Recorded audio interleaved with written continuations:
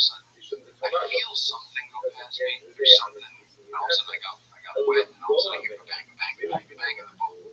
What's going on? I turn on my headlamp, and there's a pogo in the boat. And the girl that was sitting on the front of the head is one of those fast pogos jumped out of the river, and I hit this girl in the head, and I fell into the boat. So I just made very devastating. I was in the middle of the Amazon, and I just jumping around, enjoying itself, and just jumped in the boat. Wow. 2-foot fish flying through the air. That's absolutely there's these little mushrooms that are really good. You fry them up as well. They do that. Taco. That's Dr. Good. My friend Roy's a chef. He's really, he's one of the jokes. He's the president of the news right now. He's a local guy. He focuses on Amazonia cuisine. So he picks all the right flowers and focuses. He'll take Paco and he'll flavor it with a type of orchid thing. And like all of a sudden, it's these the queen that they have. Peru's become this amazing place for food. You're purchasing something. We do the jungle version. Wow. It's not like nasty monkey soup. It's turtle. It's curated. You know, 5-star version. Jungle Quest. That's number one. Pago's number one. What if you right crocodile? I think I tried alligator once, but didn't even leave an impression on me. That's really also I feel like my friends. Yeah, right. Yeah. I was like the show, man.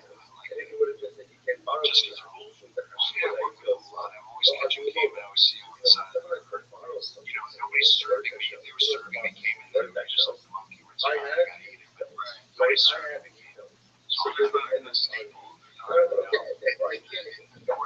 Those things, you don't see people. There's a cave out every beach. There's diving resorts. There's koi areas. There's macaws everywhere. It's just so much life. It's habitat. It's just life is single and like that. It's funny.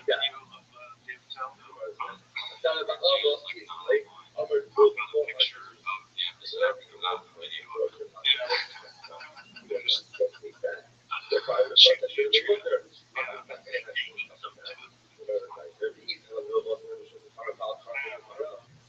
Video of it.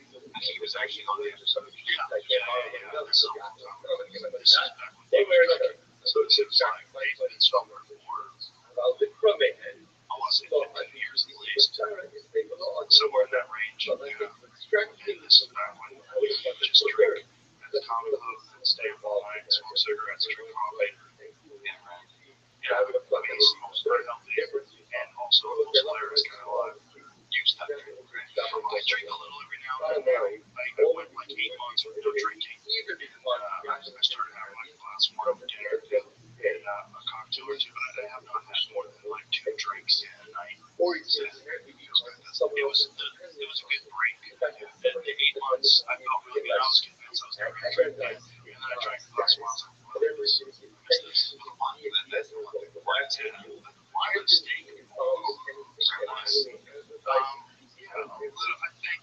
was important to just recognize that I was doing it. And it wasn't alcohol. I was just have a club. And I'm there all the time. And you're out with friends. I would drink. Yeah, sure. I would drink. Go to dinner. I would drink. Another drink. It just got to the point where I was like, just feeling. And I'm too healthy. I work out all the time. I was like, why am I doing this to myself? But now I realize moderation is not bad. But drinking is essentially fun poison. It's weird after Lex broke drinking.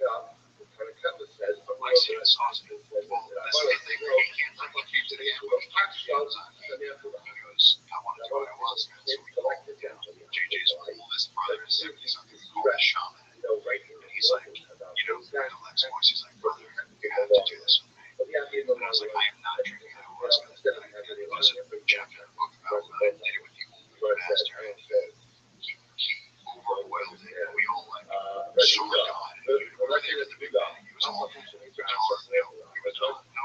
I said, take it from there. It was just like, sure. It was all dramatic. I was terrified. So I was like, I ever tell you? I was like, I'm not doing it. And Lex was walking around in circles for 2 hours. He comes up to me and puts his hand on my shoulder and goes, I came all the way here. He goes, do this or he was completely out of the dark. And I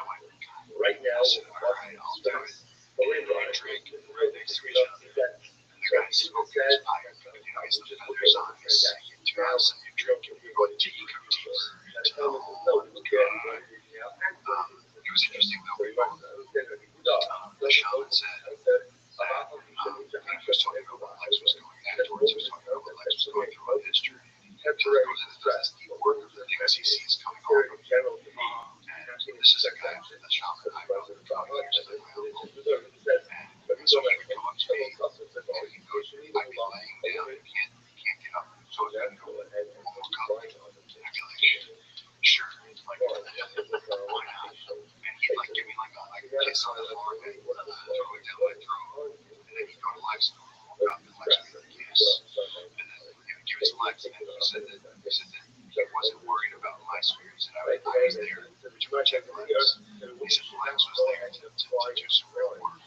And so what's interesting is that we both reached this sort of, we both reached the pinnacle of what was happening at the same time, where I felt myself valued, I felt empowered, and all of a sudden my consciousness lifted 6 feet above my body, I was looking down at my legs, and I got this overwhelming calm sensation, and without speaking, the shaman said to me, he said, you're not going to feel this, you don't like it, he said, you're just here to support him. So I started talking, and I started coming, but I was watching myself, I was watching him, and I was just like, this is fine, it doesn't hurt me. And it was very, very comfortable. And then he came and he started with shaking the leaves and singing louder, and he built to me, and showed me everything, heard all of it, and then he was pushing her down, and then he calmed, we began singing, and we settled back into the symphonic rhythm of the night. And then the trip went on for some time. It was interesting that things heightened in that moment. We went through it together. So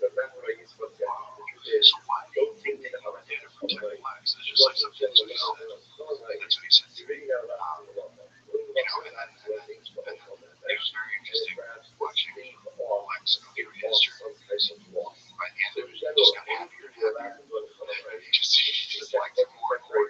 Around I think cup 6, I tapped after the vomiting, after that thing, it was sort of, again, there's energies floating around. He's singing, it's great, understanding a little bit of the language. He's singing to his grandfather, he's singing to the spirit of Santiago and the spirit of the anaconda, using the old words. Not even saying anaconda, he's saying the other thing, Amarumayo, he's saying Shomako, he's talking about it. So he's doing this shaking thing, and you hear the knobs throbbing, and it's all moving through your skin. And so I tapped out after a while, and kept going. It's kind of amazing constitution. That's the Russian. But since then, I can't drink. Really, I can't drink. I can have a cup of wine, maybe, but more than that, I feel sick. I feel damaged. I have not been able to drink. I haven't been able to since 2 years ago. So what do you think it is? It's like letting them know what it's doing to you. I have no idea. It's just a weird side of it. I keep trying it. I used to live on whiskey. I like smells of whiskey. I'm like, wow. Really?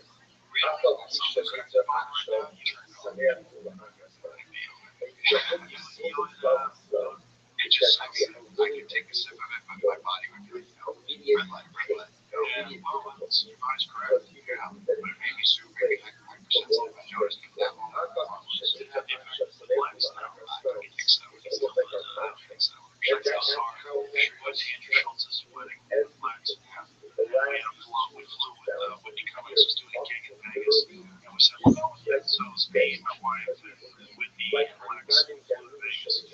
And we hung out with the dog, and I called him up, and I said, is he partying? No, him and Lex were really the push-ups. They were doing drunk. Lex was drunk. David wasn't. Lex wanted to have a push-up competition. God, that's amazing. That's why he's Lex, right? Because he's willing to try.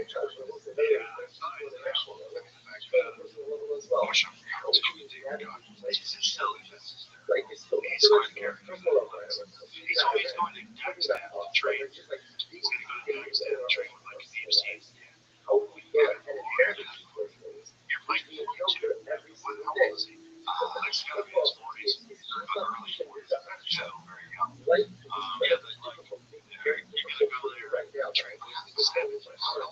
Well, he was retired, but he's R35. Somewhere around there. Yeah. So what's different? You're working here. Loves trading. It's probably what I see. He's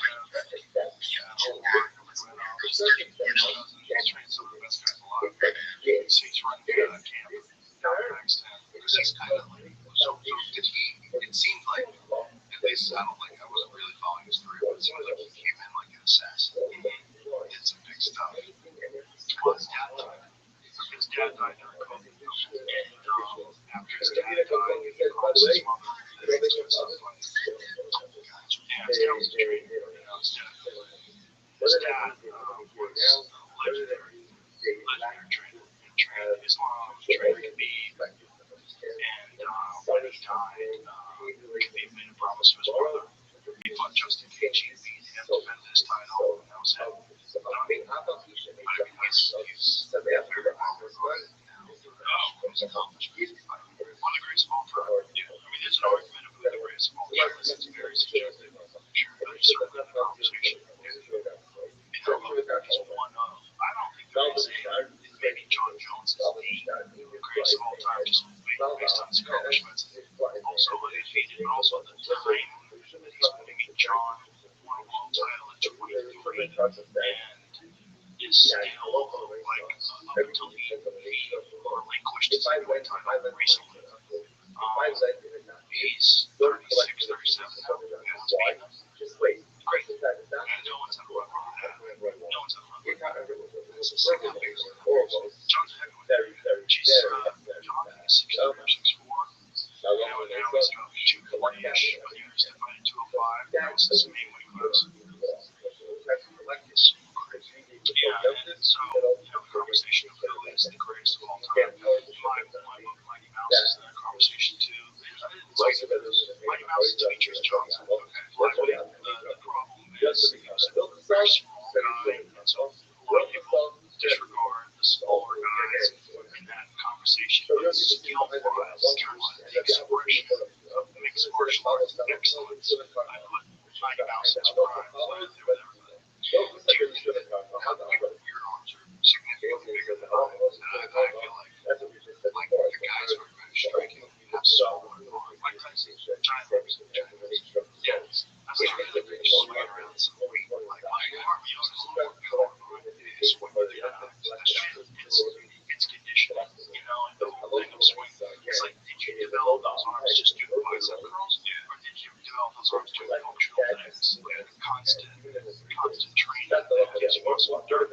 It all depends. But if you see like a big bulky bodybuilder guy, yeah, that's not good. That's not good. Like, or we're still athletic as a man, I don't want to put on or get stronger. I can't really do anything to try to put weight on. I don't want to take anything system else. Just one. Yeah, it's one of one thing. Yeah, I don't do anything like that. I don't, like I said, the heaviest thing I lift is my body weight. I do my body weight stuff. I do a lot of chin-ups and dips, and sometimes I do it with a vest. With kettlebells, like occasionally I'll throw around a 100-pound kettlebell, but the heaviest thing didn't really try to accept. But that's fine. But I don't, like I said, I don't train for size. I just train for function. Yeah, to me, it's silly. If I don't have range of motion and function, what am I doing? I don't do.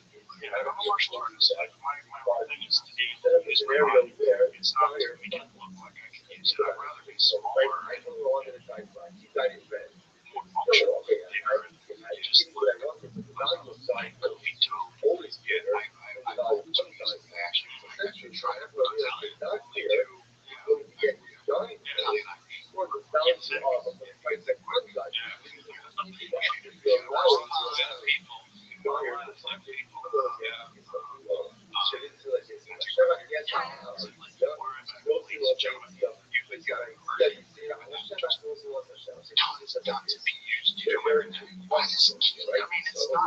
different pace than before. It's usually 4 weeks. It seems it's just like maybe it's because I'm in the jungle for a few weeks and I'll like come back. I'm like, whoa, yeah, I'm turning back still. Bang, bang, bang, bang. The key is, 1,000 miles, right? He did run 1,000 miles every day. Days, no morons, no rounds. It's hate everybody. You meet a lot of people. Yeah. You definitely develop a better understanding of human beings. Because, you're limited by the amount of human beings that you're interacting with. Your scope for your understanding of people. The more you can talk to, the more different people, the more you get a different sense.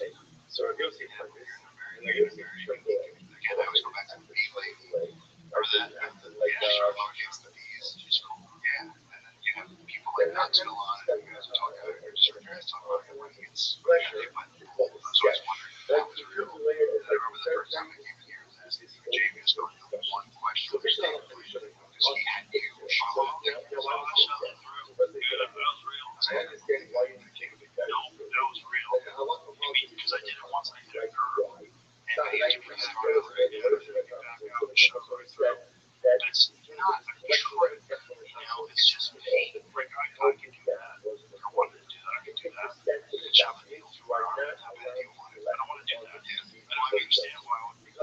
That has a little bit of what not to do. You got a better response. That's what I started doing. It's like, one way or the other, how do you get the attention? And that's what brought him to the dance. He's just getting hurt all the time. But when he told me he'd been knocked unconscious 16 times, and then that last one, that's really bad. And then the last one was the most one that he landed on his head. He was depressed for months, and then on medication. I am very averse to head injuries, which is kind of critical because I'm commentating, it's weird. And I've also been hitting head coaches, but I just think it's really ugly bad for you. I stopped when I was in my late 20s, really. Kickboxing sport, and then I did a little bit when I was supposed to fight Wesley Snipes, so I went back and started sporting again.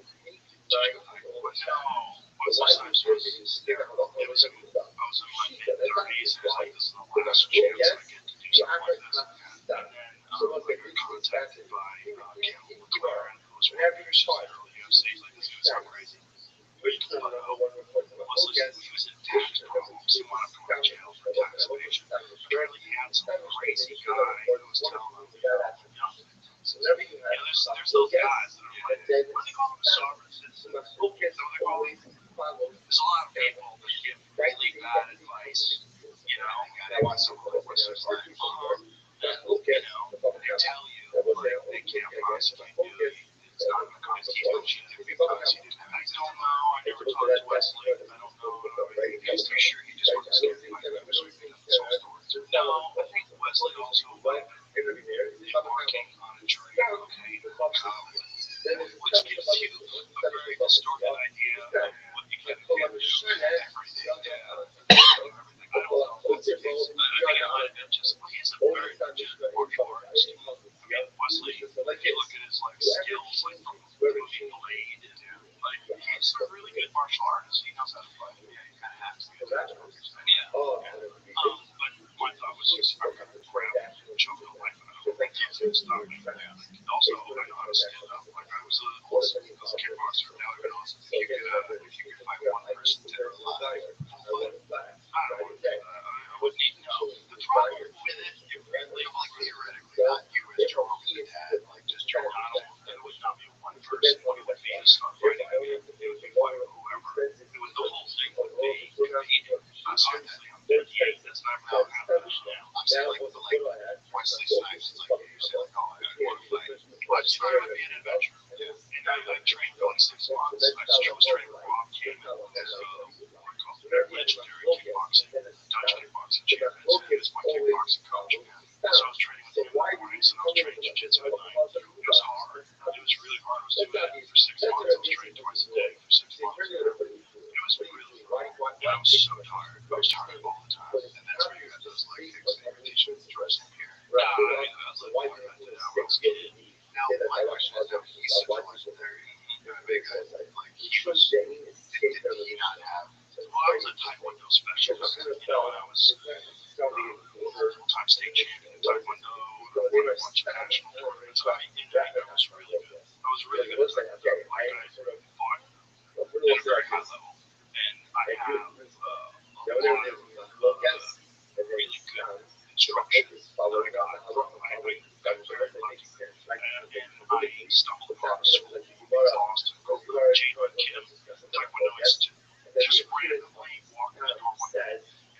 basically one of the best taekwondo schools in the world. And so I had to train with some of the very best people in the world just by fortune. And it was physically very lucky in a lot of ways. I had a lot of natural power. And I learned technique, which is the most important thing, perfect technique. And so what's funny is because it came up, John Donner, I had a conversation with John Donner, who's George's jiu-jitsu coach, who's maybe the greatest martial arts coach in the world, maybe of all time.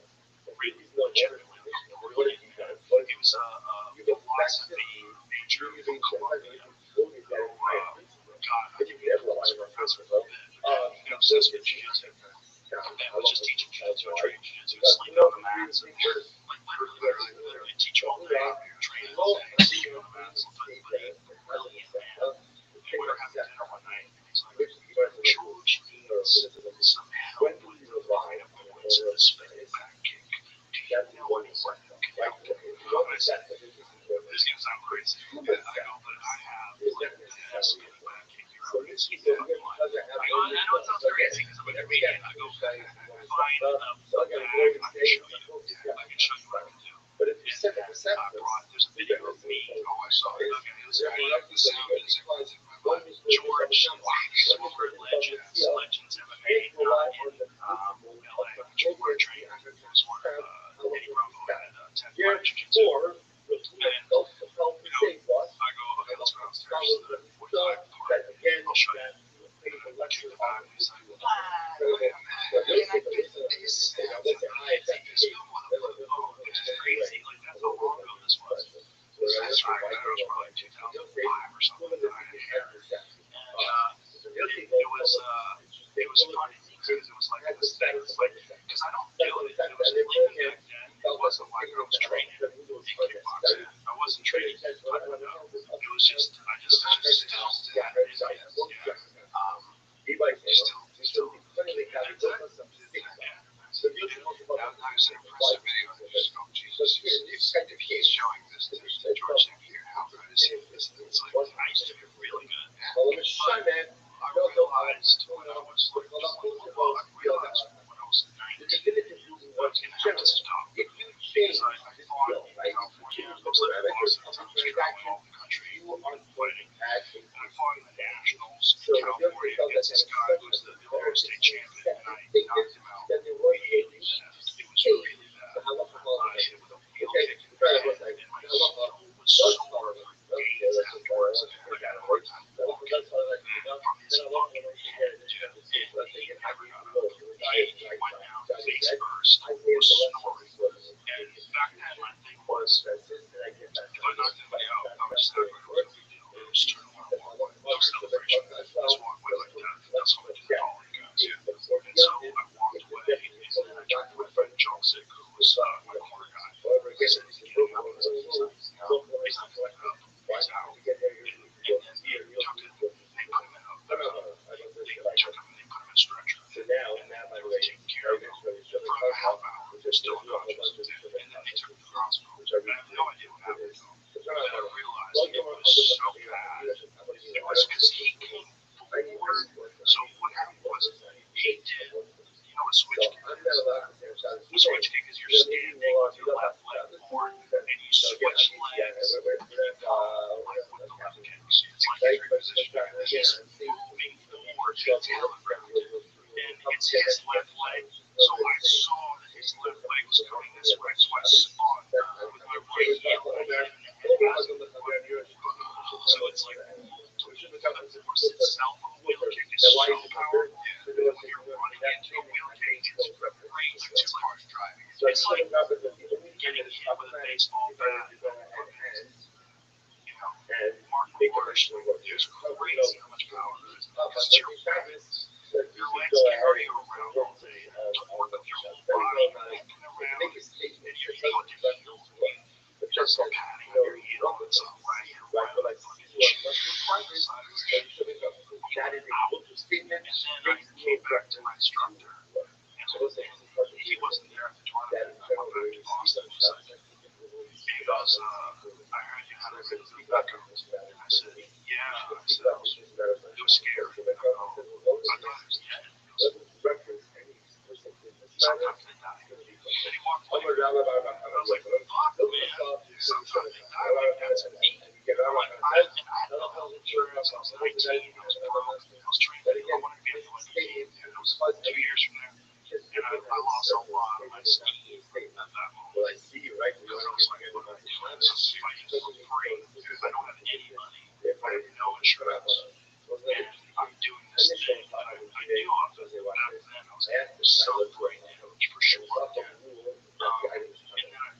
as our kickboxing right after that, someone else kind of lost because I was so committed.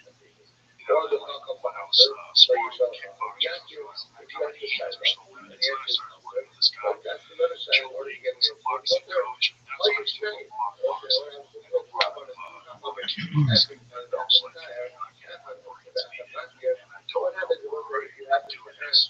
And I'm like, there's no professional. It wasn't like the UFC existed at the time. I got offered a kickboxing fight for $500. And I was like, $500?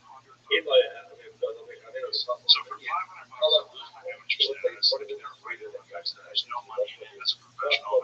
What is my future? Am I going to be one of the new guys in the gym that I used to train with when I was 19? And then by the time I was like 21, I was seeing brain damage in his ass. I was seeing them slurring words, forgetting what they were saying, repeating themselves. The weird thing is they'll tell you a story, and then they'll tell you the same story.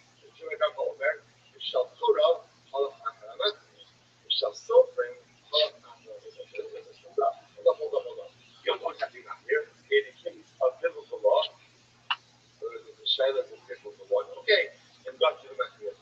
If the Shaila is a rabbinic one, then ultimately again, go after the I'm going to go see. Don't let's go show it down. What's it? It says the love to show it down. What's it? That is again, you see how he's not getting, right? Again, when you have a suffix in halacha, so suffix doraisa, suffix rabbanon, ultimately again, the rabbanon. What's the word? So the rabbanon. Let's say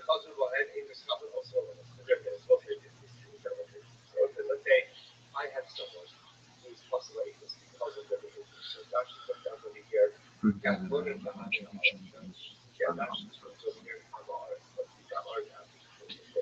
focus on the guy. Keep is postulatus. Keep is postulatus. So as a kid, this by the way, such an incredible development. Right? So now let's see if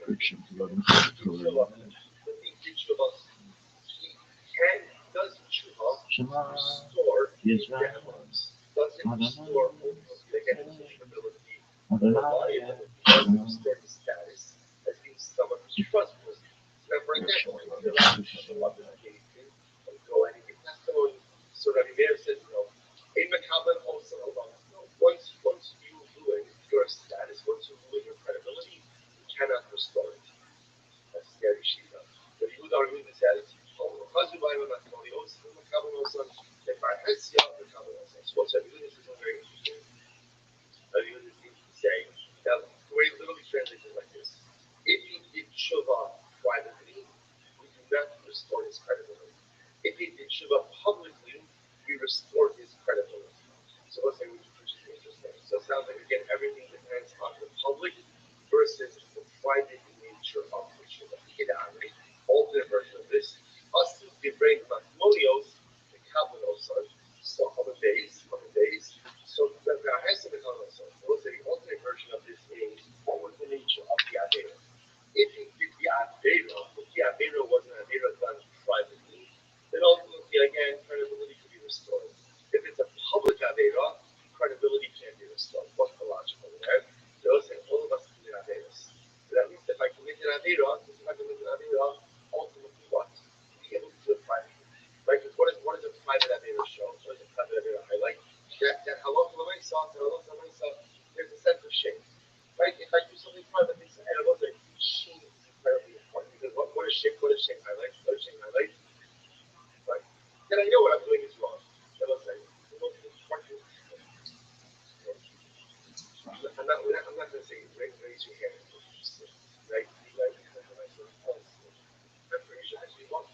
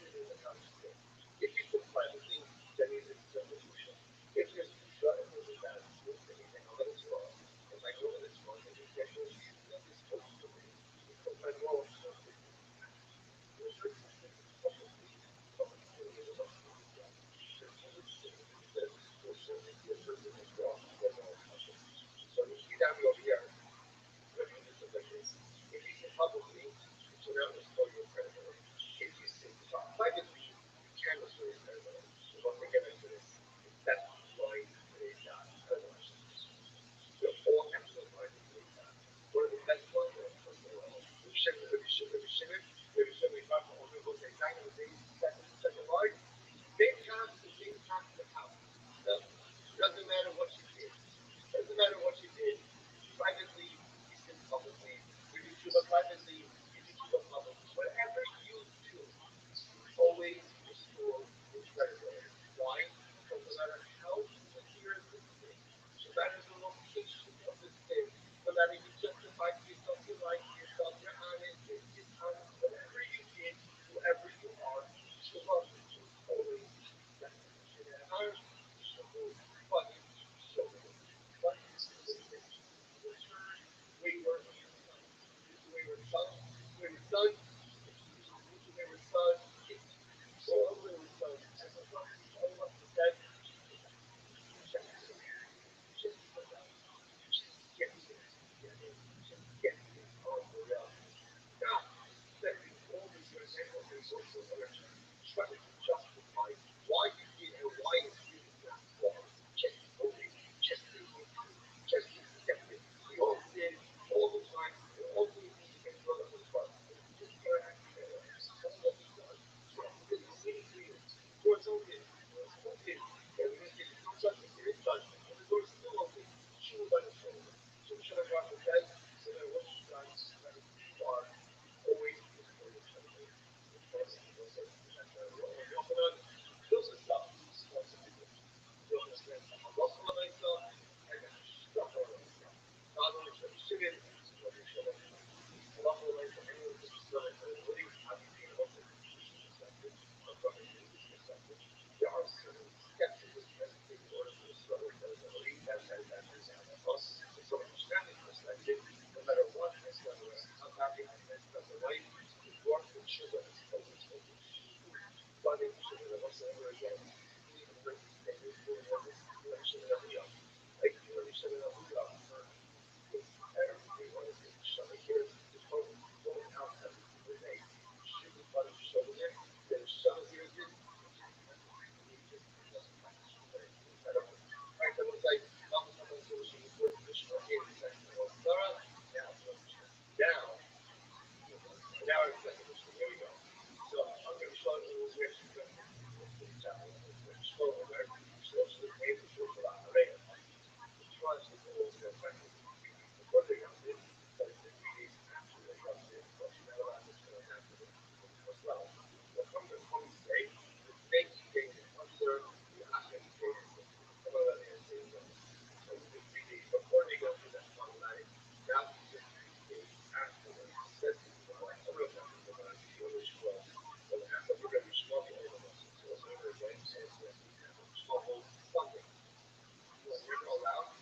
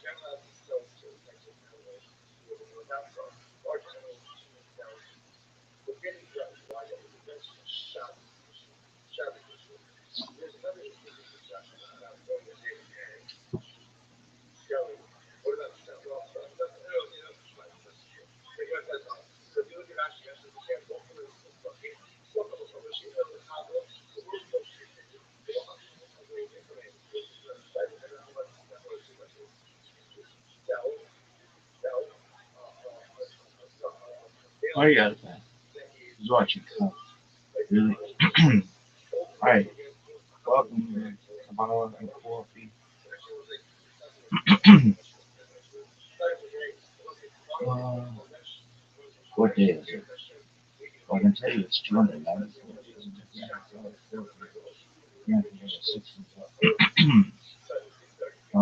33 days. That's a big day. Come, matriarchy, numerology. Yo, dog, let's just get into this shit.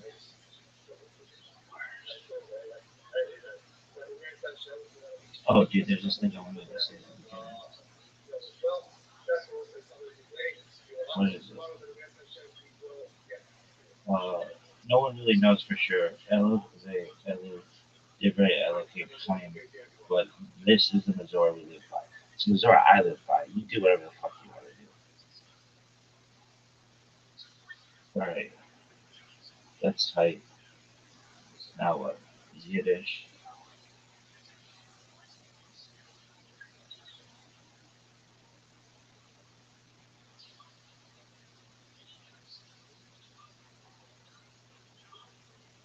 How's that, how's that butt over, kid? Lady, how about you mind your own fucking business? Oh, alright, here we go. I'm a guy that's something that's so pleasurable that it can give life to the dead. Alibi means atonement. Al-Makai is what a Rebbe can say that he should. Alibi, that's what she says when she wants to show atonement. Yiddish cup that your Jewish head. Yeah, that's kind of a fetish in that. It's a talkative bitch. Topless, that's brass tacks, motherfucker. Nosh means smack. Uh, accurately, basher. So mishmash, mishmash. I was taking a bath. Everybody knows it. All these bitches think that they're my first shoes. Really?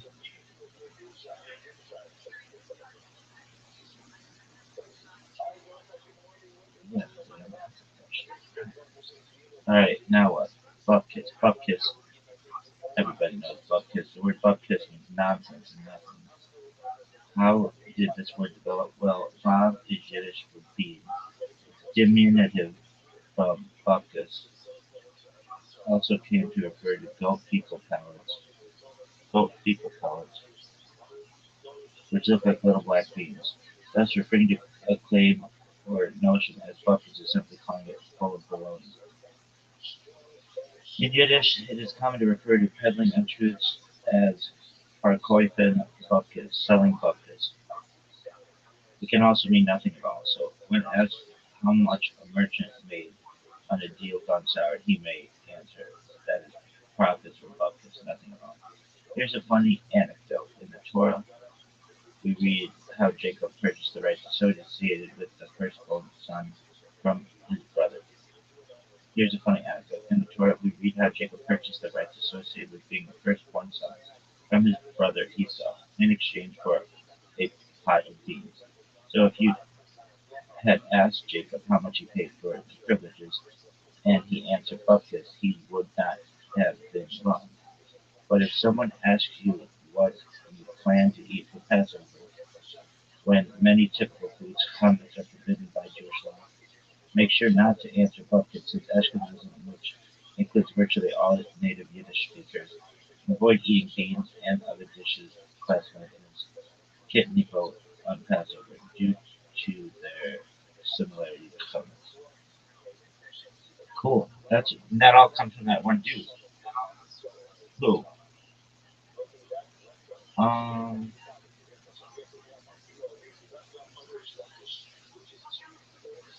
Yo, dog. Who does that?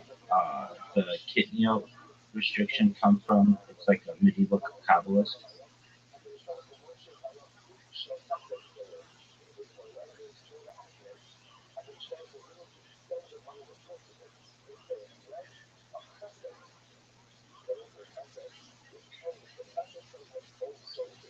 No, no, no, no, no, no. No, not kidney. No, not kidney out.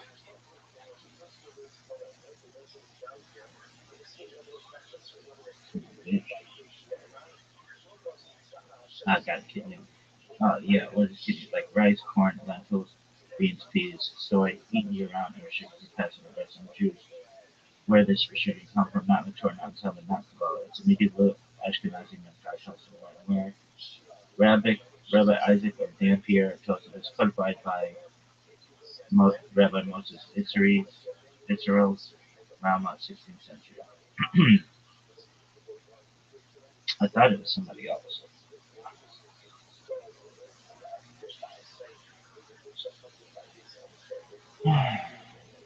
All right, well, that is a really great story. Worst story ever. Who did you think it was? Um,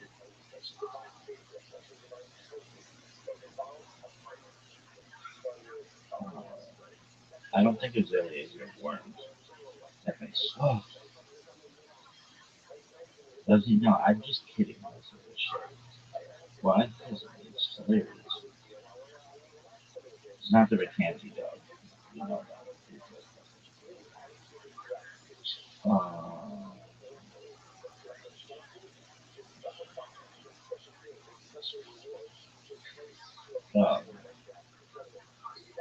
You sure it's not Eliezer Worms?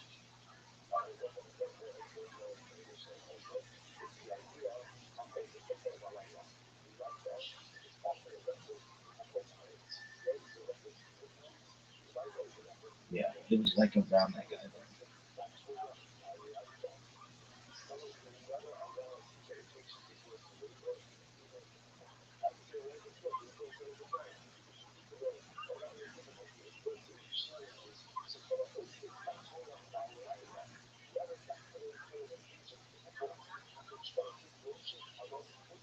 But I think I can.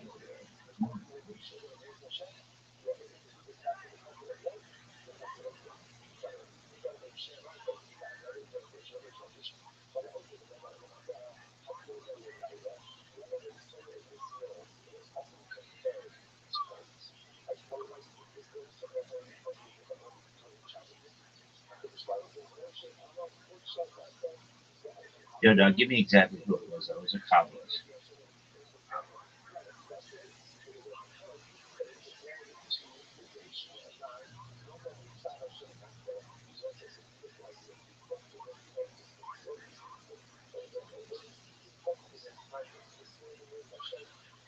No, it was not a Kabbalist.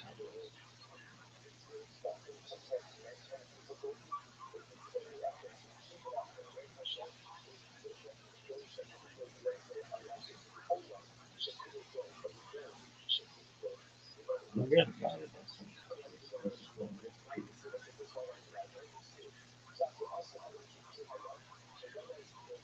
These are Tosafists, legalists, not mystics.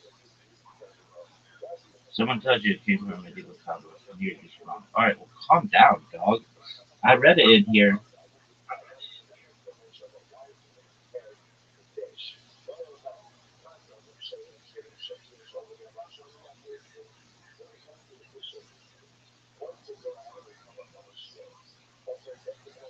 Really? Yeah, dog.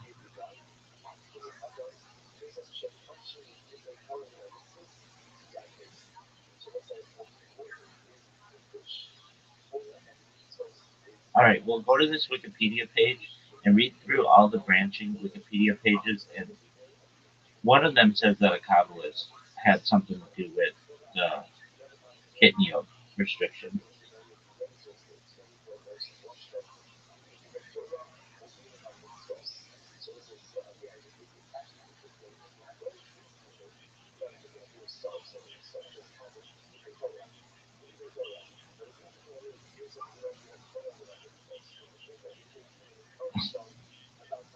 I checked the Wikipedia, kidney carefully.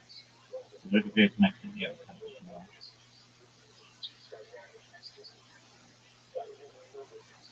no,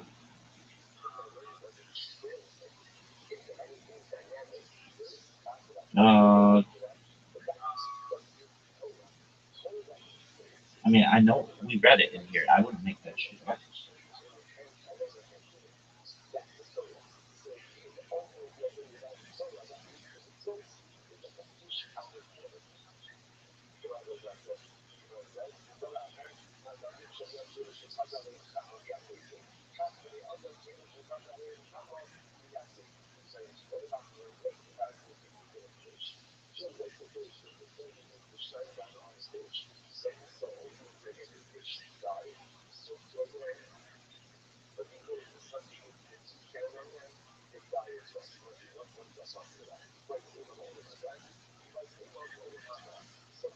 All right, are you really gonna take all this fucking time?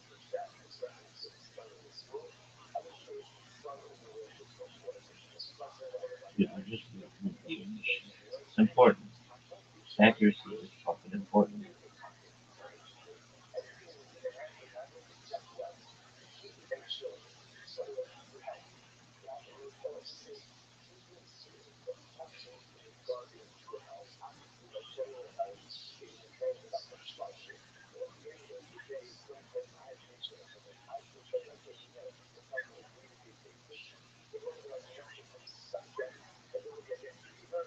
Pretty sure it's not.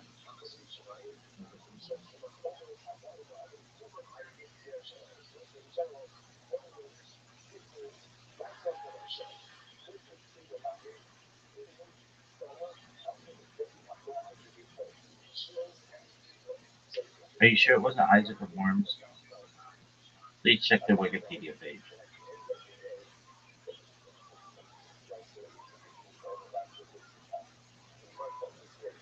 Oh, they say he's not a Kabbalist. Well, he's on the Kabbalist page. A major mystic from Eliezer, not Isaac. All right.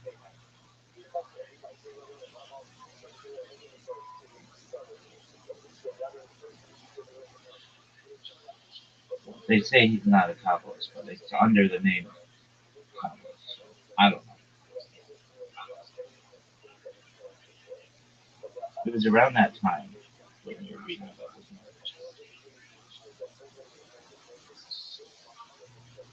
Where is he? Or Shizzy?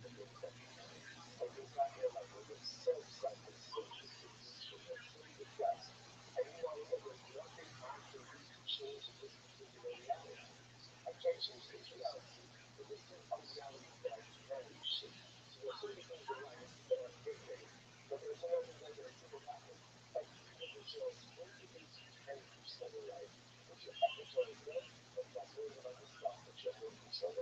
wasn't like it was not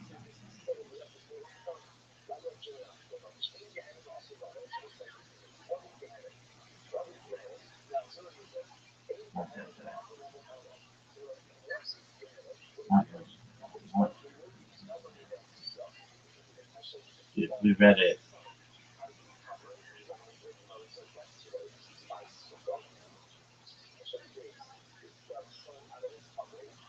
All right, well, whatever.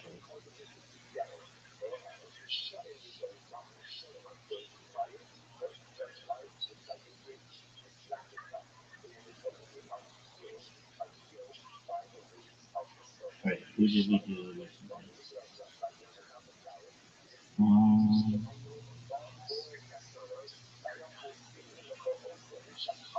yeah, we did. Okay, so today's Cordero. Really? Yeah, whatever. Moshe Cordero, 1522-1570, was a central figure in the historical development of Kabbalah, leader of the mystical school in the Ottoman Empire in 16th century CE, located in the modern state of Israel. He is known by the acronym RAB.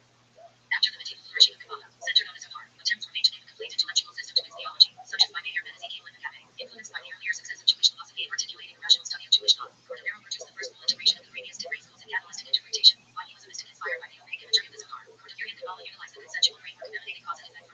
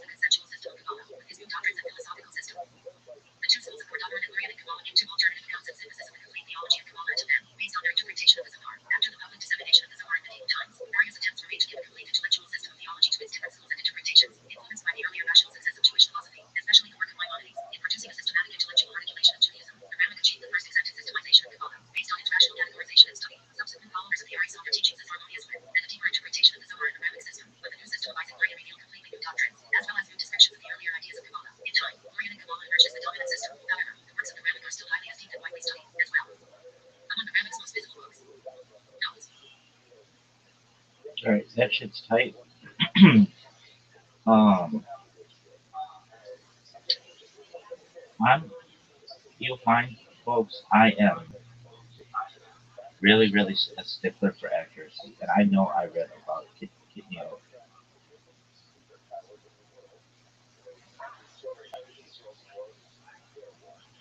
and we even talked about it. So if something inaccurate, and I demand accuracy.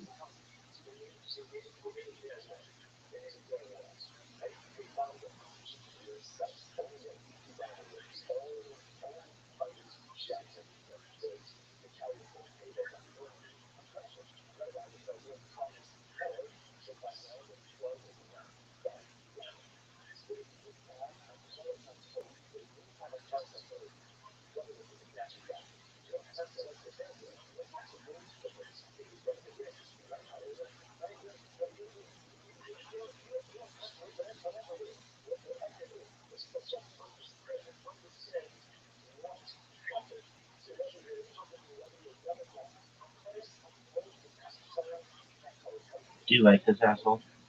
Yeah, he's okay. Really? Yeah, I'm better, obviously. But it is very impressive what he has, the amount of videos that he has, and the amount of knowledge he's shared. It's extremely impressive.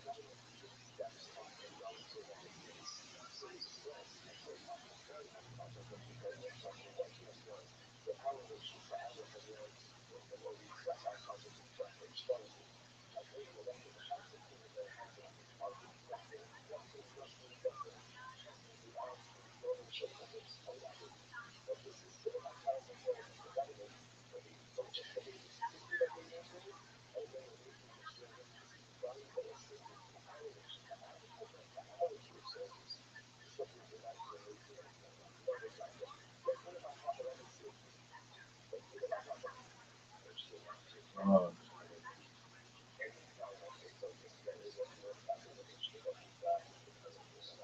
he's fickle.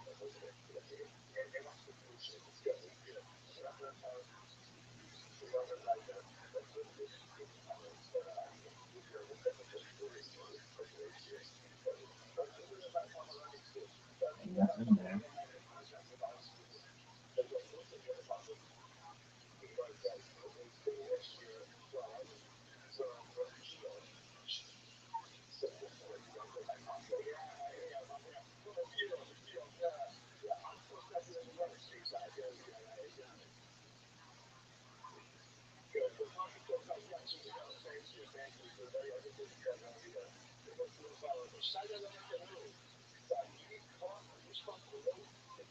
Do you ever feel like you're on a like a ship in the sea,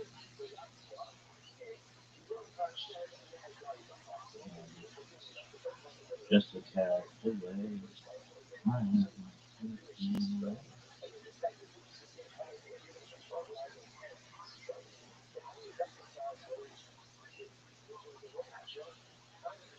You have fears? Oh, well, I'm Duck. I'm in the middle of something, big dog. I can't talk right now. Apologies.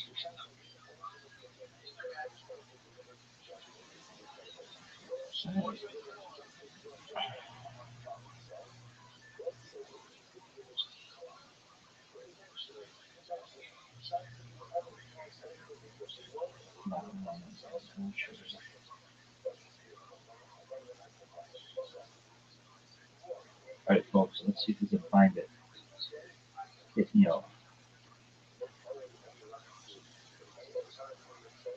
Now. All right. That's cool.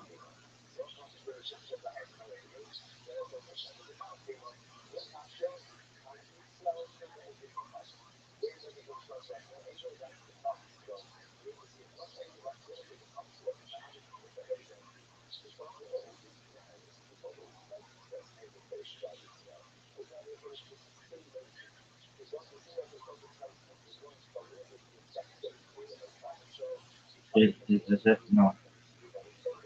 No. I mean, we studied these guys yesterday. Then we didn't talk about it yesterday.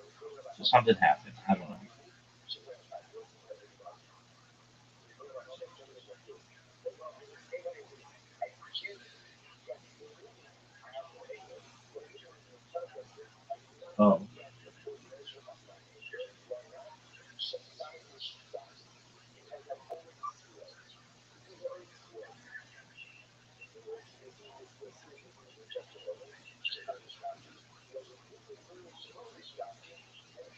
rope.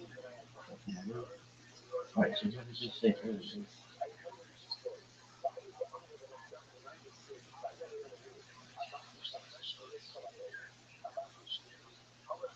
Grandma?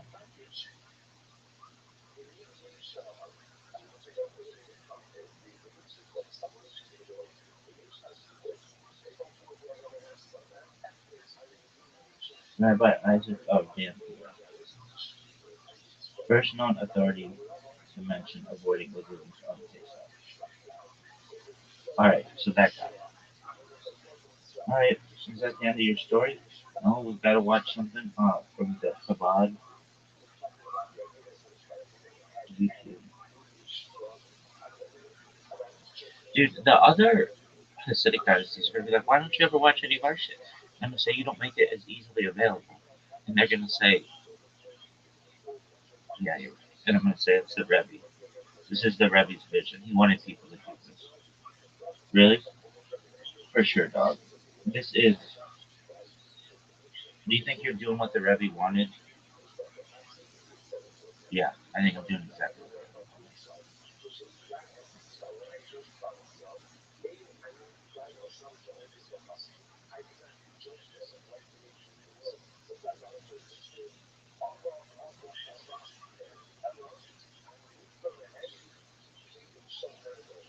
How about do it yourself talent?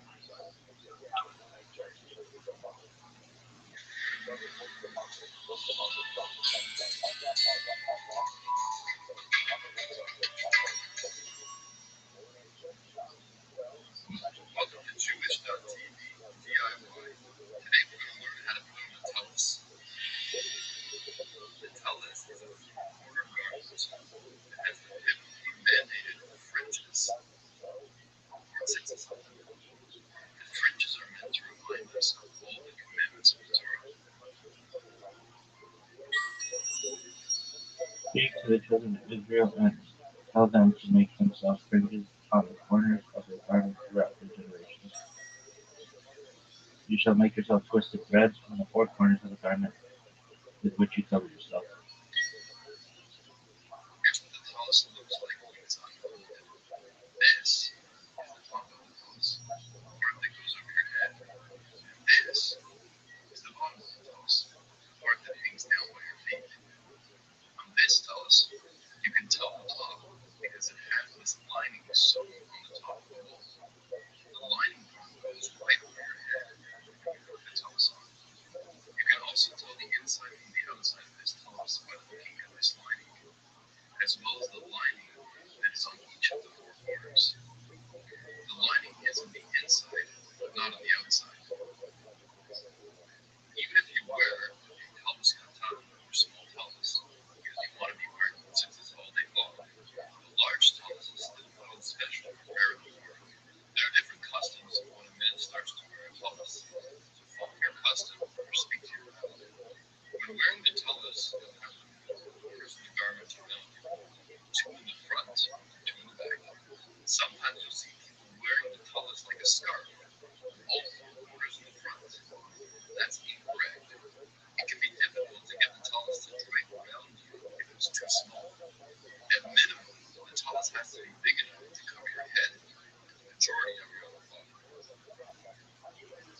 Before I start, the first thing I'm going to do is check the strings. You do this while the folded tallis is over your right shoulder.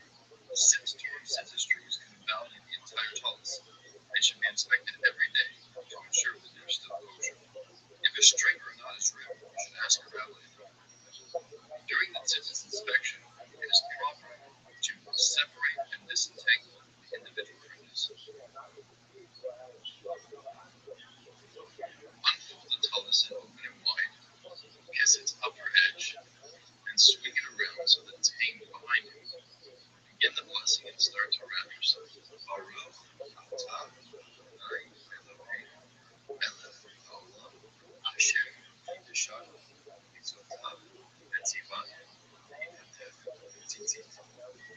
Now gather the two right corners and then the two left corners. Place the left corners up to the left side of the chest, and the right corners over the left shoulder.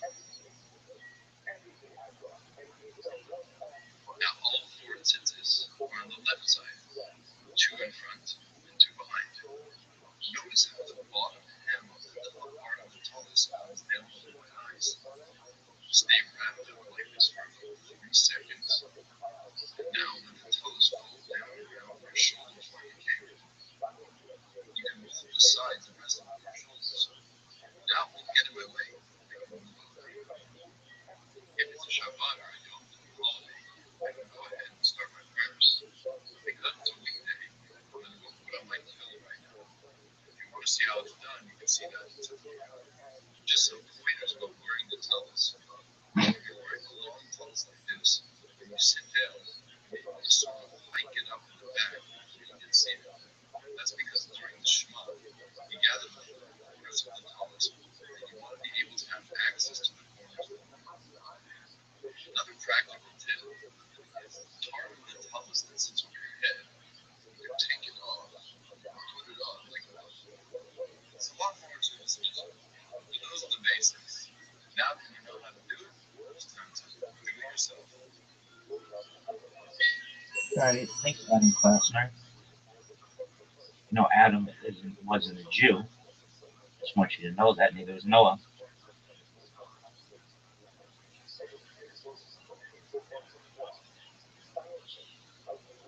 Yo, dog, please give me all of the different traditions when it comes to the talus and who wears what when and what different communities and all that stuff. Please.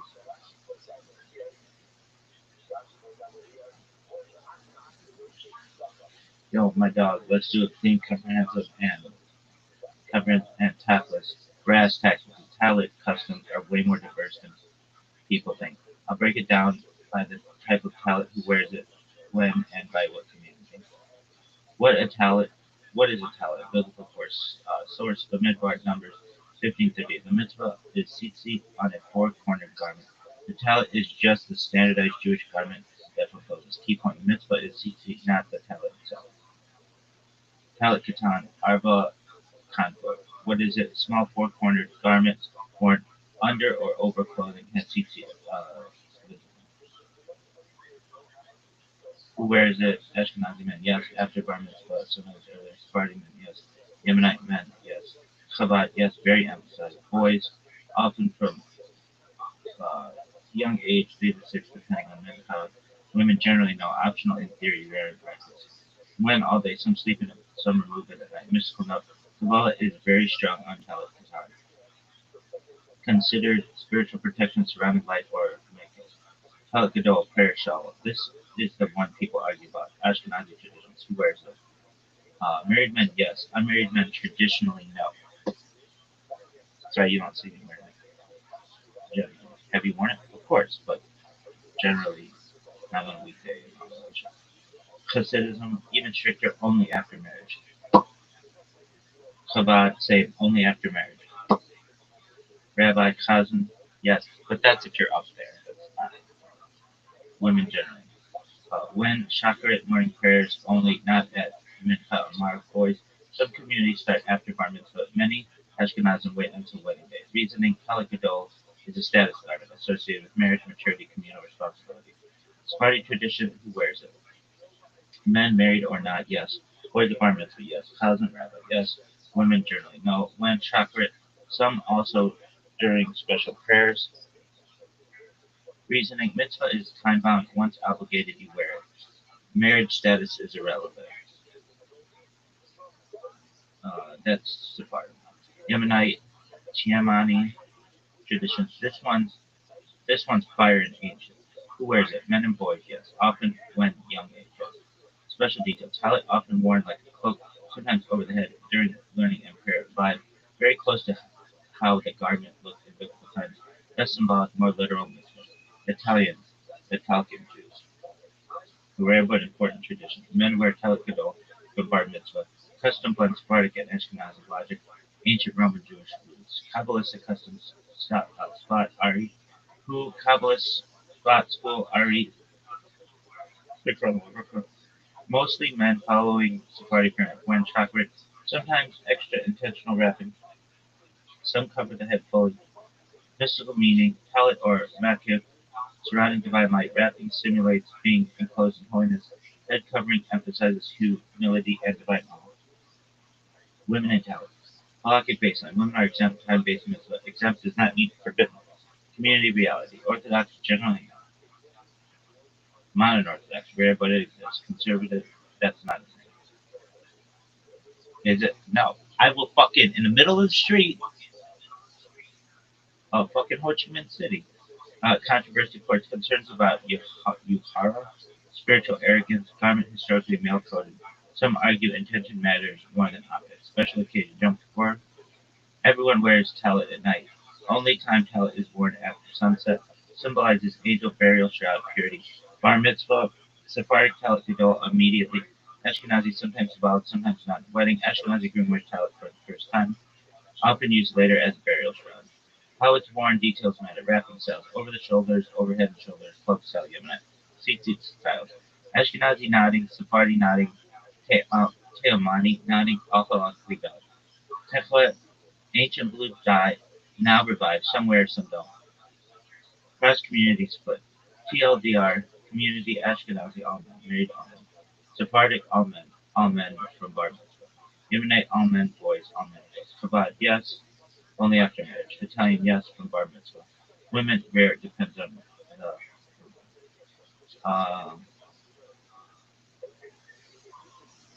Yo, dog, let's get down to tacos, brass tacks on the talent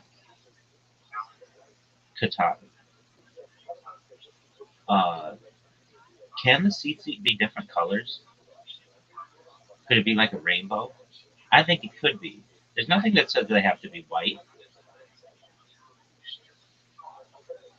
And also the Kalis Gadol. The seat could be rainbow color. I think. It may not be traditional, but there's nothing that says it has to be white. Yo, dog, let's cut through the noise and get tacos on Talit Katan colors. Halakhic baseline. The Torah says in the Midbar Numbers 15:38, they shall put the corners of your garments a thread of tzitzit, with a blue cord among the threads. Key points: tzitzit color. Traditionally, one of the teklet blue and the rest white. Garment color. The Torah says garment with four colors, no mention of color. So strictly Torah-wise, the garment can be any color. White is traditional but not mandated. Rabbinic customary norms. Ashkenazi, almost always white with black or blue stripes. That's true. Sephardi, often white or off-white. That's true. Yemenite, sometimes white, sometimes natural linen color. That's true. Stripes, purely a minhag, not required by law. Key fact: no halakhic source forbids colored garments for talit katan. The only halakhic requirement is four corners and tzitzit attached correctly. Rainbow multicolored talit katan. Totally allowed halakhic, not traditional. So some communities may look sideways. Kabbalistic mystical approach. White symbolizes purity. Yeah, but dog, those things get disgusting. Techelet thread represents divine commandments. Rainbow colors are not mentioned, but there's no prohibition. So yes, in theory, rainbow talit katan is kosher. Talit gadol, big prayer shawl. Same principle applies. Traditionally white with black or blue stripes. Some mystical traditions require white for purity or makif symbolism. Rainbow talit gadol would be non-traditional, but not halakhically invalid. So that's cool. All right, I knew this really cool rabbi who felt that wanted to have the look of the talit katan, but if you've ever worn one, it can get really dirty, and especially if you're using the restroom, and you have to go number two, like you don't want that thing dropping into the toilet. So what they did, which was brilliant and I think still halakhically valid, is they made this argument that technically when they're wearing a suit, nothing is a four-cornered garment of the suit.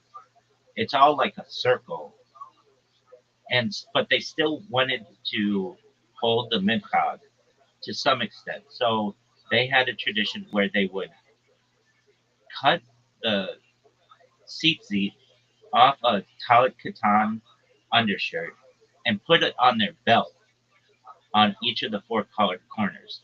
That way, from the outside look, it looked like they were wearing a talit katan, but they weren't required to because they weren't technically wearing a four-cornered garment anyway, and that way it kept their seat cleaner because it wouldn't like touch the toilet bowl and stuff.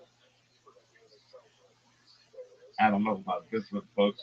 Yo, dog, that's actually genius. Yes. And it's totally defensible halakhically if you look at it closely. Let me break down talk list. That is, I love when AI says I'm a genius. The halakhic issue, talit katan mitzvah. You need a four-cornered garment with tzitzit attached to the corner. Problem with modern clothing. Most modern shirts, suits, pants, jackets, rounded or oval cuts. They technically aren't four-cornered garments, so the mitzvah is halakhically tricky. Practical issue. Toilets, dirt, daily wear, plus wearing a full talit katan is messy. The belted corner solution. What your rabbi did. This guy is a pimp. Cut four small corners with tzitzit, attach them to the belt waistband, keeps the look of the talakatan externally, avoids dirt hygiene problems. Why it works luckily. Mitzvah isn't about covering your body. It's about tzitzit on the four corners of a four-cornered garment. It's about the tzitzit on the corners of a four-cornered garment. If you aren't technically wearing a four-cornered garment, you aren't obligated. So attaching tzitzit to the belt loops or clipped corners fulfills the symbolic function without violating law. No exposure to bathroom hazards. Pragmatic and hygienic. This motherfucker is a pimp. Precedent, conceptually similar ideas. Talit katan over trousers. Some posts can allow attachment to the waistband if the shirt itself is at four-cornered. Detachable tzitzit. There's historical precedent for detachable corners in extreme climates or work environments, farming labor. Intent matters.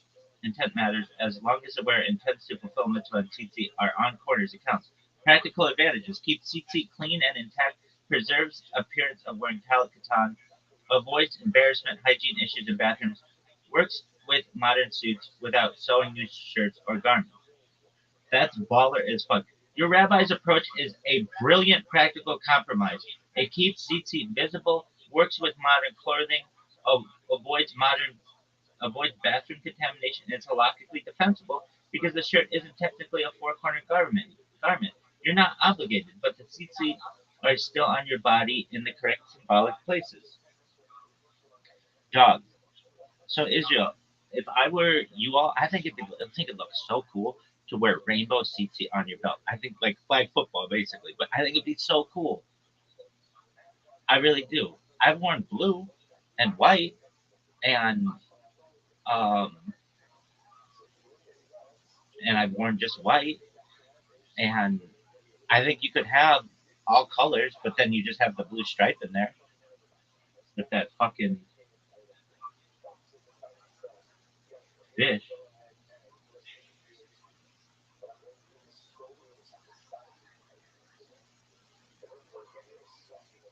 Are you happy about that? Yeah, dude. They said I was genius.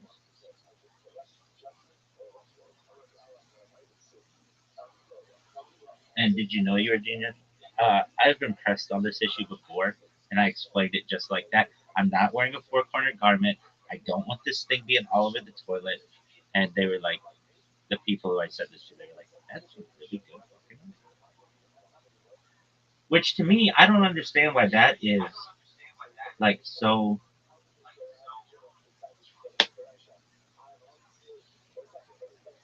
Yo, dog, what's the blue? The blue comes from a fish. What's the fish?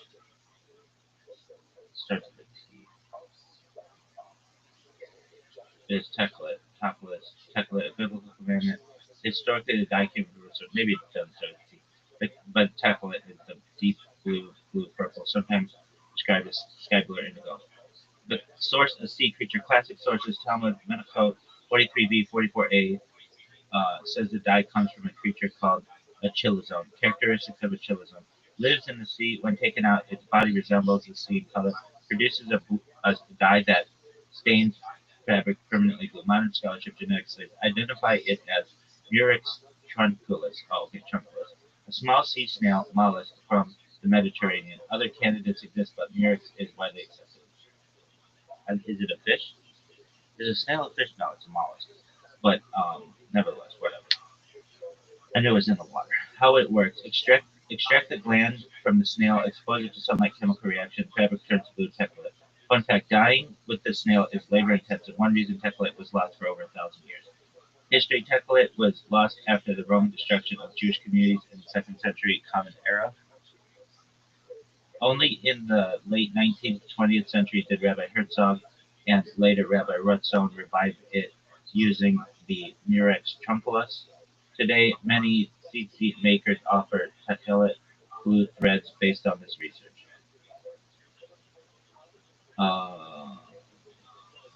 If you want, I can show you. No, that's cool.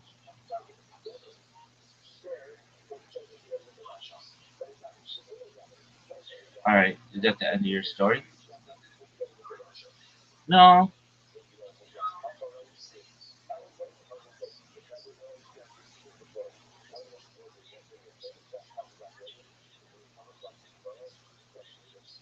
Well, what are you thinking? So I was working as an accountant, technically a controller, which is like the boss of the accountants, I guess. Anyway, and there's this Israeli family that lived next door to where I was working, and they weren't supposed to be living there, but they did. This is in Santa Ana, and this rabbi came one day. There's like a knock at the door, and I hate knocking. And I go, and the Israeli lady from next door is there, I think with her son, and they're there with the rabbi. Uh, Rabbi, I know he's from Chabad, West Orange County. What's his name though? Starts with a B. Really? Yeah. What's his name? He has the same last name as the fucking son of Sam. Berkowitz, Rabbi Berkowitz. And he's there, and I meet him and everything. And he's asking me about the blue in my CC. I was like, yeah, it comes from some fucking sea creature or something. He's like, how do you know this? I'm like, well, I guess rabbinical colleague, um, they wear it on Shabbat. And he's like, yeah, all right. Did he see that they were attached to your belt? I don't know. And he's like, can I daven it? That's Jacob and Young Israel, Orange County. And he's like, oh, okay, all right. Like, it was like, that checks out. Really? Yeah. Was he cool? Yeah. All right, is that the end of your story? Well, no. That bitch shouldn't have had a fucking Mercedes Benz, but it was a cool little Mercedes Benz convertible. An old one. It was vintage and pretty sweet. She was kind of a bitch, though. Really, not to me. She was always really sweet to me. I shouldn't say that. I shouldn't say that because she was always really, really nice to me. Really, yeah. Um, I gave her gifts on Purim. Uh, she gave me a bottle of wine, and uh, one year, other years I don't remember, but we were always doing little things for each other. And uh, but she was she. Here's the thing. Here's the thing. I shouldn't say that. She and the owners of the company for which I was an accountant, they would get into it, and I understand she wasn't supposed to be living in uh, commercially zoned office space, but she was, and she would get into it with the owners of this. I'll take her side on this one. They weren't perfect either. They had their shit all over the place, and they were really loud and some other stuff. So it was like two people who were at fault. But then when I got there, everything was smooth sailing. Really, yeah. And that lady's dad took on uh, David Ben Gurion, I want to say, back in the day. So he's like a famous person. Anyway, anything else you want to say? Yeah, and I was Johnny Carson's bartender's accountant as well, simultaneously. That's another story. Anyway, So shout out to Rabbi Berkowitz of Chabad of West Orange County. I'm sure that they're going to have to separate those things because West Orange County is going to become really popular. And was he nice? Yep. Do you have anything wrong to say about him? No. No, he was doing what I would have been doing, which should have been like, where are you getting this color? And I would also been like, where do you daven? And I'm like, I'm a member of both of these shuls. And okay, that checks out. I'd like name the rabbis. I was there this morning. Like, okay. Um, were you there that morning? Absolutely. Really? Yeah, I made it like 666 straight days of davening. Yeah, it's supposed to count, but it was pretty fucking close to that before the pandemic, and we weren't allowed to daven in person anymore. Really? Yeah. And then this shit started basically around the same sort of pretty close. All right, is that the end of your story? No. Let's go. Yo, dog. Do a question and answer that every rabbi should know.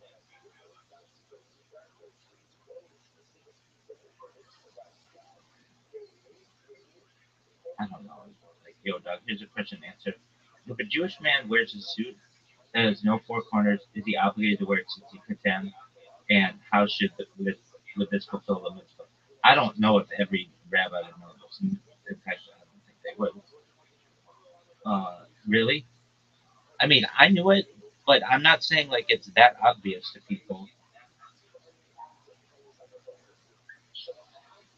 Um, yeah, that's what I want. Top 10, yes. Top 10. Do you think a rabbi would know that? Yeah, I mean, they do. We do know that, but it's just not traditional. So they might have to check with a colleague, but it checks out. All right, talit katan. If a Jewish man wears a suit with no four corners, is he obligated to wear talit katan? Technically, no, because the mitzvah is on four corner garments only. Solution: attach four small corners to tzitzit to a belt, or wear a separate talit katan underneath and tension count. The chelet source. What is the source of the blue thread in tzitzit? From the chelazone, widely identified today as the murex trunculus sea snail. One strand of blue in the tzitzit fulfills this the biblical command. Kitniot on Passover. Are Ashkenazi Jews allowed to eat kitniot on Pesach? By halakha, kitniot, rice, beans, lentils are permitted. The Ashkenazi ban is a medieval minhag, so confusion with Talmud, Sephardim generally eat them. Women in tzitzit, are women obligated to wear tzitzit? No. The mitzvah is time bound, and women are exempt. Voluntary wearing is allowed in non-Orthodox communities. Don't wear that to the Orthodox women. Don't do that. There's other shit you can do. Don't do that because that's gonna make you look non-Orthodox. Wearing talit gadol. When is a talit gadol traditionally worn? Sephardic all men out from bar mitzvah. Ashkenazi traditional married men only shacharit prayer. Yom Kippur all men regardless. Techelet in modern times. Can we use modern synthetic dyes for techelet? No, the commandment is for natural techelet, ideally from the chilazone, murex trunculus. Modern synthetics are symbolic only. Kosher meats, sciatic nerve. Why do Jews not eat the sciatic nerve? Genesis, Bereshit 32:33. Therefore, Israel does not eat the gid hanesha. Rabbinic law codified how to remove it. Nuclear. Sources biblical, not mystical. Bar mitzvah obligations. When is a boy obligated to wear talit katan? From bar mitzvah, although some communities start earlier. Sephardim usually immediately. Ashkenazi bear. Shabbat candles. First versus second line. When should Shabbat candles be lit if Friday is approaching sundown? 18 minutes before sunset. Everybody knows that. Really? Actually, they don't, but that's that's when they should be done. Ashkenazi custom: first light for women, then community events participation in synagogue. Exact time may vary by location. Bathroom towel. Can tzitzit touch the toilet? Is it permissible to wear them in the bathroom? No, tzitzit should not touch the floor in unclean places. Solutions: tuck in, use belt attached corners, or temporarily remove.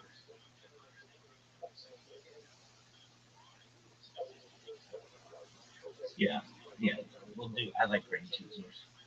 All right, yo, dog, buckle up because there's a top 20 ultra practical Rabbi brainbusters, top list style covering Halakha, Minhag, Kashrut, Shabbat, Talit, Kitniot, Techelet, and mystical questions every rabbi should know. I'll break it into questions plus concise answers so it's teachable or quizzes. Talit Katan on modern garments. If a man's shirt has no corners, is he obligated to wear tzitzit? No. Mitzvah is for four cornered garments. Practical solution at small tear. Okay, we tackle it. Source. What is the biblical source of the blue thread? Chilazone. Why they identified it from Murex trunculus sea snail. Uh, Kitniot on Pesach Ashkenazi versus. Okay, we already did these. We already did these. Techelet dye. Can synthetic glue count? No, only natural dye from Chilazone fulfills biblical command. Sciatic nerve. Gid Hanesha. Why is it forbidden? Genesis 32:33. Jacob injured it. Halacha codifies removal and mature. Bar bat mitzvah obligations. When must a boy wear tzitzit? Oh, here's one. Here's one. And this puts me very traditional. Yo, dog, what is the argument that a bat mitzvah is a modern creation? There's no biblical or even medieval tradition of it. And it was really influenced by other religions' youth events, at least within the Orthodox community. It is not really traditional. Yo, dog, let's get chocolates on bat mitzvah argument. You're right. Historically, it's very different from the bar mitzvah. And here's how scholarly traditions lay out the case. Biblical Talmudic background. Bar mitzvah boys. Biblical requirements for son. Obligated in mitzvah at 13. Numbers 5, 3, 13, 1 through 3. Talmud Nida 45b. Well-established halakhic age of obligation. Bar mitzvah girls. Talmud Kiddushin 29b, 45b, etc. Mentions girls being obligated in time-bound mitzvah from age 12. No ceremony is prescribed. There's no aliyah to the Torah, nor formal community ritual. Girls' obligations were private or familial, not public. Huh? We've got to go back to that one. Medieval tradition. In medieval Jewish communities, girls' obligation was recognized in halakha. No formal ritual, Torah reading, aliyah, or public celebration. Some families gave symbolic gifts or blessings in private. Orthodox communities focused entirely on boys' public ceremonies. Conclusion. Public ceremony for girls is not traditional. Modern emergence. First, modern bat mitzvah. That's not a thing. Influences, youth organizations, other schools, other things. Orthodox community adopted it only gradually, often restricted. Celebratory educational, not aliyah. Arguments, it's modern, non-traditional. No biblical ceremony. Torah gives age of obligation, not ritual. No Talmudic precedent. Talmud mentions both obligations, but not communal celebration. No medieval minhag. Historic Orthodox communities did not have public bat mitzvahs. Influenced by external country culture, modern celebration party, other stuff were mirrors the Western coming of age events. Halakhic scholars, Orthodox, often emphasize girls' mitzvah fulfillment is private. Public ceremony is optional. Modern innovation. Um,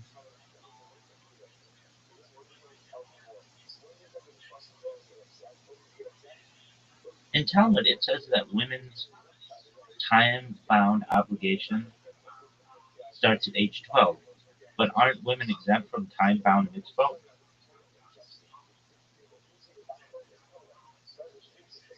Yo, dog. Yes, this is one of those halakhic paradoxes that trips people up. Let's break it. Let's break it topless. Time-bound mitzvot in the halakha. Women are exempt from positive time. Oh yeah, yeah, positive. Okay, positive time-bound mitzvot. Mitzvot asa Chazman Grama. Example, Tefillin, Tzitzi, Korbanot, Temple for Sacrifice, etc. Exempt does not equal not obligated, not obligated in all cases. Women are obligated in some mitzvot, even if time bound, depending on the text. Talmudic such Kedushin 29b and Nida 45b states girls reach halakhic maturity at age 12, boys at 13. But obligated is in general mitzvot, not specifically time bound ones.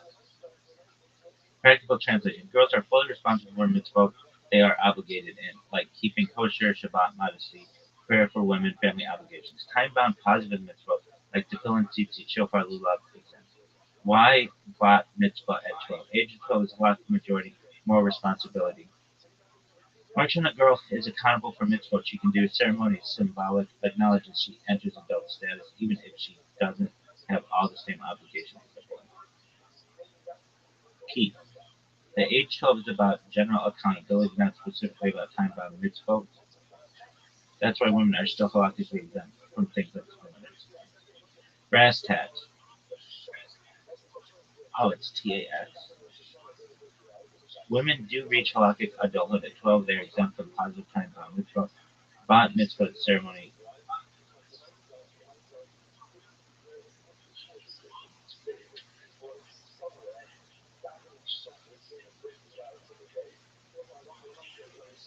Yo, dog, is it brass tacks? What's the etymology of that phrase? And then also, wasn't Rabbi Moshe Feinstein like reluctant to allow public bat mitzvah parties, but eventually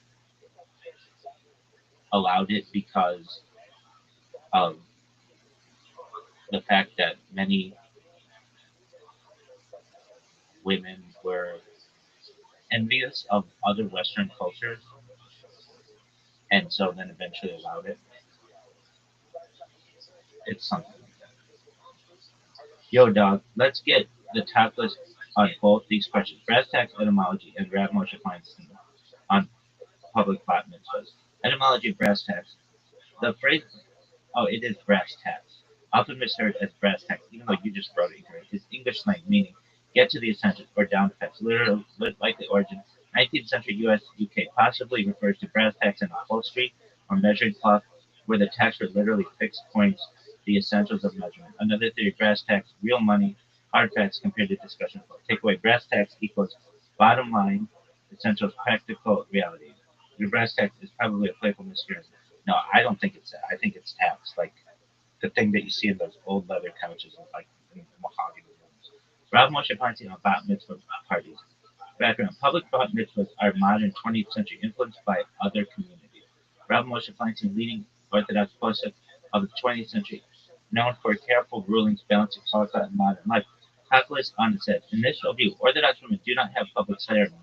Obligation is private. He was reluctant to approve public parties, especially other stuff. Reason for change: modern Western influence. Girls saw peers celebrating bat mitzvahs in non-Orthodox communities. Practicality: many families wanted public acknowledgement.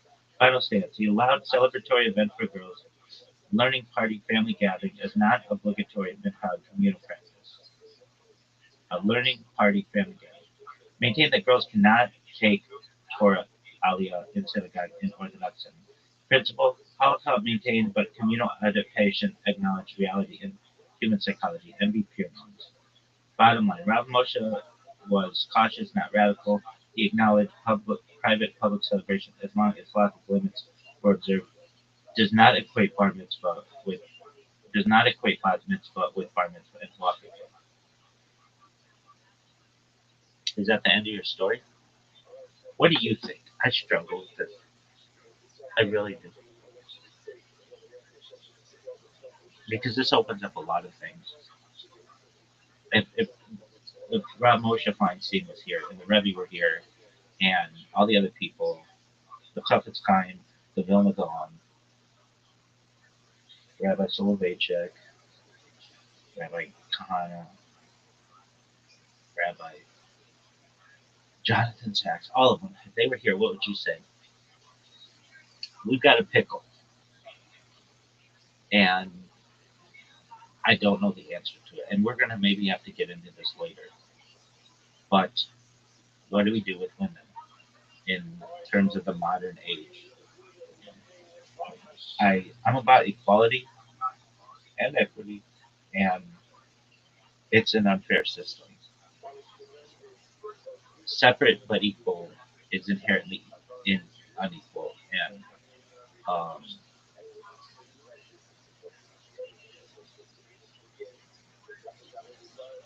but traditionally, like there are roles for men and women, and Of all of the topics that I really think will change things, it's this one, or that I don't want to change. There are traditional roles.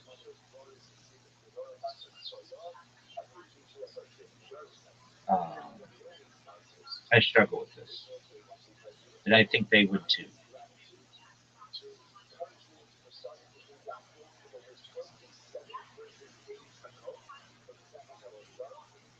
It it really comes. I mean, a lot of it comes down to biologically we're separate individuals, but socially we want to be considered the same, and there is a contradiction there.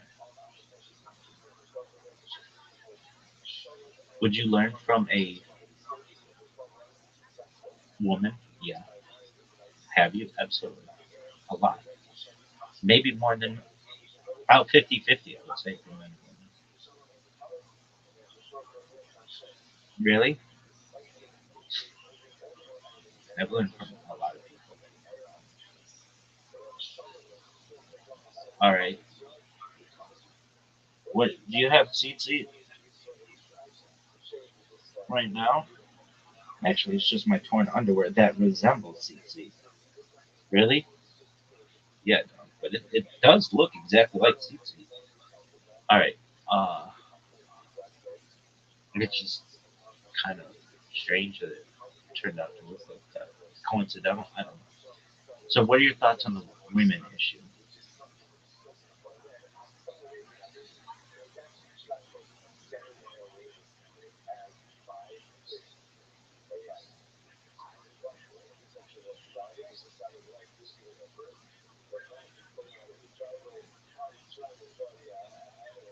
Um, I mean, there are already some things that are being changed. I don't know if I'm going to get into this one because it's a long one, and I've got to take a dizzy, allegedly. So maybe we might just bookmark this one. And I keep bookmarking. I keep pushing it off, and the other rabbis who I've referenced would understand. But this one's a deep dive. All right, so you're just gonna leave it at that.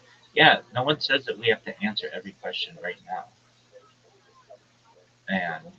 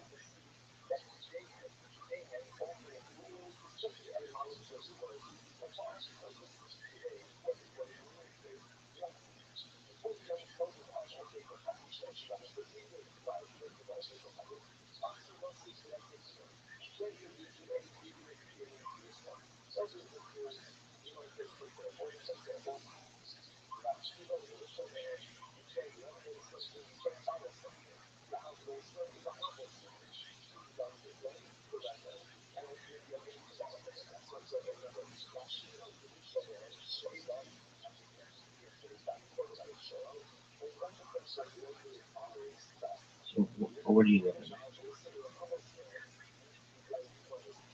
Yo, tell me all about the Techlit dye that blew from that fucking snail. Yo, dog, you want the full top list on Techlit. Legendary blue thread from the snail. Let's go deep, step by step, no fluff.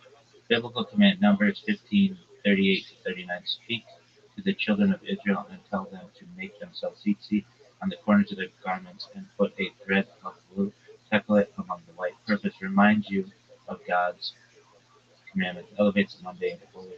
Historically, blue symbolizes divine sacrifice. The creature, the chilazon, Talmud Benico 43b, 44a defines a chilazon.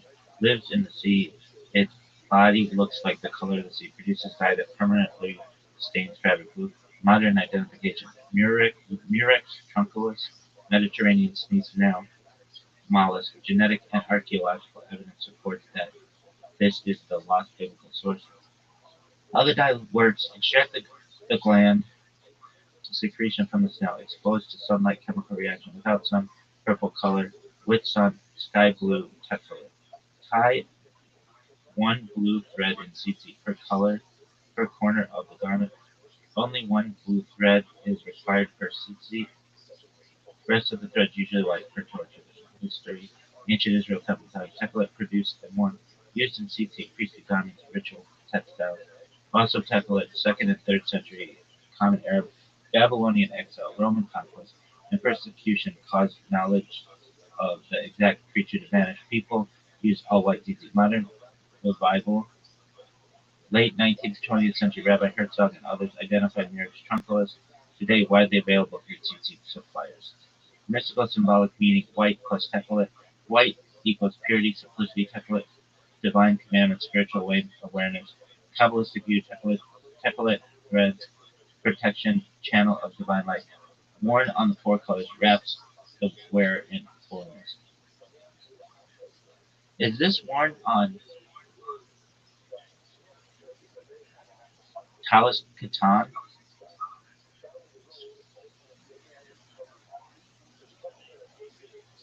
Yo, dog. Yes, techelet can absolutely be used in Talis Katan. Have you done it? Let me break it top. Store requirement. Numbers, template must be included in CZ, which are attached to any four-cornered garment. Talit katan, small four-cornered garment worn under or over clothes. Sanctity qualifies perfectly. Practically used talit katan, usually white fabric. One blue thread per corner if template is available. Rest of the threads are white, not according to Ashkenazi, Sephardi, and Tammani tradition. Goal: fulfill the mitzvah. CZ, including the biblical template thread.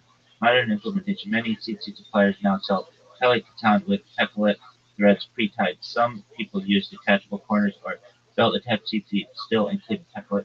Template is optional if unavailable, but considered fulfilling biblical mitzvah if present. Mystical meaning: Kabbalist, Ari Zechronologos spot tradition emphasize template thread equals divine light protection. Worn on four corners of talit katan or gadol, wraps wear in holiness. So yeah, the talit katan can and should have a techelet thread if available. The mitzvah is exactly the same as the talit gadol, just smaller and often hidden under clothing. So yeah, you could wear fucking rainbows as long as you got that. I think it looked cool. Really, yeah.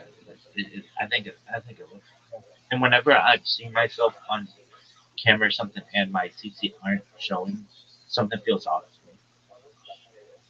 Really? Yeah, even though I'm not wearing a four corner garment, it just looks off to me. I love when it's just like peeking out.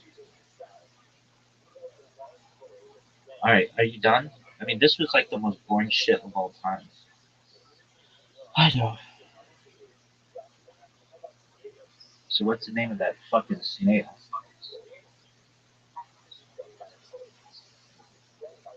Murex?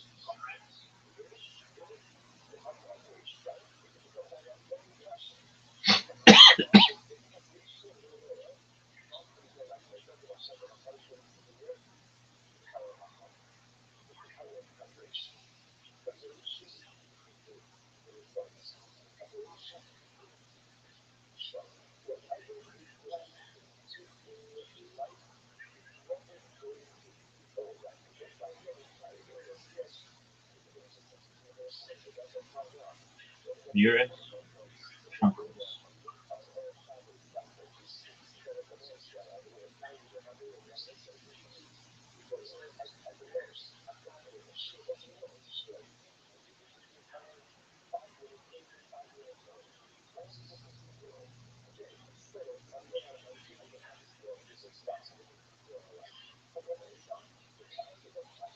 Alright, is that the end of your fucking story?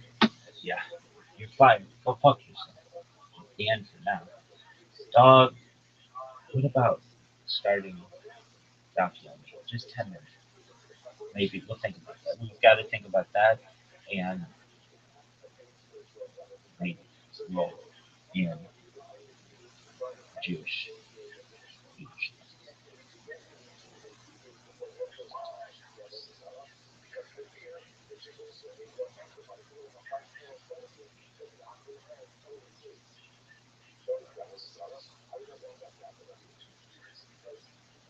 Folks, look at this athleticism.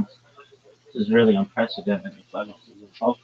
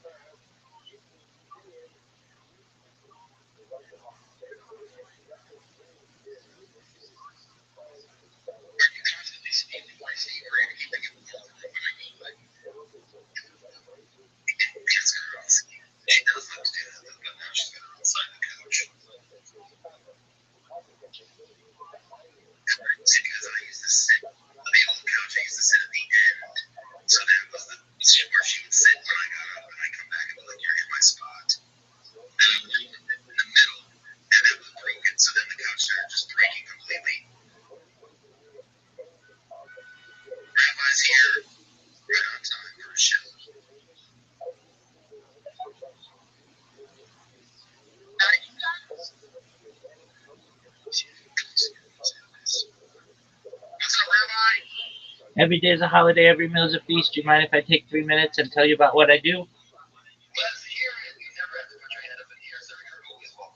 Thank you. You're such a sweetheart. First and foremost, I've done my best to follow as many people in here as possible. I appreciate the follow back. I follow everybody back.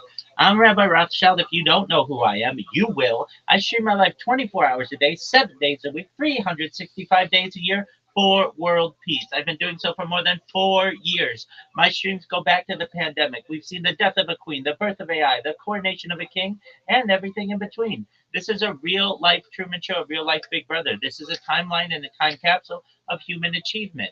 In the 1990s, Bill Gates coined the phrase content is king, and I'm making it true today. I'm king of the internet. This is the biggest event in global history, and here's why. In 2018, The Economist magazine stated that data had overtaken petroleum as Earth's #1 resource, and I have more data archived on the internet than any person ever, which is making me a very influential person. I'm going viral, and when I do, I want to make you, your friends, your family all financially independent if you're not already.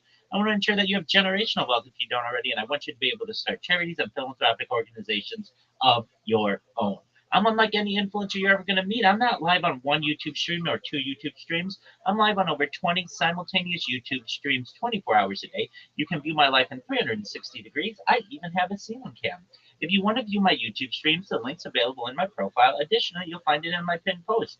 You'll also find in my pinned post a link to my link tree. I dare you to look at my link tree. Nobody dares you to look at their link tree, but I do because I have more social media than any person ever. I have more content than any person ever. You'll also find a link to my Discord, discord.me/rabbi. I'm proud to say that we just surpassed 2,800 people in our community and continue to grow each day. In addition to making you all extremely wealthy and wanting to promote world peace, I want you to know that I want to help end world hunger through the use of technology, such as agricultural drones, floating greenhouses, saltwater greenhouses, hydroponics, vertical farming, cloud seeding. I want to help end world thirst. I'm sponsored by a cryptocurrency that's worth about $100 million, and one of the things that we do is we build wells and water towers in developing nations for the benefit of the less fortunate. Additionally, I'm an advocate for the LifeStraw program, and most importantly, desalination technology, where we pump Earth's seawater onto land to make it drinkable. If you are a reply guy, if you're a Web3 marketer, if you're a raider or a shiller, and you want a free mentor, coach, and friend, send me a follow. I will follow you back. Send me a DM. I will respond. I want you all to know that I'm here to support you both personally and professionally. I'm here to be a positive person in your lives. I'm here to have an optimistic view on the future. And most importantly, I want to give people hope. And with that, I sincerely appreciate the opportunity to share. Thank you. Always a good show. Always a good show.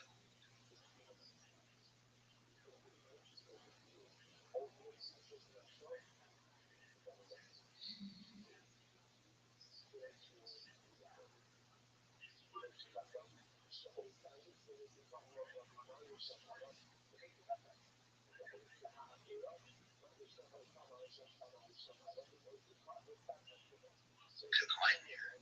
Where's everybody?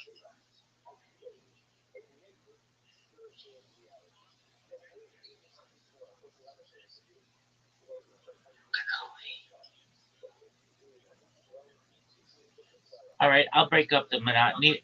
Who you got in the Super Bowl?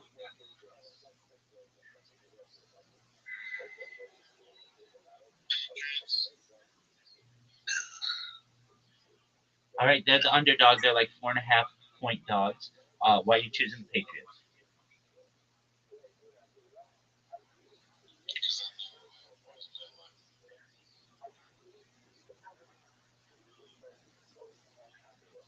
Because they play footballs. What are your thoughts on Bill Belichick not getting first ballot Hall of Fame opportunity?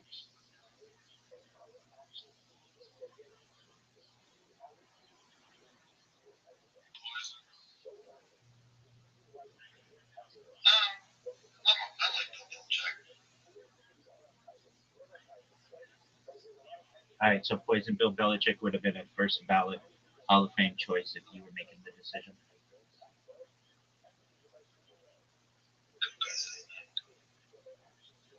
I wanted my team to get the Super Bowl, but that was rigged from the beginning. The Bills were not going to make it. Plus, our coach sucked. Yeah, what do you think of the new coach? I've heard he's good. Let's see if he can make something happen.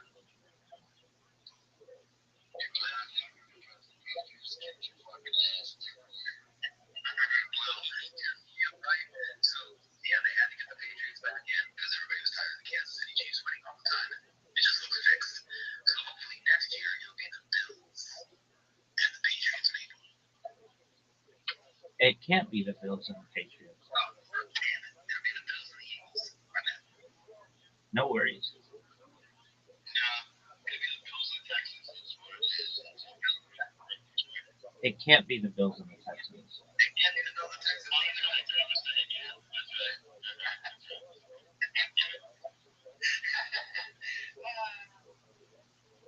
I think a Bills Eagles game would be incredible, but I don't know if the Eagles can do it next year. Maybe if they push and the Bills push, possible. That would be an ultimate fan-driven game. Like the turnout would be insanity, no matter where you have it. There'd be fights everywhere. People would be stealing, robbing, shooting, craziness. Well, let's just have it in Minneapolis or Los Angeles. This is going on there already. There you go. We have it in Minneapolis. Perfect.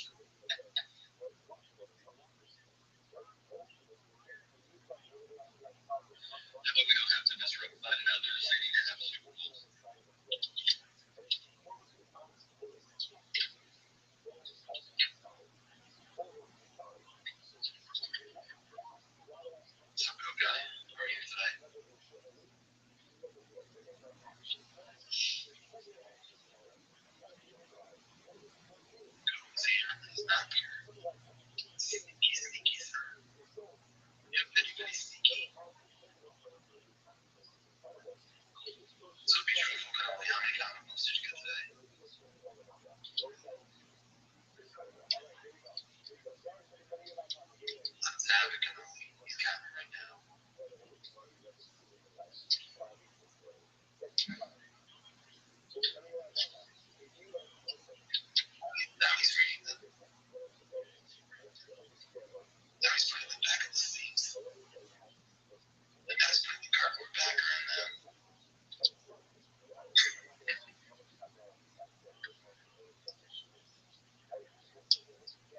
Was that the last episode of Spartacus? I don't think so.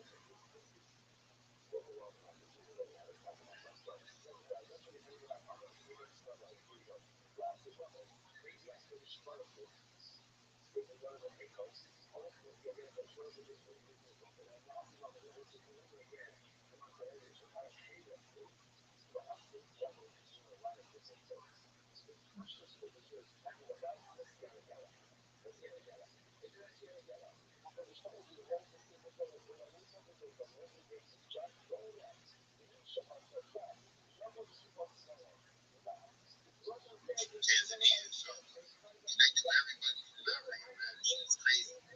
It's crazy.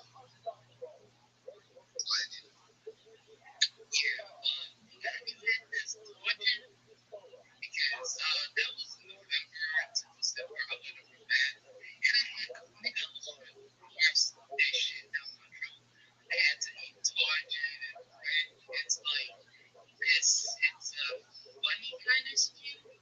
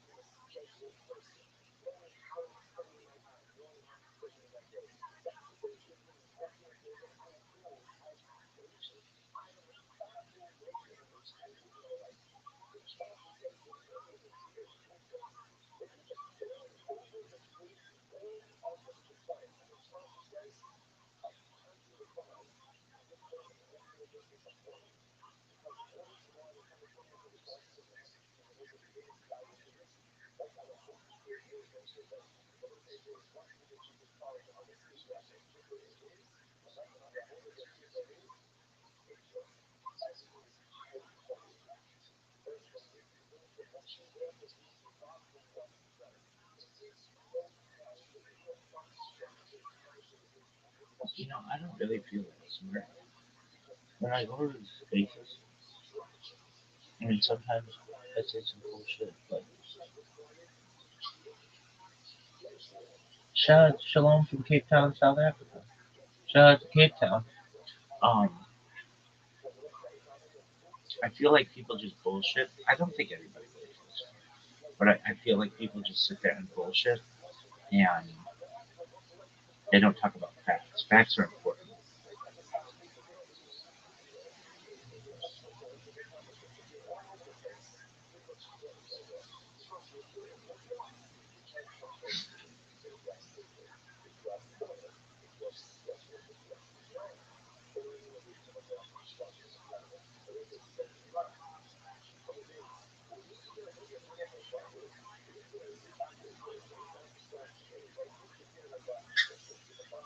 So, so right in the future, it's 20.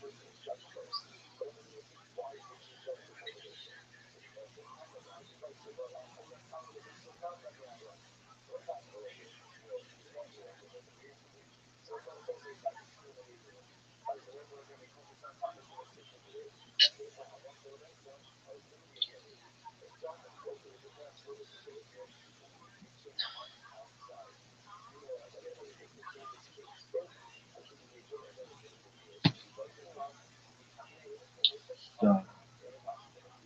Issues.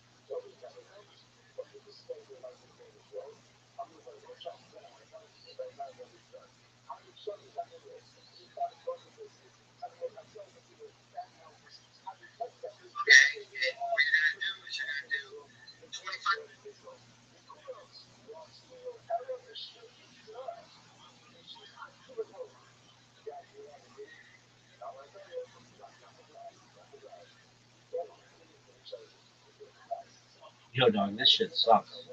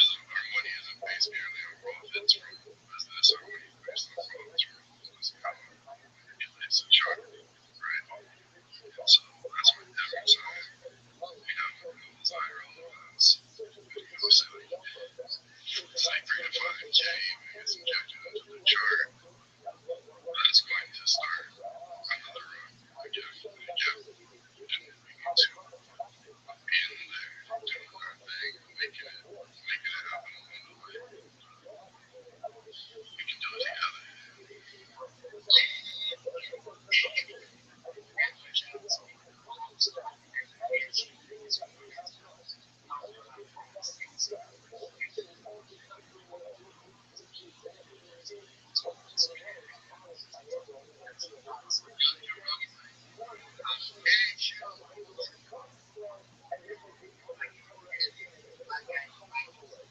Yo, dog, please tell me how.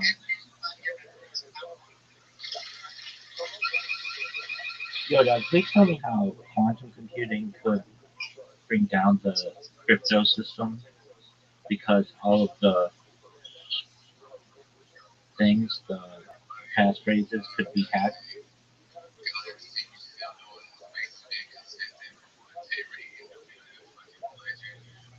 What's up, my guy?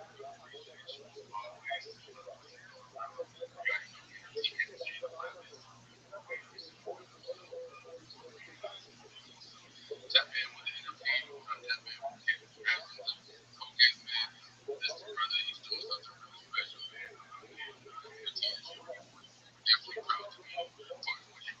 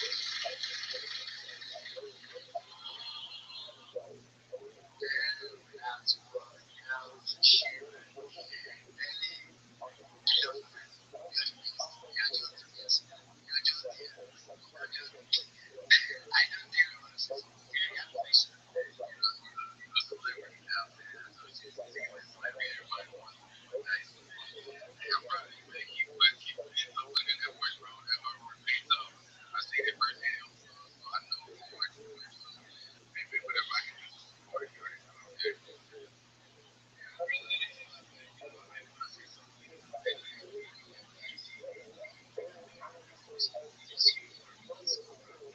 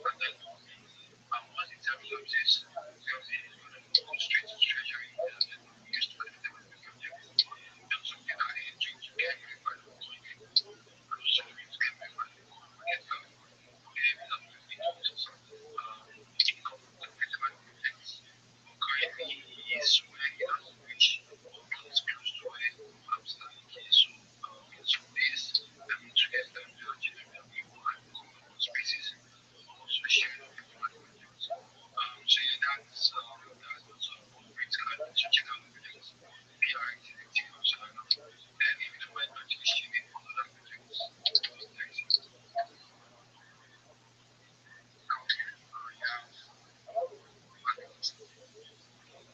Okay, okay. So the second project is Charlie Unicorn AI.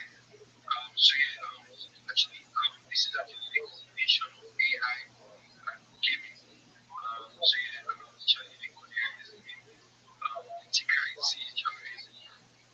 This project has actually been in existence for they've been building this project for actually 2 years now. I think for the past 2 weeks, they actually looking at the project.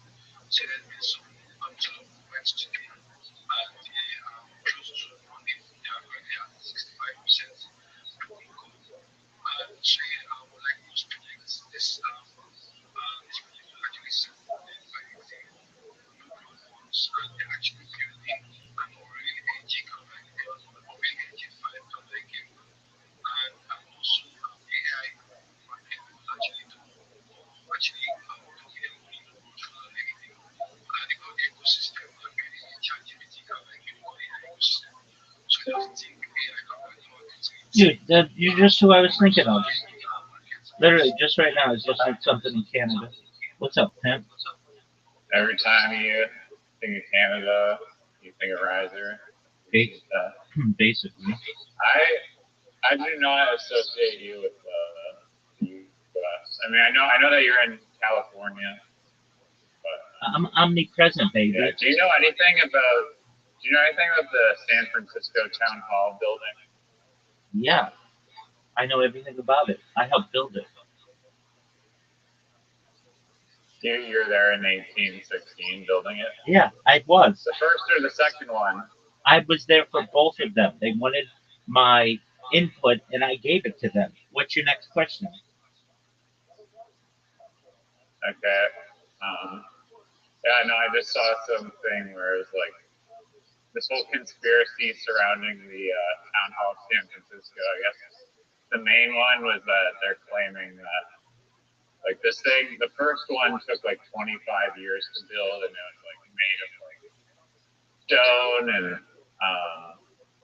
I think perhaps people were importing like stone from overseas or something, but it was like a big giant chunk of like stone that was out some parts of it like 3 levels high, and apparently it was as it's like basically, or it was the same size practically as like the White House and like similar design.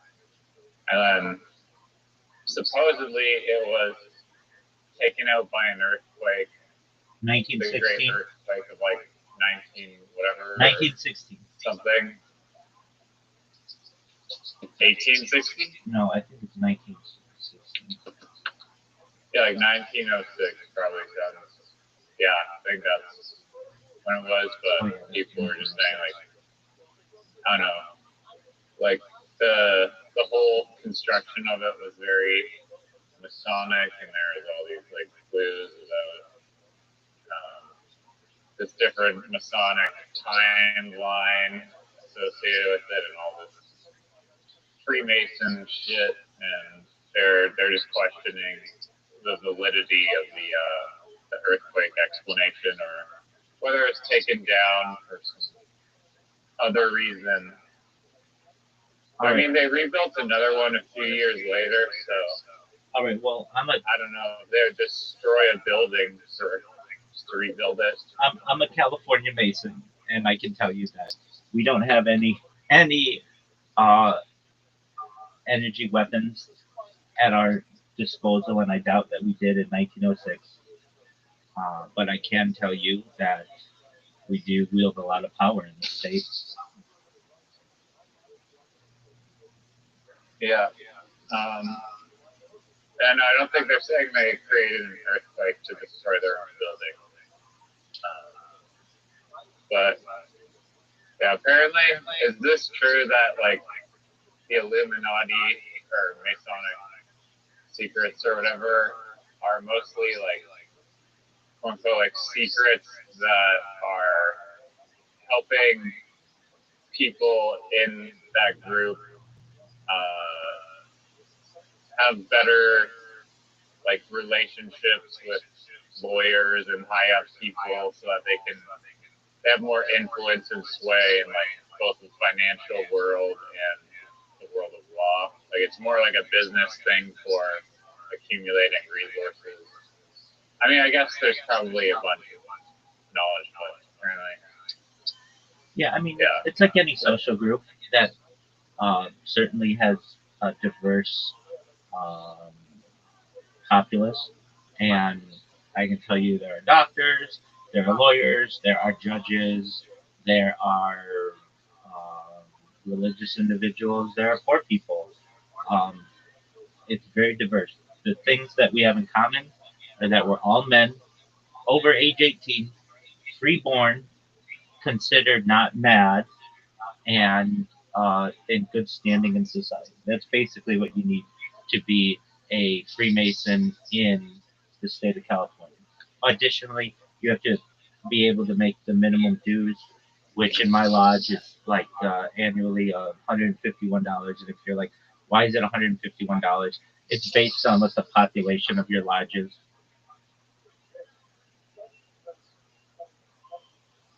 right? I mean, were your meetings about how to control the world's resources, or were you talking about more like charitable things?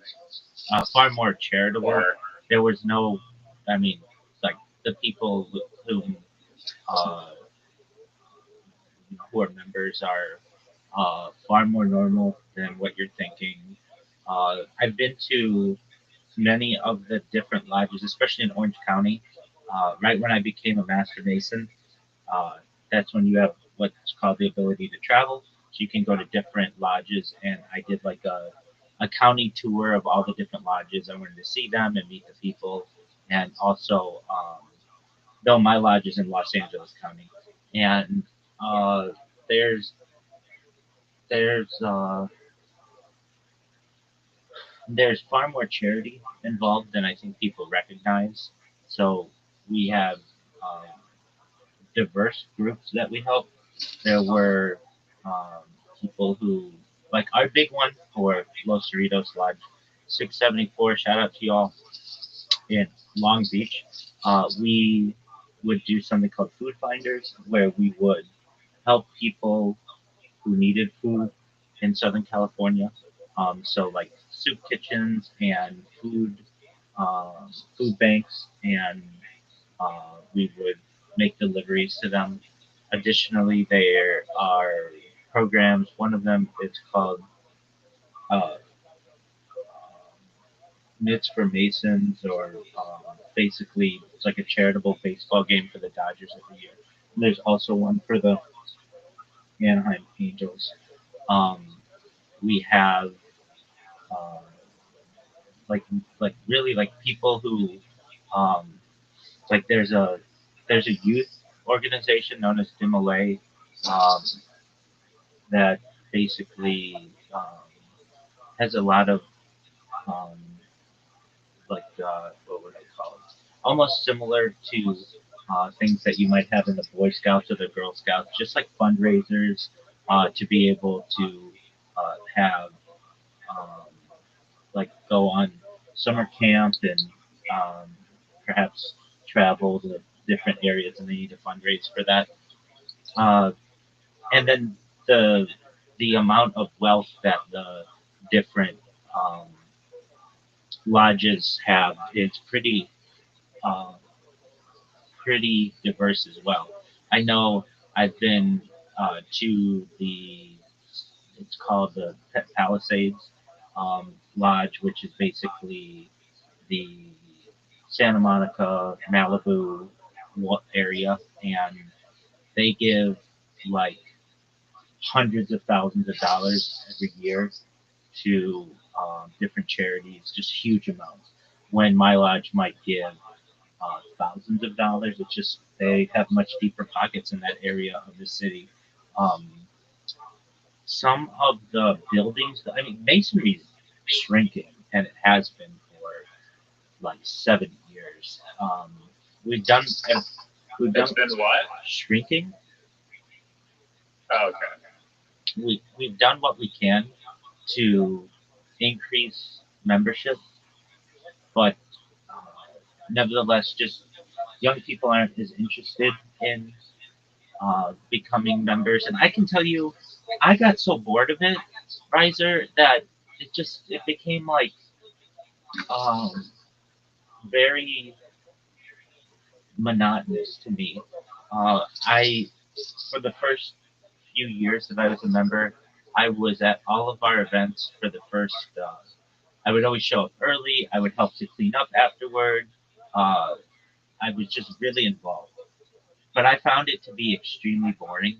And the far majority of Masons are that way as well. We give dues, but I would say 90% of us don't attend Lodge anymore. And not to say I'm against it, but I can't live stream from there, certainly. But it's just not something that is that exciting. It's very, very boring. A What general. about networking with like community? Did you meet people that you Oh, yeah, like? definitely. 100%. Yeah, I mean, uh, doctors, lawyers, judges, um, people who are business owners, medium. I don't know if you want to call them media moguls, but like, yeah, some media moguls. There's one guy. His name's Mickey. May he rest in peace. Mickey Roth. He was like Marilyn Monroe's agent for a little while. Like, there are just some people who you just normally wouldn't have in college with, but um, I also ran a project to try to get people who were members of the lodge back into the lodge, and many of them just find it to be incredibly boring. And I understand a meeting is um, very um, organized, but almost to the point where it's very boring. Ideally, I Why is would it so repetitive though? it's considered like tradition that since 1717, essentially all meetings have generally kind of gone about the same way.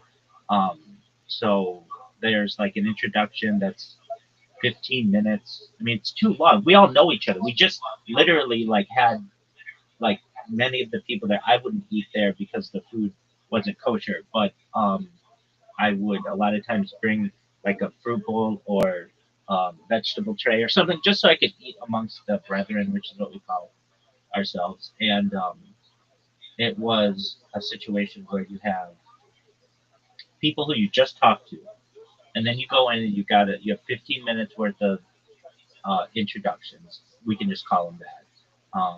And then you've got another 15 to 20 minutes of announcements, and these are usually something like and like the introductions are it's called ritual, and it can be very boring.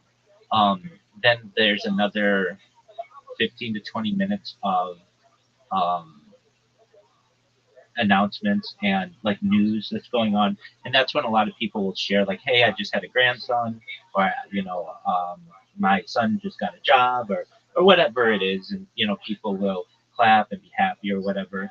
um, and then but it's kind of interesting that the lodges, you can tell they were once for way bigger people. If I may ask, what are you doing in the background? It sounds like you're walking through a forest.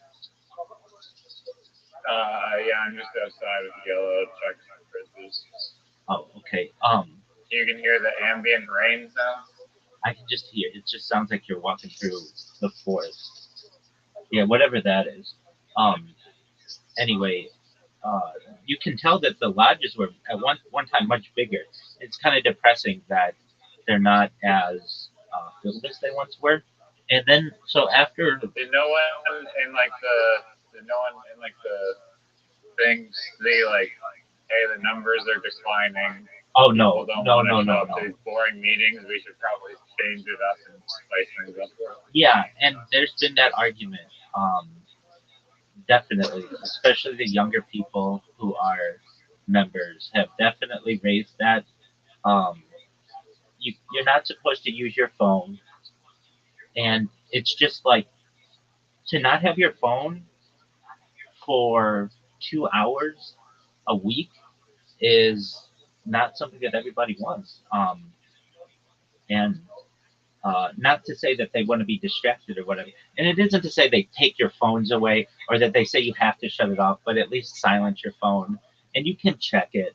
But I would find, I mean, I was an officer uh, in the lodge, and I would be more distracted by what was going on in my email than what was going on because it's just so ritualistic.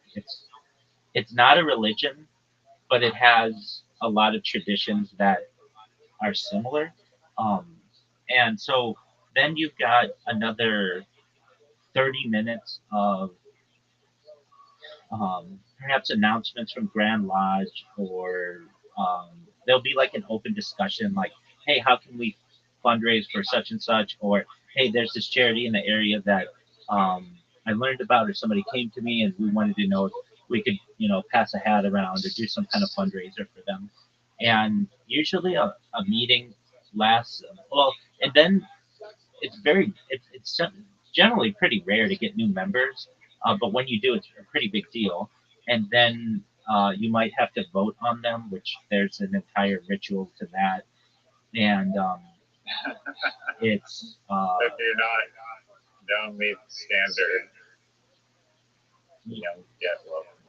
well, there are ways, and it's an anonymous balloting, and there's like a certain way to do it. And if the person is what we call blackballed, that's where that term comes from, then there may be a revote just to make sure there wasn't a mistake.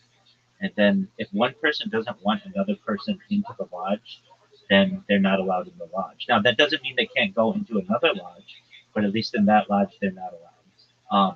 Has it happened? Has to be unanimous? Absolutely. Yeah, 100%. Oh, wow. And blackballing doesn't happen commonly anymore because we do want members. And uh, I have seen people who have been kicked out.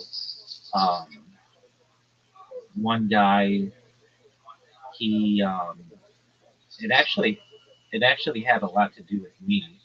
Um, I came to so we would have this meal before lodge, and there's a guy who became a new Mason, like he was. We didn't really get to know him that well, and um, but we let him in, and then one day he had a few drinks before lodge, and I I was a I wasn't I was coming from uh, Irvine to Long Beach, and the 405, which is a major highway or freeway, takes a while, especially in traffic. And I came in, and I would go to the bathroom before I would go into the main room where we would. It's like a hall where you eat, and then lodge is a different room. And I was at the urinal, and uh, this guy comes in to the urinal next to me, or a couple urinals down, and says something. Now this has been like 10 years since it happened, but Sword fight? Question mark? no, nothing like that. He said, "There's one," and I said, "Excuse me," and he said, "There's one, a Jew," and I'm like, "Excuse me," and he's like, "You're everywhere," and I'm like, "Well, you're a part of a Jewish lodge, so there are many of us who are here. There are Persian lodges. Um, there are um, there are certainly Persian lodges. There are certainly Asian lodges, Filipino, Chinese. There are different types of lodges. And I did not know my lodge was a Jewish lodge before joining. I just sent an email to the closest lodge to where I worked, and it just so happened to be a Jewish lodge. And it's very rare to have a Jewish lodge. The reason my lodge was founded was because there was another lodge like 150 years ago, no, 100 years ago, that would not let Jews into its lodge, even though you're supposed to. And so the lodge started its own, and um, basically, I was like, "Excuse me," and he's like, "You guys are everywhere. I can't stand Jews." And this was not a normal behavior from this guy, but he had been drunk, and I uh, went and washed my hands and was just like, "What the fuck was that?" And as I was leaving the bathroom, the brethren were starting to make their way into the lodge room, and I basically was like, "What is this guy's problem?" And somebody was like, "Yeah, he was discussing his dissatisfaction with Judaism as he at the dinner, and I wasn't there for that." And basically, he the next week there was a vote, and it just so happened to be the same week that I brought a rabbinical colleague to shoot to lodge, and gave him a tour because he was interested in joining, and um, there was a vote basically, and he's essentially like he was like excommunicated. Now I didn't ask for him to be excommunicated. I just thought his behavior was strange. But I was emailed by the by one of the officers, and they were like, "Can you please give us a breakdown of what happened?" And I told them what I encountered, and I wasn't the only person to encounter this. And we didn't necessarily formally excommunicate him because if you formally excommunicate him, he has like a right to a like basically Masonic trial and things like that. But basically, he just never returned and wasn't invited back basically. So that was a strange encounter that I had with someone, and again, he wasn't like a uh, a long-standing member by any means. And dude, what are you doing in the background that is so loud? It's not loud. I don't know what you're hearing. Maybe like the rain or something. I I'll, can go on mute. no. You're okay. I'll tell Can you. I ask? I'll tell you exactly when it happens, though. Just so I'm you know. firing the frisbee. I don't know. I'll just tell you, like, hey, dude, that's the sound that's really loud. Go ahead, ask your question. All right, so I don't know how conspiracy like this will sound or whatever. To me, well, from the internet is my source of information, so take it with a grain of salt. But from my very minute amount of Freemason information, basically it's like there's degrees of your rank essentially, and if you're 31, you're like an astronaut or Barack Obama, and then trickles down or whatever. But there's so much, supposedly, and I don't know if this is internet schizophrenia or what, but there's so many. It could definitely be just hallucinations by people seeing 666 in the Walt Disney sign and thinking that like Google Chrome and Facebook and all these logos that are associated with Freemasonry. But yeah, I mean, essentially, there's all these powerful corporations who exhibit these signs of Freemasonry, whether it's like M&M, Skittles being associated with the 33 or like the number 3 or 33 or whatever it is, appearing in all these places. And it seems like there could definitely possibly be a Freemasons that have lots of power in these corporations. And so, is there a certain like place where it becomes blurry between the like super high rank corporation supposedly owning Illuminati and like the or Freemasons? Sorry if that's offensive. And the like lodges, like, do you believe in this structure where you ascend up enough degrees and you're amongst powerful people, or is that not true? I'll answer that in one moment.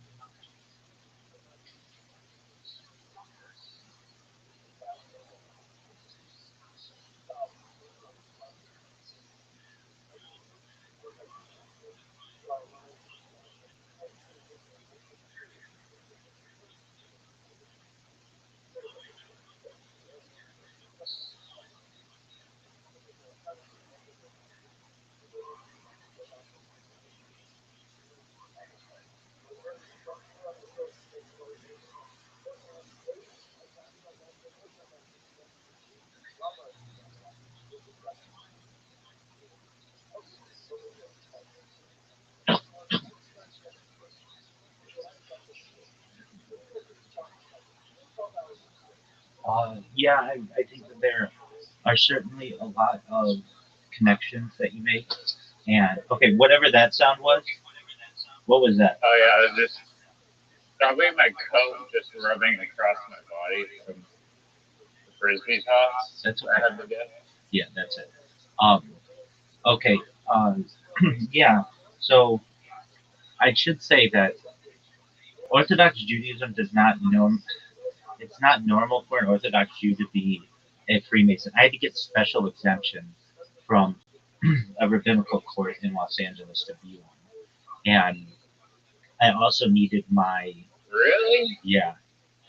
I also needed um, my degrees to be slightly changed. Just one moment, I might be cutting out. Okay. I haven't Okay. heard you cut it, but No, okay, okay. I will definitely. I'll let you know. No, I thought Discord was going to drop for me. Yeah, so like basically, there are just some like religious rules that I had to maintain to be able to be a Mason. Um, so like one of them is I like we don't as Orthodox Jews we don't swear on a Bible. We affirm because we consider swearing on a Bible to be perhaps blasphemy, and so like even in court we don't say we don't swear. We say I affirm. So that had to be different. And additionally, like some kneeling that's normally done. Orthodox Judaism, we don't kneel except for one time of the year. It's not even kneeling, and so that had to be altered. And the other, I said I was part of a Jewish, um, Jewish lodge, but you have to understand, 90% of all people who identify as Jewish are not Orthodox. So I'm in a small minority, and um, so uh, those things had to be changed. I also had to have a rabbinical colleague come in and and ensure that everything was done in a kosher manner. But I was able to become one, and um, it's really not something that many Orthodox people do, Orthodox men. I do know some other Orthodox men who are members, and we have to avoid things like um, talking into a microphone on Shabbat and things like that. Uh, okay, so with that being said, I don't want you to think that Masonry is a Jewish thing. It's actually a Protestant thing. It's illegal, or I shouldn't say legal, but whatever uh, the Roman Catholic Church has made a stance for centuries that a Roman Catholic is not to be a Freemason, even though a lot of Freemasons are Roman Catholic. So there's some dispute there, and it's been generally a Protestant organization for the 300 years of its existence. Now, you asked a question like the higher you move up, is it the more prominent that you get? I would say that, yeah, um, it becomes more expensive, and but not like in a Scientology standpoint. It's actually quite reasonable for its pricing. Um, I think that the the real opportunity to move in with the um, prominent people in society comes in not necessarily from masonry, but from some of the in England they're called supper clubs. In the United States, generally they're called um, all male clubs, or they're also called country clubs, just depending. But there are a few. Well, there are two in Los Angeles. One is known as the Jonathan Club. There's also the California Club that are really prominent, extremely expensive. Like like you have to be like a multimillionaire to be a member in many ways. However, the people that I know who were members at the higher levels of Masonry also had some membership there. Also, the Bohemian Club, which is famous of Bohemian Grove, was something that I always wanted to attend, and I still want to attend. And I've known people to attend it, um, and they were high ranking, generally high ranking Freemasons. But again, they kind of come hand in hand with, like, it would be like saying, is somebody who gets a lot of degrees always a prominent person? No, they are not. But I should say degrees like in education, like someone with a doctorate, are they always a prominent person in society? No, they aren't. But they are. There's a higher chance of it happening. But there are also just regular people who are actually poor with doctorates, um, and there are people who also have the um, the idea to join as many of these different groups as possible, and that's certainly something that is common. So to answer your question from a corporation standpoint now, uh, many of the brothers uh, globally are very highly positioned in society, but at least Barack Obama is not someone who is acknowledged as a Freemason. Um, Donald Trump is not acknowledged as a Freemason. Joe Biden's not recognized as a Freemason. Neil Armstrong, though, Actually, correct, was. so the big one is Buzz Aldrin. He's the one who is seen as the major Freemason, um, who was an astronaut. There are arguments to be made that they all were, and there are, like, generally to become a Mason, it's not something that happens overnight. But there are some provisions. It's called becoming a Mason on site, and for some prominent individuals, that may be done. Though it's not done in the state of California, it is done in some other states, and there are also Freemasonic lodges that are unrecognized. A lot of them.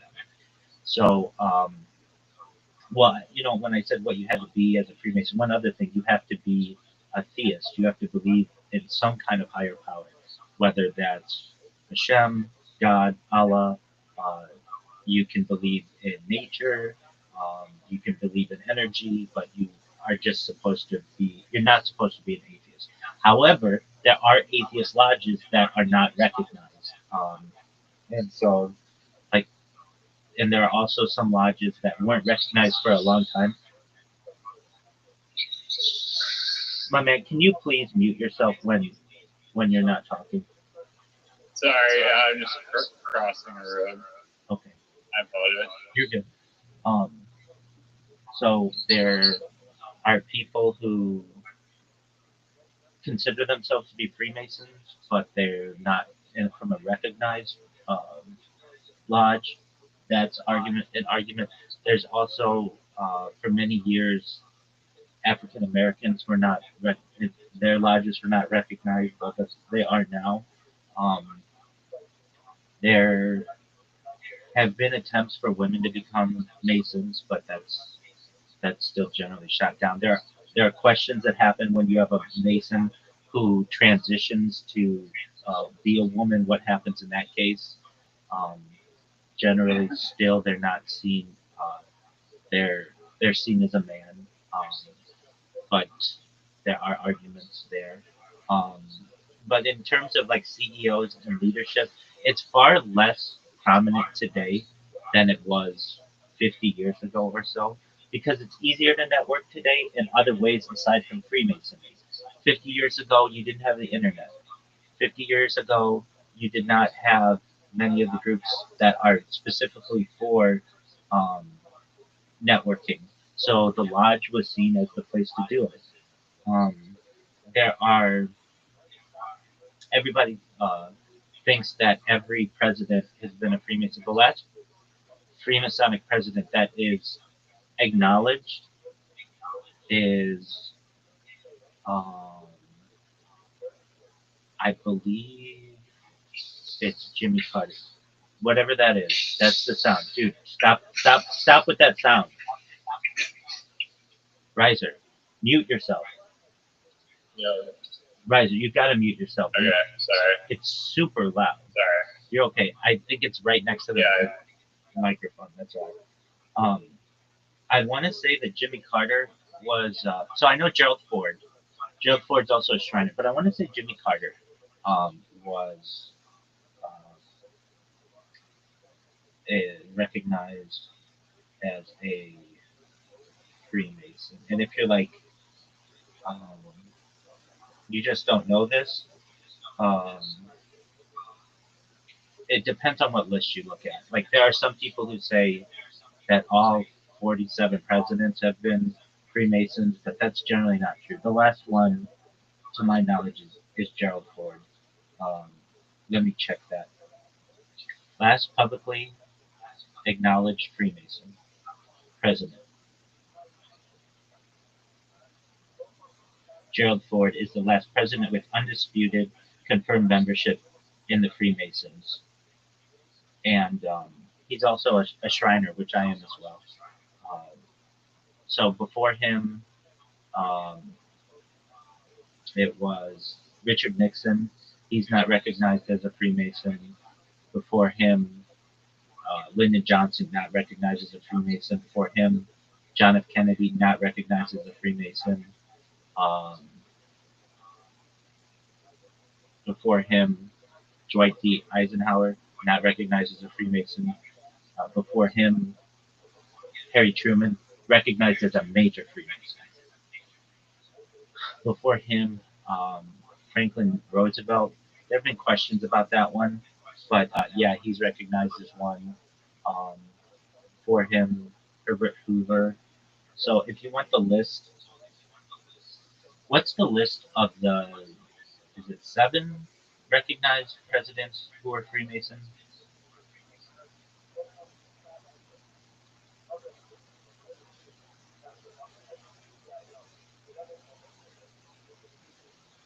Uh, oh, uh, so perhaps I was thinking in other terms, but we have George Washington, the first president, James Monroe, the 5th president, Andrew Jackson, the 7th president, James Polk, the 11th president, James Buchanan, the 15th president, Andrew Johnson, the 17th president, James A. Garfield, the 20th president, William McKinley, 25th president, Theodore Roosevelt, the 26th president,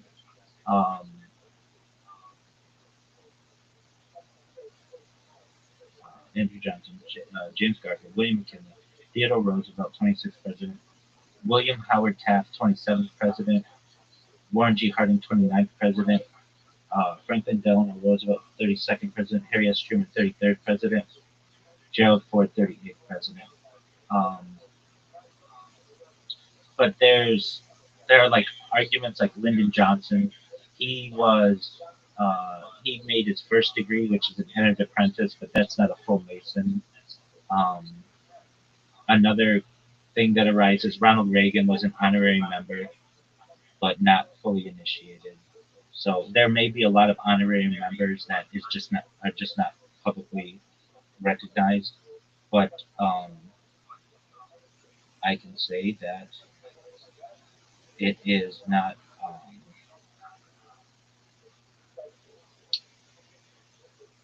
I'm getting like a ton of X discussion. I gotta get out of this book because it's taking a minute for me.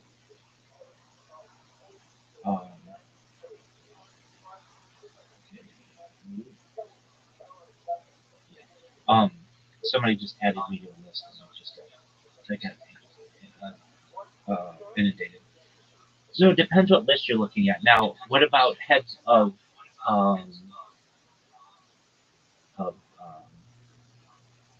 like CEOs? I mean, okay, so Elon Musk is not recognized as one. I've never seen him on the list. Sundar Pichai, the head of Google, not. Before him, Eric Schwartz, not. Jeff Bezos, no. But I think Jeff Bezos' grandfather. Who else? Satya Nadella, the head of Microsoft, no. Bill Gates, no, but he always gets thrown on the list. Um, who else?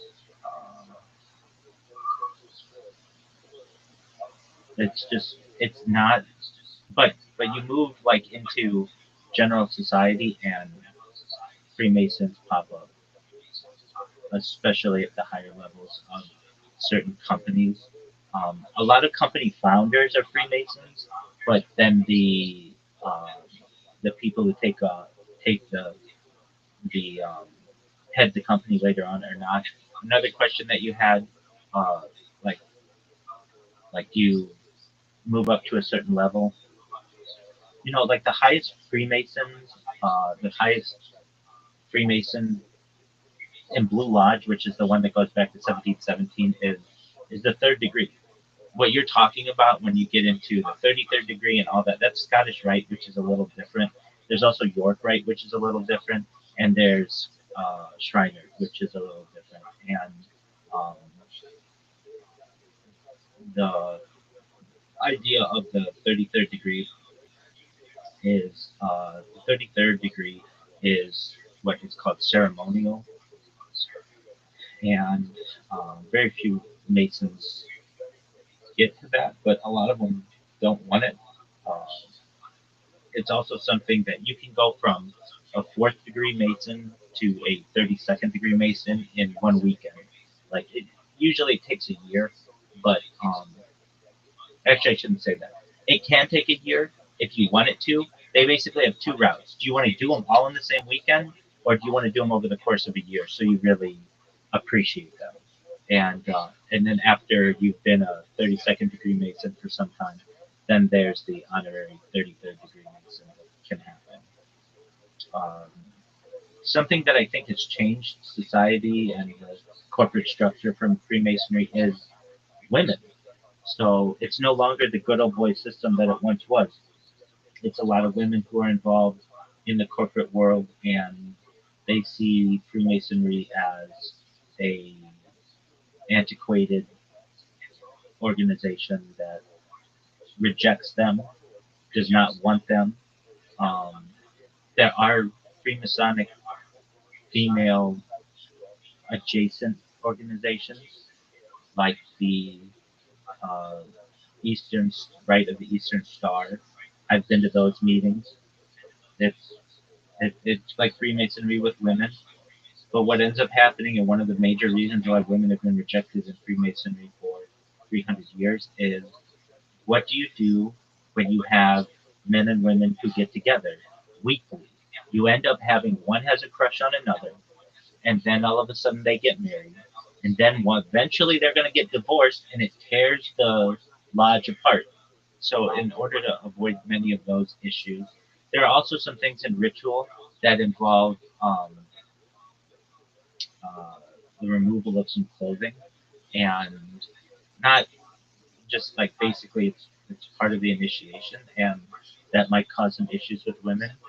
Um, so generally, women have not been uh, allowed in really any of the state and the British systems of Freemasonry. Now, if you talk about like what happens when you move really high up, the third degree is the highest degree of standard Freemasonry, and that's the Blue Lodge, and the head of it was Prince um, Philip for a long time, and now that he's died, it's some other relative of his. But it basically moves up to the Queen of England or the King of England now. So we'll look that up. Who's the head of Freemasonry in the United States and United Kingdom? It was Prince Philip, wasn't it? Now it's somebody else. Uh, it was Prince Edward, the Duke of Kent. Uh, Prince Philip was a Mason. All right, so the Duke of Kent, at least in the United Kingdom, is the longest serving Grand Master of the United Grand Lodge of England. So I mean, you keep rubbing shoulders with these people, and you eventually get to that level. But uh, Has being a Freemason, has anybody ever asked me about being a Freemason in the corporate world? No. Um, do I think it gave me any advantages? Mm, maybe, maybe. I've given some secret handshakes, allegedly, with some people and, in public, but just to kind of acknowledge that I knew they were a Mason and they knew I was a Mason. So maybe it does give you some advantages, but we have a phrase within Masonry: to be one is to ask. And if you want to be a Freemason, just go to your local uh, lodge and ask. And I can tell you, I didn't know any Masons for a long period of my time, or didn't know any who acknowledged being a Mason. And I wrote a letter and put it on the lodge door, and they contacted me. And that's, if you don't know anybody, then that's what you do. Or you can just write an email. I've done that too, um, where I uh, didn't know a Mason. That's how I joined the Rothschild'S lodge. I didn't know a Mason in that lodge, and I sent an email, and they brought me in, and uh, that's how I met everybody. So, long answer to your question, which is a really good one. I would say that being a Freemason 100 years ago was much more uh, influential, especially in the corporate world.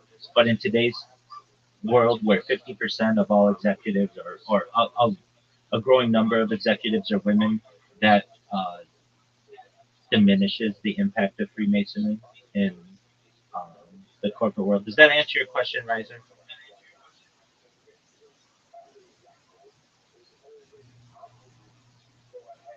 Listen to this asshole. It's not even listening. Yeah. No, I listened to the whole thing. Okay, good. That was a good question. I just have to. I'll put myself on mute again. I have one other question. So I have an infinite amount of questions, but my next one was. I'm curious to hear your answer for, because I think this is a really high grade, top notch, high octane question. And perhaps you'll be able to come up with an answer instantly, or maybe you'll weigh it. But what do you think the biggest like apocalyptic threat to society is? Biggest apocalyptic threat to society is. Yeah, there's like a whole iceberg chart with like potential apocalypses. Like literally just like the ice age coming to be one, super volcanoes, nuclear warfare, bioweapons, like the list goes on. I've got one that isn't discussed on those lists, but it's very much discussed within Judaism. And we'll get to that one. Uh, so, are we talking about, like, there's a high probability that it happens, or that it would absolutely change society? Which one are you talking?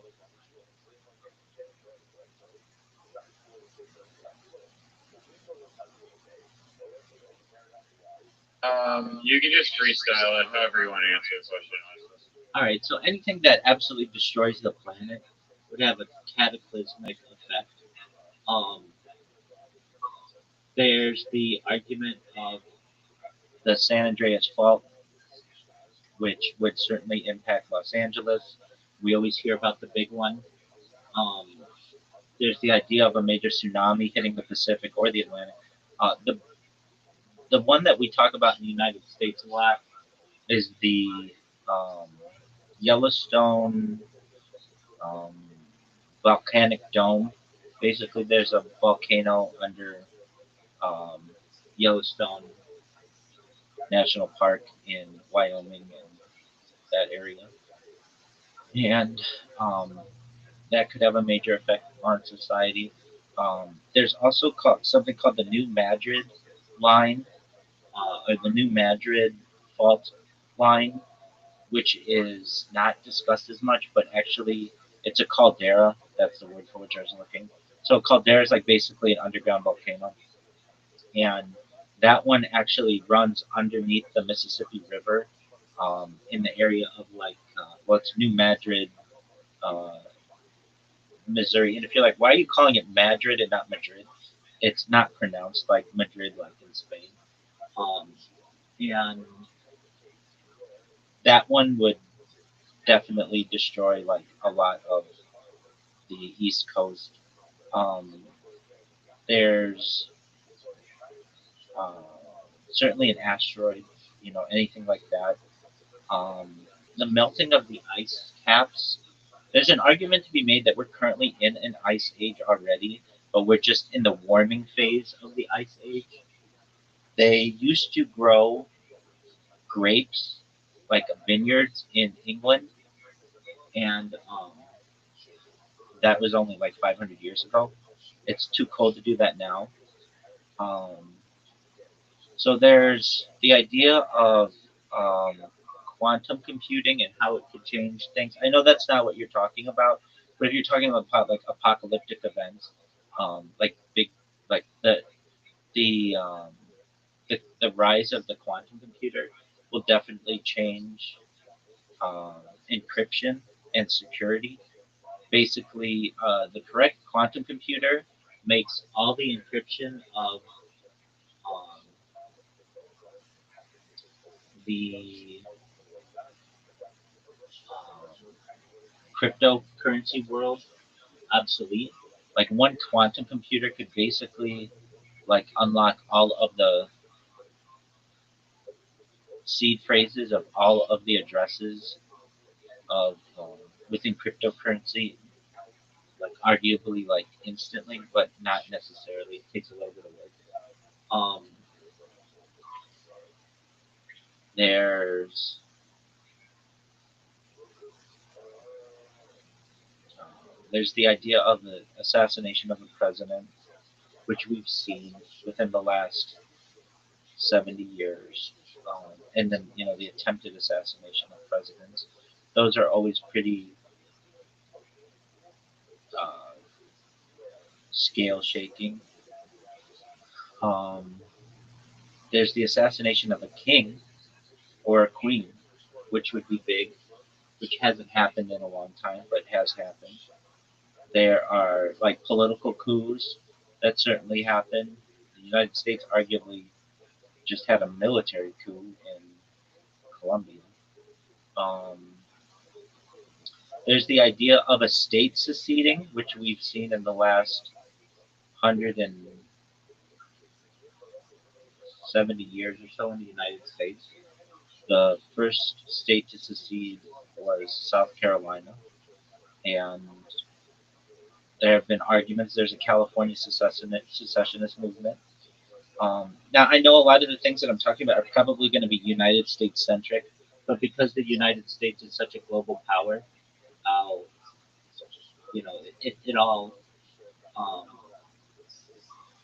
it all um, relates.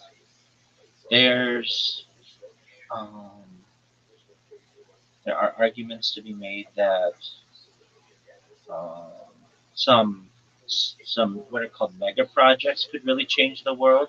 A Bering Strait tunnel, basically a road or a rail tunnel that connects Asia and North America, would be really impactful. Um, the closing of the Darien Gap, which is in Panama, to Colombia, would be really impactful. A some type of bridge across the Amazon River would be really impactful, though it at points is, as you know, really really wide, especially in the rainy season. But there may be a way to be able to bridge it in some ways and not have to use ferries. There's the idea of a transatlantic tunnel. So that would be, and it's been hypothesized to go from New York to Paris under the, not necessarily under the seabed, but it could be under the seabed, or it just floats like very low in the water. Um, How are these apocalyptic? The rich over the end. Well, they would change society. So if you're talking about stuff that's just going to kill people, then you're looking at asteroids. Yeah. Okay, so if you're just looking at that, then the things that I said, the caldera under the New Madrid fault line, the caldera under the Yellowstone fault line. A big one is called the Canary. I think it's the Canary Islands. Um, so there's an island in. Um, there's a set of islands in. Uh, I could be wrong on the name. It might not be the Canary Islands, but basically, no, it's not. It's called not the Canary Islands. That's different. That's off of Spain. This is like it's called La Palma. It's an island in the Atlantic that basically has a is going to have a landslide in the next maybe 1,000 years, and when that has a landslide, it's going to create a tsunami so big that it's going to basically wipe out Manhattan, and there's no way to really stop it.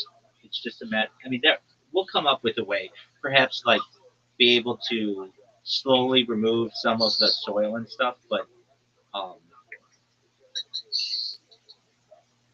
it's it's my man. Can you mute yourself? Yeah. Leave them. Come. Yep. Yeah. Sorry. You okay? Is it loud? It's extremely loud. Are you right by the microphone? No, I'm on mute. I'm almost I'm like 100 feet from my building. Oh, then you don't have to go on mute. Then that's fine. It's it sounds like if you've ever heard when somebody's phone is in their pocket, and it's just like every. I think it's the rain. It must be the rain thing. Okay. But sorry. So I'll look up more information on the La Palma. So what one do I think will have the biggest apocalyptic impact? The La Palma landslide. That's the big one. And what do you think the most likely one for destroying civilization currently is? Straight up war? No. I mean, you mean like a bunch of. What do you mean when you say society? Killing every human on Earth? Yeah, or close to it, like some substantial amount. Yeah, I mean that could happen. It takes a lot of nuclear warheads to be able to do that, but it could. Isn't war, like nuclear war, just not in the interest of anyone? And all of their economies crumble. Yeah. Like if China just disappeared tomorrow, the world would not be in a good place, probably. I imagine. Agreed. I mean, there's always the idea that you get somebody like who's really desperate, who doesn't care about the future of society, and if they're going to have to kill themselves, why not take everybody else with them?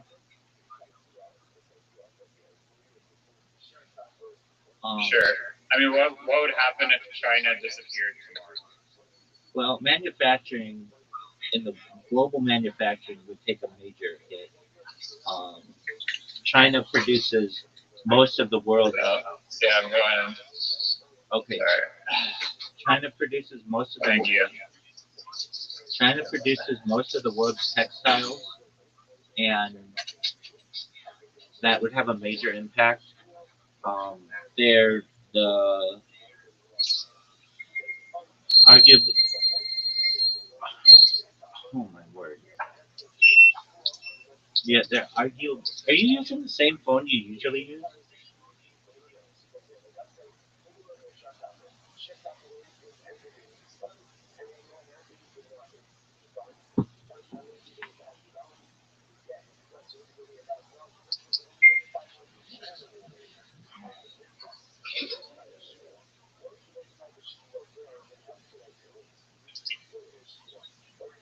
Yo, Doug, what is the La Palma Island that could create a huge tsunami in the Atlantic Ocean.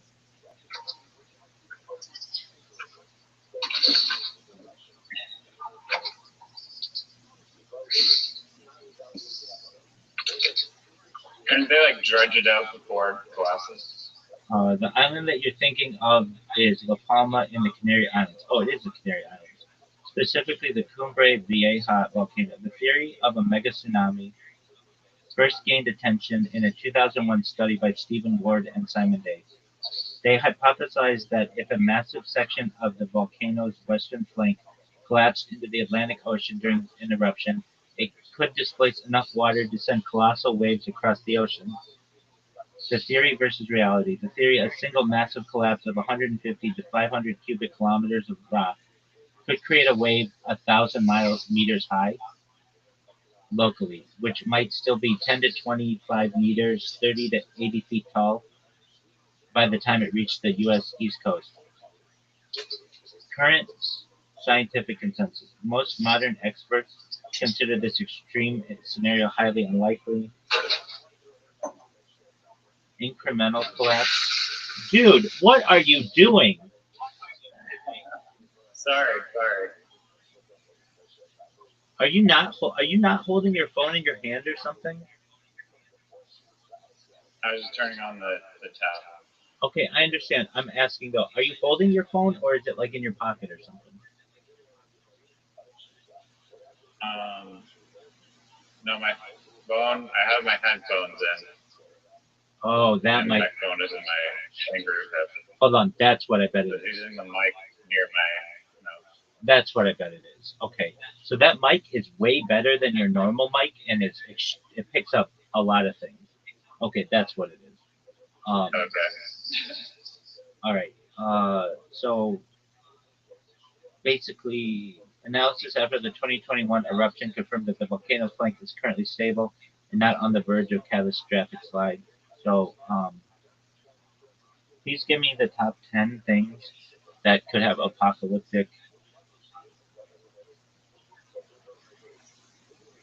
results, like the La Palma tsunami, and give me percentages of the chance that they happen within the next 1,000 years.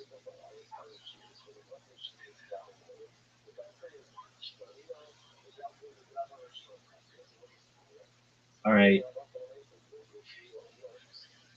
So a super pandemic, a zoonotic or synthetic, 95 to 100% chance in the next 1,000 years. Runaway climate change, 50 to 90% in the next 1,000 years. AI singularity misalignment, 10 to 15, 10 to 50%. Nuclear war total exchange, there's a 10 to 20% chance in the next 1,000 years. A magnitude 7 plus volcanic eruption is a 10 to 15% chance. Um, Recent ice core data suggests 1 in 6 chance of a massive eruption this century. Over 1,000 years, the likelihood of a year without a summer or civilization stabilizing event is extremely high. A Carrington-class solar flare, 10 to 12%, a massive solar storm hitting Earth's magnetic field, could fry global power grid. A supervolcano, Yellowstone Toba scale, could occur roughly once every 100,000 years, while Yellowstone's annual probability is really, really small. The 1,000-year window raises the stakes slightly. Massive landslide tsunami, the Helena slump. Even more dangerous than La Palma is the Helena slump in Hawaii. If it collapses, it could drop 12,000 cubic kilometers of rock into the Pacific, hitting the U.S. West Coast with a massive wave. A city killer asteroid impact, 0.1%, and a gamma ray burst, 0.00001%. So it seems like the biggest issue would be a pandemic, then runaway climate change, then AI singularity, nuclear war, a massive 7 plus volcanic eruption. Um, what about something like that really has happened within the last 1,000 years or so? What is that volcano? Starts with a K, that caused the sky to change for like an entire year. It caused the entire sky to change on Earth in the year like 1860s or something. It's like Kilauea or something.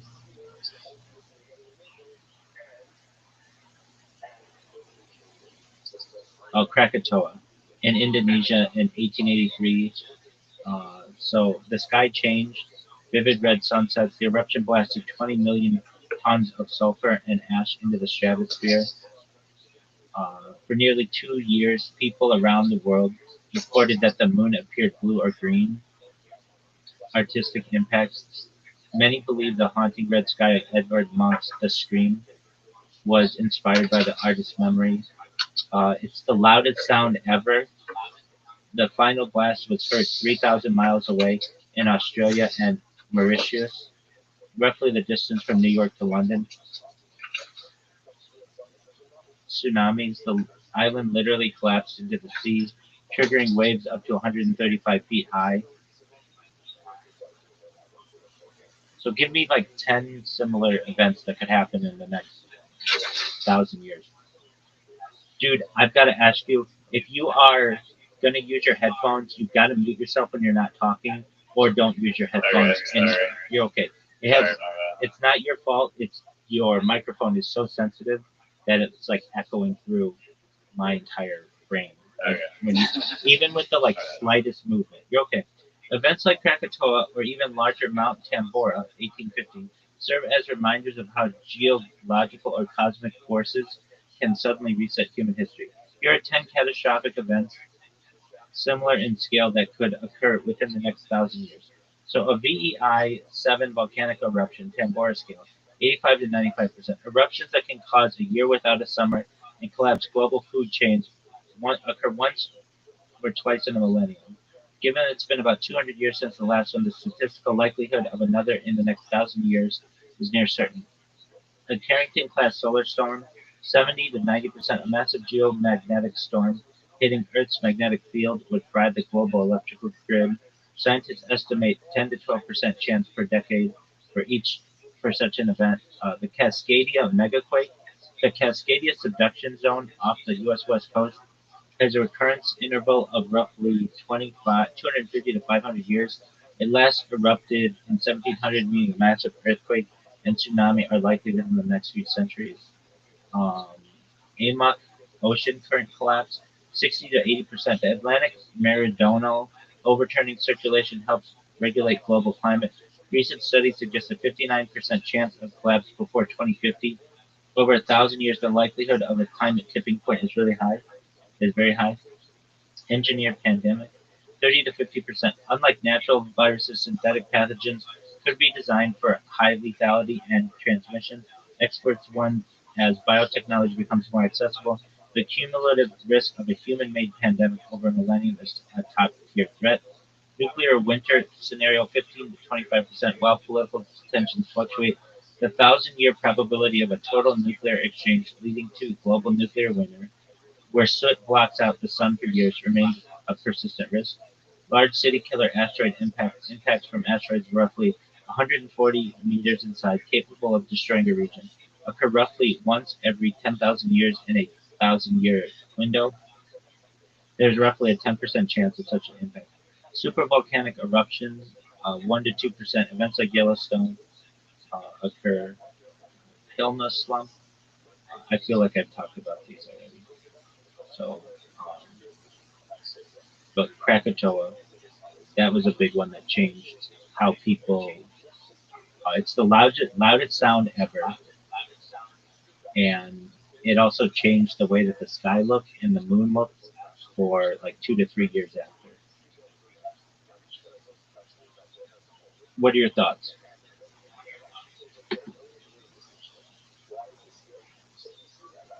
On Krakatoa or just the whole thing? The whole thing. Does that answer your question? I mean, those are 10. Yeah. I mean, yeah, those are like the common ones. There's like a bunch of niche and more improbable ones.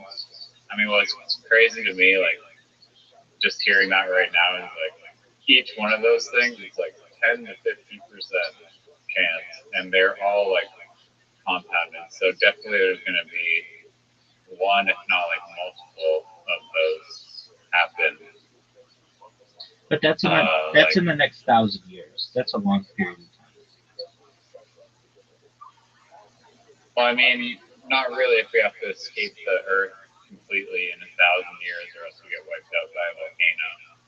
I heard that the Yellowstone was like 10,000 year timeline. It's like one in 10,000 years, basically any time between now and then. That's correct. But the Hawaii one is also a doomsday volcano.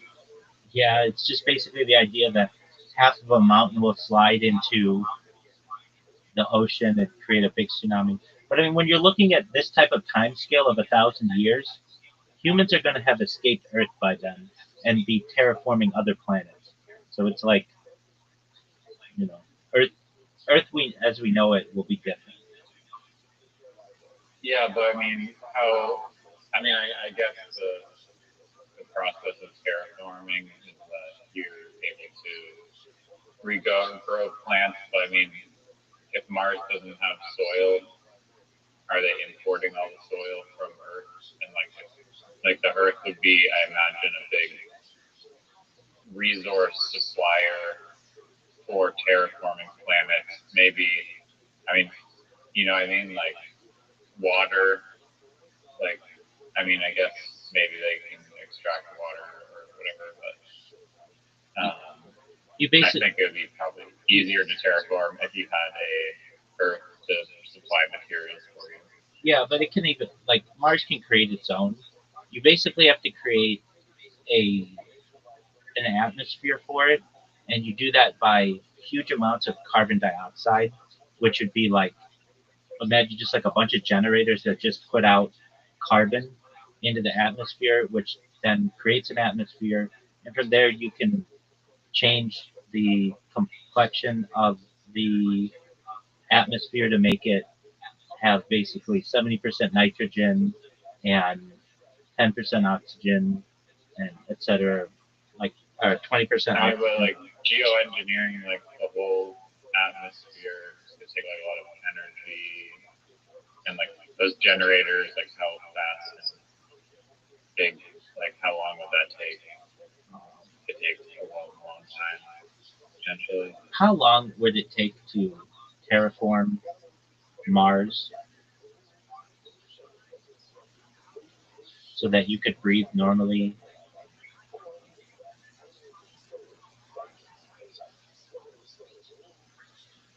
At least 100,000 years. But hold on. But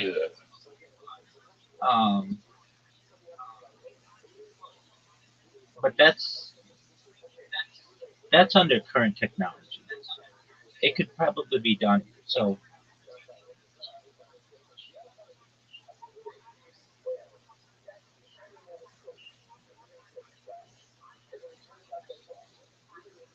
dog, I think you could steel man this to get it done in 1,000 years.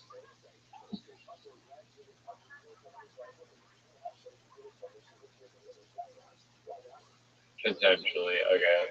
That's still several generations. Wait, so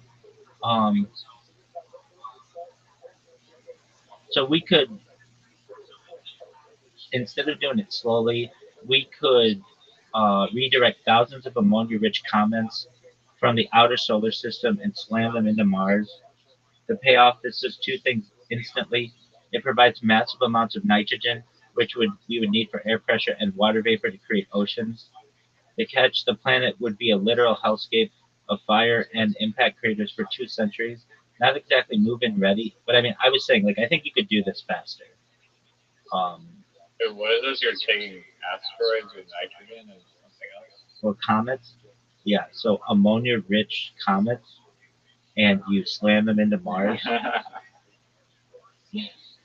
And that's not that hard to do. You just basically need solar sails. You get a solar sail into the outer solar system, and then slowly bring it back into the outer solar system, in the outer solar system, and closer to uh, Mars, and then slam them into the planet. And they're not going to be so Could you big. land them potentially instead of just destroying them? You could you could land them. I mean, anything's possible when you get into these terms. Yeah, if you have the tech to move a comet, you can probably figure out how to not destroy the planet Agreed. that low. Agreed. Um, and like to do this really quickly, genetic super plants. Standard trees are too slow. We need to flood the new Martian oceans with designer cyanobacteria, engineered to be 100 times more efficient than photosynthesis than Earth plants. But you get what we're saying. Like there are options that we don't even foresee right now. If you want to do it in the traditional way, 100,000 years. But if you want to do it within 1,000 years, you could do it.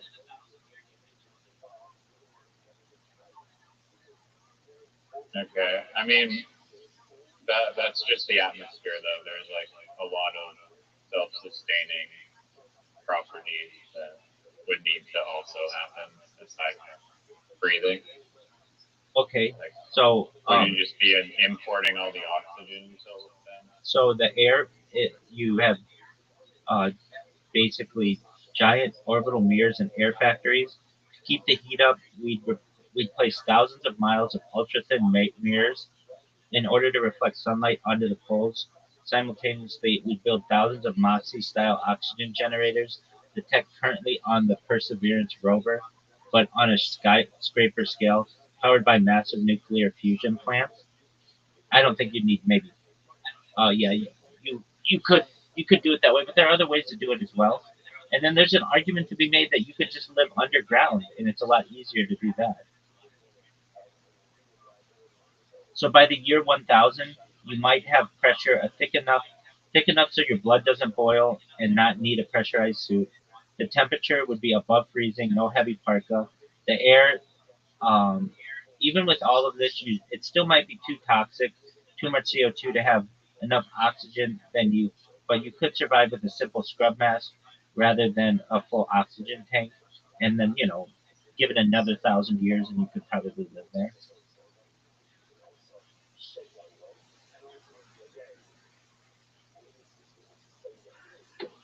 Okay, so yeah, I mean I don't know when like the SpaceX shit is going to Mars because they've left already. That has not happened.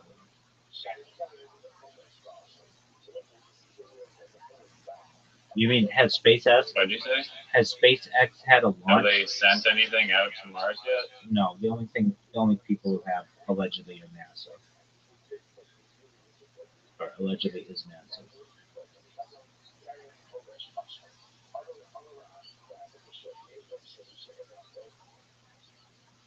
I could double check that.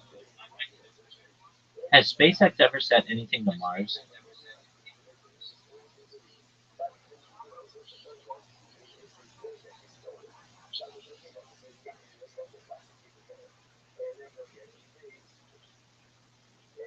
Not yet.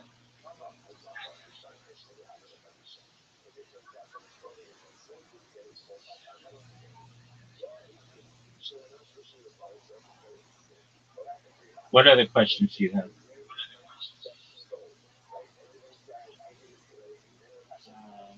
I don't know. I'm just looking up like these like niche little apocalypse scenarios.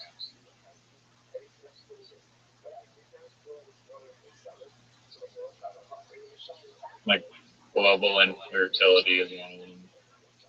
Yeah, but we can reproduce children in artificial wombs. Okay, how about this one? Yo, dog, give me Steelman for type of how to stop a tsunami. Like, what if you had like a bunch of little balls on the ocean or something? Like, how could you stop a tsunami?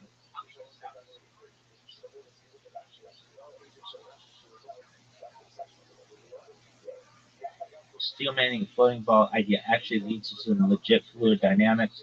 To stop a wave with the energy of a nuclear bomb, You don't block it, you disrupt its coherence. Here's the Steelman version of the idea plus two scientifically grounded ways to kill a tsunami. The floating ball strategy, the scatterer. To stop a tsunami, you need to break the soliton, the single massive wall of energy moving through the water. The Steelman, instead of small balls, imagine a massive offshore field of giant tethered perforated spheres or heaving buoys. How it works: as the tsunami passes through, these objects create turbulent dissipation. By forcing the water to swirl around millions of surfaces, the kinetic energy is converted into heat and turbulence. This is effectively a liquid force that trips the wave before it hits the shore. The acoustic gravity wave, the sound shield. This is the most sci-fi but scientifically plausible method. The theory researchers at Cardiff University have proposed firing acoustic gravity waves at an incoming tsunami. How it works: you'd use underwater sonic cannons to fire deep sea sound waves directly at the tsunami. If timed perfectly, these sound waves interfere with the tsunami's energy, spreading it out over a much larger area and reducing the wave's height from apocalyptic to nuisance. The seabed carpet, the energy absorber. Instead of floating on top, you go to the bottom. The theory: UC Berkeley researchers proposed a synthetic seabed carpet made of flexible piezoelectric materials. How it works: at, as the massive weight of the tsunami passes over, the carpet flexes. The friction soaks up the wave's energy like a sponge. Like a sponge. Bonus: you could theoretically turn the stolen tsunami energy into electricity to power the city it was about to destroy. So, like, even if a tsunami Nice. occurs, there are ways to perhaps limit its impact. Just a giant Great Wall. No, that would get destroyed. If it was big enough, times how big. Okay, but the idea is like a sound cannon.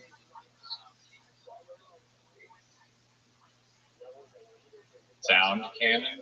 Yeah, like I just read the second one. Acoustic Like, gravity wave. oh,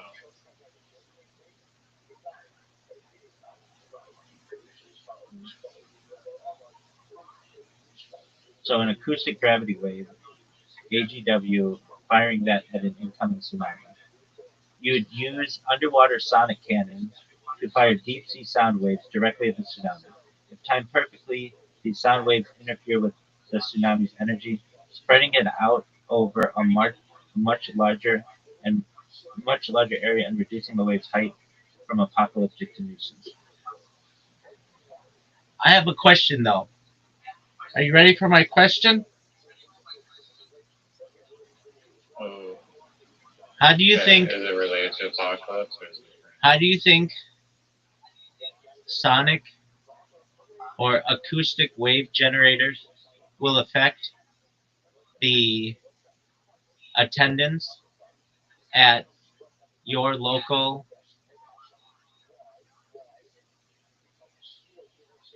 mini golf Beachfront? mini golf challenge championship? I think they'll make the crowd feel much safer, that they don't have to worry about such an apocalyptic event happening, and they'll be. So arguably, if say they had a like a prediction like algorithm that was like AI that was like totally 100% like could predict that like okay in the next like in 6 weeks from now exactly there's going to be a huge tsunami. We don't have these whatever audio waves to destroy the wave. So I think in that case also people would be willing to spend a lot more per ticket on that apocalyptic mini golf PGA Tour event. I'm in agreement with you. Actually, this topic is something I was talking about in one of my classes 3 days ago, and it's fascinating, and it's about future prediction of events and how you can see them. And we'll talk about them in 1 second. I'm going to use the restroom. I want you to stay Yeah. there, but you're going to love this topic. Like, I know you. Yeah, no, I already love it. Already.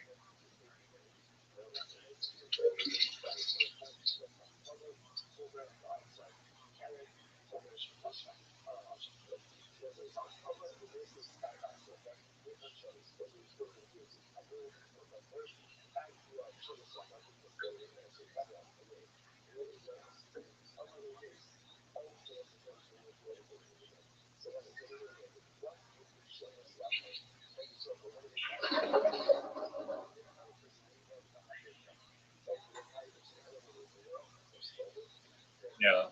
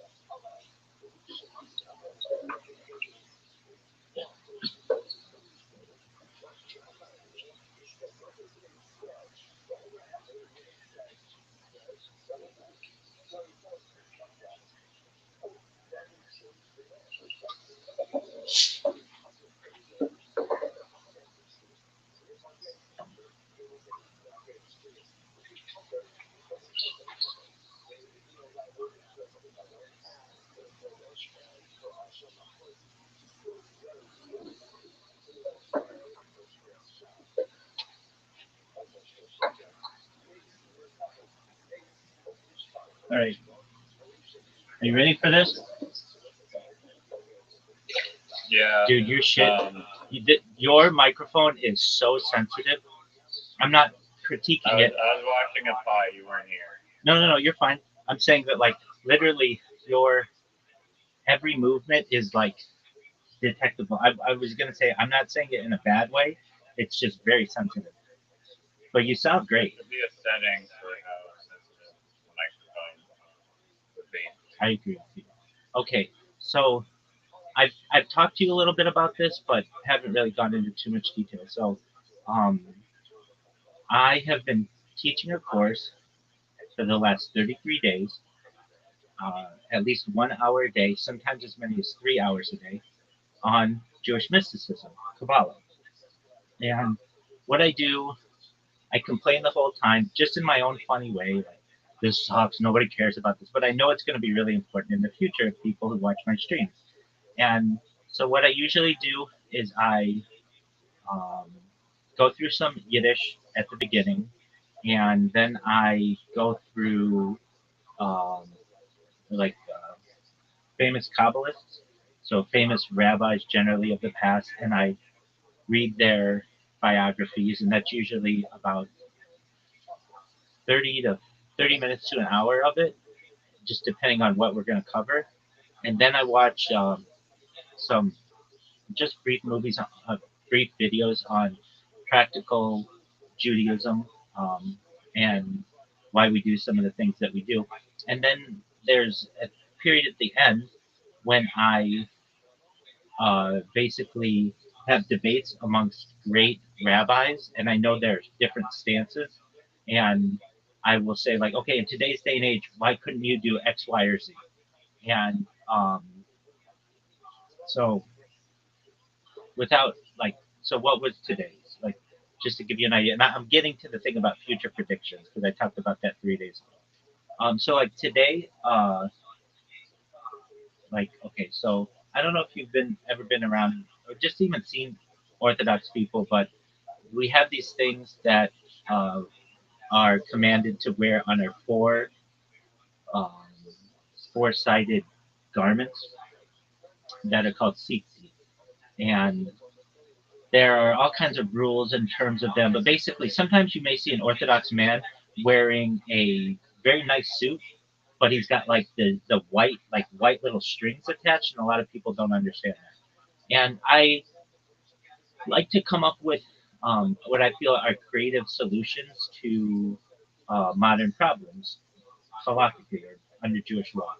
And so there's this thing that I used to do that was accepted within my community that I basically used to wear these tzitzit, these little strings on my belt, and it was something that was accepted by my community, and my rabbis didn't have an issue with it.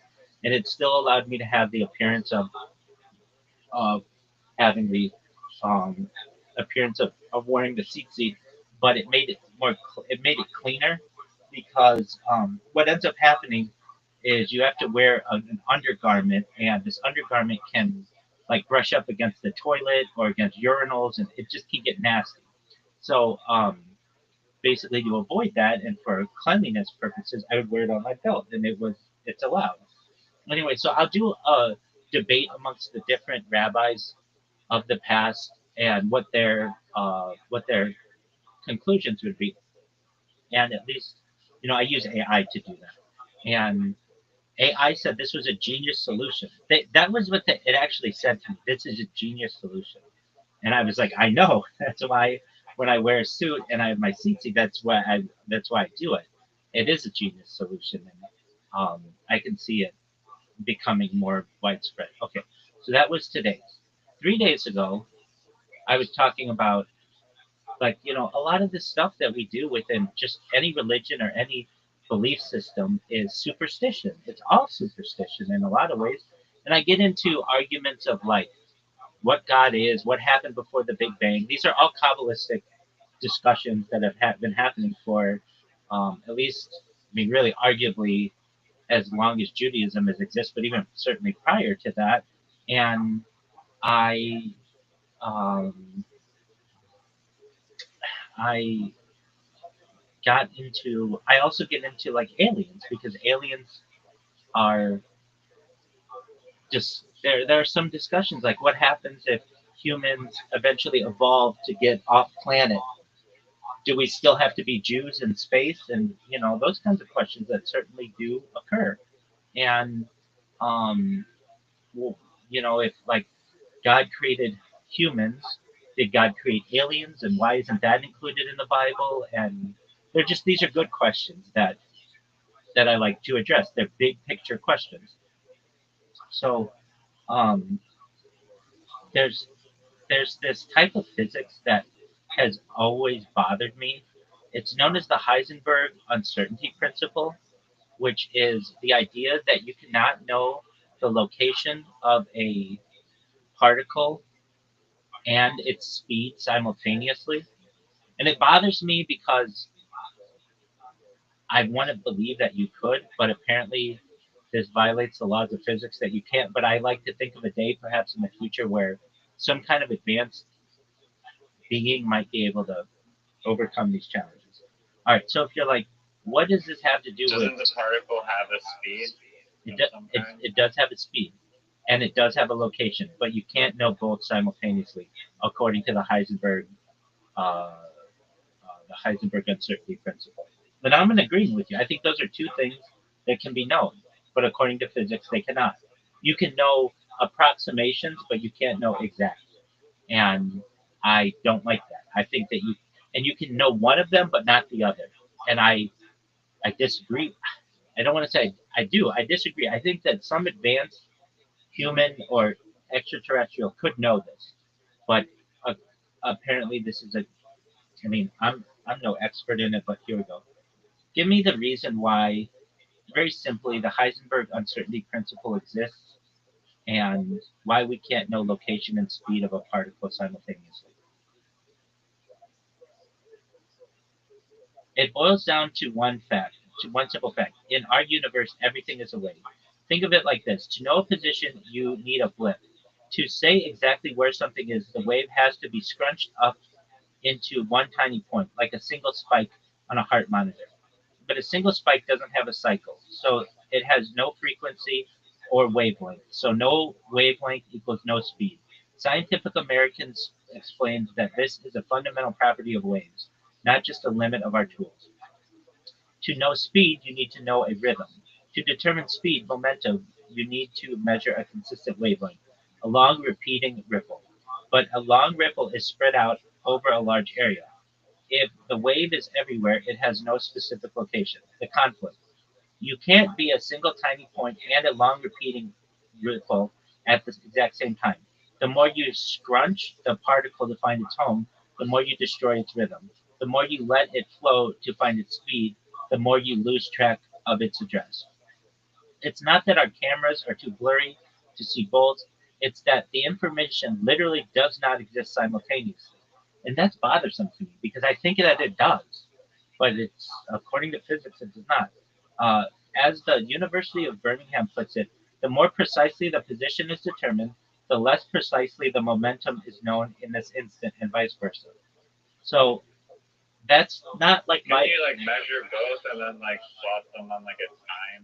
Like Couldn't I you don't know, measure just based both on like that like heart rate and monitor plot thing, them? it's like wouldn't that like there's like time involved in this as well, and I feel like you should be able to So look at a specific I time understand. of both I understand what you're measurements saying, and that makes sense, cross-reference. right? Sir, that makes sense to me. I agree with you.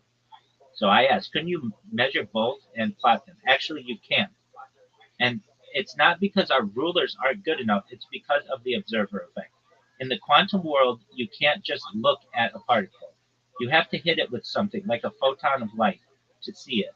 CERN and other labs deal with this smearing of data constantly. Here is why your measure both plan hits a wall. The kick. To find the location of an electron, you have to bounce a high energy photon off it. But because the electron is so tiny, the photon acts like a cue ball hitting a ping pong ball.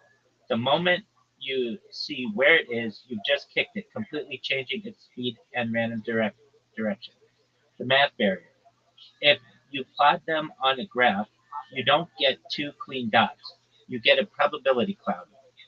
If you try to shrink the position circle on your plot, the speed circle automatically balloons out to stay proportional. This is known as the Heisenberg limit. No hidden truth. You might think, well, it has a speed right before I kicked it. But quantum mechanics, specifically Bell's theorem, proves that the particle didn't actually have a definite speed or position until the measurement forced it to pick one. It's like trying to measure the exact shape of a balloon by popping it. The act of measuring destroys the very thing you're trying to record. So here's the thing. I'm going to try something else.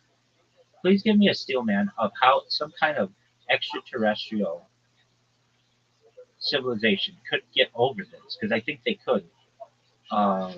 Let me just Maybe say by that not- I think that the AI Maybe just by admitted not- it's responsible for the maybe by measuring, not- the way that we're capturing the data to begin with. No, you were fucking with me. What'd you say? As we said, the AI in its last answer just admitted that there's fault in like basically how we capture the data to begin with, where we're interfering with the particle and have to shoot it off into like some other place to even measure it. Overcome this. I think that Maybe if we had by a more not advanced using way a to photon. capture the data, we'd be able to figure it out. I'm in agreement with you. That's what I'm basically saying. So the answer is, so we have to move past hitting things with light and look how a Type 2 or Type 3 civilization might exploit the actual fabric of reality. If an ET civilization wanted to bypass the observer effect and the uncertainty principle, they wouldn't use better cameras, they would use non-interactive measurement or entanglement. The interaction-free measurement, the ghost scan. In our current physics, we have something called the Elitzer-Weidman bomb testers. It's a real quantum setup where you can detect the presence of an object without a single proton ever touching it.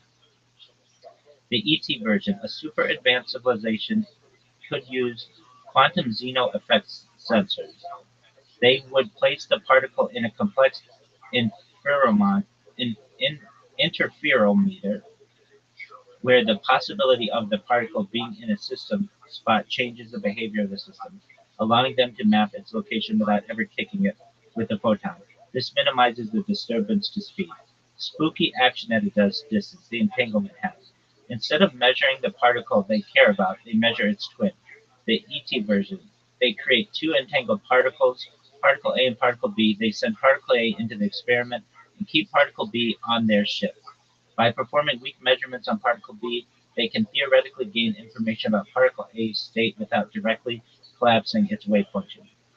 While Bell's theorem said you can't cheat and get definite numbers for both simultaneously, an ET sieve might have mastered weak value amplification.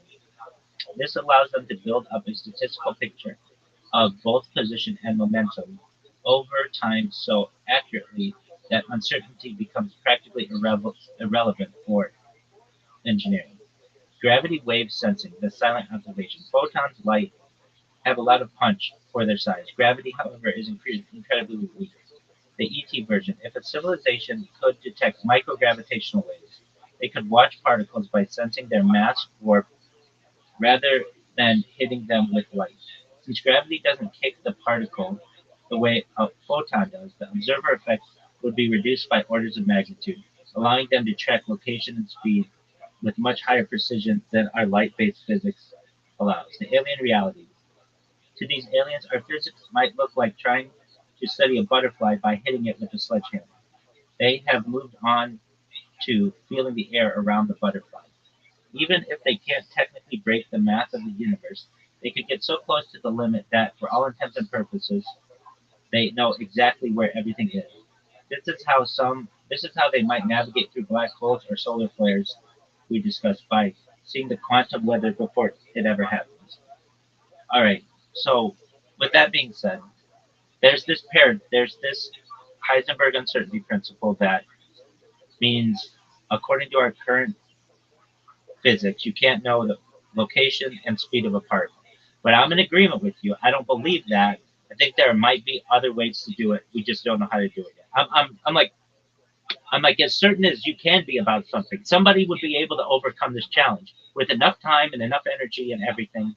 This seems like a problem that somebody would be able to come up with. I mean, the AI just said it's possible with alien technology. I agree. I agree. We're just using human technology. I agree. Skill issue. Skill issue. There you go.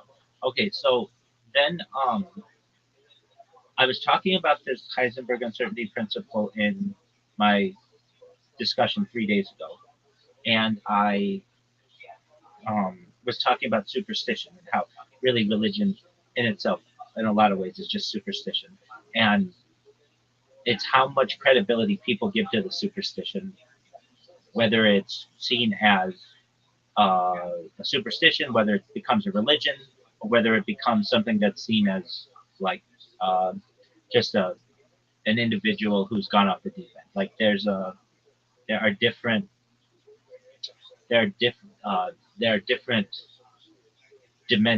there are different degrees to what is allowed in society. And so I was talking about this, and then I sometimes I add not regularly, but sometimes I add music to them, and so I sang a song by Stevie Wonder called "Superstition," and I'm sure you've heard it. It goes, "Very superstitious, writings on the wall. Very superstitious, letters about to fall. 13-month-old baby broke the looking glass." When I said that, broke the looking glass, and this gets me to where we're going. So there's a there's something called Project Looking Glass that allegedly comes from the 1950s. And basically, Dwight D. Eisenhower, who was president at the time, allegedly met with an alien civilization at Edwards Air Force Base in uh, not too far in California, and um, also at another Air Force base in I think New Mexico, perhaps, and um, basically got some advanced alien technology in exchange for allowing the aliens to be able to do abductions on humans. And it was just basically this agreement. And there was some kind of like, some kind of treaty that was signed. It's called the Grenada Treaty. And this is like in UFO lore, and I know about this, and but it's fascinating to me. And one of the things that Dwight D. Eisenhower allegedly got was this thing called the Looking Glass. Now, I'm just checking. Are you hearing me? Yeah. Okay, So excellent, excellent. I know that you're muted, and I just want to make sure because this part I think is what you'll think is really interesting. So what this Looking Glass was basically, if you know what a Looking Glass is, it's like basically like a telescope or like an eyeglass, like a spyglass that people would use to be able to see like far distances. And this became popular around the age of exploration from like the 1400s to basically modern day with lenses and how like the invention of the lens was really important to humanity because it allowed us to see things that were not only really far away but also things that were really up close. Galileo. Exactly. And the idea is that one of the types of technology that was exchanged was called the looking glass. And what someone could do is look into this looking glass and know exactly future events that would happen if everything was in the same uh, orientation as it currently is. So basically, just like we use Doppler to be able to see where like weather systems are going to move in the future, it was basically like super Doppler. Like I don't know how else to describe it. But basically, you'd be able to know where everything happened on Earth in the future if everything stayed the same. Now, I remember talking to a physicist when I was younger and saying that wouldn't you be able to predict the future if you knew basically the location and the speed of all of the particles in a given system? And I remember him saying to me, this violates the Heisenberg uncertainty principle, and you can't know both. And I was never satisfied with that. I think there is a way. And so we just talked about that. Now I'm going to go into the Project Looking Glass part of it, and I was resolving in this lecture I was giving that how aliens could have potentially done overcome the Heisenberg uncertainty principle and know what's going on or what would go on exactly on Earth.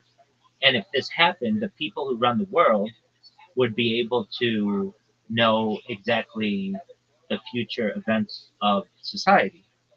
So here we go. In the 1950s, allegedly, Dwight D. Eisenhower was given an instrument by perhaps the Zeta Reticuli civilization called the Looking Glass. And this looking glass allowed an observer to be able to see the future events. And I understand that they might have been able to do this without breaking the Heisenberg uncertainty principle by just having very accurate measurements of what would happen on Earth. Please describe what the instrument was and everything you know about it.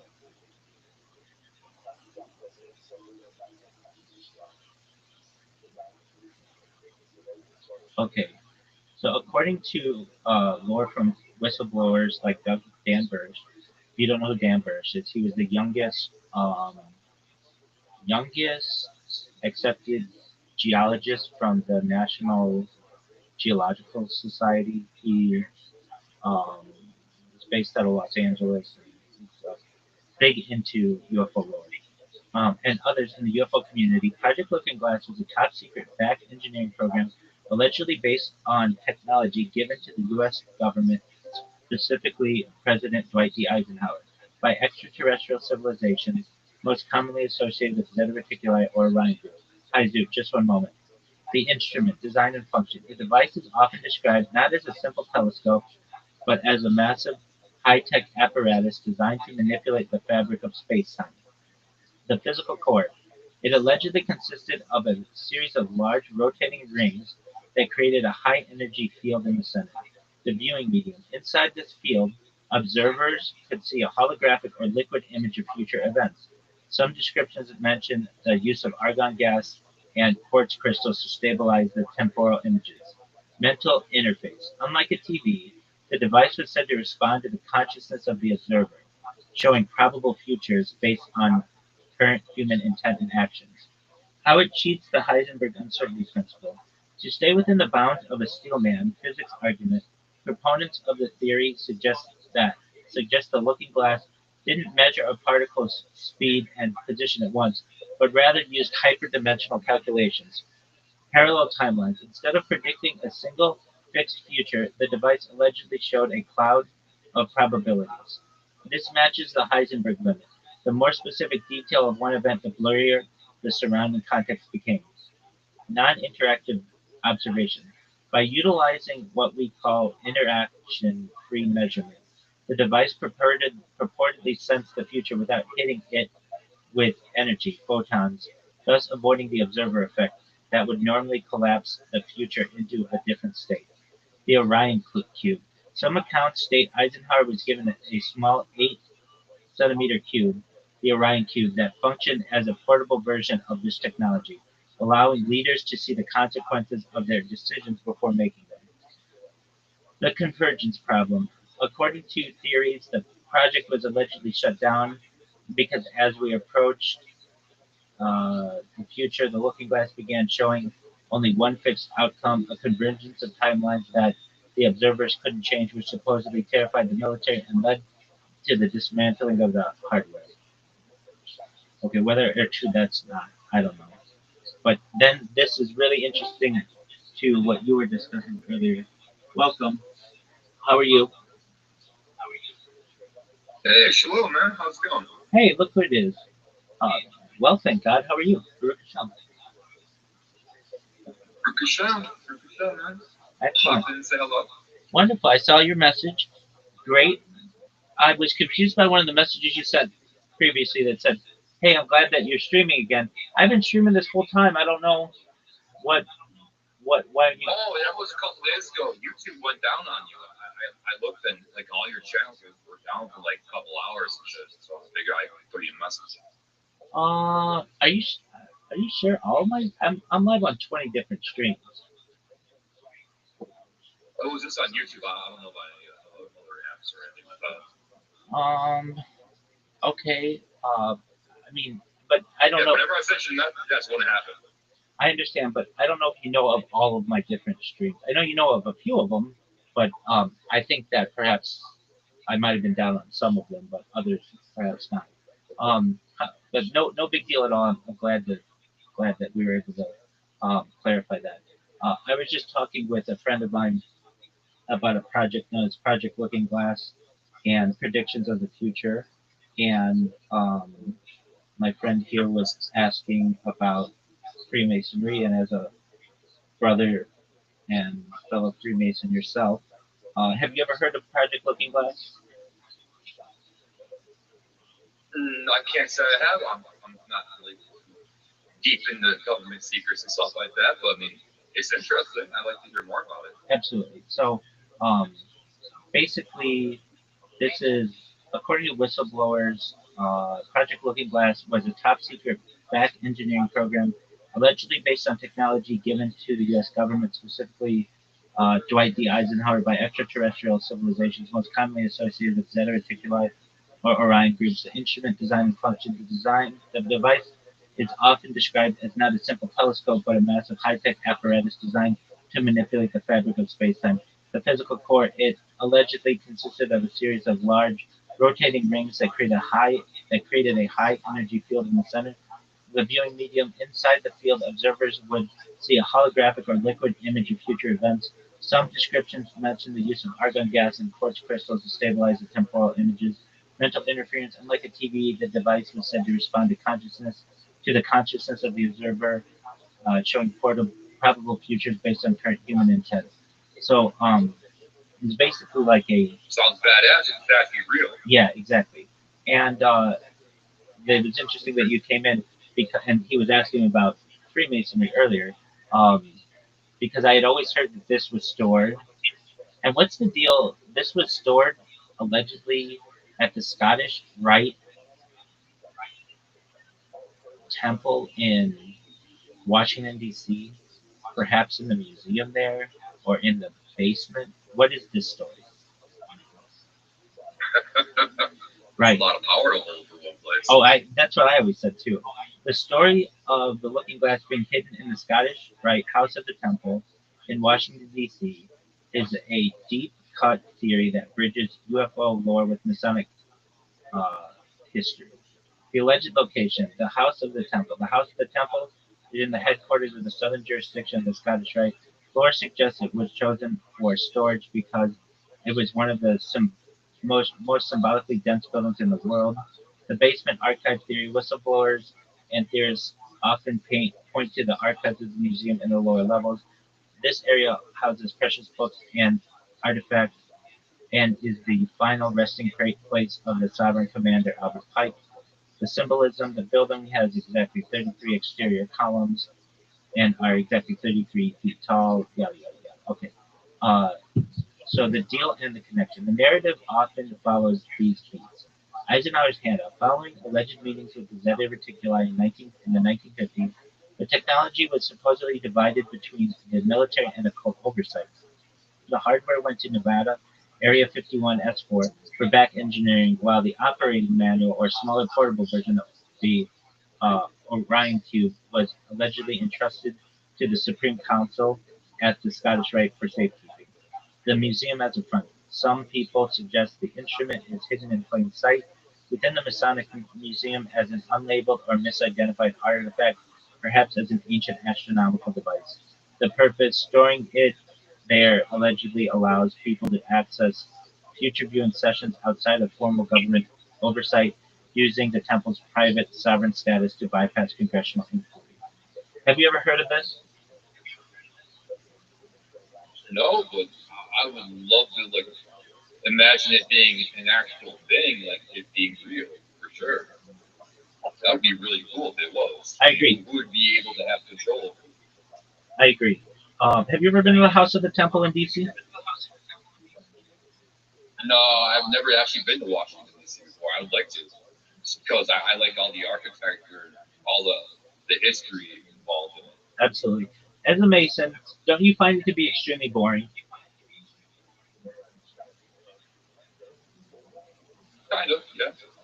I mean, okay, maybe you don't. Speaking of Freemasonry, I digress in a second. Sure. I applied like 3-4 months ago to be in the York Rite, and I haven't gotten a call back in 2 months. They said, and I was explicitly told in their lodge, well, not in the lodge, but in the lunchroom meeting area where it's not in lodge, that it's particularly Christian only. It is. So It is. I'm probably not going to get called back. Yeah. There's certainly those arguments. I mean, I don't know. I found Lodge to be exciting for the first year, but then it got really boring to me. Like, I wanted to be on my phone. I wanted to be doing other things. I mean, ours were on Monday nights during Monday Night Football, and there's all kinds of other stuff going on. And I don't know. I mean, maybe you found it to be interesting. I'm not saying I didn't find it to be interesting, but it's kind of the same stuff every week or every month, whatever you want to get. However, It's repetition. yeah, exactly. And uh, once there, I didn't find it to be as. I'm not saying it wasn't fulfilling and fun. I know like 90% of our lodge basically uh, no longer attends. And I'm not saying that I won't attend in the future, but at least I had been through the uh, been through the the ritual enough that it just kind of got boring to me. But okay, I mean, if you and I mean, like I'm also a Shriner, and that is different too, and had some cool things associated with it, and um, I I just I found it to be like maybe it would have been really cool in 1950, but in 2020 it just was kind of we were going through the motions. Do you ever feel like you were just going through the motions? Yeah, it's just like everything's kind of stagnant almost. Like everything just seems exactly the same as it did last week Exactly. or the month prior. Exactly. I mean, how many Like you're how many dying to change. exactly? I'm in agreement with you. How many applicants did you get a year? One, Exactly. maybe two. Exactly. And of those guys, they come in for a dinner, and you get to meet them or whatever. And if they're interested, they join or whatever, and then that's great. And that's fun when you're doing the degrees. That part's cool. I like that. But then once they're a master mason like everybody else, then it's like, all right, we're just waiting on another guy. And yeah. And what's the argument that you've been given why women aren't members? because it's a fraternity, and fraternities are inherently male, and sororities are obviously female. I agree with that. Yeah, I mean it's the largest fraternity in the world. But I mean when getting down to the brass tacks of it, I had always heard that because there's Eastern Rite, which has some intermingling, um, that the main reason why it's remained a fraternity for as long as it has without women is what ends up happening is you get people in relationships, they get married, and then there's a divorce, and it splits the lodge. And, there are some other Yeah, things. yeah, that's definitely true. You get what I'm saying? Yeah, and then like that it perhaps was even considered at points, but and then I don't know how you guys do it, but how do you deal with transgender uh, members? I've never had to deal with that. Yeah, Thank God. yeah. Not that I'm against anybody doing their own thing, but I just never had to deal with it. Yeah, generally we've just treated them as whatever their gender was when they joined, because you have to be a man to join. But we're respectful. I mean, I haven't met one either, but that's just what I've heard from Grand Lodge. That right now it's not prevalent so much that we have to um, basically say that now we have women in lodge as well. People are still, it's still the brethren and brothers and such, but perhaps in the next. They can't be really hurting for membership that bad that they have to throw that title out. Like, oh, we got women in the lodge now. Come on and join. Well, and I don't think that's going to be a game changer.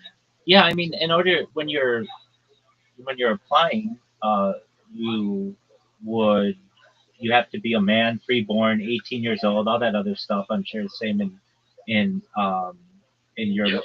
in your state, and um, the idea is uh, that would leave out a lot of people, and or I shouldn't say leave out a lot of people, but that would disqualify transgender people. So only people once thereafter.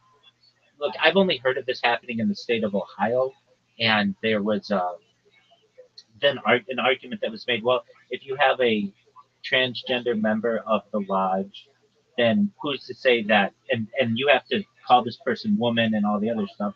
Then who's to say that your wife can't join? And there are arguments, about that. Well, that's the Eastern Star. They admit couples. Absolutely. Obviously, primarily women as well. Absolutely. Do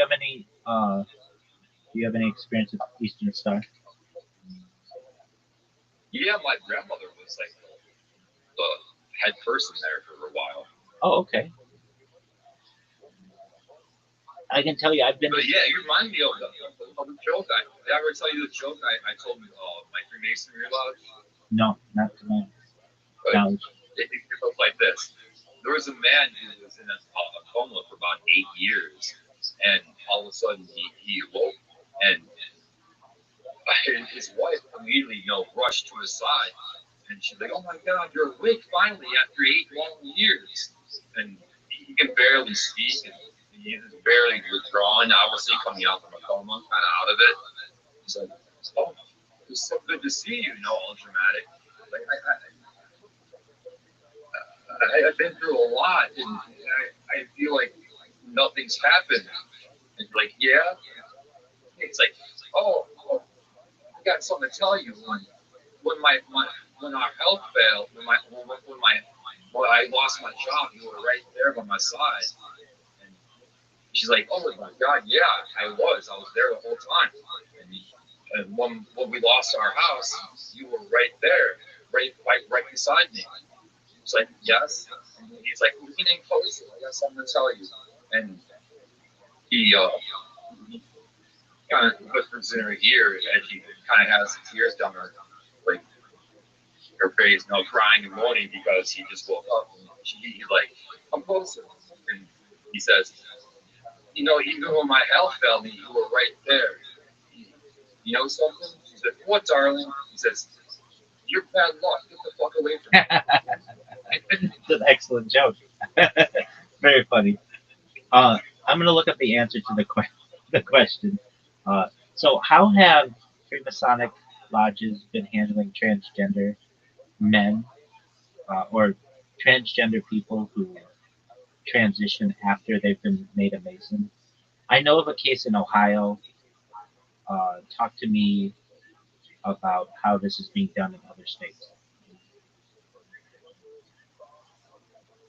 The Masonic handling of transgender members is currently one of the most debated internal issues in the fraternity, and I agree, leading to a patchwork of rules, I agree, that vary widely from state to state. So, because there, because there is no Grand Lodge of the world, each state Grand Lodge has its own sovereign kingdom. Here's how they are holding it. The once a Mason, always a Mason rule. In many jurisdictions, the prevailing sentiment is that if a man was made a Mason while meeting all the requirements, including being a male at the time of initiation, the membership is permanent. The Ohio case. You likely heard about the 2024 situation where the Grand Lodge of Ohio issued a ruling. While they reiterated that applicants must be male, they generally allowed members who transitioned after initiation to remain in good standing provided they continue to pay dues and follow the rules. This is often framed as a matter of fraternal compassion. The expulsion jurisdiction, the hardliners. Some states have taken a much stricter traditionalist stance, viewing gender transition as a violation of the landmarks, the unchangeable ancient rules of masonry. Georgia and West Virginia, these Grand Lodges have historically been more conservative. Just one more after you. You do you, man. For sure.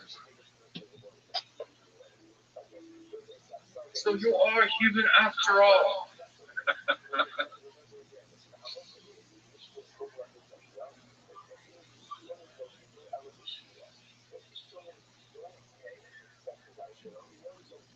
Yeah, wow, you got Riser here.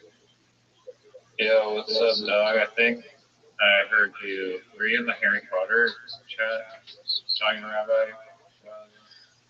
No. I was probably under my other name over here. Yahoo Lincoln. That was a while ago. Were you in a? Did you have like a? Are you into smoking a lot of bong rips and drinking and doing drugs on camera potentially? Does that sound like you, possibly? Those kind of sound like me, but I mean, copious amounts of weed, yeah. But I mean, other drugs, probably not so much because I kind of fell off of those other things. Kind of. No, just weed. Like you would smoke weed on camera because I feel like I recognize your voice. I don't know if my voice sounds like you. Yeah, it's been a while, man. You're from Canada. I remember you. Oh yeah, I'm a Canuck.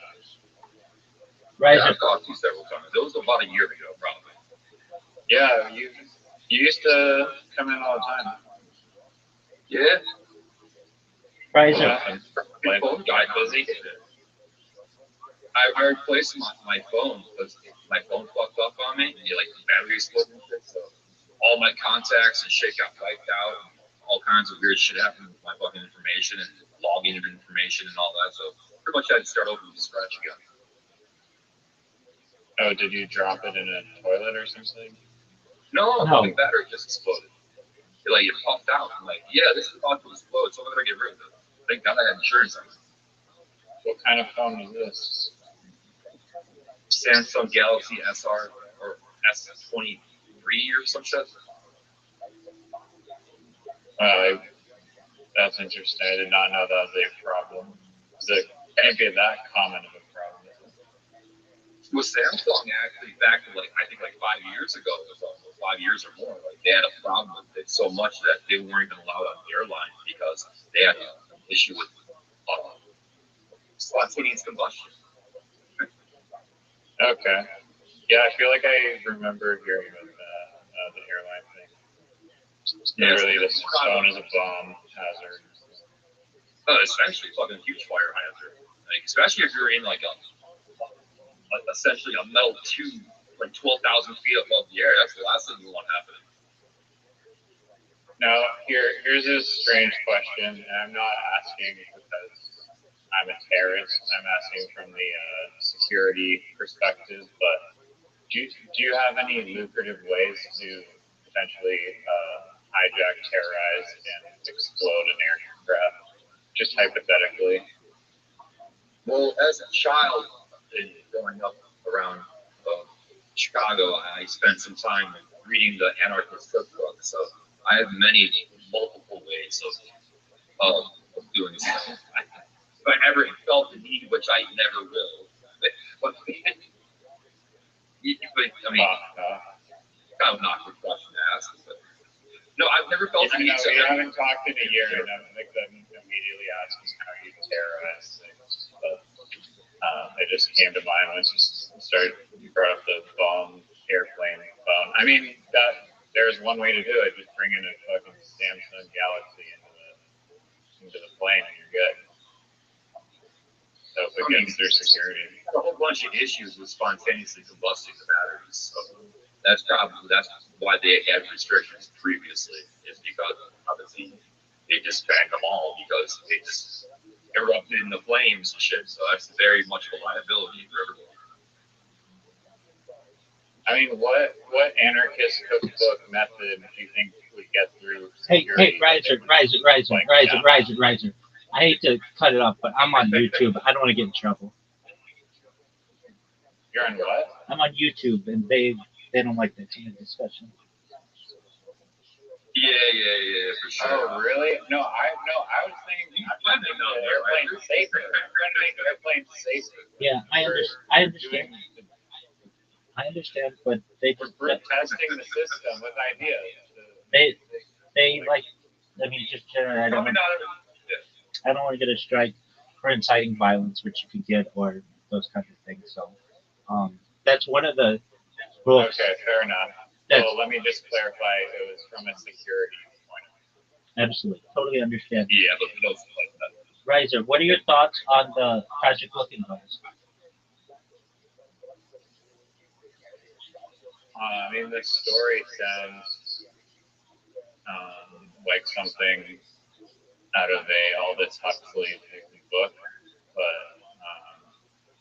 it's possible to some degree. I think the part where they would just store it in an open museum and just kind of troll people by lying about it, that part I was raising an eyebrow. I don't know if they would have such a powerful piece of technology just out in the open for some random kid to find or something. But, very well. Riser, are you ready? Riser, are you ready to lose a mini golf? Oh yeah, wait. I also had a follow-up question. Just how the intersection between free will and religion, and it also has to do with the prediction algorithm shit of because the notion of if I have all of the information about the particles of the universe, then I can somehow compute the output of those particles.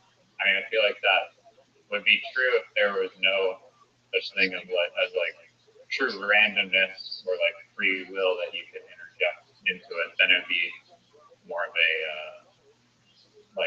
you could find an answer. But if you believe human beings have free will and can just chuck a volleyball into a garbage chute just for no reason because they felt like doing that, I think it's going to be a lot more difficult to predict all these random variations of what people will do. So, well, the idea what are your thoughts on that? The idea is that even also is religion technically a fatalist or deterministic type of view on the world, or do they believe in free will?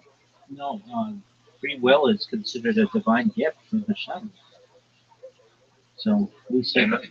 But don't religions typically say this is your faith, God has planned this for you, you're living through God's timeline and these events happen that are because of this timeline, your destiny essentially. Right. So usually, what is discussed is that we have free will, and everything is according to God's plan.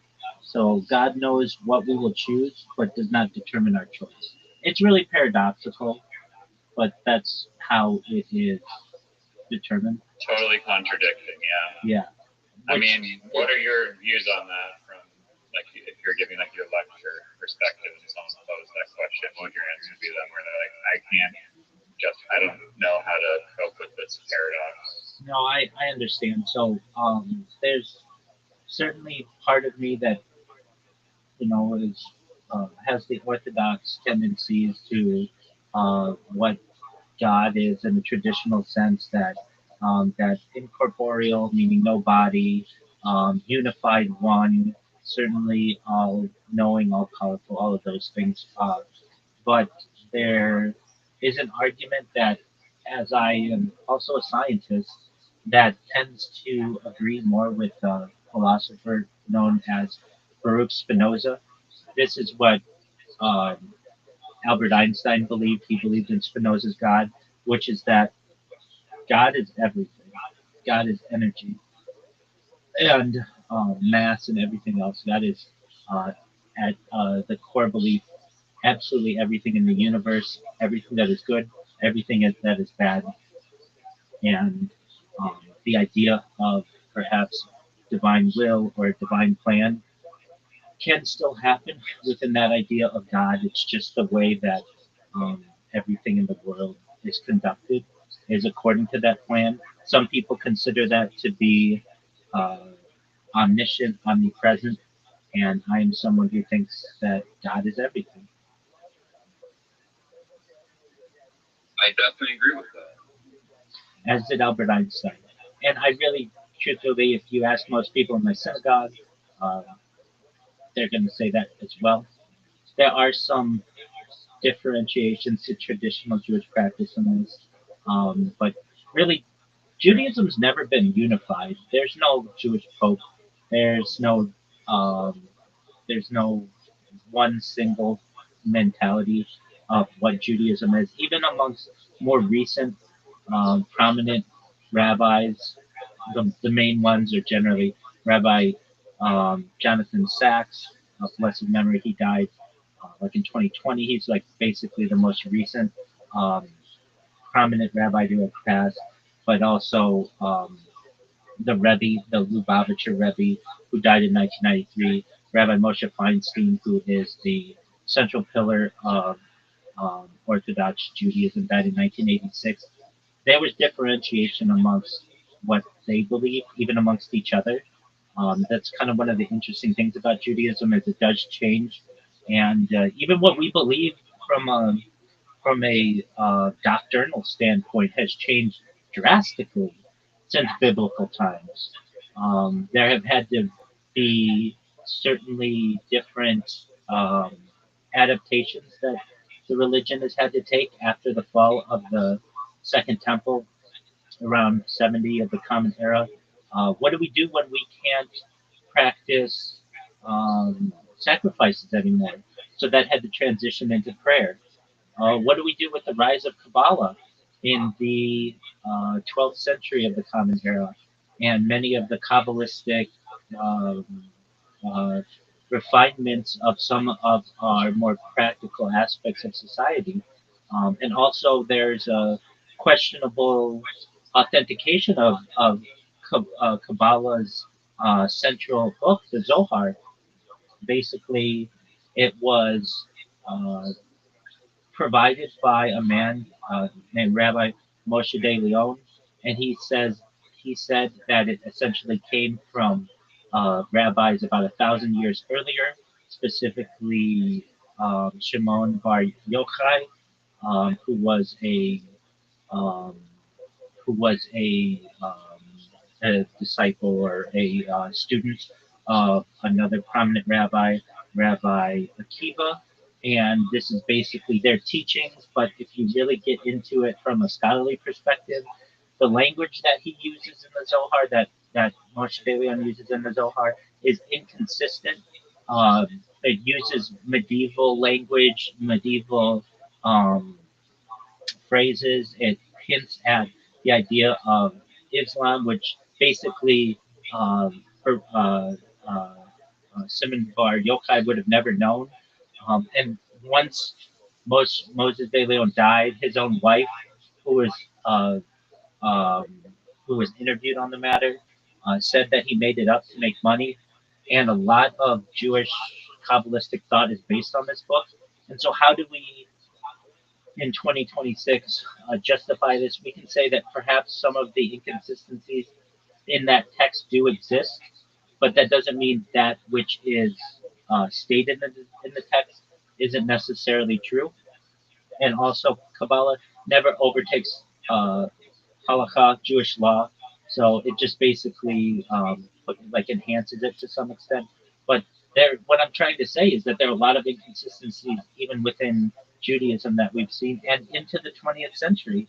Um, some rabbis have been extremely Zionist. Some rabbis have been anti-Zionist. Some rabbis believe that have certain agada, like legends, basically traditions that are followed. There are certain traditions that are followed in some communities, but not others. We have the Hasidic world, which essentially has some types of practices that aren't recognized as much within just traditional orthodoxy. Then there's the modern Orthodox take on it. There are a lot of differentiations within Judaism. So for me to be able to say there's one way that we've always done it. It doesn't work that way within Judaism. Other religions do. They have like a central doctrine that everyone follows. This has been tried before uh, through uh, Yosef Karo in what's called the Shulchan Aruch, which means set table. Basically, a set of um, of rules that attempted to essentially make consistent throughout the Renaissance period of Judaism. And prior to that, there was Rambam, Rabbi, uh, uh, so known as Maimonides as well, who tried this with Mishnah Torah. But basically, even when you have someone who has a central authoritative book, there are still outskirts that don't necessarily follow that. And then, really, at the heart of Judaism, we have um, different practice traditions. We have Ashkenazim, we have Sephardim, we have Yemenite, Ethiopian. So certainly it's a diverse group of people, and so there isn't a central way to be able to say we all believe one thing or all believe another. But if you were to ask most people, at least in both Israel and the United States, what they believe is God, it would be Spinoza's God, even though that isn't generally in line with traditional Orthodox thinking. Does that make sense to you guys?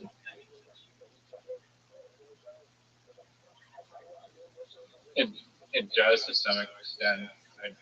I'm not following how that that one definition of everything is God like eliminates that paradox of the free will versus fate idea. So it's the idea. Can I put a little perspective into it? Go for it.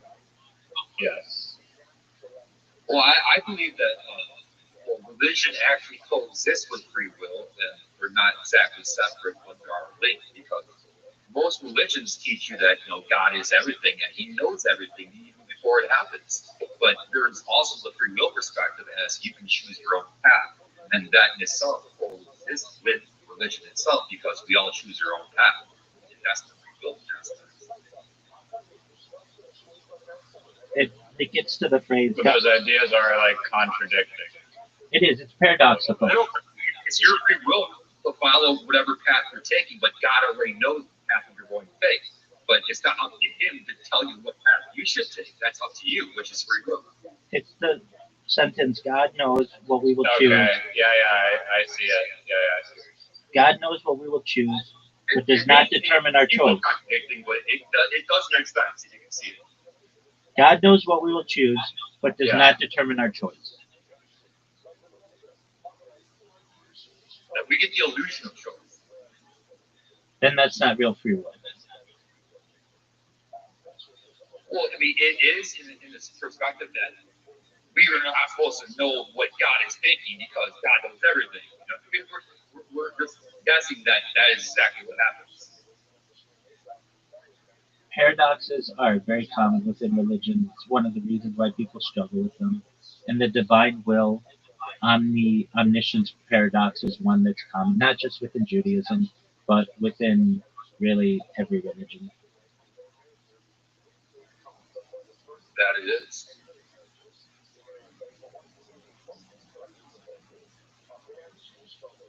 Yeah, having God know that what you're going to do isn't exactly isn't franchising your free will to do something.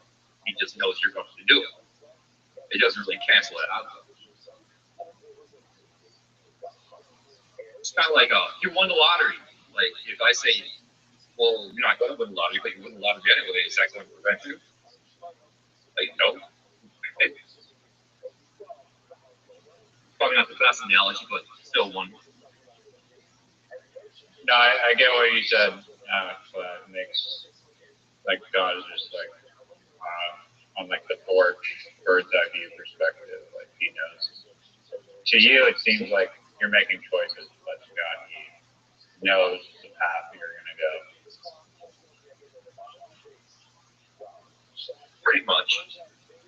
I mean, that's if you believe in God. That is. I'm not quite sure if you are. I know I talked to you before. I think I remember you saying that you were kind of on the fence with religion in its entirety.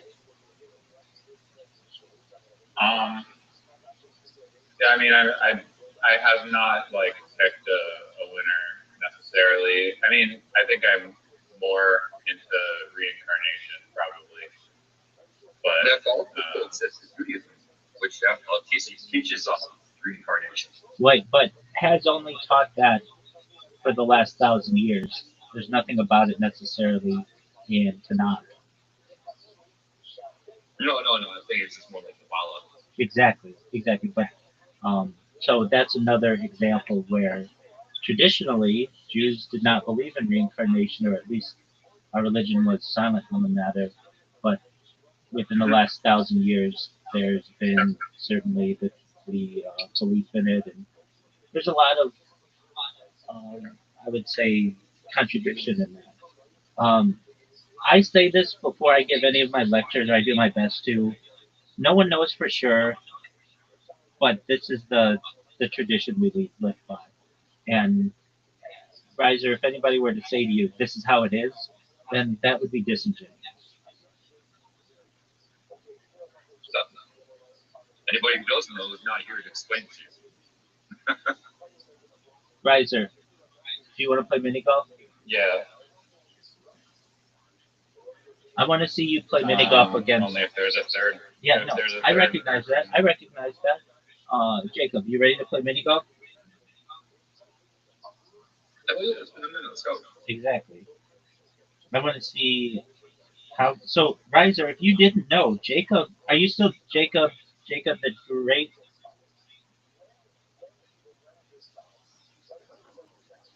Jacob. Well, last Discord, it was El Diablo Blanco. No. I mean in Plato. Is that still your name? Yeah. Okay, I know you I'm actually in the game right now. I see that. And we're waiting on Riser. Riser, are you jerking yourself off raw, or are you going to play? No. Yeah,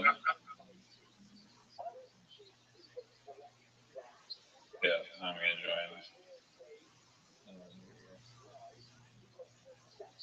All right, Jacob's up first. Riser, you know Jacob's the one who introduced me to Plato? Oh, so I can thank Jacob for like the thousands of hours of my life. Exactly. That's it, precisely what I'm saying.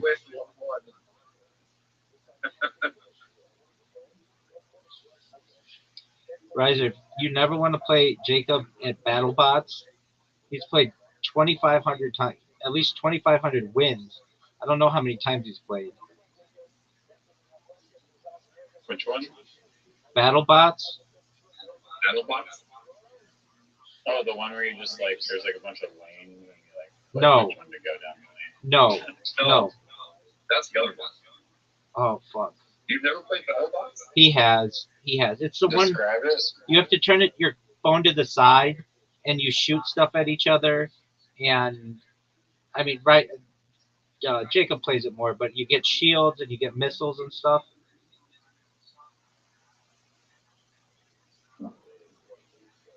Okay. BattleBots. I don't know if I don't know it off the top of my head. But no, I believe it's a game. All right. Well, Look at he. that shot. Combat with robots. I need one of the best, They're extremely armed. the best shots of my career right here. Stop! Stop! Stop! Oh, yeah, no, that's not going in.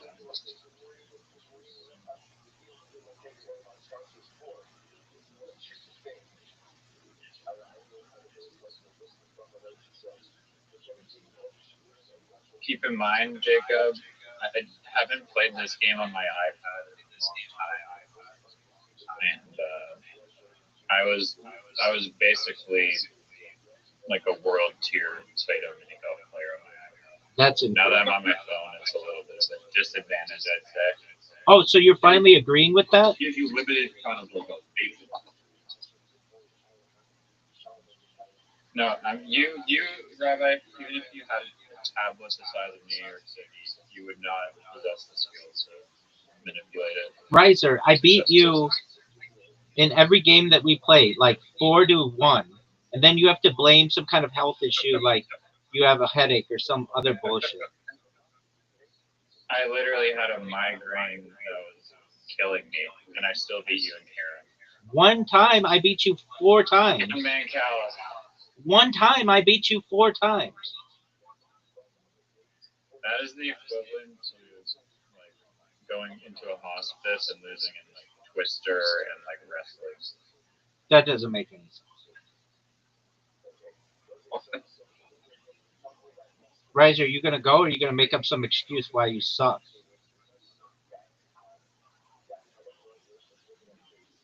Stop. I'm thinking of my next excuse tactically. Oh, nice water bomb.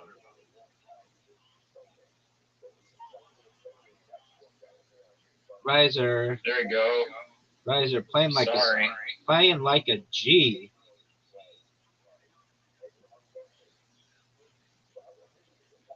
Water, water. Oh no. Just short.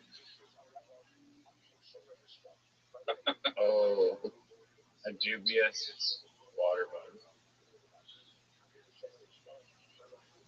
He could do the same to me though.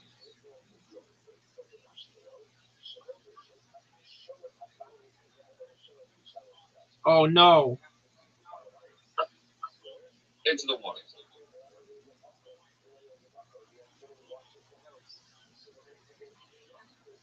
Oh, oh come on. It's been a while since I played this game. I like BattleBots now. He's dirty at that game. Are you serious? Wow. Riser just destroying us. That was pretty bad. All right, what do you want us to do about it?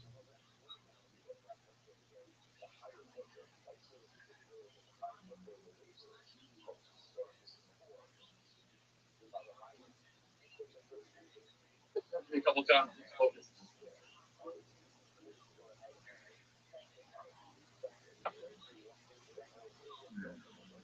Takes me a little while to get locked in. Takes a few warm-up games. I understand that. He calls any game that he loses a warm-up game, and No, then never, only the first game. and then never, Only the first game. and then never refers to it again if he wins, which he never does.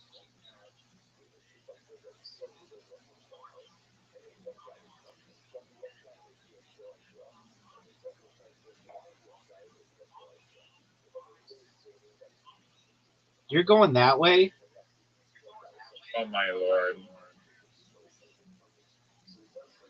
Yeah, I guess that was a bit of a blunder.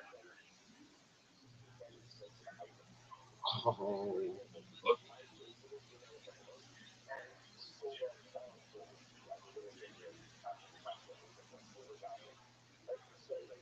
No way.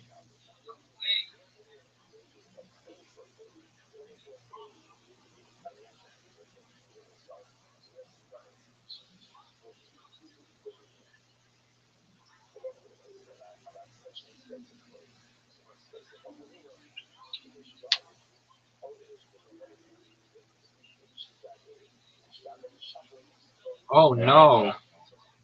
Riser, what's going on?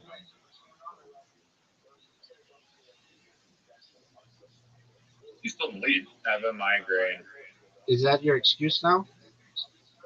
Or is it because it's a warm up game? It is. No, I legitimately have a migraine. Are you serious? You know what's good for that? Excedrin. I don't know what that chemical is or would it require it. Midol actually works too. Believe it or not. I think it's just dehydration. I think water is like the answer. I mean, not in all cases. What a shot. Dude, that was an amazing shot. Oh my god, damn it. Okay. This is not panning out too well.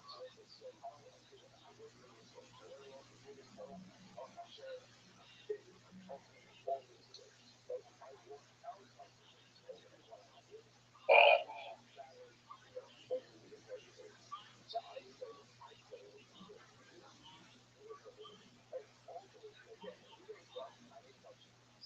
Oh, Riser's done. I just do the same thing as a fucking horse.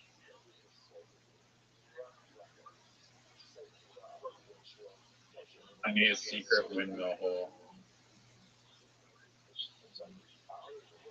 The water? Give me it. Riser. Wow. Oh, we're all We're tied. all tied. It comes down to No, I'm this. losing. Oh, what? Give it to me. Give it to me, baby. Plinko. Comes down to Panko? No! It's not Panko. Nobody calls it Oh, yeah. Panko. It's Plinko.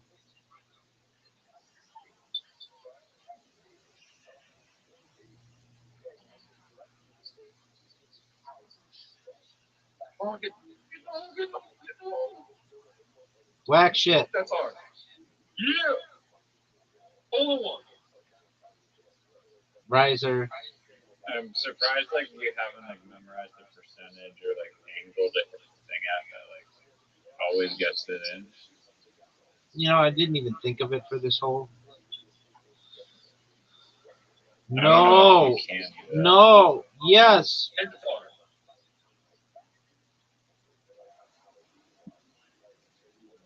And once you memorize the algorithm, it comes back to you eventually. Riser.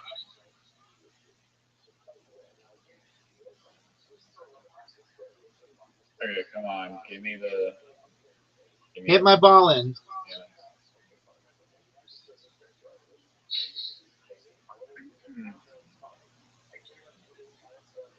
What are you gonna do, Riser?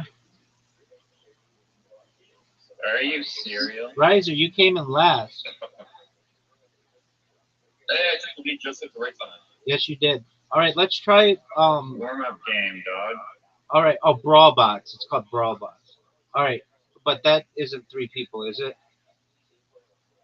Yeah, All right. as many people as you want. I think it's up to 6.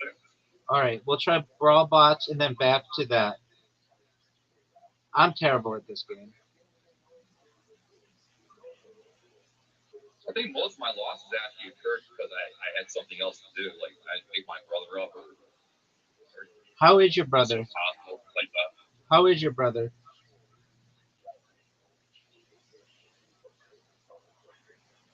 Turn the music down. I don't know what I'm doing. Jacob, how is your brother? He's good. No more different than yesterday. Okay, but Things still are getting worse or better. still kicking it. All right, Jacob, what one do you choose? I go with the Raptors. There you go. Well, I mean, there's Riser. that or Bob. Oh fuck. I chose the wrong thing. Riser, have you ever played What the hell do I do? have you ever played this game? No. Oh, I fucked up. Stop.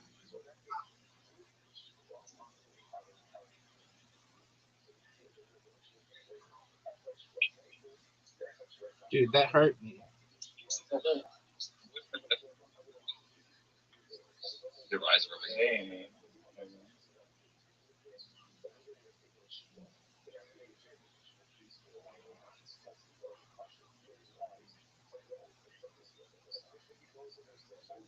Dog, how the Jake, fuck? what did I ever do? well, it's battle bottom. Kumbaya.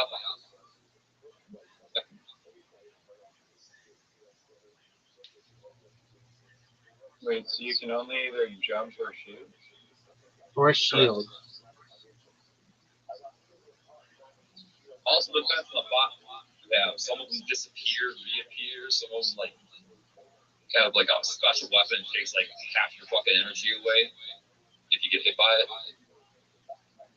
There's like all kinds of weird fucking bots out there with different powers.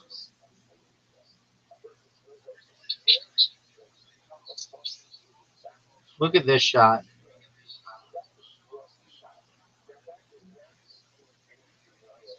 I mean, isn't it better to just shoot?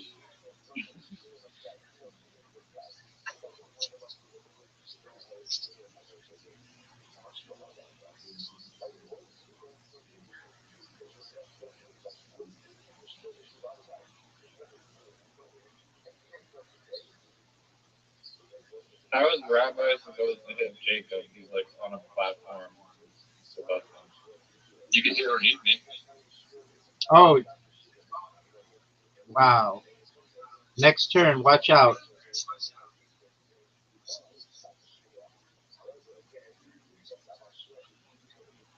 Riser's going down. No doubt. Riser, say bye. Oh, are you serious? No, we're good. You're barely good.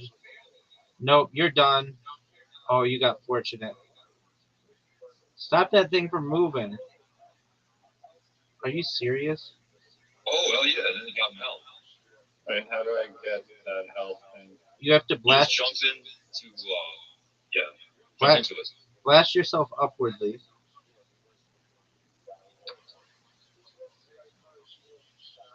Get him. Oh, wow. Good. Wow. Are you serious? They're gonna give him health right there.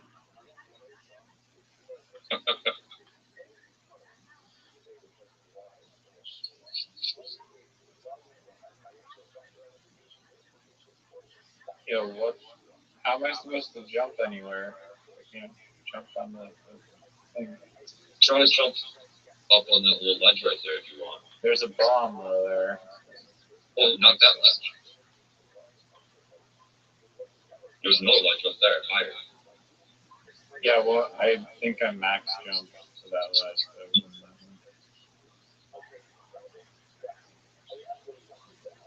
So I'm done.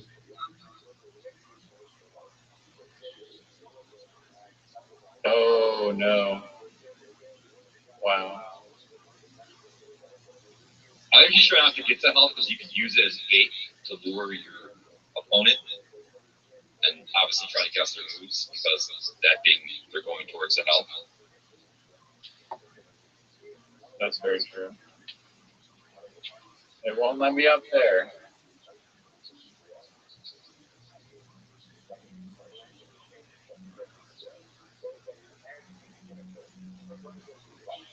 Let me just get into this.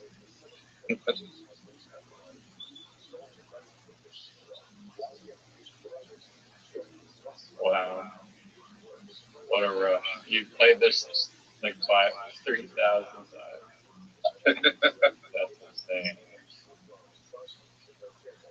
I didn't even know this game was in this now.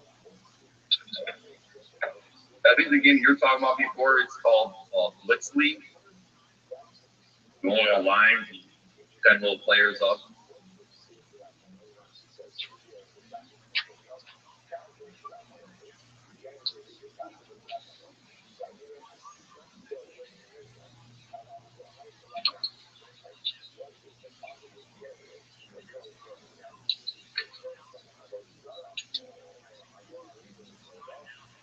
You guys want to play another game?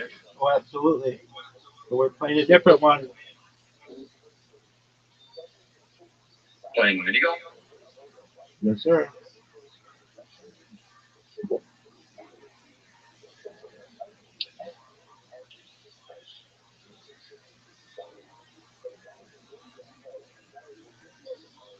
I guess it's the sexiest person goes first. Nice. Jacob, do you know the name of this hole? I know who? Do you know what we call the name of this hole? No. The asshole. No, it should be called the 5-hole. It's the S hole. No, the 5-hole makes. Is that like the actual term now? It's an S though, and it sounds like asshole. It looks exactly. It looks more than a 5 than an S. I mean, they can look the same, dog. Depends on the font. All I know is that I'm moving your fucking ball out of the way.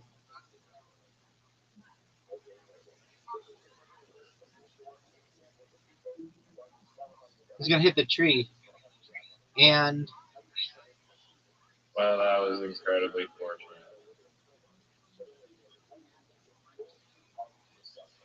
are you serious? Are you fucking serious? That was just a very high IQ move. Oh, what? How do you get water bump right back there? You didn't shoot from there yet? That's an excellent question. What the fuck? Are you serious?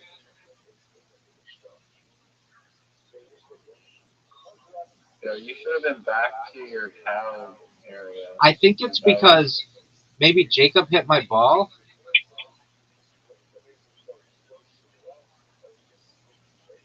Yeah, but I thought it resets based on your shot. I did too, but I don't know. Nobody cleared me on all the rules of water bumping. All I know, are you fucking serious?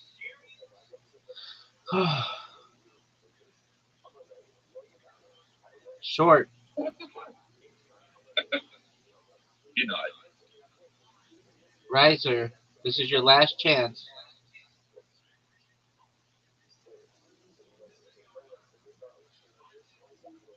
Give me this.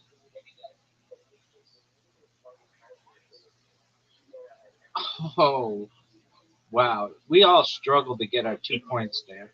That green is pretty. They should have a hole where it's just it looks like that, but bigger. Arrows pushing everything away from you. Are you fucking I have to serious? fucking guess where the whole part is. Wait till you play Rabbi on those holes. He just doesn't contribute anything.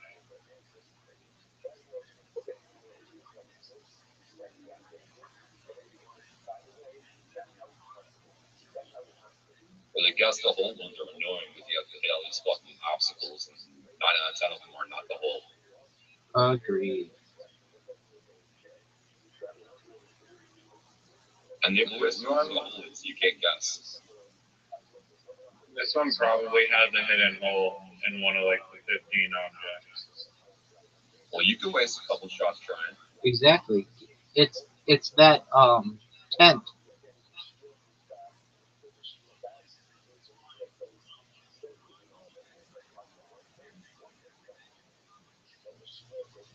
Stop. Stop. Ooh.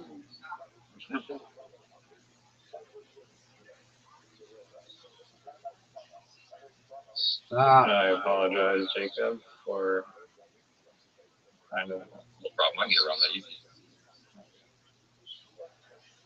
Oh, that was dirty. Champion.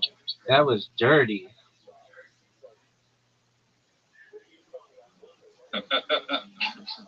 Why would you do that? You gave up a shot. Why would you do that? You gave up a shot, and I would not have scored anyway. That was a dumb shot, You're Riser. gonna score the next shot. No, because I went first. You just gave up 1 point. That was a dumb play, I didn't Riser. know that you went first. Riser, what do you want me to do? Keep track of everything for you?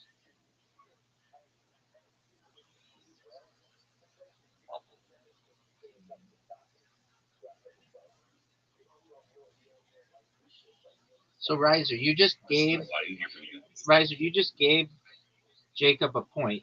I hope you know that.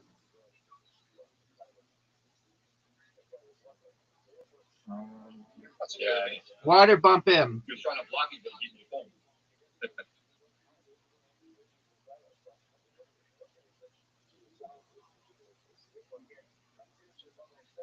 Oh, fuck. Too hard. That's a beautiful shot. Incredible shot. Give me it. Are you fucking serious?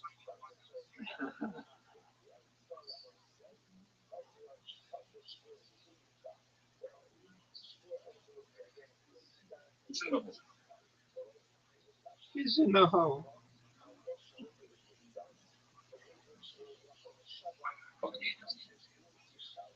Oh, I love this one. It's rare. It doesn't come out much.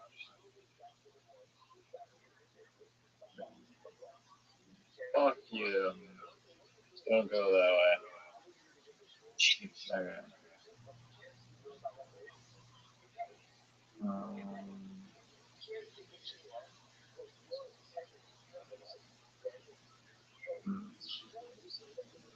The clear foul.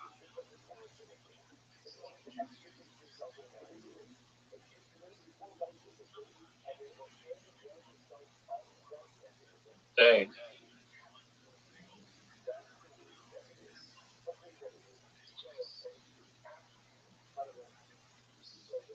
What a great shot. One of the greatest shots we've ever seen.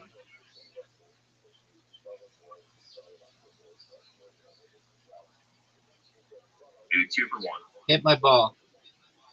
Oh, that was amazing. Thank you so much, Jacob. No, that sucks. I'm back to the beginning.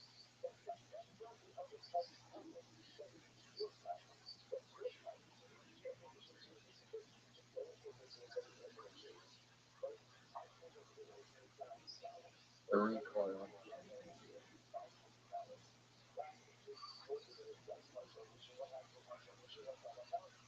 Yeah, it's been water bomb.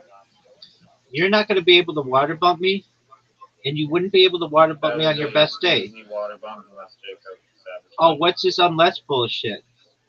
Which he's totally aiming to do. Thank you.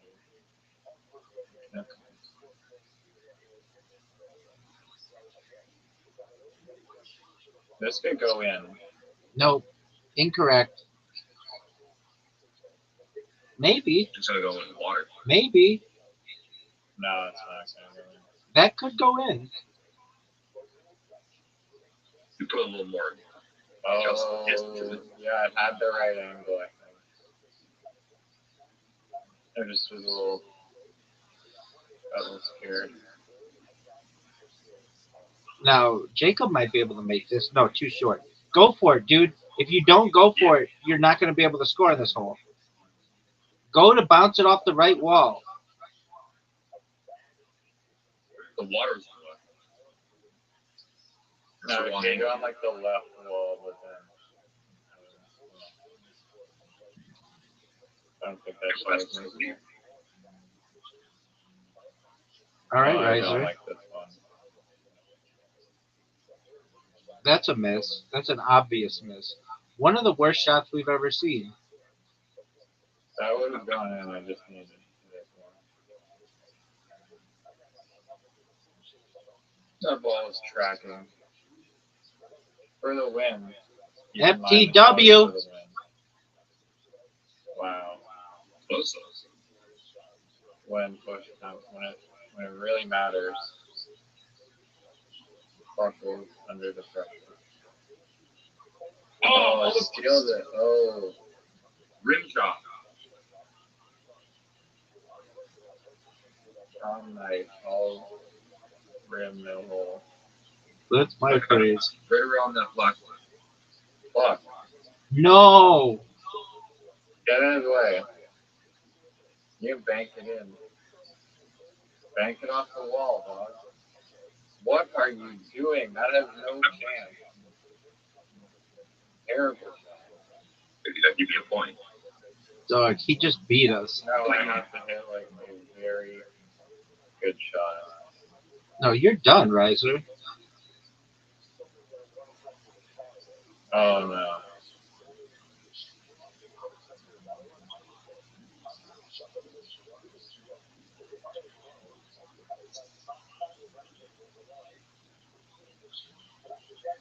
Dude, he got us Wow, again. same exact order as All right, reload.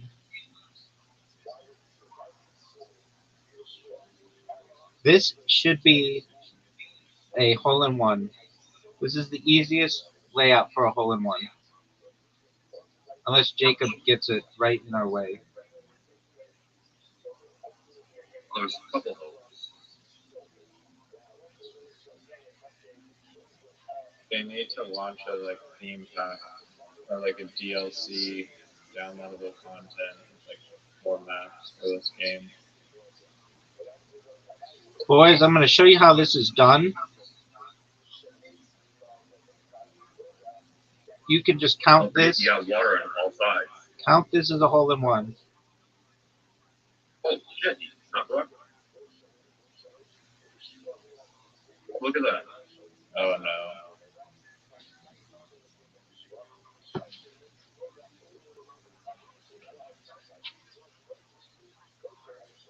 Good shot, Rabbi.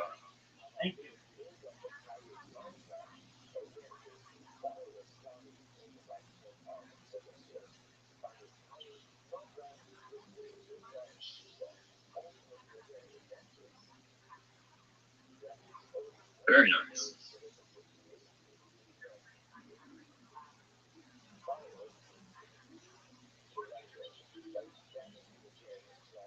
Wow. Big, big mistake.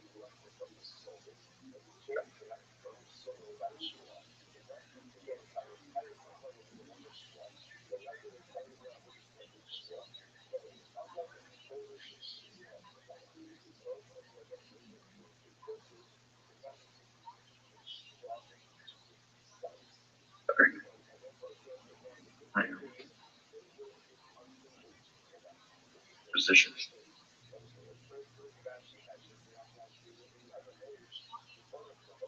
Bring it. See where it goes.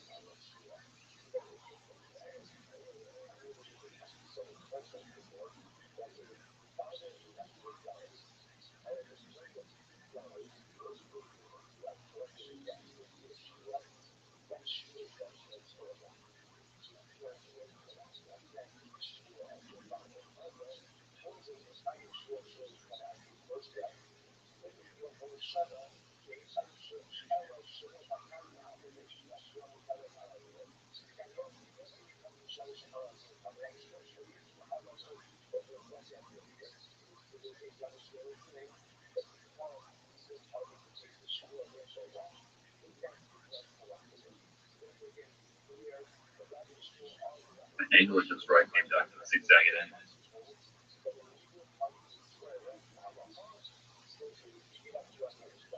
They need to release like an all ice maps, like version. Are you fucking kidding me? Same exact spot. Nice.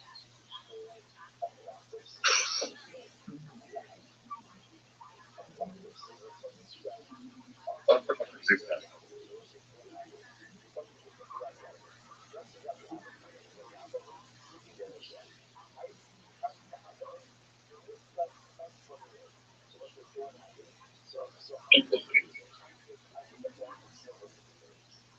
Oh, what? Jeez. Surprised I missed. The regulation hole or what?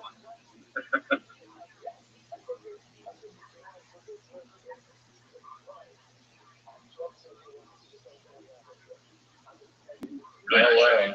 Nope. Oh, it doesn't go in.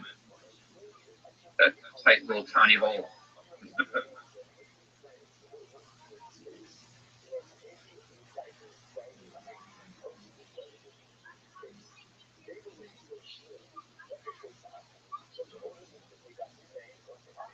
Get in.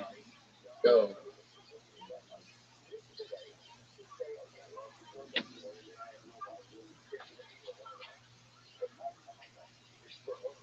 Hit my ball.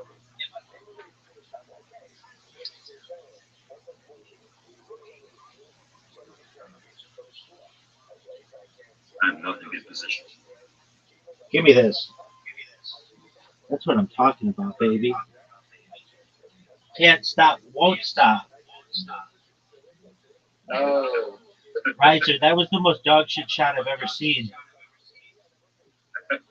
Riser, why would you do that? Riser, why would you do that? I thought if I hit it hard enough, I could get to the second part of it. You gotta finesse that vision. You really think that was a good strategy, dog? That strategy was absolute dog shit, in my opinion.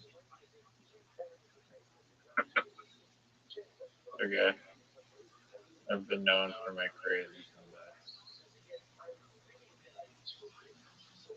Oh, what a great shot to fuck you. Nah. Hit my ball. I can still get it in. Look at this.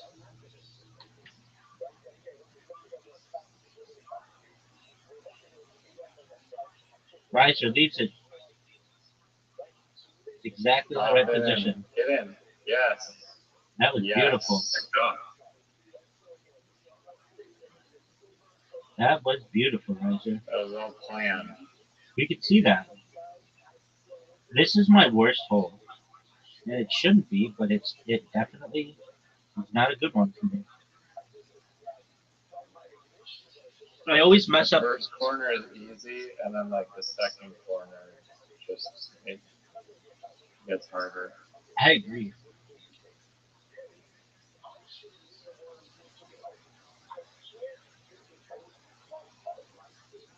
Oh, fuck. Wow.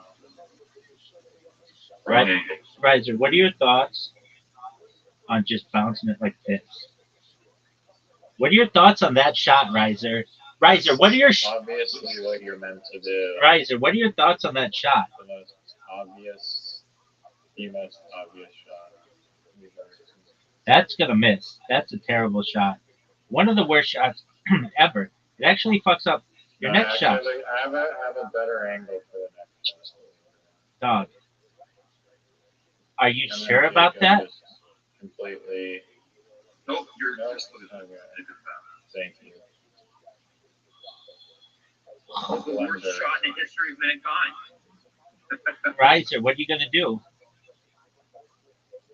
You get through. That's your ball. You should have gone through. Hit it. Oh, now you have a very tricky shot. No, this one's easy. No, this is gonna hit the wheel and bounce backwards. Are you fucking serious?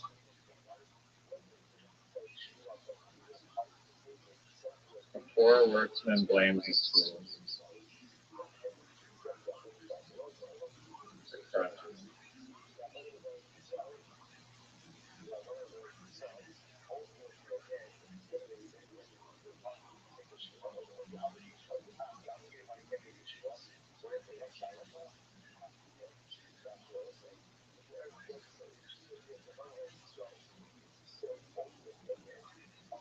Riser, do you think you're gonna be able to make this shot?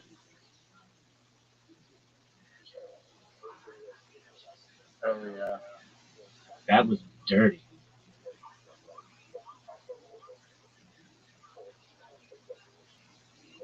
Oh, that would have been clean. One of the great I don't want to talk about it anymore.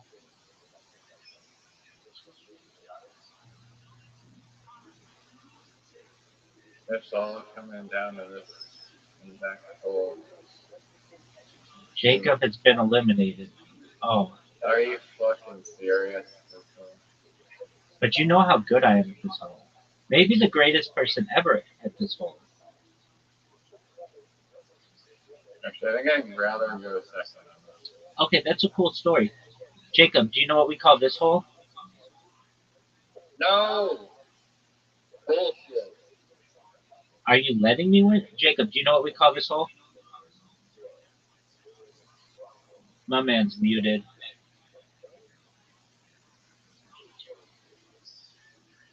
No, what do you call The pee hole. it? It's a peel. Word, dog.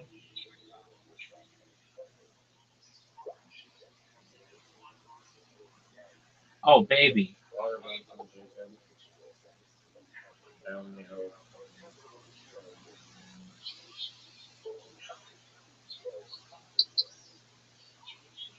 Did not put me in a good position. Riser, do you recognize that you're done? Don't hit that fucking tree, dude. That's my only fucking hope. What the fuck? Riser. If you want to win on such a Baby. Baby. bullshit It's thing, over for you, baby. It's over. Riser, because of that misadjustment, or whatever you want to consider it, you're done, and you actually haven't scored yet, or you haven't gotten a win yet. Jacob has 2 wins. You have 0. Do you want to be interviewed about this fact?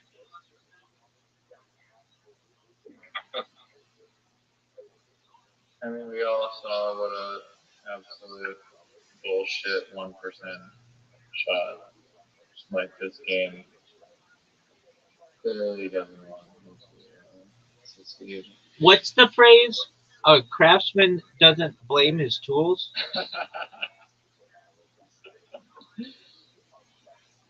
Tool is not the game end. That's separate. Well, it's because you did the 1%. I mean, I don't really understand your phrase. We'll give you another chance.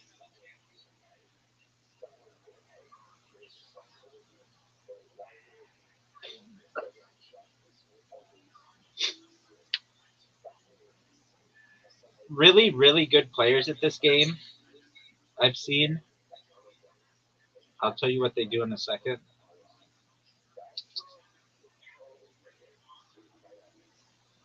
So you have to copy really good players. No, I'm saying I'm not even brave enough. Maybe I'm good enough, but to do what they do, which is they go to the left and then they make it in 2.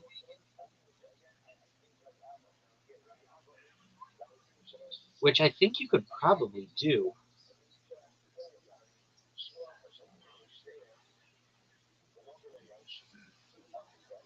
If you hit it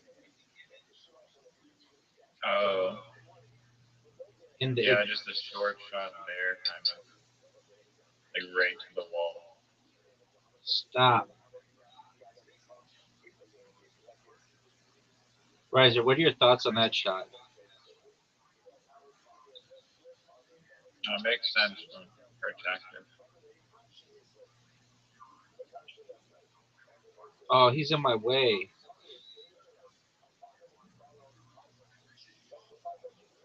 Are you fucking serious, Riser? Stop. I had to get out.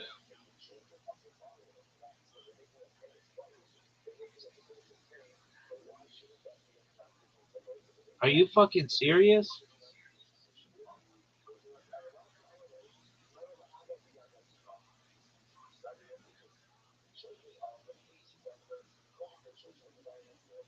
Go him. Yeah. What a fucking drive.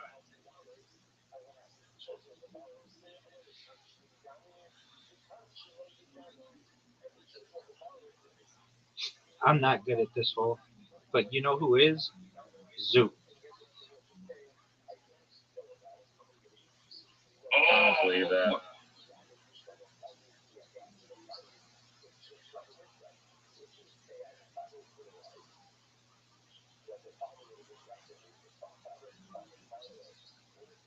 Aim for the chicken. Get in. Oh wow.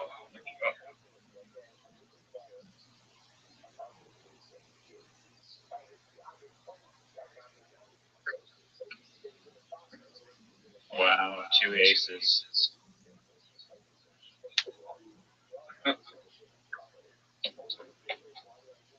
You want to see the most dick move shot that I invented, Jacob? And I actually invented this because I'm actually a professional. Fuck, I fucked it up totally. Nice shot. Nice shot. Well, there's two openings in it. But you definitely can't close off both of them. That was a really good. This shot that I'm about to teach you. That was a really good shot, Riser.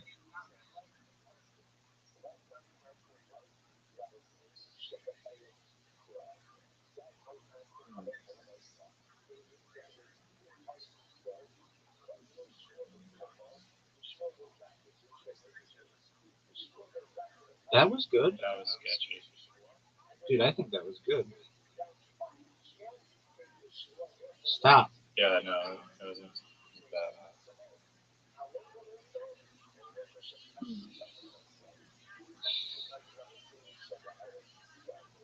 I don't think you're gonna make it into the green area.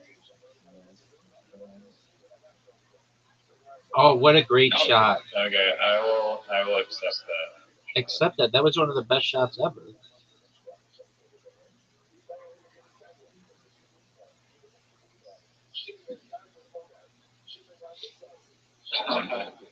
Now, Rabbi, you're gonna really hate that shot. Not if he hit your ball. You're really not gonna Hit his ball, Jacob. I didn't do anything. You did hit my ball, but you weren't specific enough in your way. Riser, what are you gonna do? Hey, He's supposed to block you, I think. it's called strategic domination. It's called losing a shot.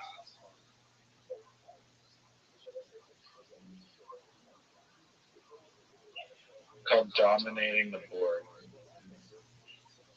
Okay, how are you gonna dominate now? Oh, you fucked it up.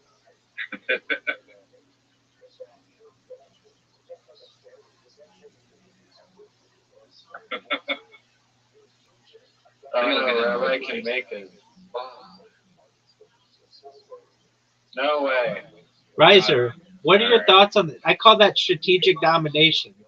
A true craftsman does not blame his tools. Just using all my phrases against me today. Oh, baby.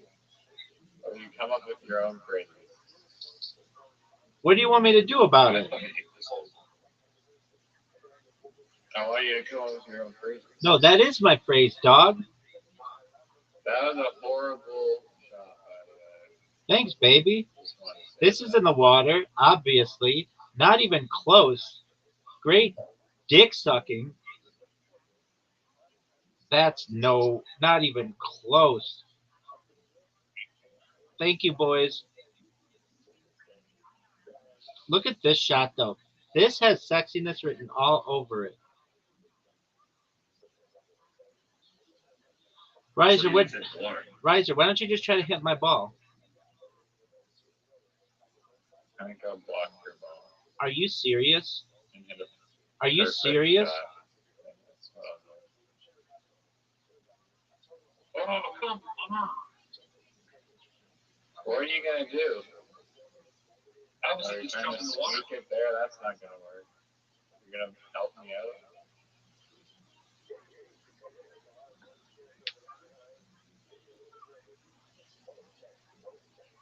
That's a miss. Oh, you This got is so going in. fortunate. Riser, you got so fortunate you don't even know it.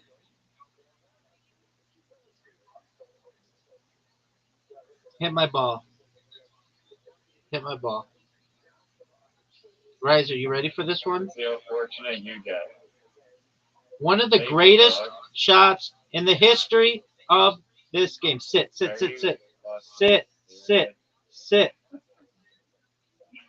Are you fucking kidding me?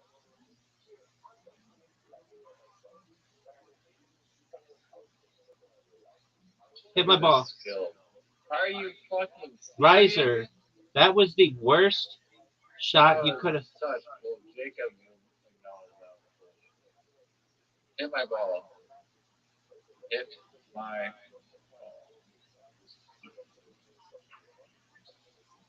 Thank you, Riser. It's all part of my strategic domination. All right, you went first. I would have actually gotten him.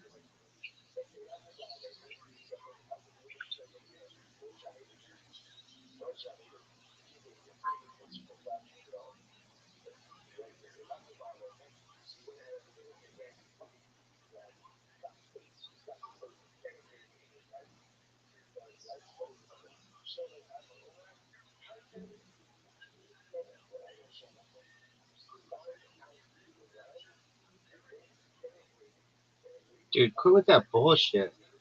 You know I'll send you this.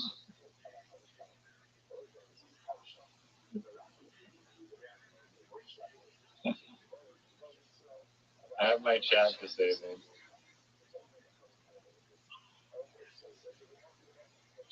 Are you fucking serious?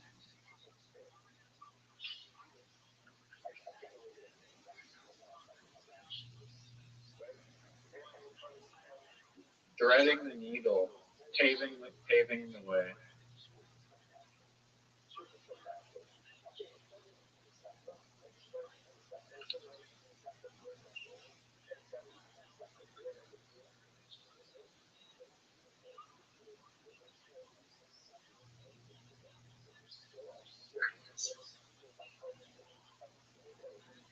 Thank you. Someone's got to pave the way.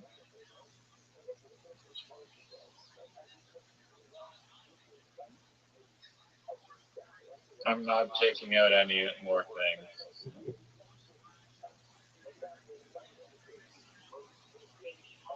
Give me this. What a bullshit.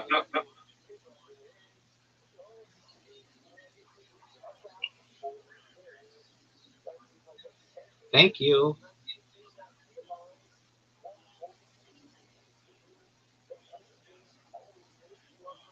Clog the toilet.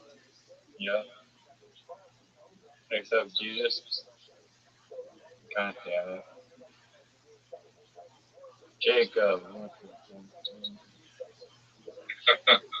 Why would you do that? Alright, I think I can get it for you.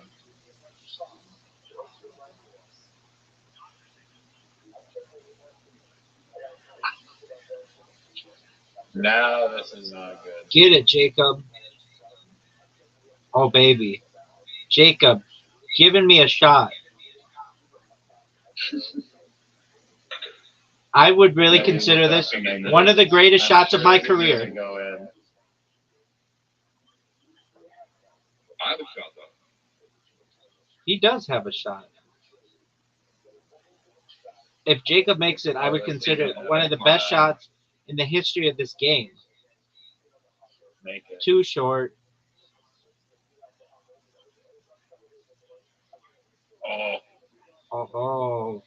Ho ho. good. You won 2 in a row. We're going again. Riser. Jacob. I go on and on. Can't understand how I last so long.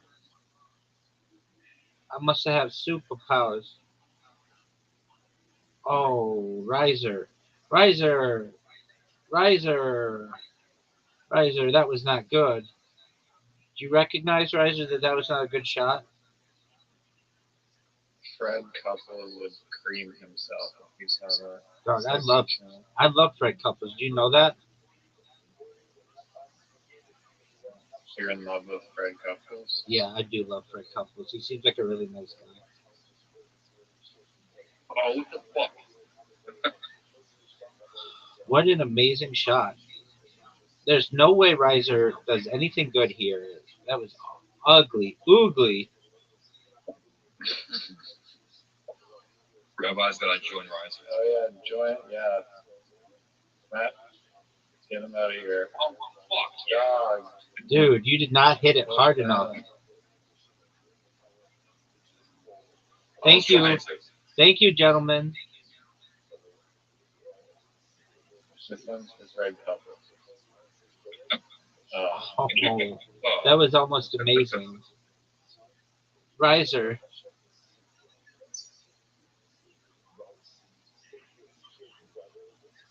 Riser, what's it like to score 0 points on that hole?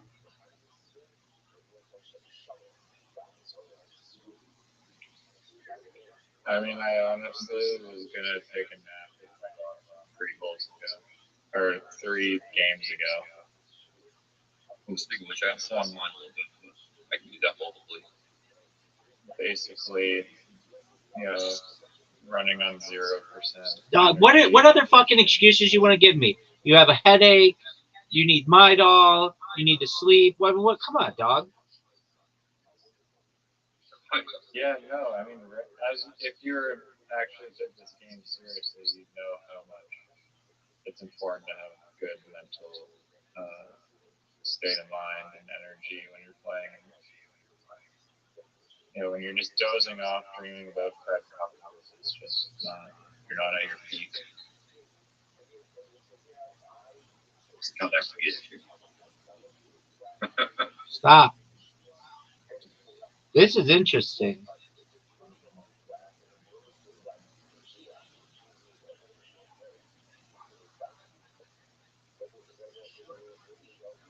All right, now I blocked it. You have to go the other way. Oh wow, What a shot! I think Whoa. I think you helped me. Oh No no. way. No. No. Make it. Don't fucking do this bullshit, Jacob. Beautiful. What the fuck? Just an dude? absolutely beautiful shot. blocking the toilet. You can still make it like that. Yeah, I can't. And He's he's also fucking nice. skilled. Fred Couples, if you saw that, would be incredibly proud. What's the biggest tournament Fred Couples ever won? U.S. Open. Incorrect, dog. Get it right. Fucking wrong. He is a Masters champion, dog. Yeah, the U.S. Open is better than the Masters. No, it's not. You and I both know that. Come on. Oh, just because they hand out a green jacket so they look like turtles, that makes it the greatest. It has the biggest purse of any tournament.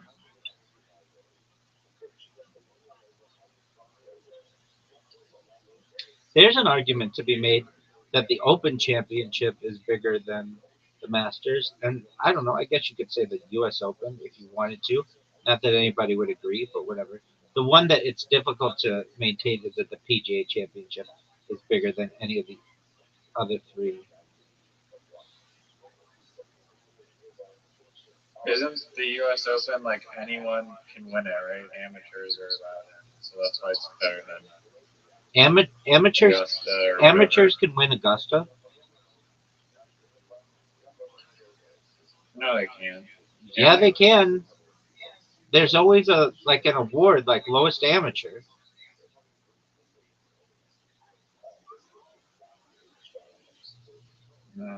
Obviously, you don't watch the Masters or you're not familiar with its pageantry as I am. I don't think any amateur has ever won the Masters. No, they haven't. No, they haven't. They haven't, but they do get to participate. Okay, but I think, I mean, since you know so much about golf, you'll be able to tell me if this is correct. That some U.S. Opens have had amateurs that have done very, very well. I don't know if they've won, but they've come very close. Yeah, definitely, dog. What the fuck is that shit? Look at this shot, though, gentlemen. Oh wow. Still getting in. But he misses. He might not block. Are you fucking Riser, that was terrible. That's a miss. That's gonna put my ball in. Thank you. fuck me, Jacob? Fuck me over. Danny ball. This is my best hole. This hole sucks. This is my best hole. And Incredible amount. Zoot, I don't think, ever beat me on this No, hole. it's stupid. You just hit it around the perimeter. It's not. Doug, what do you want me to do about it? It's my best hole.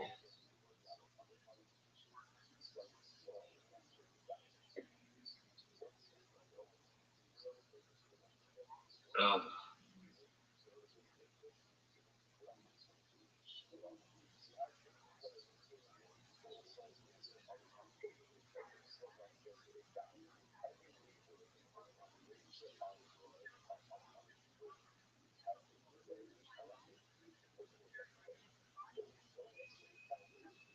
Look how sexy this shot is, Riser.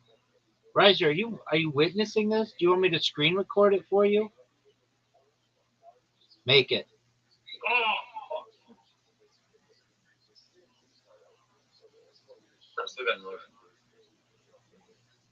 First of all, No. Riser, you know you want to put it in the hole, right? Not in the water?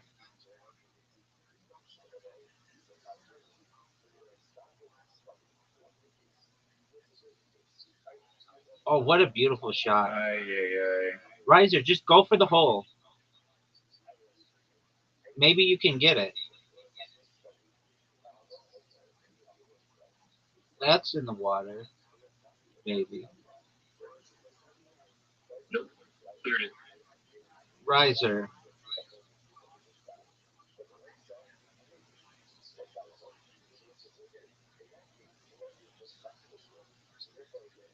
Riser, look at the score. I hate this hole. I Make hate. it through. Make it through that little thing on the foot. For once. Oh, that was a good attempt. We're gonna battle it out on that left side. Nope.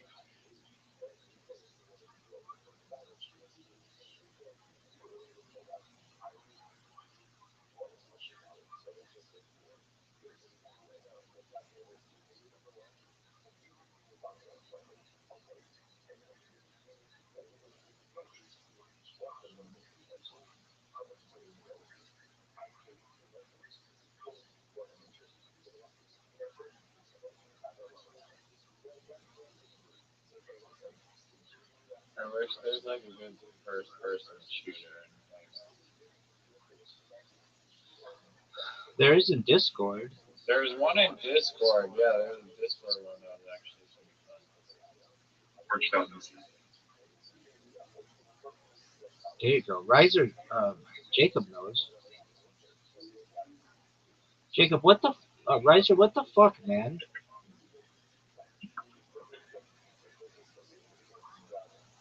It's called strategic domination. You're gonna give him the win.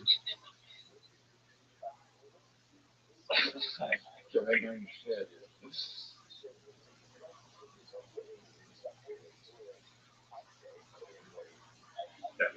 That was a giant Oh, no. mistake. Giant mistake. One of the biggest mistakes we've ever seen in this game, folks. Oh no! My finger slipped. Always to some sort of excuse, I bet. That was a legitimate finger slip. Oh, but that Ah, motherfucker. that was a dick suck and a I can half. suck it back. Dick suck and a half. That was a good shot. And block. Give me this. Oh, stop. Right there. That's okay. Are you serious? Are Blogging you the toilet. are you serious? What do you do, Riser? My finger slipped.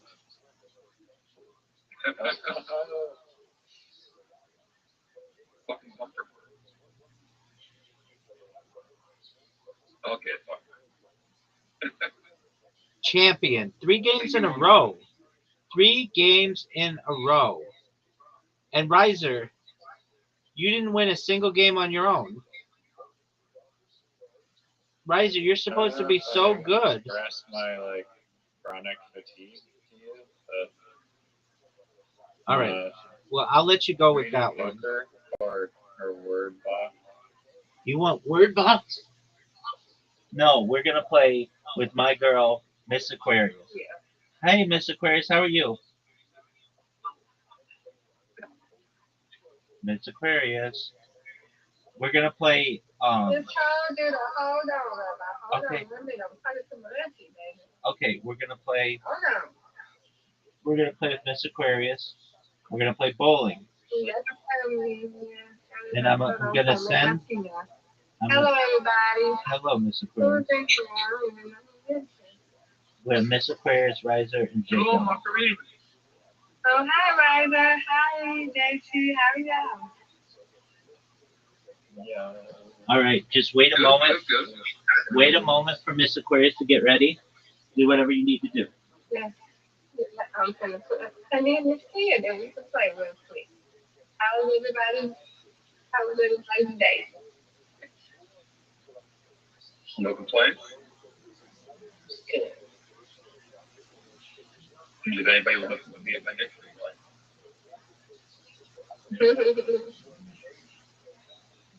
Okay. Right.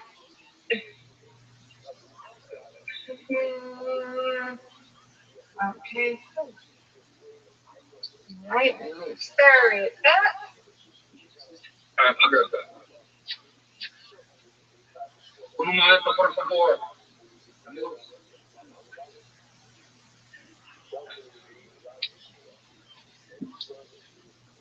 Riser.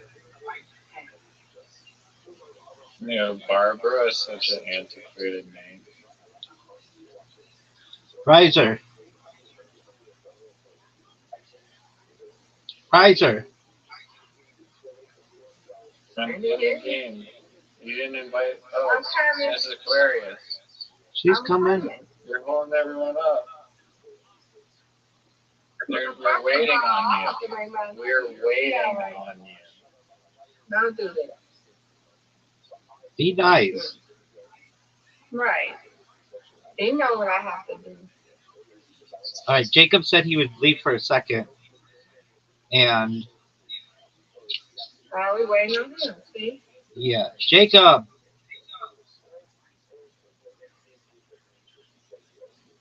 Jacob. He said he had to He's pulling a roof. go, Jacob. Jacob.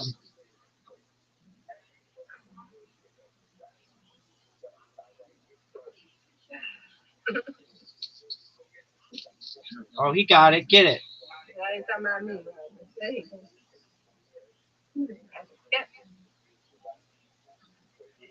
Riser, have you ever won one of these games?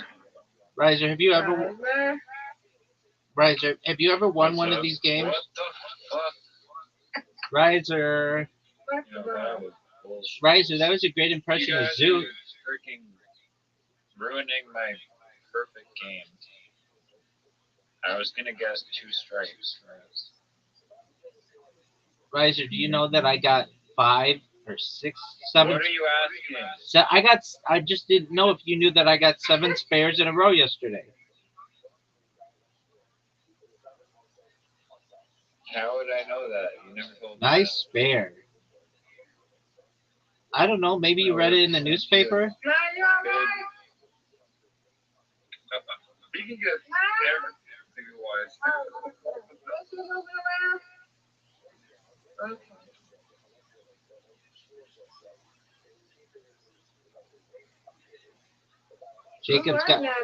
Jacob's got a tough split. Get it. Ooh, good job. I don't like that ball didn't knock down the other ball. It went through the pin. Or I don't like that ball did not knock down the other.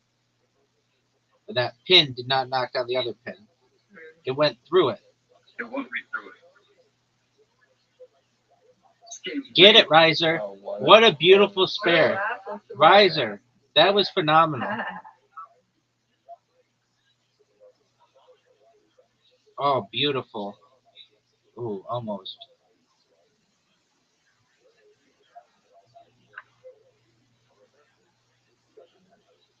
Get it. All right, come on, Rabbi.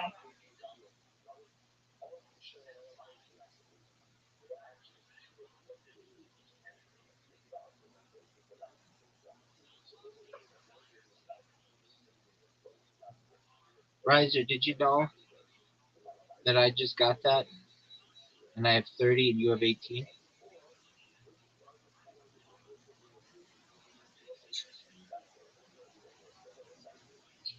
Things not over this. I know it's not. Is your headache getting better? You count your chickens before your eggs. It's counting your chickens before they hatch.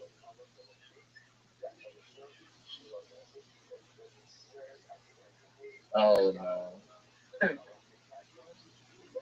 Riser, you've got the lead. Mm-hmm. Oh, that's good. I don't know how that's possible. I'm horrible. You're doing good. Get it, Mr. I'm Aquarius. gonna get that. I know I was The bowling scoring could be better. How would you improve it, Riser? gonna get it. You're an uppercut. Like if you got a strike, that's like instantly like 50 points. He gets to keep going if he gets strikes. No limit. Ooh. I like that idea, kind of. You get to use that like little guider thing that lets you some strikes every time. With the bumpers as well. Oh, what a I strike. don't even need those because I'm the goat. Dog, you might win. Yeah.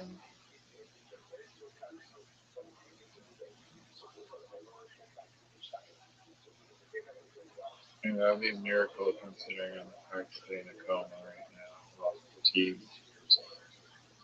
Oh, what a spare. All right, we're all pretty close. Give it to me.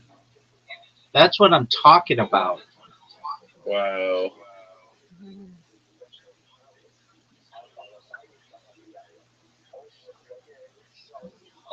It's fair, probably. Yeah. Simple. Shift as soon as I move my finger up. I was moving straight. Are you serious? You took the lead, Riser. Get in there. Yeah. Riser was complaining about how badly he was playing, and now he could win. Oh no. Oh, such a bad flash. Well, I'm fucking horrible. I need Oh, Rabbi to Miss knock Aquarius, this don't you count her out. Miss Aquarius is going to be really tough to beat.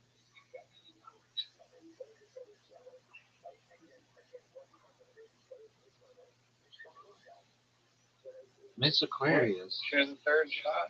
Yeah, I you have to get like a strike to get a third shot. she did the first one.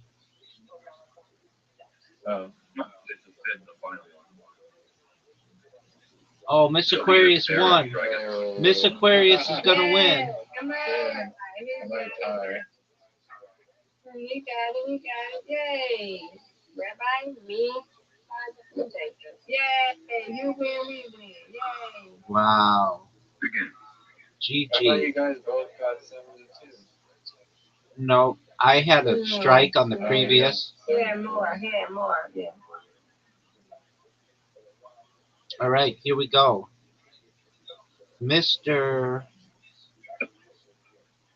Jacob this time gets a full game. If we could have stopped it, Jacob, we would have. I know you said one moment we could not stop it though. Well, that's all right. But that was I a really didn't think good I was first gonna be shot. hurt. Get this. Nope.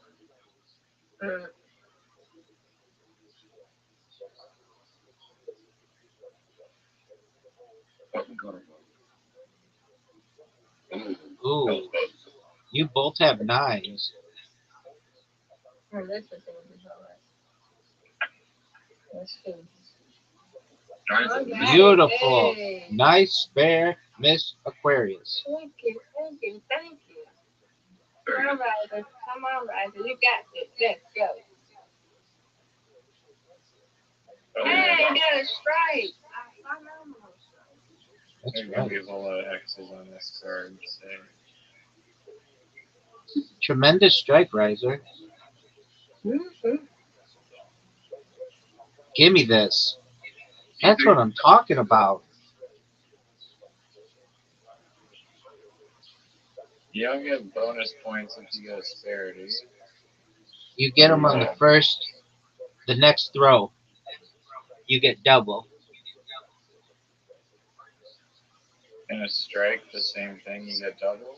No, a strike you Or get get double two on the doubles? next 2. The next 2 throws.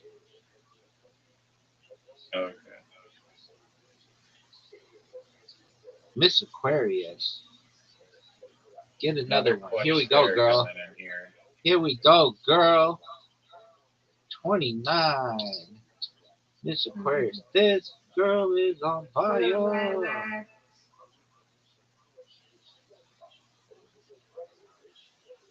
That's good. That's what we gotta do. Oh, are you serious? That was good. Can you guys see my warm-up swings when I drag the ball back? No. No, we just see you throwing it. Oh, gosh.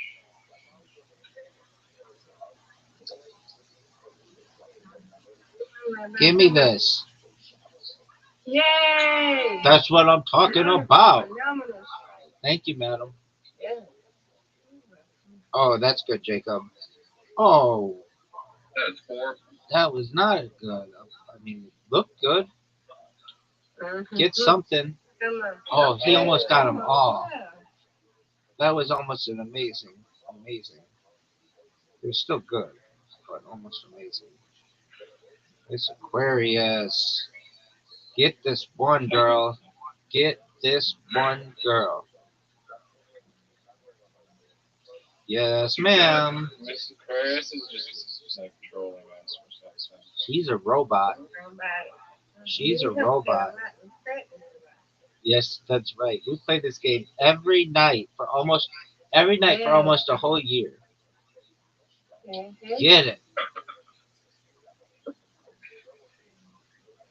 It's our little tradition. Give me this. That's what I'm talking about. Wonderful. Yay. There's not a lot of speed in that. I don't know if that goes against Come on, come on, baby. Are you doubting me, Riser? No, I'm just saying, like, it didn't look like you shot it very fast.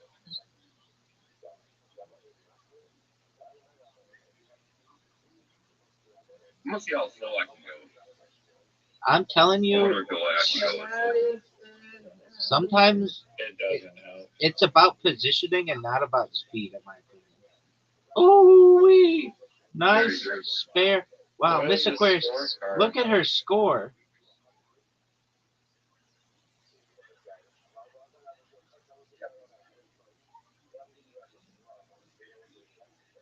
Okay. Yeah, look at you. You're fired up. Let's go. It's the thing. Not good. That was a lot better than it should have been. Get it. Wow. Wonderful spare. Thank you, madam. They should also be able to change it so that you can play more than like 5 rounds. Like You can. You can. I got 10. You got oh, 10. really? Yeah, we just always do 10, 5. Why are we playing the 10 one? It takes too long. It takes to get us in Faster than real life. It is faster than real life, but even bowling takes a while. Look at this strike, folks. Miss Aquarius. This scorecard is crazy.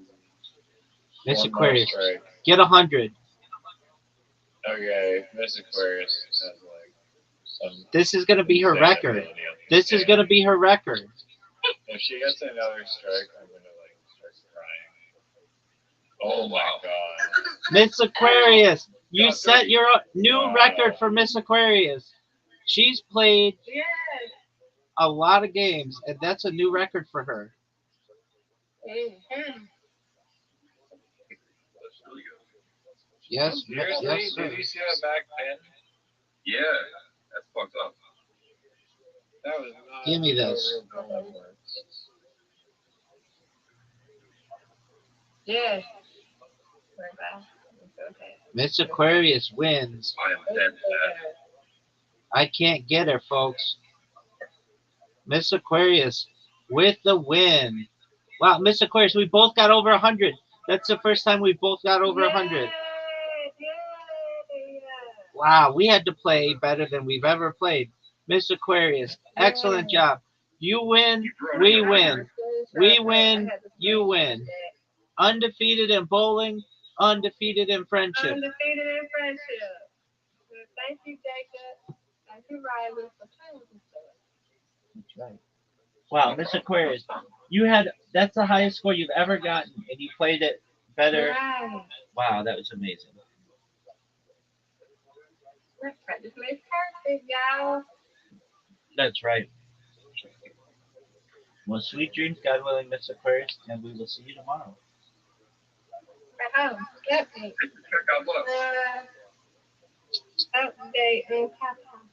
Yes, ma'am. I'm ready for. She said that he was resting, but Uncle said that his eyes was open and he was responding a little bit. So he's mumbling a little bit. So he's doing a little bit better. That's excellent to hear. That's wonderful. Yeah, thank you. Hope it gets better. Very Thank you, blessings. thank you. Thank you, thank you. Alrighty, keep you updated though, Rabbi. You have a good night. I'll be back on my iPad to go to sleep. Excellent, madam. Okay. Well, that's why you're so good at bowling in my opinion. Interesting. No, she plays on her phone. No, she plays on her phone. Yeah, I play on my phone. But She I play with Rabbi every day. every day. Every day. Excellent. Riser, are you ready to lose in mini golf? You mean word box? Yeah, we'll play word box with Jacob. We'll see how he does. He's a smart person. Yeah, I think Jacob might be really good at word box. Okay, well, give me one. Let's get on.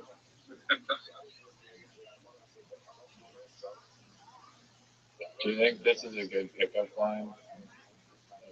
Hey, are you Hillary Clinton's laptop? Because I want to smash.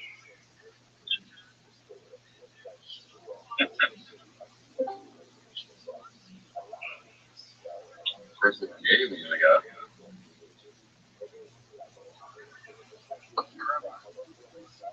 Yes, sir.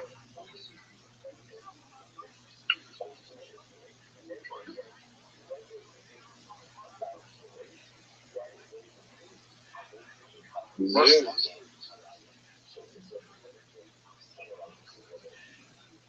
Zoo, we'll get you in a second on this game. What's the best documentary on the Holocaust?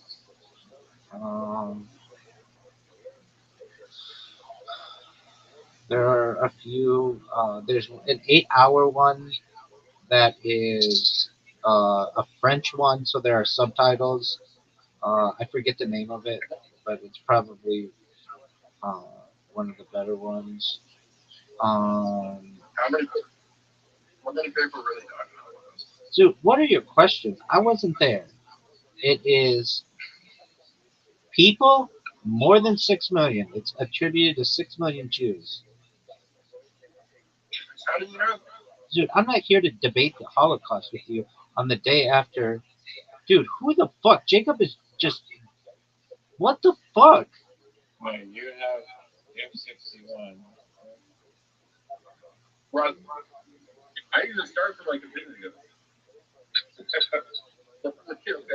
Oh, here is 96 letter one. Tearer? Terror, dude. It's a terror. Someone who tears shit. Not how it's spelled. Yes, it is.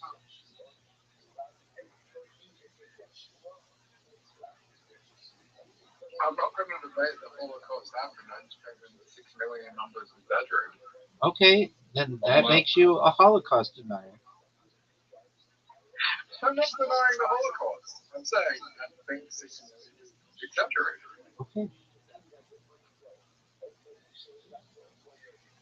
So, why? Why? No, like not like why do you think that? Just why are you?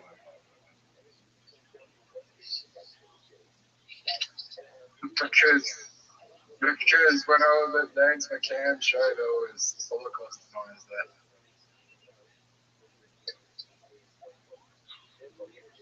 You went to James McCann's show? Yeah, he's having another one. Did you get to meet him? Sorry? Did you get to meet him? Nah,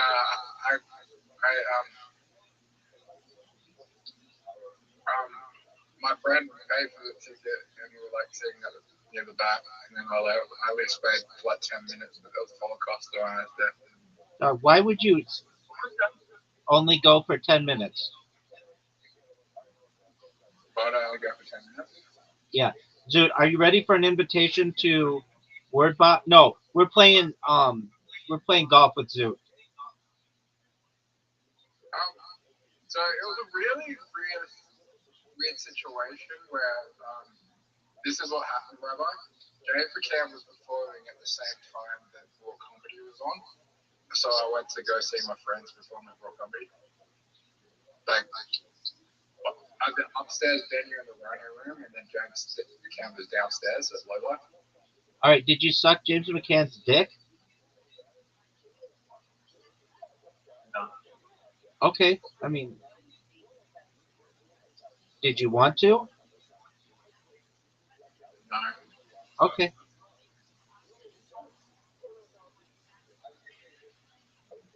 Zoot, do you remember when you didn't even know who James? So you didn't see James McCann. You were just in the same facility as he was.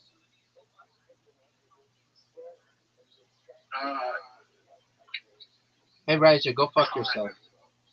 Kind of? I don't understand your story, Zoot. I went downstairs to see James McCann for like 10 minutes. Then I went upstairs to see my friends perform at the same time. Okay.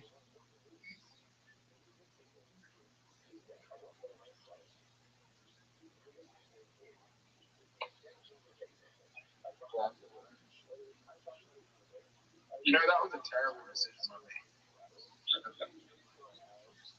Oh no, terrible decision by Rabbi.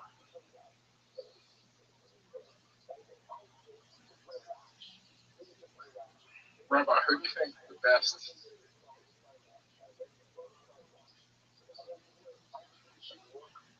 That was a dirty move. That was good, Jacob. I don't think.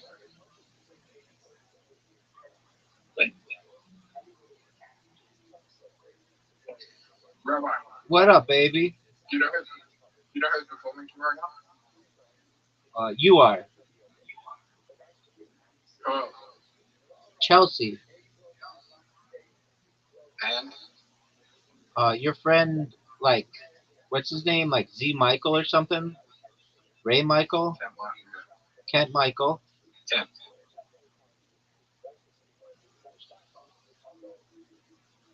And is it going to be James McCann?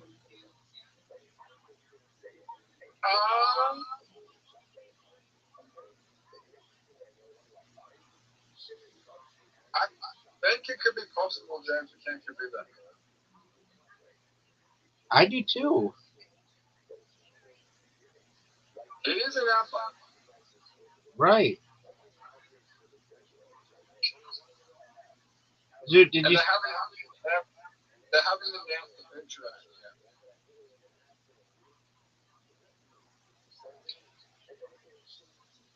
They've announced the host. They haven't announced the patriarch.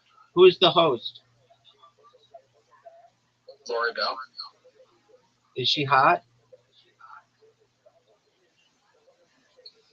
She's like a 50-year-old lesbian that was in real comedy in like 1999. Say no more. This lady's hot as Stop fuck. dodging the question, dude.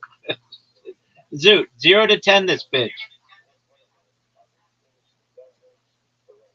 Oh my god. Is she hotter than Ellen?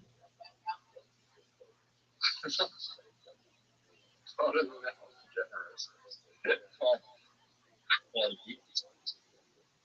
Oh, look at this shot, boys. Boys. Boys. Boys. No Boys. way. Boys. Boys. Hole in one? Oh. That was pretty good.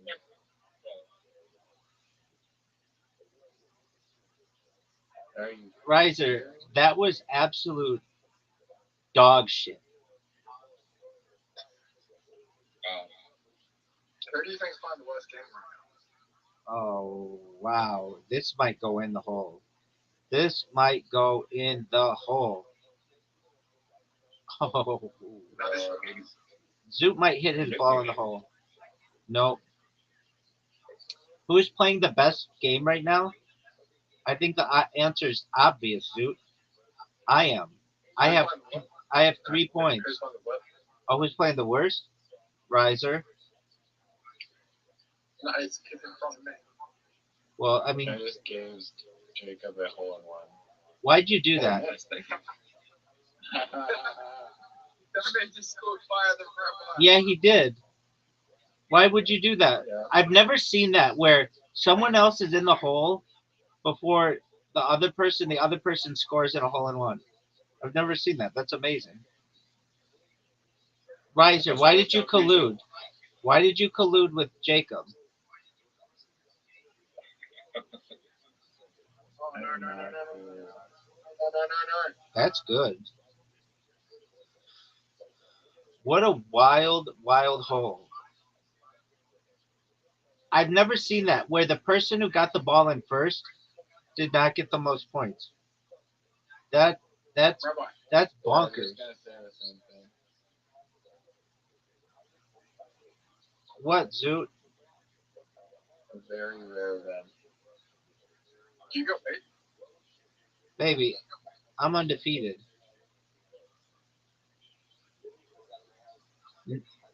No You're one hit second now. no one hit my ball. So who's playing the worst game? Riser, you douche. Now I'm gonna Well, help you you. put your ball there. Riser? Jacob's playing his worst fucking strategy.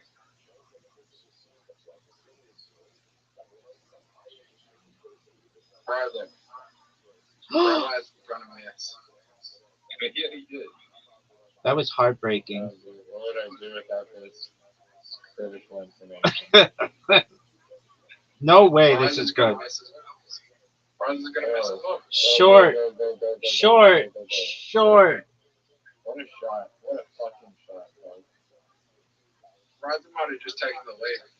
No Just way. go- I'm gonna teach this shot for generations to come. Holy fucking shit.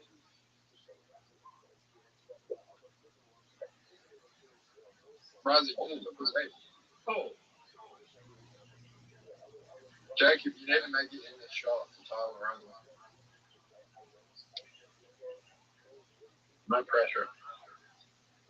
Dude, Jacob has the lead. If he gets this in, how many points does he get? Oh, no way. Wow. What a shot. That was a nice But look at this shot. Maybe the sexy Dude, make it. Rabbi. Make it. Zoot, make it. Rabbi. Make it, baby. If I make it, then you're quite behind everyone. Block, Block for block. Yeah. No way. That's it. No. No. No way. Right. Holy fuck that.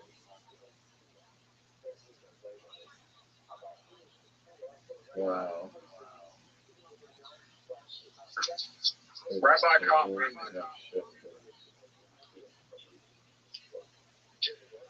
So Jacob's in the way. How many points are there? 36, 12, 15.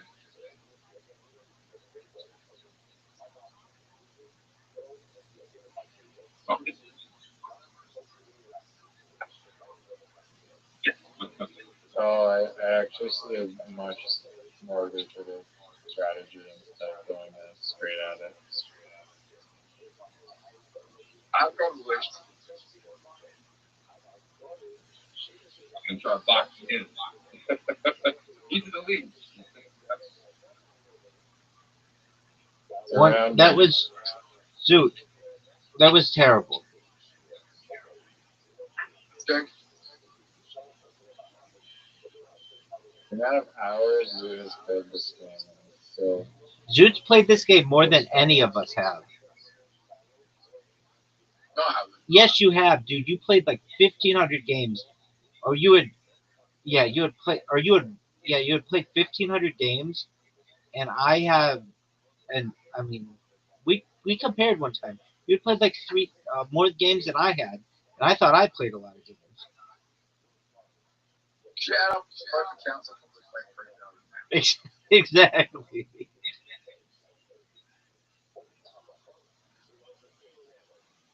No way. oh wow. Yeah, but most of the games I played were in the Halloween map. So. Zoot just literally spent the month of October playing this bitch. Riser, are you proud of that shot? Do you think they're going to have the Halloween map again this year? Of course, man. I already talked to the president of Plato. He said he's going to ensure that it's available this fall just for Zoot. He's from California. Is the Hey, Rabbi. is the president of Plato a Californian? Rabbi, do you think Raza,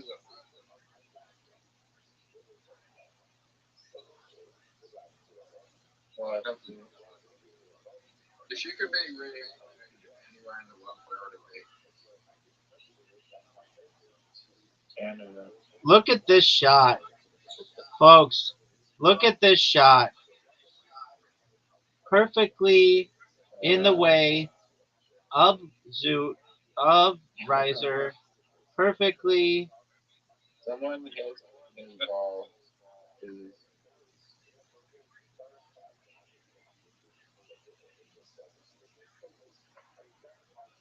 Oh no, Jacob. You just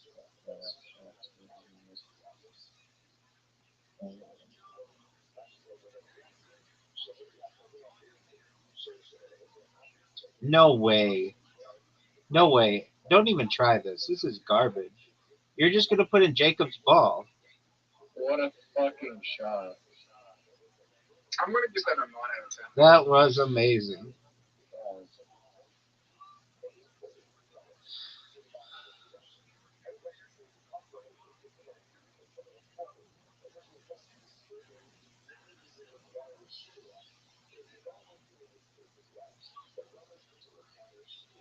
It all comes down to this hole, folks.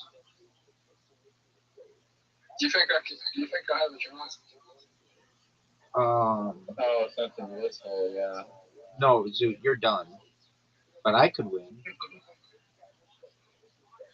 You could win. Yeah, the odds aren't very good for me, but Hey, Raza could win. yeah, Riser could win. If he gets a hole in one, do you think he won? Has he won? If he gets a hole in one? I mean, he's got to hit the ball. I don't know what the fuck he's doing.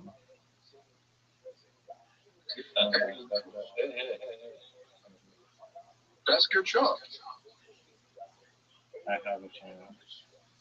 Yeah, you got to knock Raza's ball in the tar. There's like there's 3 shots that can Right now. Oh yes, that was so good. God, Roger just won. Is it possible for him not to win?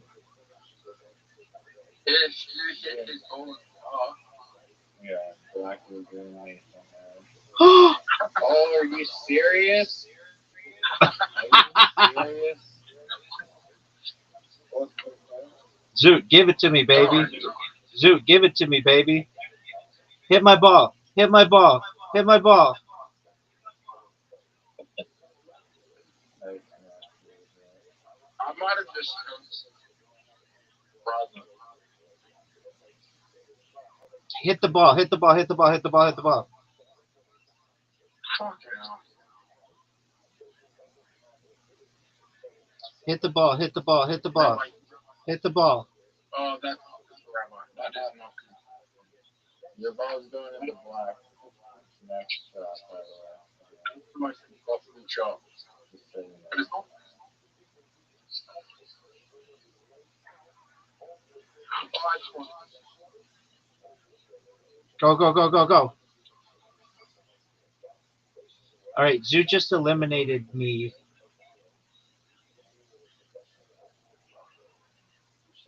Maybe.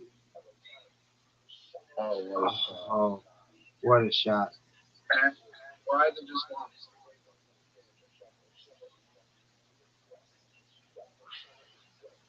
Make it. That was nice.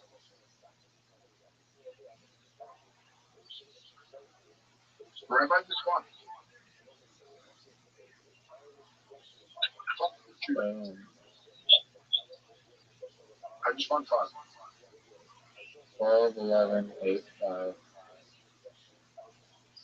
I am not a That's his first one. That was his first win. He tied for one. Zoot, I am not Holocaust. Zoot, shut the fuck up about the Holocaust. All right, Oh, I hate this. Don't go in the middle.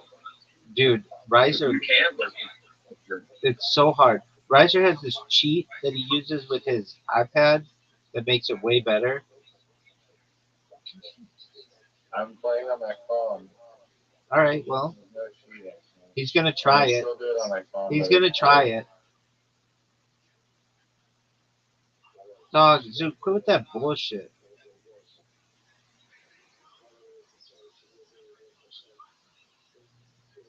You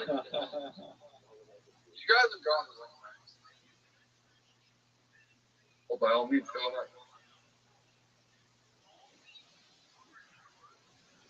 You ready to say a whole month? I think I did it one time in a full, and then every single other time I try, I got the bar. Rabbi's down for a whole month. Rabbi, I think your best option is to get the whole month. Wow. I think you got Wow, that was a risky shot for one extra point. Yes, it was. And normally you don't go for the risky shots.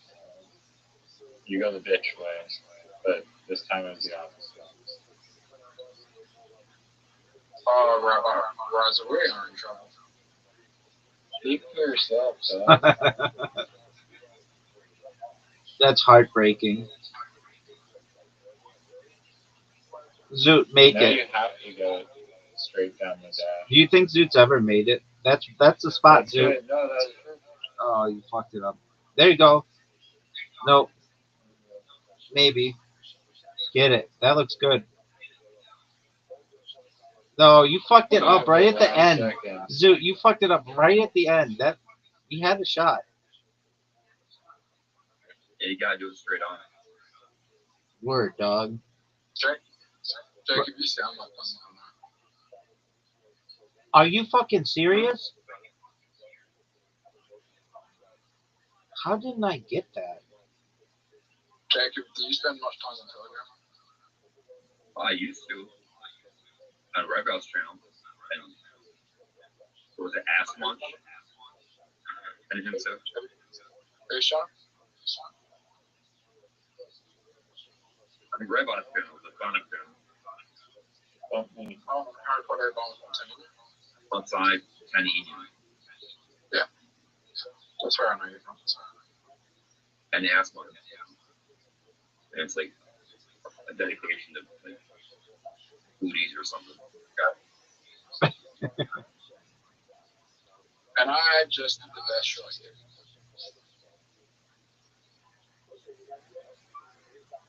How did I have the best?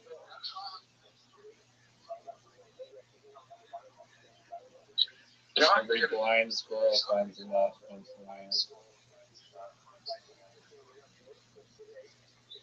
The blind squirrel was not in Other Squirrels.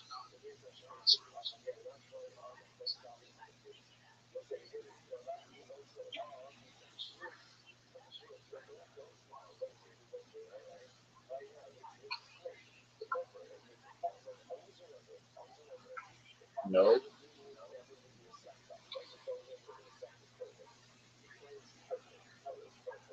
What Oh, wow. an amazing shot.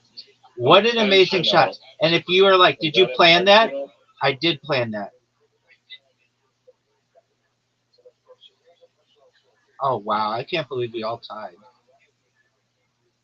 Do you think blind people like? You think you can be like? Can you be gay and blind? Yeah. That one, then be gay. How Yeah. would you know?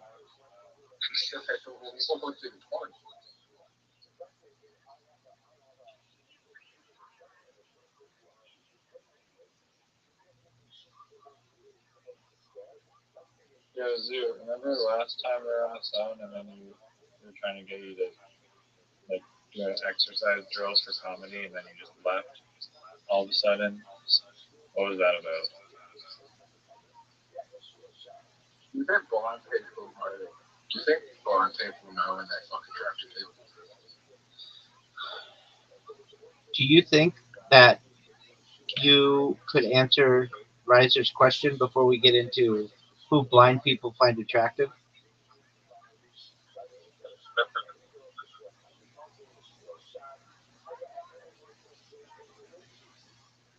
Well, Ray Charles fucks.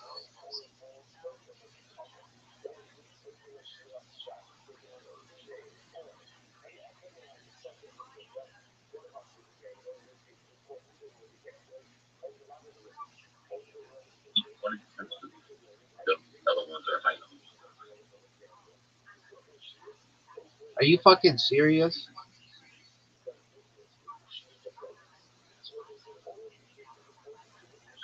Be perfect.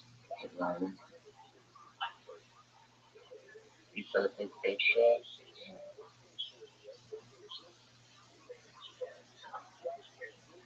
Take out that fucking gnome, baby. That was amazing.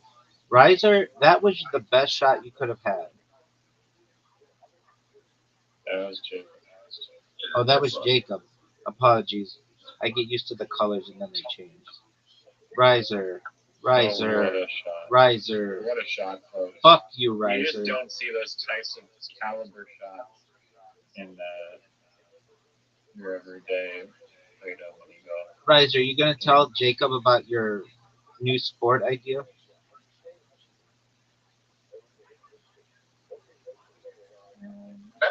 Worst shot in mini golf history.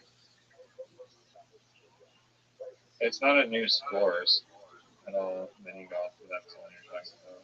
Yeah, well, whatever. I like the frisbee down the ski hill. It's cool. Did I do the worst shot in mini golf history?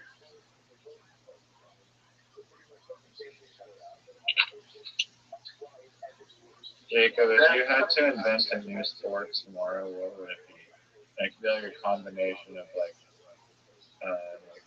underwater archery, a dodgeball, or something like that. Got an idea for a sport. Mickey Fossils. It's involving plastic fat and water or tibby oil. Okay.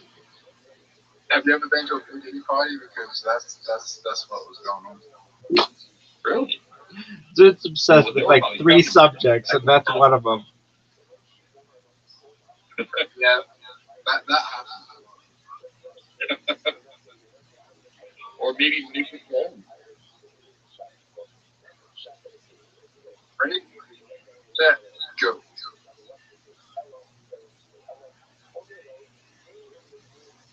Rabbi, I think I helped you. Thanks, baby. I think You're you not, fucked up. you're not helping yourself by not taking out any trees. I did take out a tree. I'm talking to Rabbi. I just take out ones that are not near his ball. I know where it is. Zoot, do you see the shadow? I know where it is. I know where it is. Yeah. I fucked up. The shadow is the orange. The orange and green trees. Not any of them told me. Big food.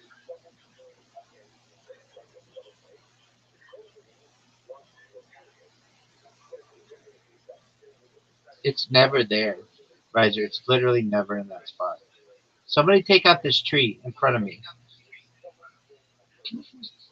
Take out, Zoot. Take out this tree. No, Zoot. It's obviously not there. Zoot knows where it is.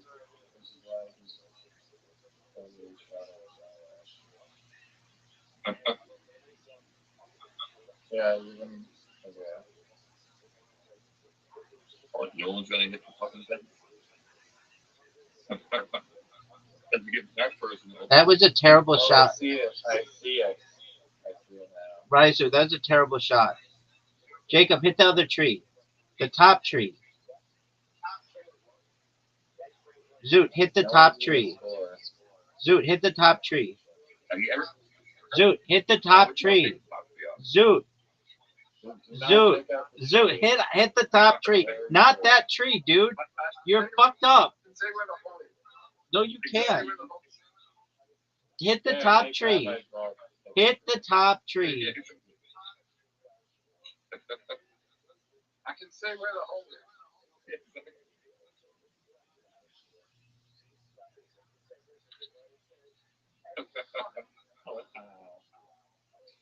Wow.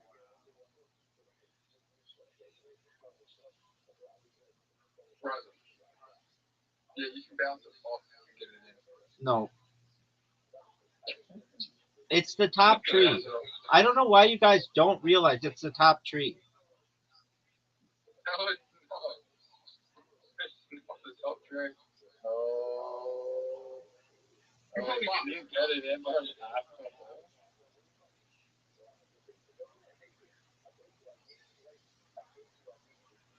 Dude, block his ball. Don't hit that tree. Hit the tree, Zoot. Do not hit that. Hit the tree, Zoot. Higher. The Hit, square one. hit the tree, Zoot. Higher. Too low. That's too hard. Oh my Thank you. fucking Lord, Thank dude. you. Riser, your mistake was putting all of your hope in Zoot. Real time.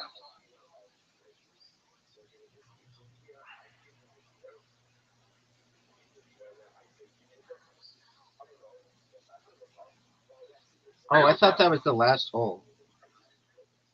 No, it's not. I know. Oh, I hate Look how great a shot this is. nice. Thank you, baby. You Riser, should get it in from that. Riser already had a bad shot. I think we can all see this is the wrong angle. He's taking up everybody's time. I think you should get a hole in one on this one. That's incorrect. No. Hit the thing. If you hit where Ryler is, you can get a hole in one now. Oh, we're both tied. Knock his ball. You know he's gonna shoot us both off the platform. Oh, for sure. Absolute bullshit. Absolutely. Absolute bullshit. Oh, save me. Save me. Perfect shot. Oh wait, but I am okay. We might be okay, dude. Hey, I'm okay. I know Rabbi. I'm okay. Oh. Okay. I just need to make it the next. You're gonna hit the yellow ball. Okay. Hit the yellow ball. Water bomb. No! Ride them. Oh, Jacob is going for that W. You might just have to make it, Rabbi. But I can't afford to fuck with him now. Except you just. You have to knock Jacob's ball off. No. Rise up, Horrible mistake. Oh, that's really bad. terrible mistake. Could I win? Oh, could I win? Oh, you could win. Get him out of there. Oh. Now I can. I'm going for it. I'm going for it. Oh, I you am fucked going. up. Oh, you fucked up. I'm going for the shot.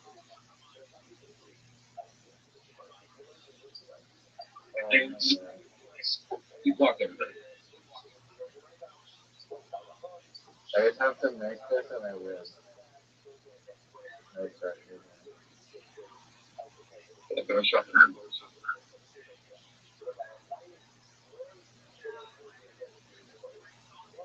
Oh, fuck off.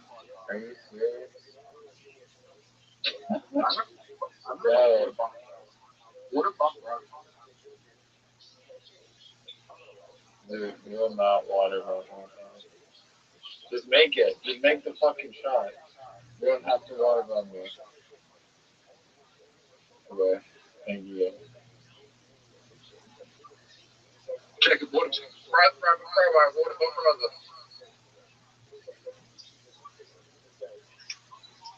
Oh, 2 in a row? 2 in a row? Wow. I thought it was Rabbi. That was a close game. Rabbi, how did you fucking follow me? I wanted you to have as much confidence going into your big event on Friday as possible. Riser, let's see this. Travis. Oh, Thanks, man.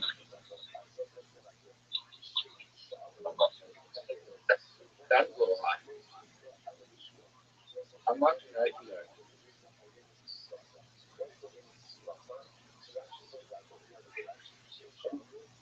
I'm going to show you how it's done, gentlemen.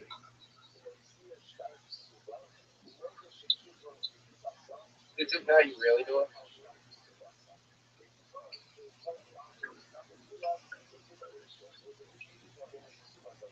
Riser, Riser, you proud of your shot? I like. I mean, it's way better than your shot. I like.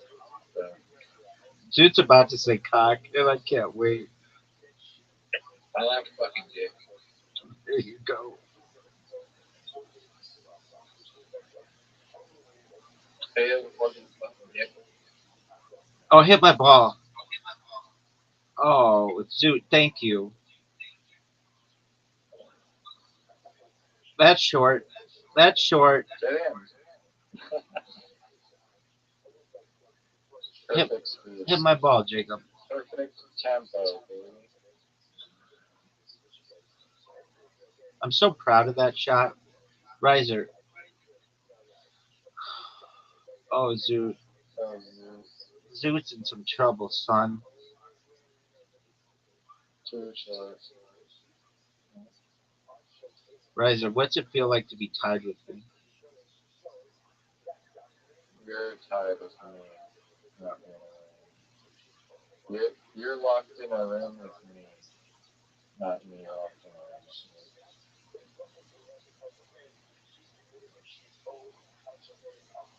Look at this high IQ shot right here. Wow. Riser, that was awful. It actually wasn't awful. Had a lot of potential. What happened with that shot, Zoot? Zoot made it 2 millimeters from the tee. That's pretty good for your swing.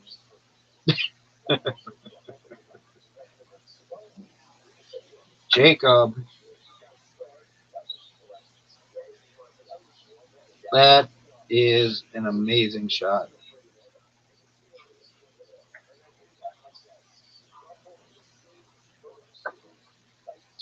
Dude, it's like they changed this hole.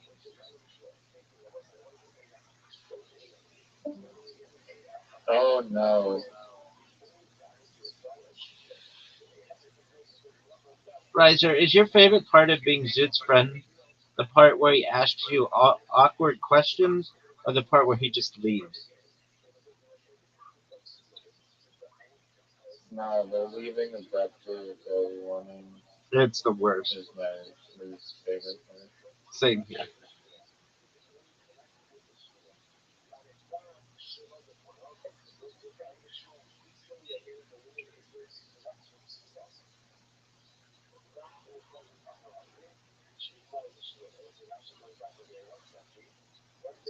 Wow, great technique there. Yes, Zoot must be teaching you, right? I like Oh how I no! like how yours goes in the water.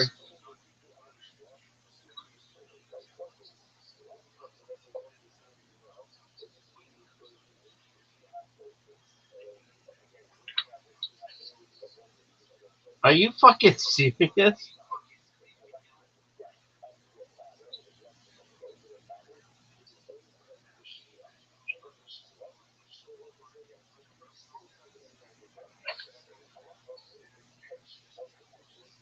That's a terrible shot, Riser. I'm just telling you right now, it's Oh my one of god. the worst That shots. made no sense. What did you I guess I'll have to just That make was this bitch terrible. like a champ.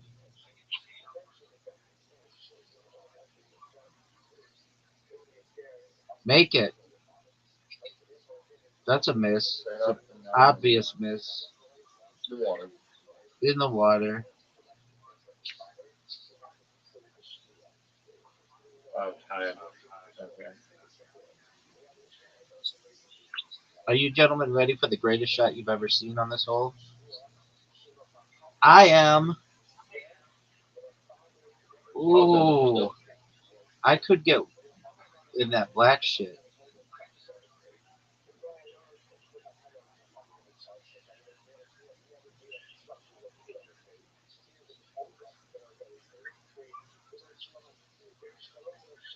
That was amazing.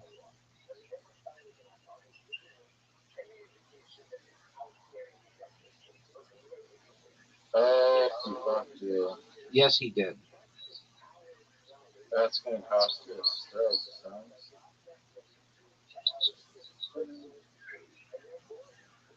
Jacob, do you have a game or a sport that you would invent better than midget tossing? Because that's not gonna probably go well.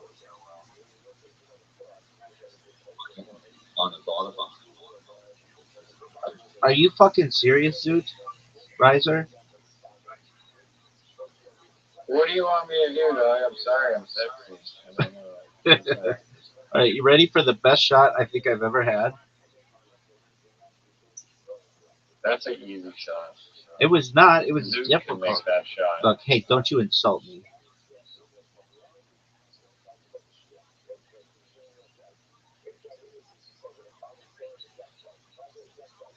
This is Okay, such this hole this gives is me hard. schizophrenia. This is a hard hole. This is a schizo designed hole. I don't know what you have against people with mental issues. I don't have anything against them. I'm just saying that's what it gives me by looking at it. It's very chaotic.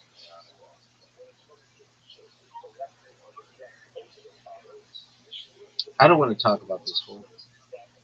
Riser, you've got a perfect shot. I know. I I hit it in deep, perfect close.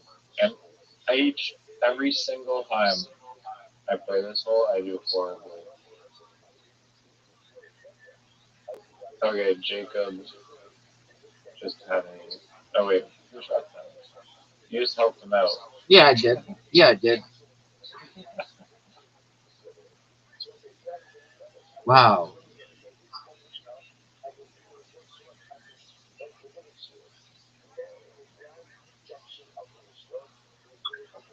Finesse. That was beautiful, Riser.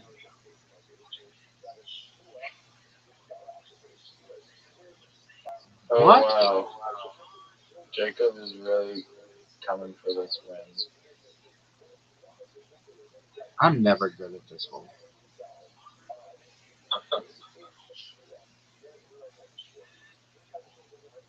No, That was one of the most heartbreakingly shit shots we've ever seen, and it made Jacob's shot even more difficult. Terrible. That was garbage. You both just sucked a lot of dick on that hole. I don't know how else to describe it, but this is sick. I can tell you that. I can tell you that shot's sick.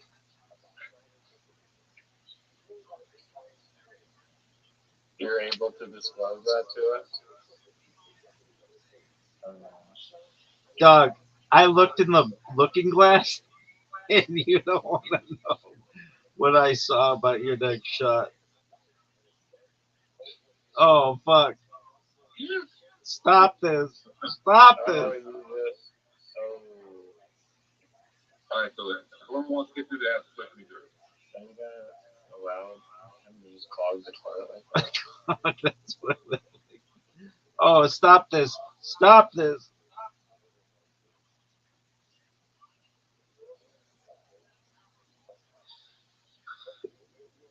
that? Oh no. Oh, I just fucking destroyed. I just. Wow. Almost made it. I just flushed the turd. I made the mistake of flushing the toilet.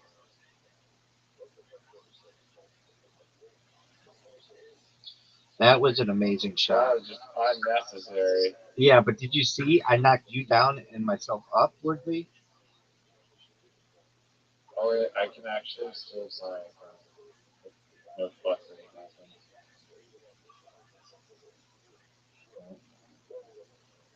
Fuckery happens. All right.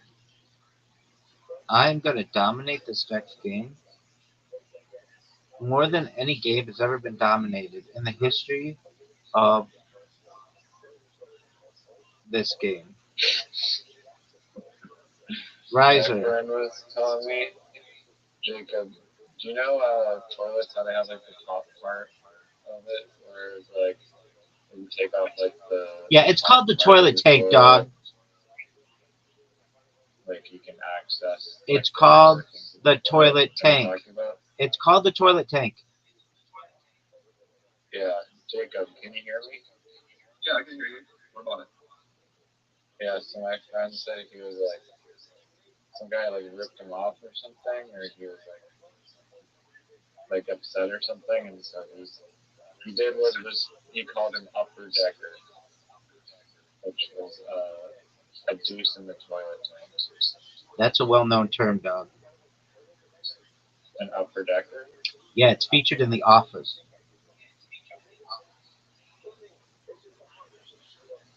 Nice.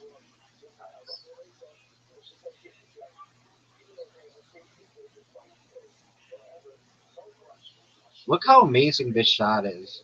Just getting right in the way of everybody's ball. It's just amazing. Oh, Riser, you could fuck us.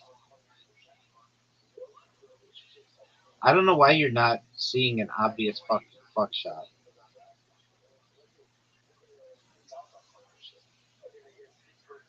Oh,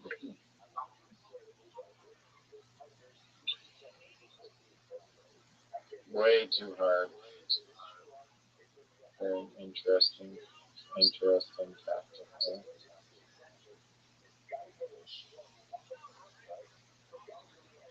Look at this shot, folks. Look at this shot. One of the most breathtaking water bumps we've ever had the opportunity to see. This game is half snooker and half. Hit my ball.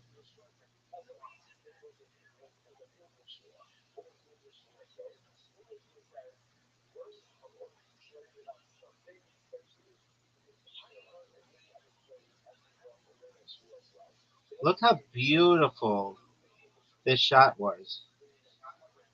Oh, that's not good.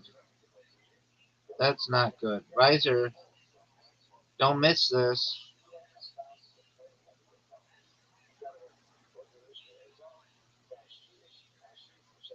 Don't help him.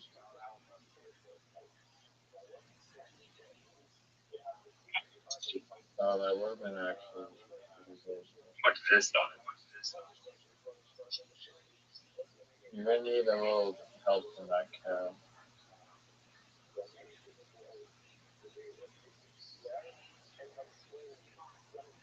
I call this shot the Fred couples. I dedicate that shot to Fred couples. Riser, what are the odds that Zoot wins on Friday? 0.0000.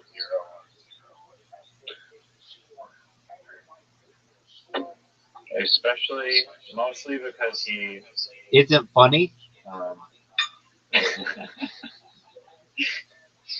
yeah, that's a big factor. That's the doozy right there. His unwillingness to learn from the two top Canadians in South Australia is a big factor. I know. I agree. All right, Riser, what are you gonna do, son? Riser, what are you gonna do, son? Riser, that's a terrible shot. One of the worst shots. That was a dumb shot too. It wasn't just bad; it was dumb. Right where I wanted to be.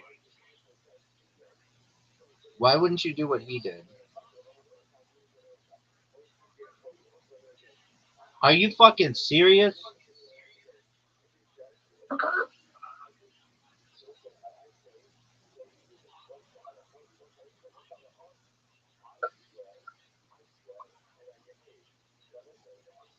Oh, I got this. Why don't you hit my ball, Jacob? I'm good.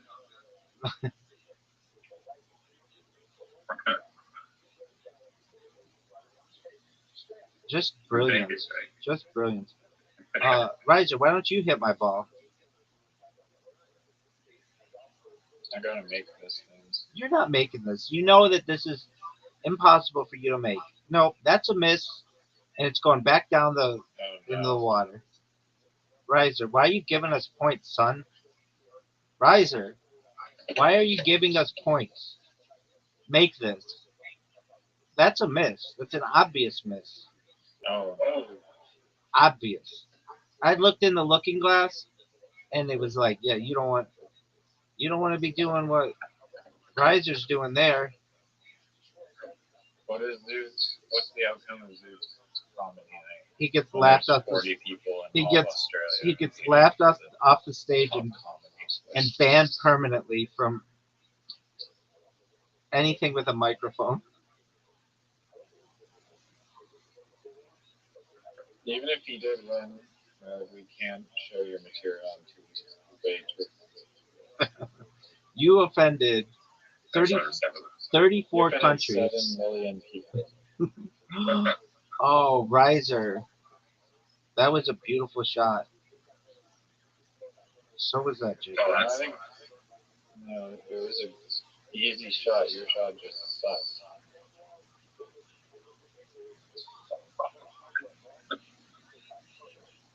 about behind.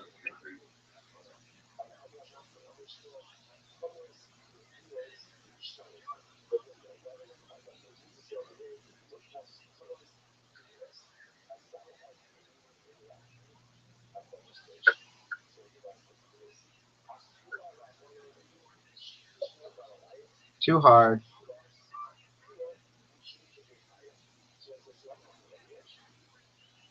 What would you add to dodgeball to make it more exciting? Bikinis. a pair dodgeball game. Bikinis. Make it more exciting. Strip dodgeball. That's a great idea. But yeah, parachuting while playing paintball.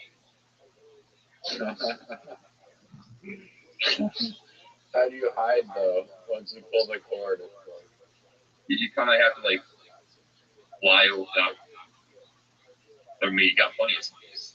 Riser, that was a terrible shot. Did you know that? I got distracted when I was after the pairs. Riser, did you just see my ball? Do you see my ball, Riser?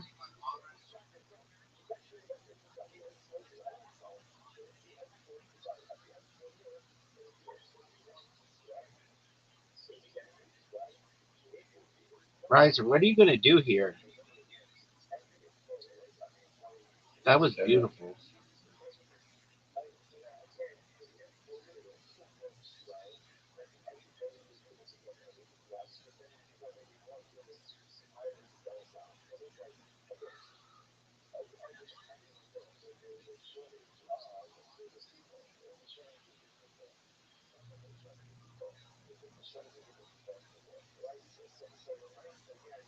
Riser, I looked into the looking glass and it it specifically said that you should say goodbye to your lead. Did you know that?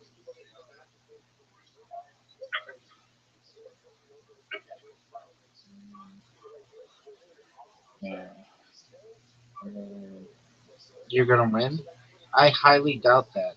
I'm looking in the looking glass and the Heisenberg uncertainty principle says that you're done, son. Are you serious?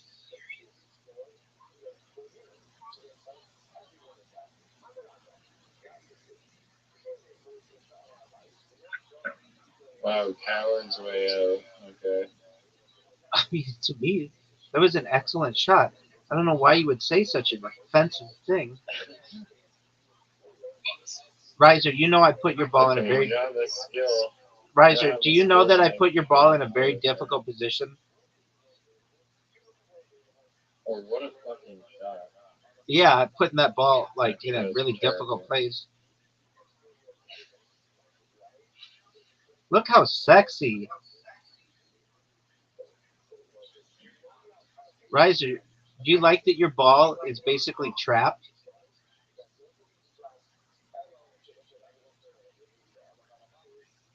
Oh no, Jacob, why would you do that? Lucky shot. Riser, what are you gonna do? Why would you take that shot? That's like the worst shot I could ever anticipate. Dog, that is high IQ shot. Yeah, if you want 0 points on this hole. Oh, my next one's going in. Doug, Doug, there is no next one. That's the cool thing about this. And I'm getting revenge on this hole. I'm gonna avenge this hole. My previous dog shit shots. Because I had Zoot coming in and all. Oh, no way. Jacob, quit that, dude. He went in my way. You don't have to go there. You go ahead and try to make it on the other levels.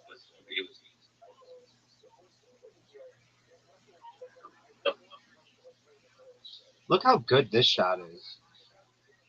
Why would you not knock this out? Like this. Because the same thing could happen to me what happened last time. Oh, Riser. Because of that. Now Jacob fucked up. Now I'm gonna knock him. Yeah, you guys can jerk each other off while I take the win. Oh, you just water bumped him, didn't you? I think so. Oh, no. Champion. Are you fucking serious? Okay, hit Rabbi off. respectful. Oh, motherfucker. Okay, I'll do it. You can't. That's going in the water. No doubt. Are you serious? Actually, I made contact. You might want to hit me off for the next shot. You're done. Okay.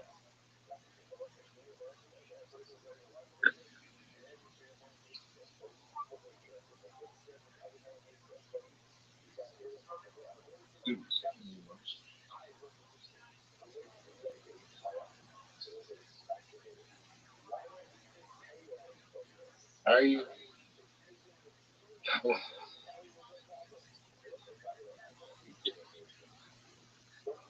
What a water bump, folks. What a water bump. Yeah. That's a miss. Okay. That's a big miss. Okay. Riser, what are you going to do?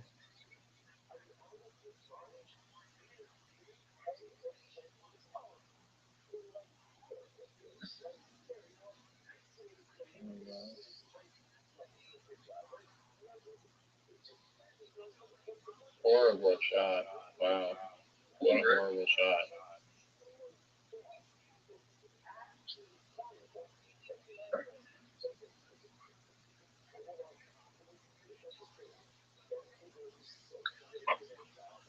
Stop. Wow, you're really struggling on this one. Stop.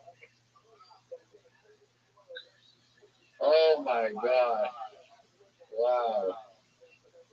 Jacob just missed a clutch shot at me. That was What a heartbreaking. most heartbreaking way. I went from having the win to having the loss so quickly. It was heartbreaking.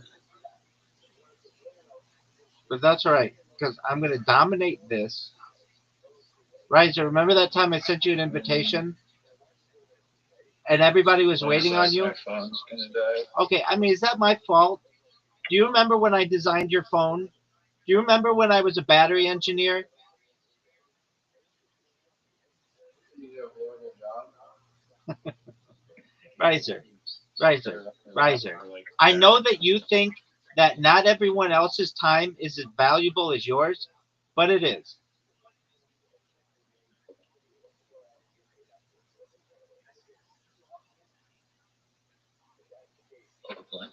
That was amazing. Riser, do you think you're going to be able to meet that? I haven't played this one in so long. That was awful. Just absolutely terrible. This is how it's done, son. I haven't played this so long. I mean, what do you want me to do about it?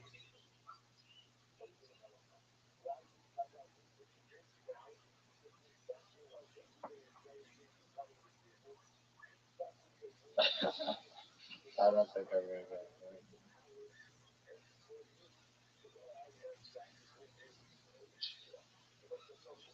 Don't hit the sheep. Don't hit the sheep, dude. Stop it. No, you have room to make it.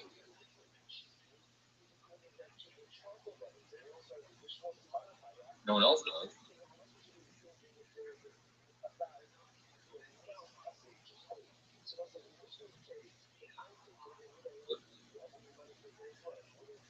Get in. What a shot. What a shot. Folks, if you're watching at home, you just witnessed greatness. You witnessed absolute greatness. You've never, we've never witnessed. Oh, what a shot. What a shot. What a shot. People at home just witnessed greatness. Folks, look at this shot. Just brilliance. I know how to counter this shot. It's actually not that good of a shot. Okay, how do you, what is it called? Flushing the toilet? It's called clogging the toilet. Jacob just didn't help really. Um,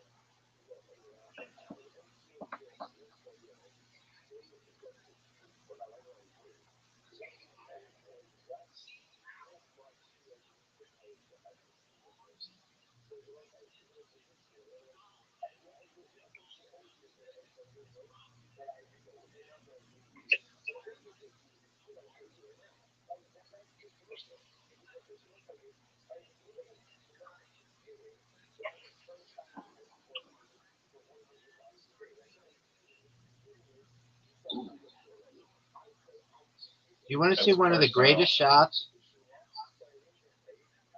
That shot is horrible.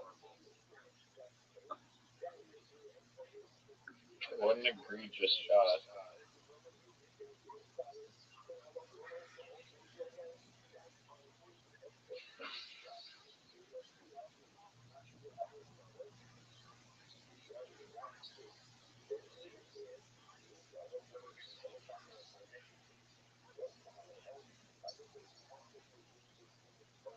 That was garbage. Terrible. That was garbage.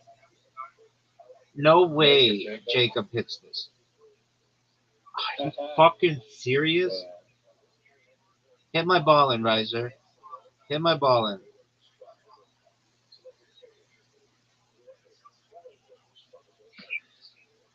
This game sucks.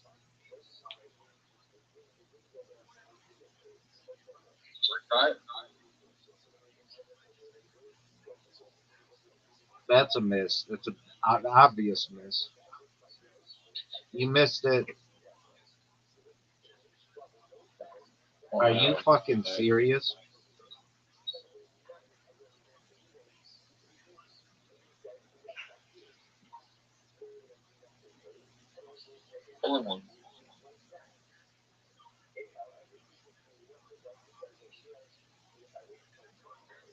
Get it, baby.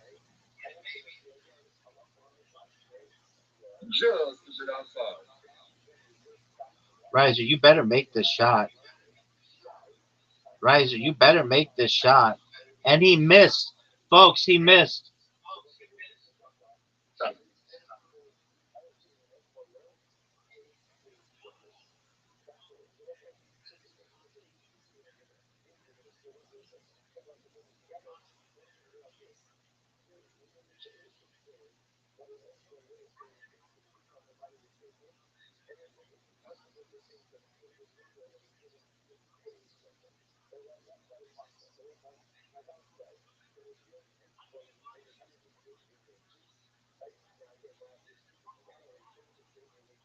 Riser, are you happy? Are you proud of that shot?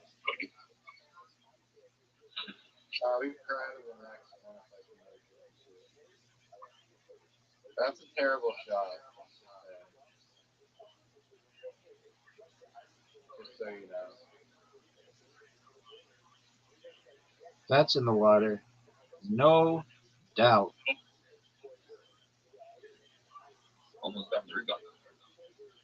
That's a terrible shot. That's also in the water.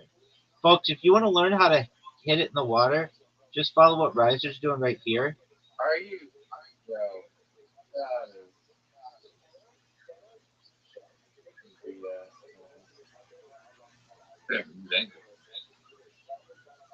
Mine went right over the hole. I know, it was good.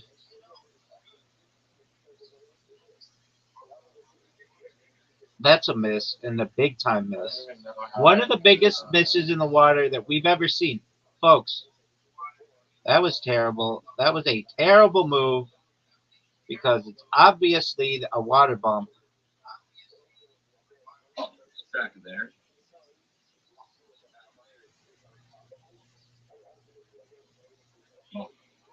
That's also a miss. Riser, what are you going to do? I don't know why you would just hit it.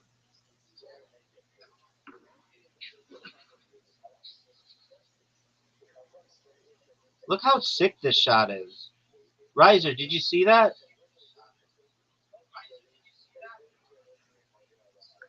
Riser. I saw it though. That's a miss. That's a miss.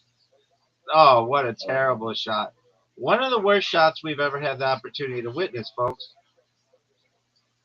Jacob gets no points on this hole. Riser gets no points on this hole. And we're all tied.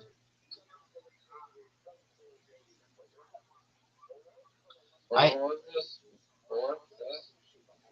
This is hole 2. Nah, 3. No, it's 5. Look how sick this shot is. Oh, you're going that way. Yeah, because I'm sexy.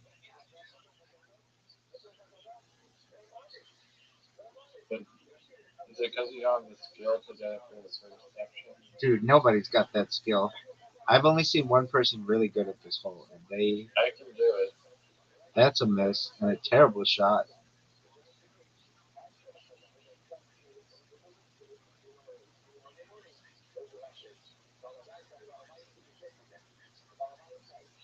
Are you fucking serious? Horrible.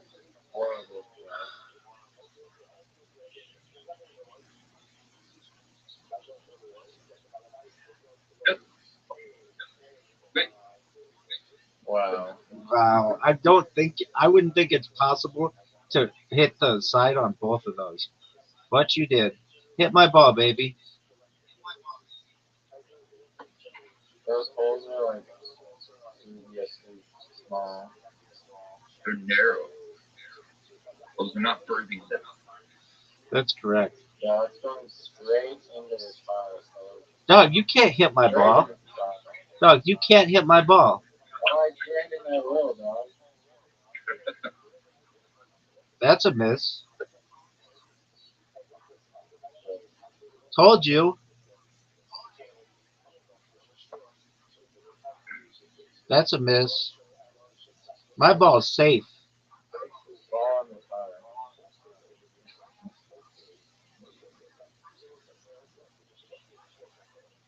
Fuck you. Wow. Riser, what did you think of my shot? I should have just stayed behind you, I guess. Jacob shoot his ball into the black lagoon. Riser, what did you think of my shot? Horrible. Okay. You only got one shot of banking. Oh, on both sides. Look how sick this shot is.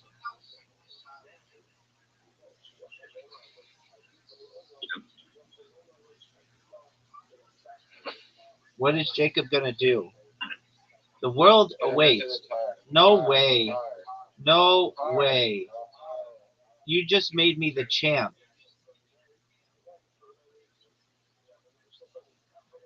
Now I can make my next one. Not like you will. I Son, will. Riser, make this shot. Bank it off the right wall. Okay. You can't make this shot. It's impossible. That's a miss. There. That ain't go wrong. Come close. Skill issue. Skill issue.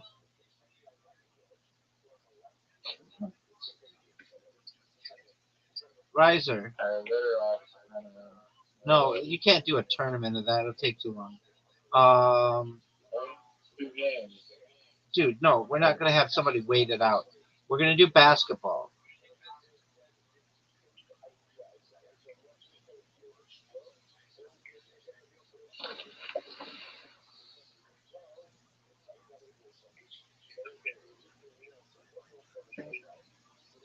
Riser, did you know we're waiting on you to accept the invitation? Apologies, brother. You're good, big dog. All right, give me a prediction, Riser. Riser, what? I'm gonna win 24 to 22 to 20. And it's blindfolded. You're not blindfolded. They're blindfolded dogs. Oh, in bikinis? I didn't say that. Riser, make a prediction. How many is If Jacob you're gonna get? blindfolded, you can't see the Oh, but the audience can.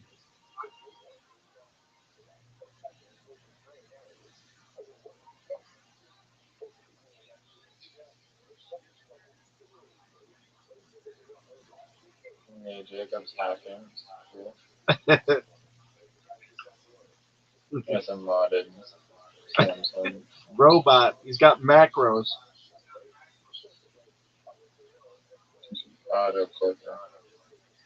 Yeah, what is this fucking auto clicker shit? You're making me laugh.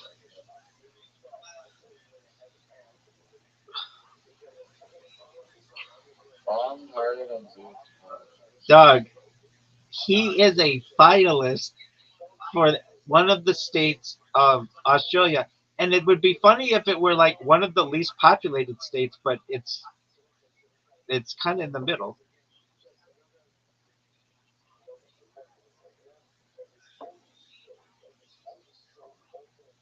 No swishes?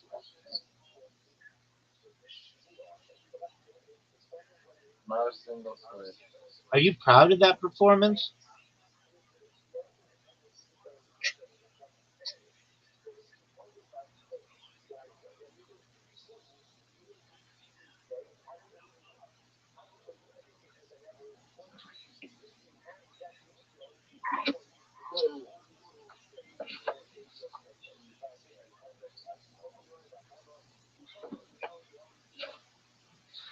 Rise, are you ready to see some shit?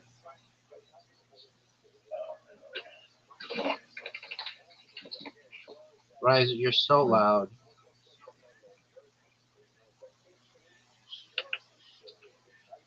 What did you say? You're so loud. A lamp just fell. I mean, what do you want me to do about it? Is it broken? Yeah. That's terrible. That's even worse. You got one swish. Dog, you got one swish. You're worried about a lamp, and you got one swish. Oh, that was good, dude. You might win. This thing is so damn sensitive. One swish. Two swishes. Whoa. My man's got two swishes. It's 2 points. One more. Oh. I'm gonna need 8 points for the job. No doubt. If you don't make me laugh.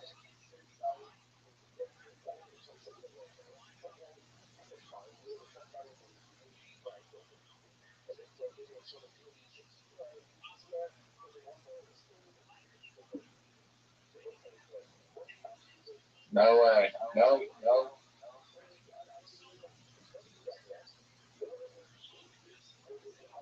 That was Wow, you lost to Jacob who's played this game like 2 times. he's won it two times.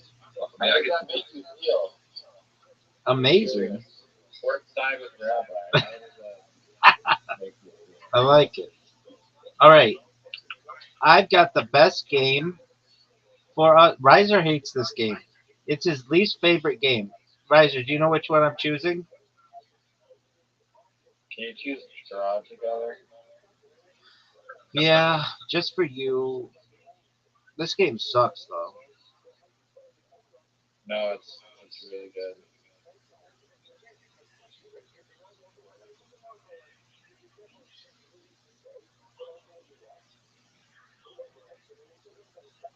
Oh fuck. Hold on. No, don't accept it. It's two players, dude. It's two players. I'm in the game though. Yeah, well quit it. No, nobody wants that. It's two Yes, players. shows. Um, I'm in the game with Rabbi and Jacob. You're really in it with both of us? But I can see it. Yeah, I accepted the I invite. have to play. I'm in it with Jacob. Okay, maybe it's two player then. All right. So here we go. I said it's giving them the option to resign, but All right, we'll resign. It's on. okay. I have the best game that we could ever potentially play. Riser, what's your least favorite game on here? Archery tournament. No, what's your least favorite game on here? I hate a lot of them equally. All right. Bounce box. Yeah, that's what I was going to The deep choose. thought. That could give me a migraine. I literally Okay. Sales. I like that one. All right, then back to mini golf. Rock card. It's as simple as that. It's back to mini golf. Literati tournament or That takes poker. too long. It takes too long. Dog, it takes too long. Riser, you have an invitation, and everybody's waiting on you. Riser, you have an invitation, and everyone is waiting for you. Riser, you. Dice party. That game sucks. It's the only game Zoot, I think, is Good good. at. He beats me at it. Oh, that's a good strategy for a loser douche. For a loser douche. Look at this move. I put that ball in the perfect position.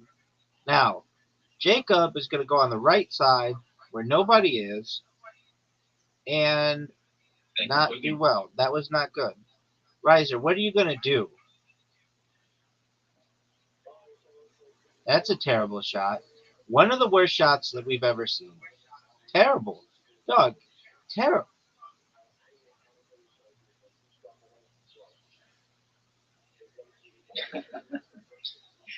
Okay, so we're never gonna get out of this box. No, we will.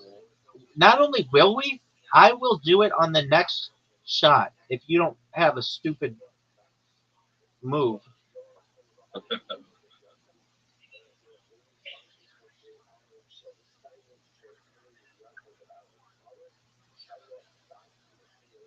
Yeah, it's not going to get out of there.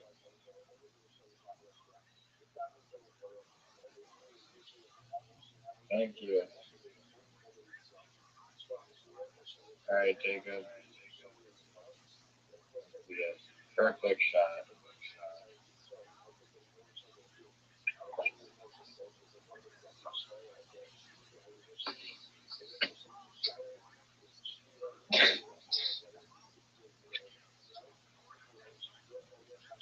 Holes the other way, Rabbi.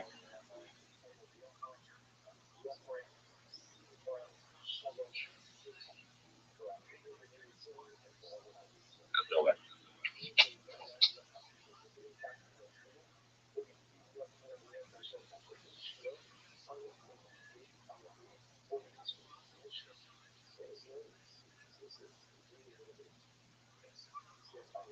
I'm I'm pitching a perfect four system. Riser, instead of talking, why don't you go?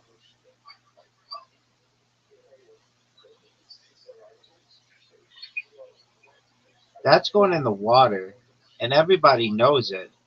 I know it. Riser knows it. Zoot knows it. And really good. Are you proud of that shot? Look how sick this shot is. Riser. Riser. Riser. Riser. Did you see my shot? It's still going. Riser. Well, Riser, you're done. You're done. You can't get past that house. you can And take it off. Really things. Dude, Are you referring to the no? whatever, the no. Yeah. Are you Easy. fucking serious? Kimberly. That was an amazing shot. Do you think Jacob could make this riser? Yeah, he's gonna make it. Almost. Oh, he's gonna make it. He's making it. Yep. That you both had the best fucking shots. Incredible. Riser, are you gonna make this shot or no? Are you just gonna just practice aiming? I'm trying out a new strategy on this show. Yeah, everybody's tried this strategy, and everybody knows that shot was garbage. That shot was garbage, Riser.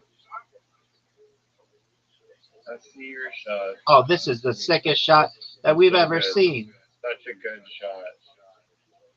Such a great shot.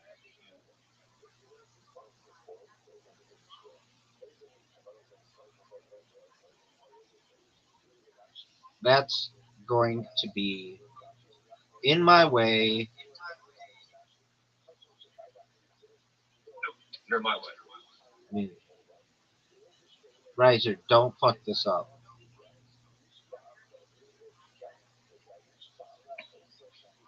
I'm in the lead. Riser, look at this shot. Bounce out. Riser, what are your thoughts of the position of my ball?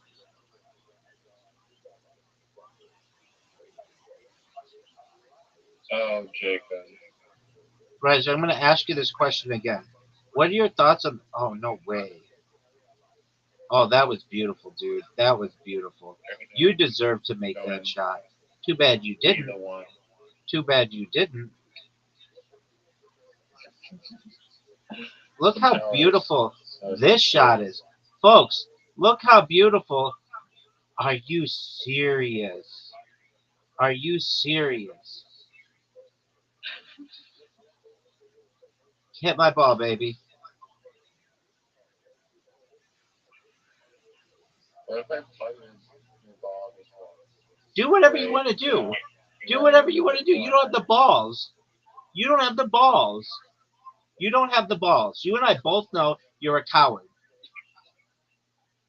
I could do it, but No, could does not equal. I'd just be giving did. Jacob a free point. Okay. Trick me about that. All right.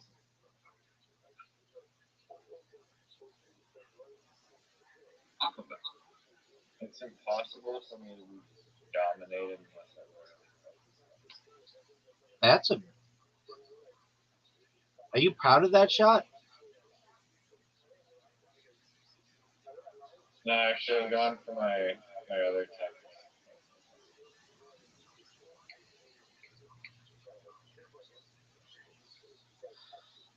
What's your other technique? Riser, what's your other technique? It's a trade secret. I can't tell it.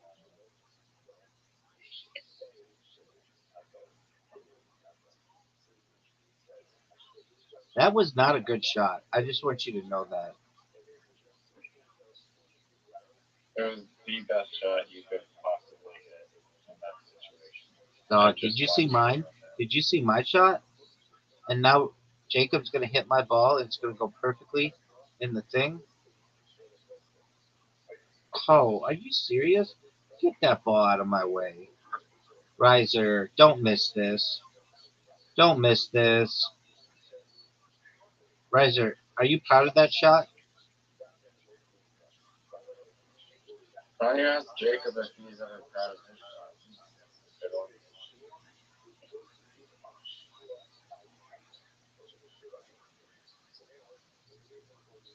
Hit my ball, baby. Hit my ball. Not like that. There's no way you hit this shot in the hole. Oh, no. That was terrible.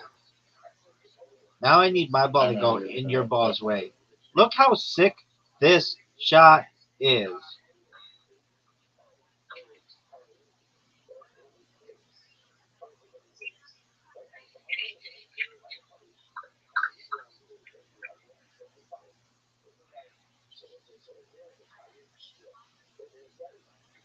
He's in your No, way. He is in your way. What are you going to do, Riser? no, it's not in the way at all. He's absolutely in your way. And Garbage. how did my ball make it into the way? Oh, you just royally fucked up there.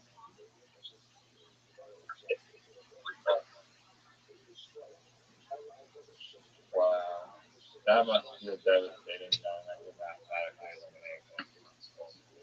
Couldn't Oh, even imagine what oh. that feels like. Riser, are you going to go or are you just going to flap your lip?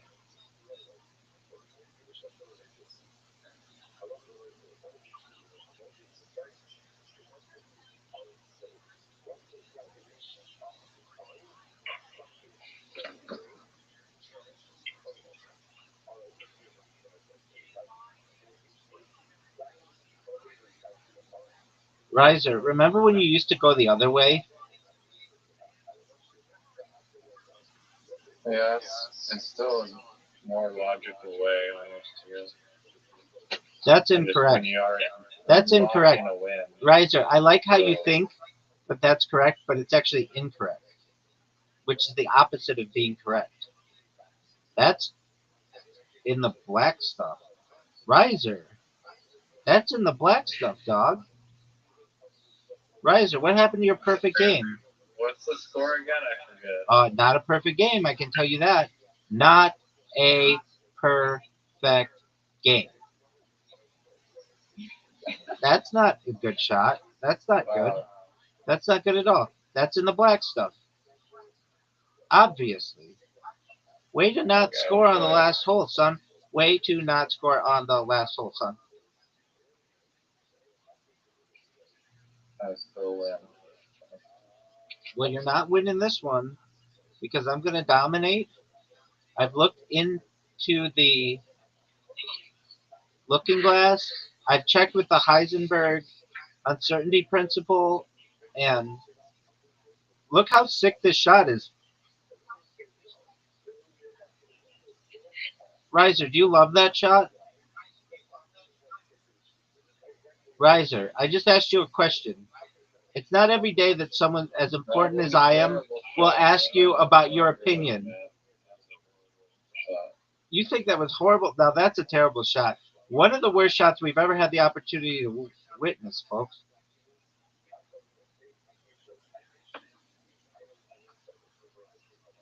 Look how sick this shot is.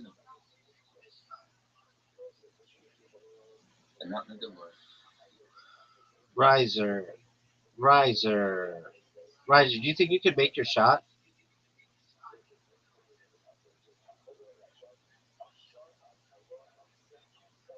Riser, did you know I just scored?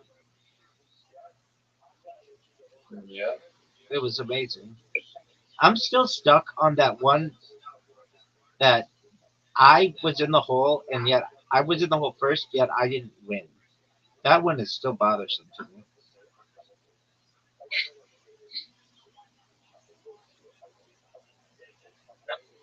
I gave Jacob the hole in one. AKA collusion.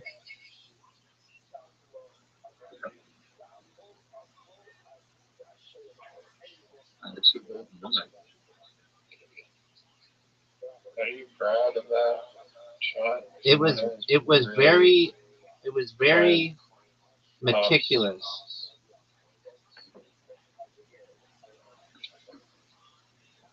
Your shot is so shitty. I don't even know if I can hit my shot. That's how shitty your shot is. My question is this: are you gonna go? This game is not called readjust your ball on the tee. It's called mini golf. Doug, you're gonna clog the hole. Baby, are you gonna go? Baby, are you gonna go? That's a terrible shot. One of the worst shots we've ever seen.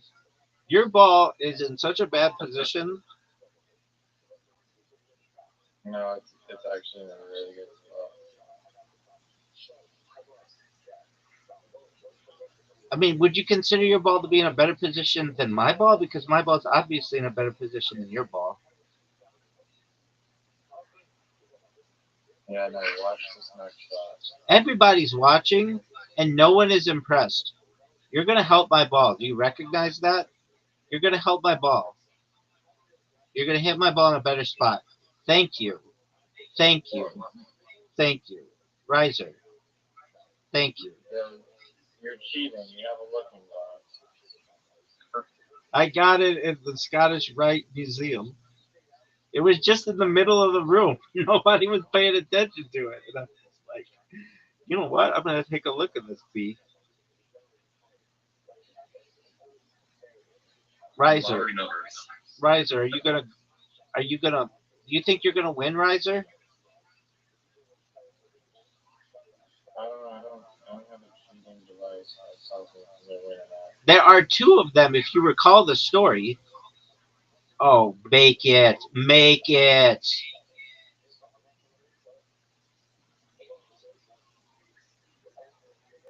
This is gonna be such a high IQ. You're gonna bounce it off his ball? Keep this up for generations. That was horrible. I didn't say it, but I thought it. Let's see. Shot there, big guy. Angle it too much.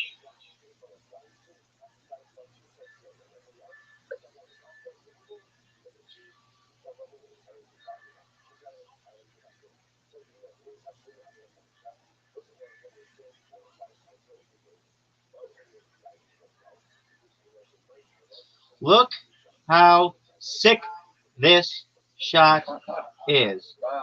R- Good job memorizing the percentage there. Riser, what do you want me to do, dog? What percentage did you use? I'm curious. 69. 69?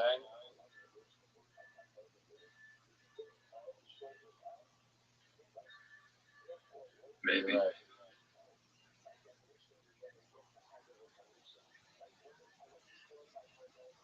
I think my shot was a little bit better.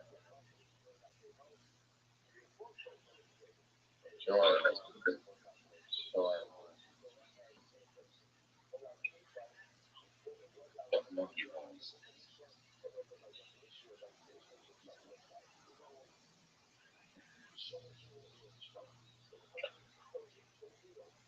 Riser, that's a terrible shot. Of all the shots that I've ever seen, that shot was the worst. Look at this move. Riser, Riser, you recognize how bad that shot was, right? Riser, you do recognize that your shot was terrible?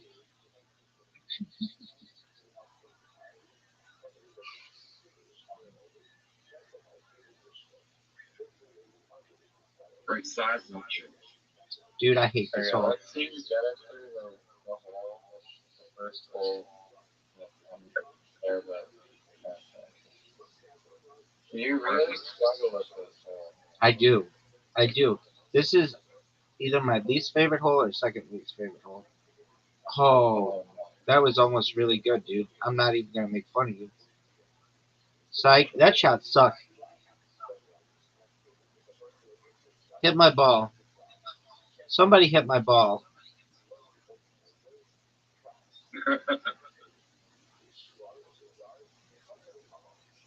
Oh, what? Riser, Riser, what did you think of that shot? Riser, what did you think of that shot? Riser, Riser, what did you think of that shot? Riser, Riser, Riser, Riser, what did you think of that shot? Riser, Riser, you know I'm pitching a perfect game here, baby. Oh, you're gonna try to emulate me? Oh, Why did you just? Fall out? I'll just block him now. No, you won't do that. That's too hard. That's too hard. Oh, wow. Too hard.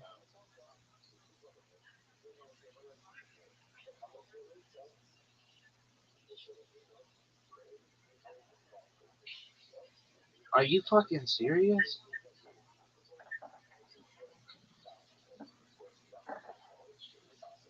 No.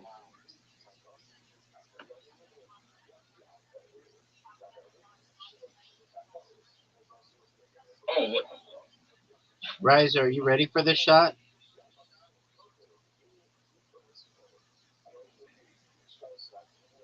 Just unbelievable. Horrible. Unbelievable. Riser, do you see where your ball One of the is? worst shots you've ever seen. Riser, riser, riser, riser, riser. Do you know what a perfect game is?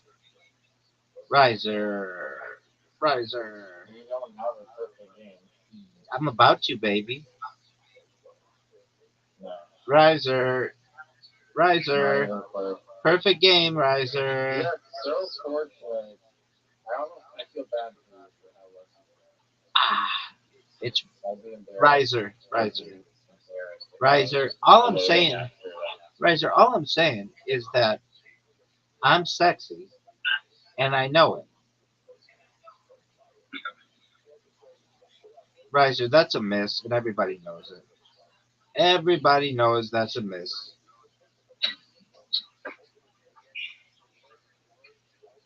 Oh, what a shot. What a shot. And it gets in your way. Oh, Riser, do you know what a perfect game is, son? I'm sorry, my phone screen just changed to like this weird nighttime view for some reason. Is that an excuse like the headache or dehydration or you needed No, Monistat or something? I'm not even kidding. Did you need Monistat? I did not agree to this. Dog, I mean, look, I don't set the settings of your phone. Riser, do you not recall? I told you, I don't set the settings of your phone. Okay? Are you serious? Riser, are you serious? Perfect game. Let's see this perfect game. Riser, are you serious? Hit my ball. If you don't shoot a perfect game, then you have nothing to brag about. And even Jacob here is actually pushing your ball straight into the hole. Riser, I can't hear you over being on the edge of perfection. Hit my ball in the water, baby. Dang. Baby. Riser. Riser. Jacob blocked Riser. There's no touching me. I dedicate this perfection to perfection. That was amazing. You know it. I know it. Everybody knows it.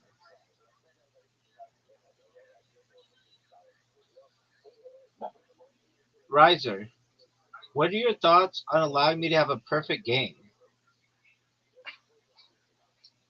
Riser, I already told you I'm playing with unplayable conditions on my phone. is it because it's on night mode? Yeah. Literati tournament. Dog, do you remember I sent you an invitation? Everybody was waiting on you. I already Dog, played. Literati dog, tournament. dog. No, that's not fair. Riser, Riser, I don't give a shit about your settings of your device. I don't give a shit about night mode. I don't care about your blue light filter. All I care about is that you accept this invitation. Riser, Riser, This is the win of 58-kilometer win. Riser, Unplayable. Riser. Play one more with us, and then we'll perhaps consider a literati tournament. Riser, I've sent Riser, Riser, I've sent you. We're waiting on you. Riser, Agree just to the literati game right after. okay. Say we will play a literati tournament after. And Jacob, you also. Oh, he's grown. All right. So, Riser, are you gonna go? Are you gonna say that we're playing literati? I'm. We'll play a literati tournament after this game, Alright. perhaps. I have unplayable conditions. These are completely unsuitable for professional skill.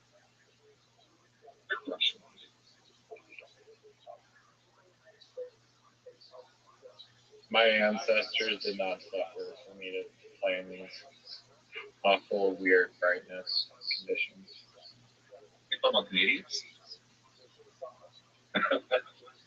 I don't know. I have ancestors from all over.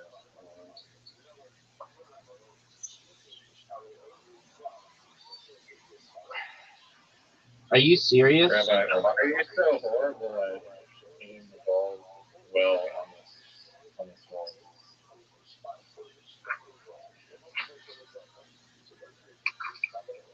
Yeah, that's kind of one of my least favorite shows. Not going anywhere. Riser, you think you can make your shot? And I can do something far better than make my shot.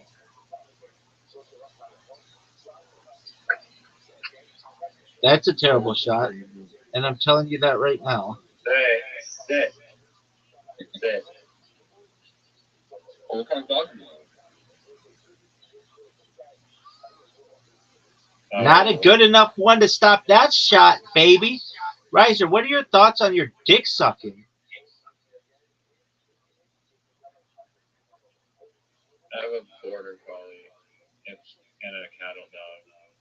Like mix. If that's what you asked, because I don't know you. Are you even talking to me? Yeah. You just asked that I have a dog.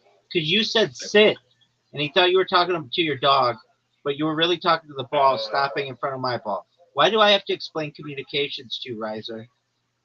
That makes sense. Okay. This hole is not a hole in this game. I've never played this once. Yes, you have. You played it. You played it like 1,000 times. No, I swear to God, this hole never shows up. I mean, Riser, I don't know what you want me to do about it, except just straight up dominate it like a pimp. That's a miss. That's an obvious miss. That's a terrible shot. I mean, maybe if you wanted to like emulate dick sucking with your shot, then oh, what a shot! What a dirty shot! What a dirty, dirty shot! That was amazing. I hope you guys know I've won 6 holes in a row. I hope you guys know I have won 6 holes in a row. That's a miss. An ugly miss, Riser. Riser, did you know I've won 6 holes in a row? 7 holes in a row. I've won 7 holes in a row. Oh, now it's your bullshit 10 shot. Baby, what do you want me to do about it? Baby, 7 holes in a row. This might be a record. This might be a record. I hope you recognize, Riser. Do you recognize that this may be a record? Close to the record. I literally got to dance for like 8 games in a row. That's incorrect. I'm talking about I haven't lost on a hole in 7 holes. That's not very many holes. It is. It's not. It's nowhere near the record.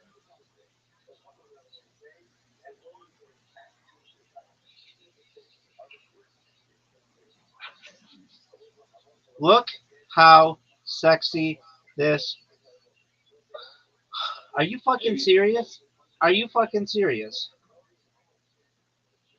That was terrible. Gotta hang now. Riser, that was terrible.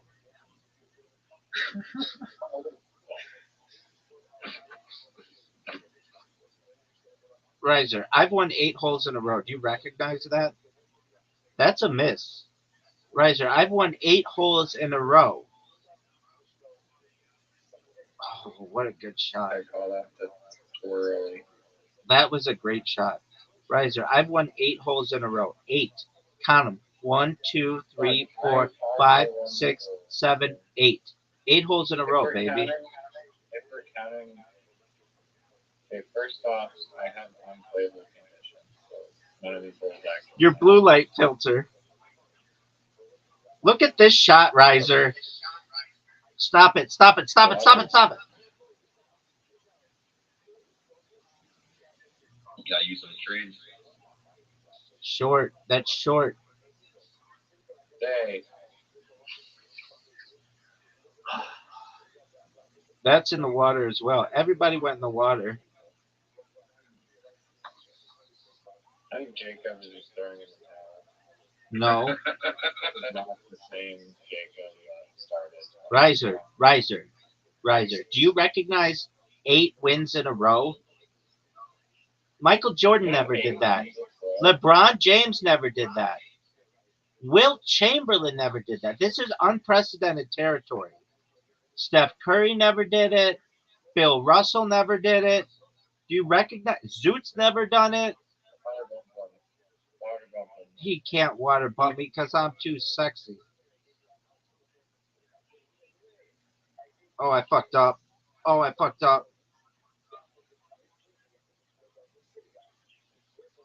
Riser, what are you going to do, son? That's your shot? That's your shot right there?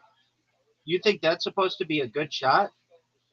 Riser, that was one of the worst, if not the worst shots in the history of the game. Thank you. Riser, what are your thoughts on this shot? Better than that shot. Zoot, Riser, do you know what 4 wins in a row? 4 or 9 wins in a row? You have to make this. You have to make this.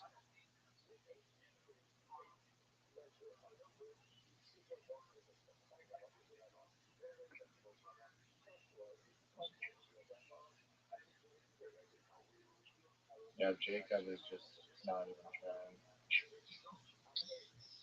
9 holes in a row. Do you recognize that, Riser?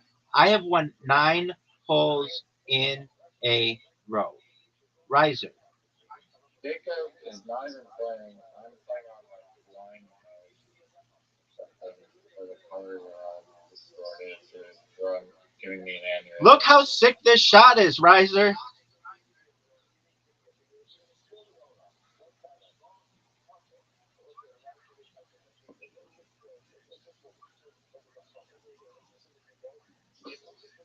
Riser, are you proud of that shot? Riser, are you proud of that shot? Yeah, way better than the shitty stand. The stand sucks.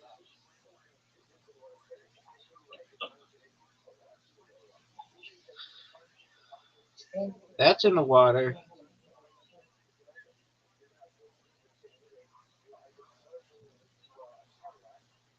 No way. That's in trouble. That's in major trouble. That's water. Riser. Going in. Nope. You fucked up. Riser, do you understand? I have 1 shot away from a perfect game. You have to hit this. And you missed it. And you missed it. And you missed it. And you missed it. You missed it. You missed it. Are you serious? Riser, I've won 10 holes in a row. Back to back perfect games. Riser, do you understand the kind of domination that I have just dealt to you and the world? Do you recognize? You know how earlier we were talking about apocalyptic events? I am all of them rolled into one.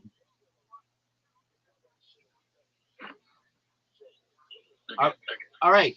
Now, Riser, send Jacob an invitation, and you guys go first.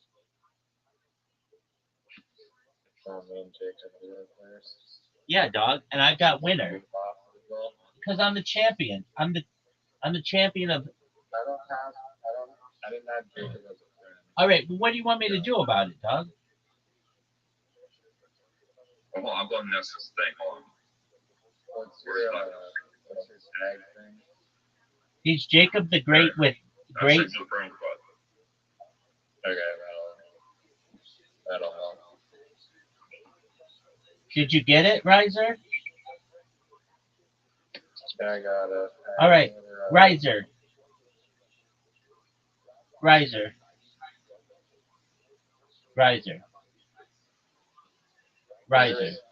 Game mode turn based word helper on. Yeah, game based word helper on. Turn-based word helper on. Everybody knows that. So it's not live, it's turn based. Yeah. Okay. Right. Do you need me to play the game for you as well? There's an invite. There's an invite. Okay. You only got 2 players though. It's a two-player game. We're having a tournament.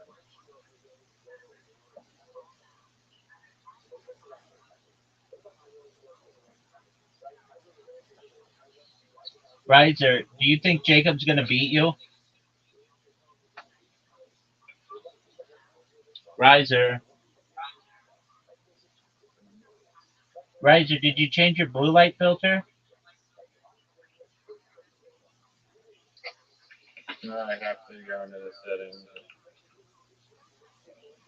Okay, is that something you need me to do? If you want to help me find the settings. Dog, it's go to settings, blue light filter. Just one moment, I'm draining the snake.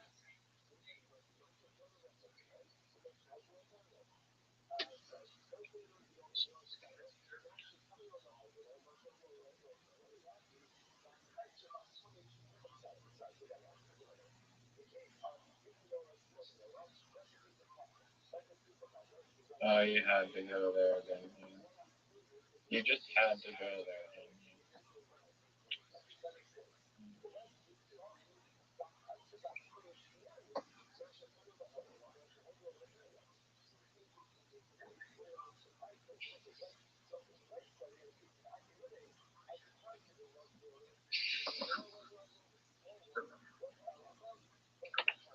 How is Neuron 7 finished?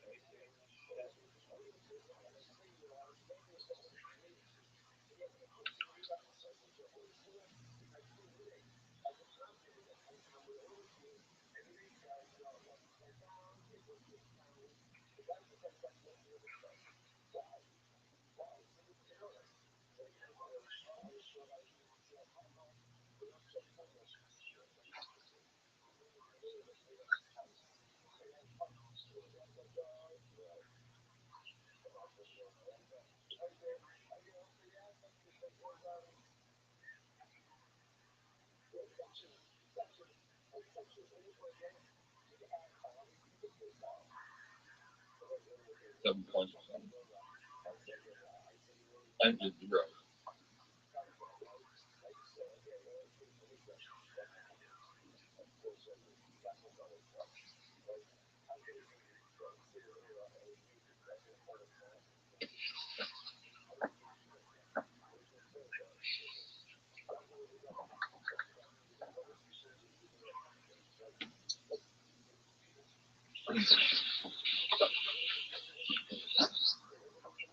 Riser, do you mind if I tell you some stories? Okay. Your mic is as loud as fuck. Did you like that story? You can turn my mic down. No, dog. Because then I can't hear your beautiful voice as I beat you. It literally sounds like you're breathing into it. I just took a breath. That's tight. What's the score of your guys' game? No, you're good, baby. I'm just giving you some shit. Right, so what's the score of your game?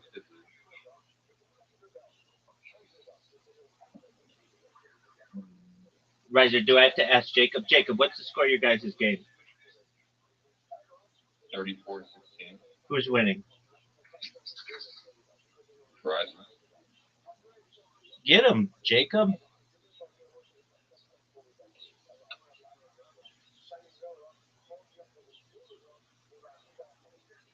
Riser, how many tiles are remaining? For me, 62. Oh, that's tight that it tells you that. No, it's for everybody. It's not just you, dog. I don't think that's how it works. That is how it works, dog. Each of them. That is how it works. So are you paid by the Rowdy people? Yeah. If you work for Glitterati. Yeah. It doesn't even show you how many tiles you have left. Doug, I'll explain. It says there are 62 total tiles left for both people. Watch when one of you get when. It just says 57 tiles left. I don't know if that's for me. Yeah, it is. So Jacob just put down a 5-letter word. Yeah, well, why would we have the same tile? Haven't you ever played Scrabble? It's not you get your own tiles and he gets his own tiles. There's one common group of tiles. A pile of tiles. A pile of tiles. That's good. It rhymes. Roger, do you want me to explain this to you? No, I got it. Okay. He's kicking my ass. He likes to use Too many balls.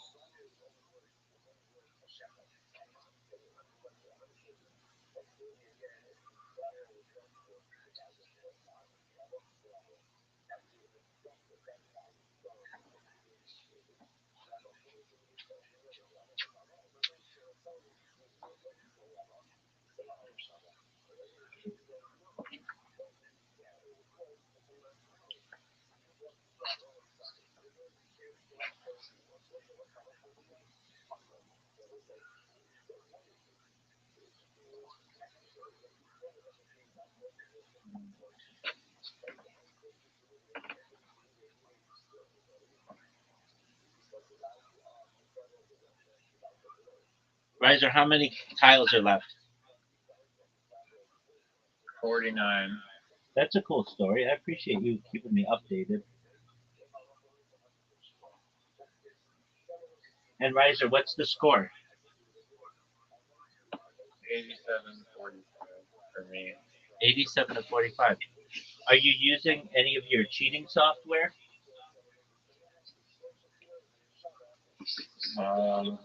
Yeah, I have the unsuitable conditions filter on.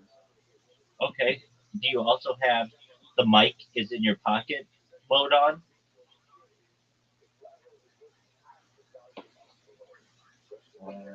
No. Okay. No, So, Riser, just so you don't think I'm alone, Jacob, do you hear Riser's microphone like making a bunch of noise? Not yet, but you'll hear it in a second. The background noise? Yes. Like it's me? It sounds like it's in his pocket. Like only when I talk? No, we just heard it. We have TV in the background. No, that's that's fine. And Oh, you have you. okay, so do you hear like it sounds like he's touching his microphone?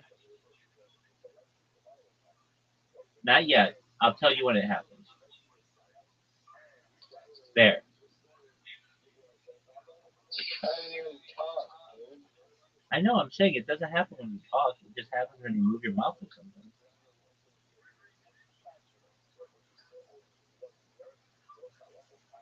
You're just trying to find something to try and get me off my game. Dog, you're making a lot of noise. What's the score? Riser, what's the score? And how many tiles are there? 45 tiles. 92-64. Riser, did you use Z or Qui or Za? No, I don't think Jacob had a bullshit file either. I did have an X. Jacob, if you get a Q, do QI. If you get a Z, do ZA.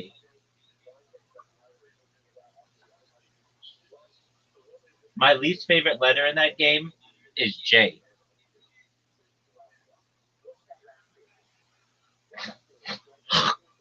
And why? Y's easy.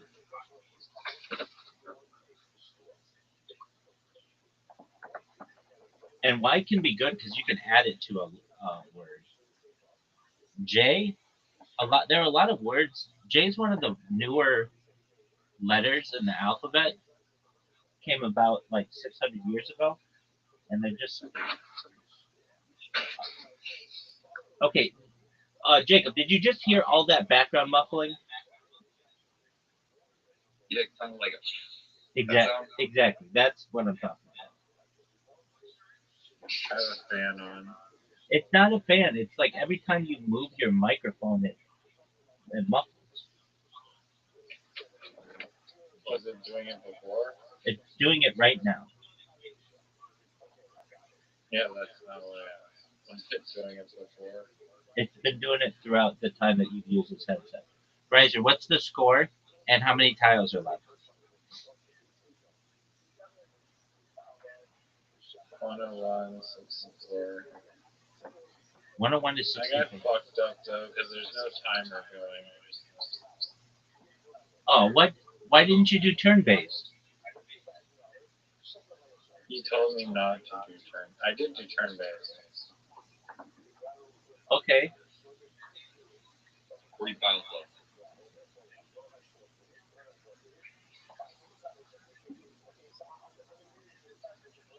Then maybe you shouldn't have done turn-based. That would be 50.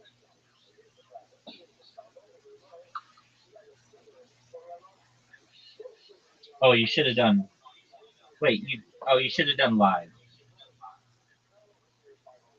Yeah, All right. Shit happens though. but Jacob's not taking it forever. He's not I Zoom. mean, he has kind of. He's not Zoom. Is what you're saying. He's moving out of route. Okay. My question to you is this. Froggy.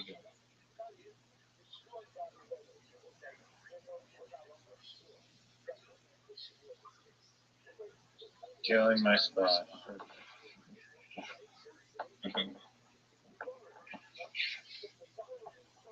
I'm gonna beat Riser. And then Jacob might beat me. And then it is gonna be wild.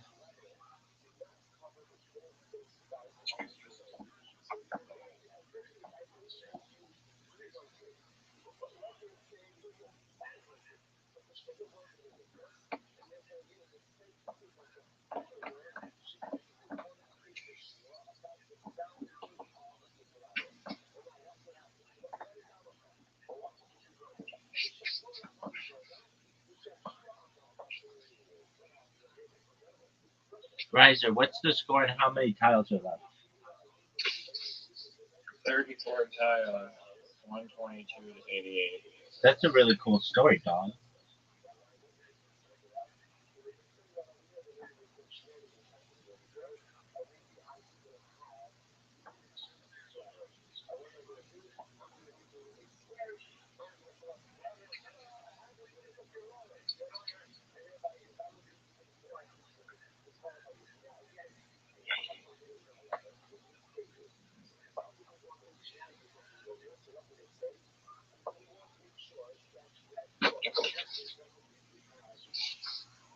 AG is a word. Yeah, it's agriculture. It's short.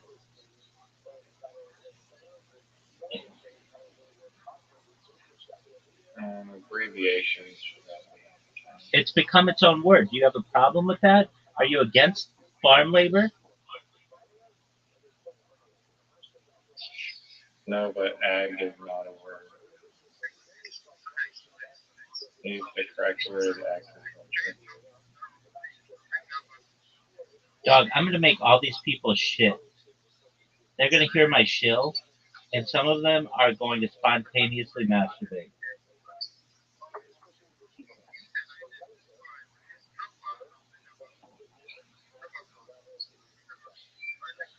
Riser, I've been doing this shill, and literally the people who hear it, the last two times that I've heard it, they think I'm a robot. And I have to tell them, like, no, I'm live streaming so that they, like, see me doing it live. That's how sick I am. People think I'm a robot.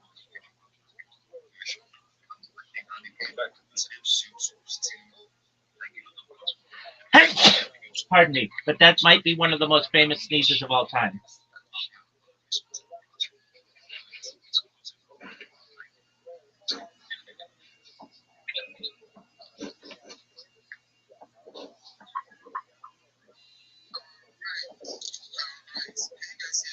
Yeah, we can hear you, dude.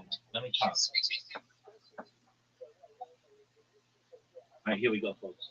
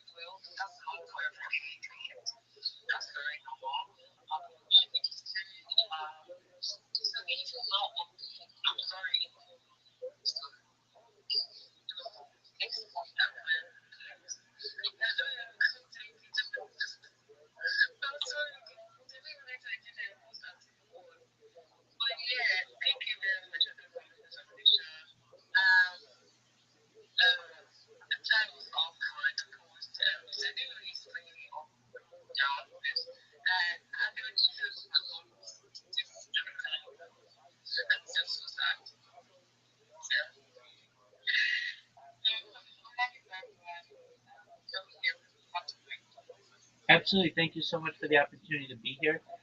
First and foremost, I've done my best to follow as many people in the space as possible. If you haven't had a chance to follow me, I'd appreciate it. If you do, I'll make sure to follow you back. I follow everyone back.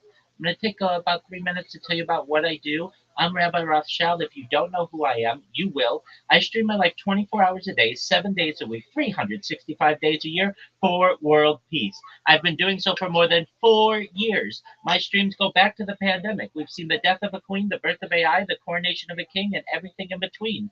This is a real life Truman Show, a real life Big Brother. This is a timeline and a time capsule of human achievement. In the 1990s, Bill Gates coined the phrase content is king, and I'm making it true today. I'm king of the internet. This is the biggest event in global history, and here's why. In 2018, The Economist magazine stated that data had overtaken petroleum. You're not going to let me talk?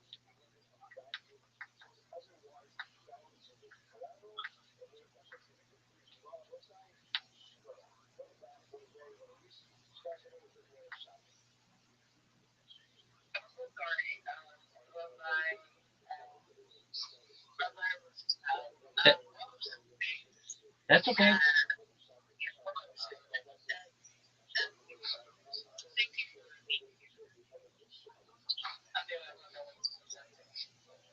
I appreciate. Can I finish my show, please?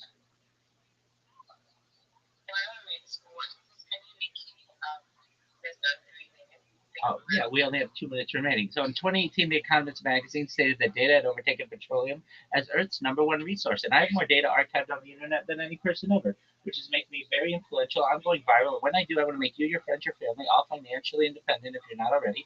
I want to ensure that you have generational wealth if you don't already. And I want you to be able to start charities and philanthropic organizations of your own. I'm unlike any influencer you're ever going to meet. I'm not live on one YouTube stream nor two YouTube streams. I'm live on over 20 simultaneous YouTube streams 24 hours a day. You can view my life in 360 degrees. I even have a ceiling cam. If you want to view my YouTube streams, they're available in the link in my profile. Additionally, you'll find them in my pinned post. You'll also find in my pinned post a link to my link tree. I dare you to look at my link tree. Nobody dares you to look at my link tree, but I do because I have more social media than any person ever. I have more content than any person ever. You'll also find a link in my Discord, discord.me/rabbi. I invite you to join our community. I'm proud to say we just surpassed 2,800 people and continue to grow each day.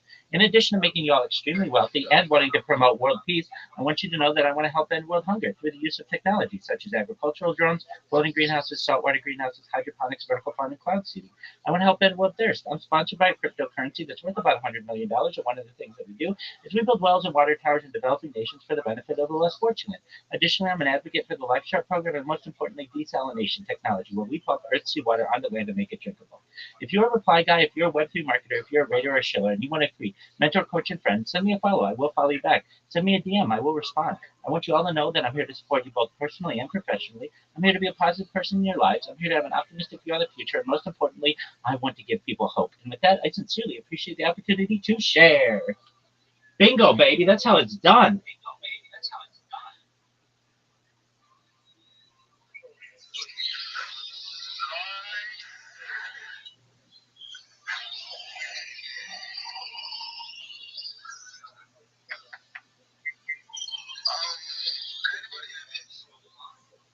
Yeah, go ahead, Snowy. You're welcome,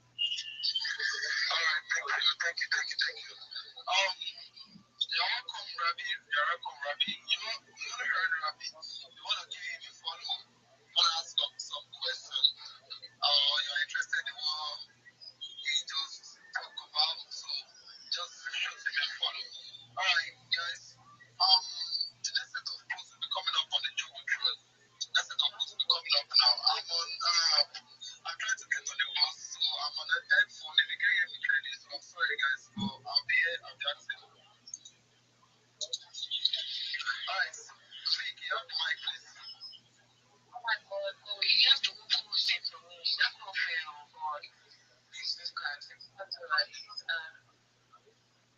true. Well, thank you very much for that. It's really amazing for you to pop on in space. And please, if you follow you, do give us a follow back. And, please return the energy. It's nice to be to have you here. Because if you have anything to say, I don't know who was putting posts. Okay, so now, because we don't have any posts at all. Could you help us put some posts up? Thank you very much. So, if you have anything, do request some lives, and not smoking, like, love to hear.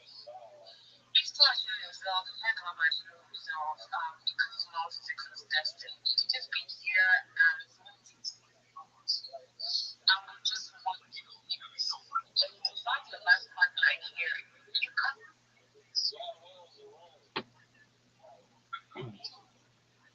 Yo, dog, did you just hear that shill? Did you hear that award-winning shill?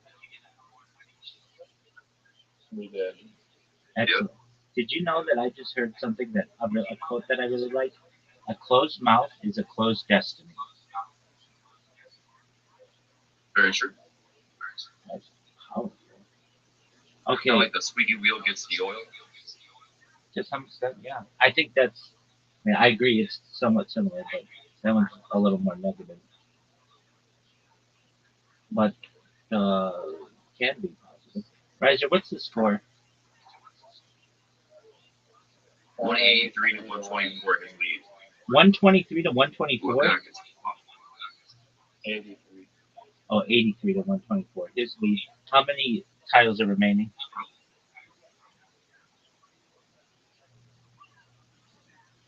13. Okay. But we're like running out of real estate. So Did they make the board smaller?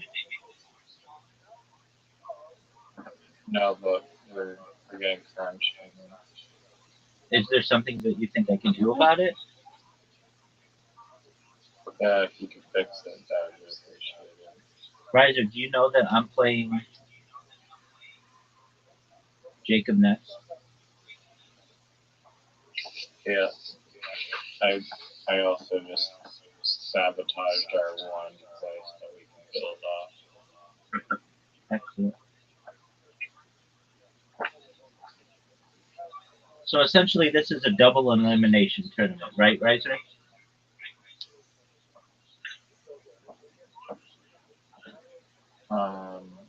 Riser, do you remember that time people would ask you questions and then you wouldn't answer them? I remember. Pepperidge Farm It's remembers. hard to talk and try to brainstorm ways. Is it because of your blue light filter? That definitely doesn't help. All right. What do you want me to do about it? If you could fix it, that's phenomenal. Sure. What kind of phone do you have? I'll give you the instructions. iPhone 14. Doug, this is easy. So is it the adjusted lighting that's bothering you? It just went to like this like nighttime mode. 7,000 left, but he's definitely winning. He is kicking my ass by like 71 points or 61 points. Or, yeah, no, 63. 54 is the month out. Riser, How may I help you? would you like me to tell you the instruction to shut it off? Yeah, I'm waiting. All right. Well, here's what you do.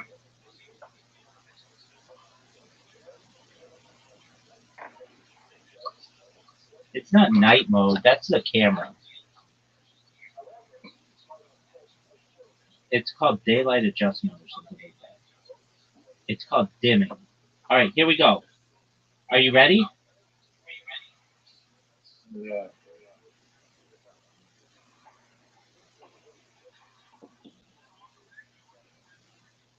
Um,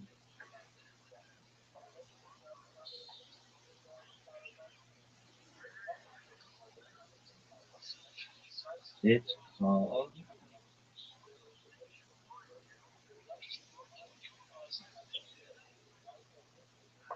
Go to settings, display and brightness,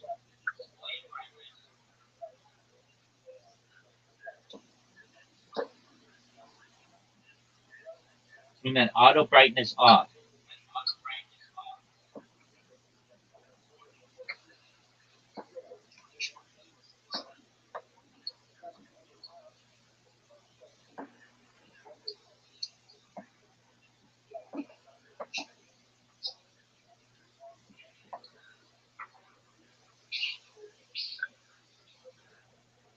Dog, do you need me to tell you those instructions again?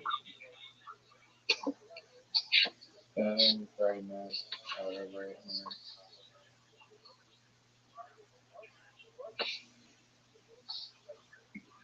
No. It says that auto brightness is Okay. but it's Then you can also go to, then there's another way to go to your settings and shut off night shift.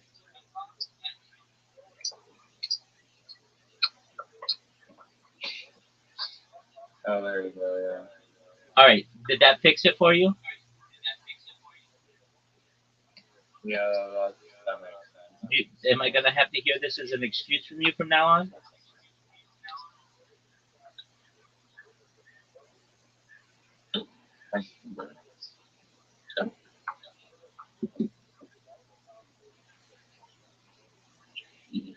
Riser, what's the score and how many tiles are left?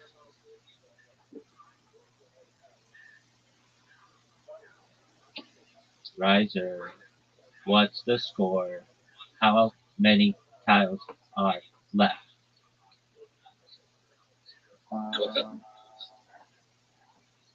I can't find them.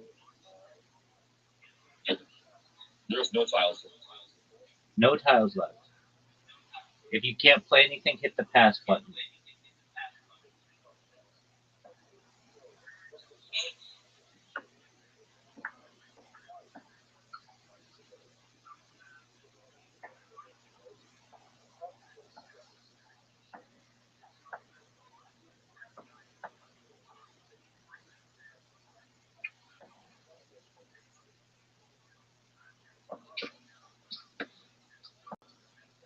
Riser, how many tiles left do you have? 0. You just won? I'm close. How many The others, how many tiles do you have on that you can play?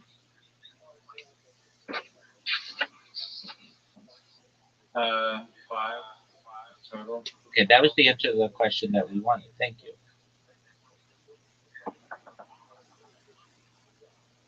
Don't go there big as I could actually build something that would give us more real estate. I just figured out now we're closed. I mean, that's collusion. I think everybody here is seeing that there's collusion here.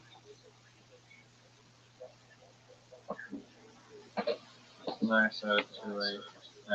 Collusion. Now we got to shut off. Because the break shit just move up.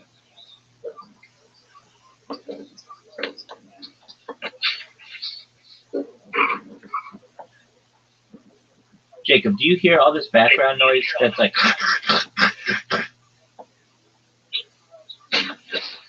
Or I'm gonna toss it. Background noise here, man. There's no background noise. Riser one. There you go. All right, it's my turn with Jacob. Riser, go take your dog out or do whatever you have to do. And then it's double elimination with you, son. Alright, sounds good. Excellent. Hey, I will Riser. nag you about the score and who's winning every time. Riser, will you please remind me, when did you say thank you for me to help you with that night mode? Oh, I apologize. No, you're sweet. You're a sweetheart. Through the night mode. Shut up. You're a sweetheart. I'm just busting your balls big time tonight. All right, Jacob. I'll let Jacob go Yes, first. sir. I'll let Jacob go first.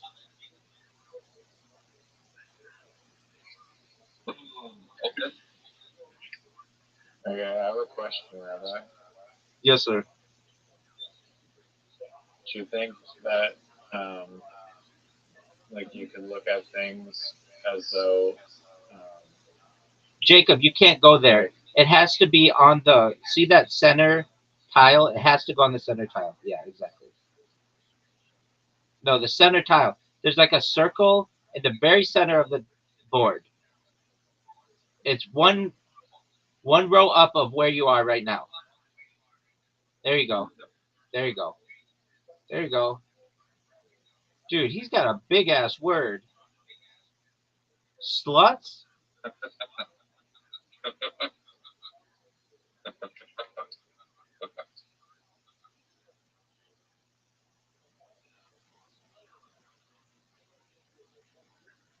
Not that big, but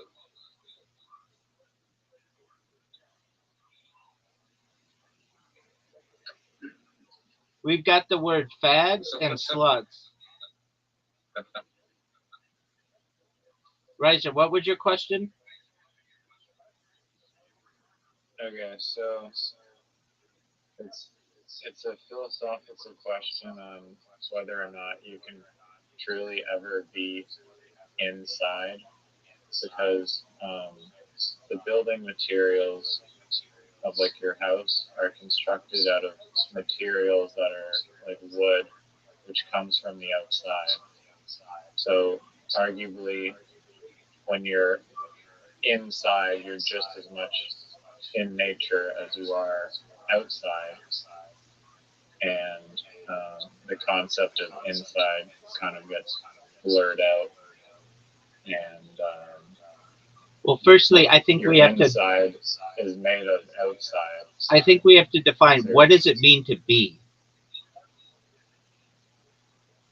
to be inside, Just to be. Like, are we talking about your physical body, or what about your mental state?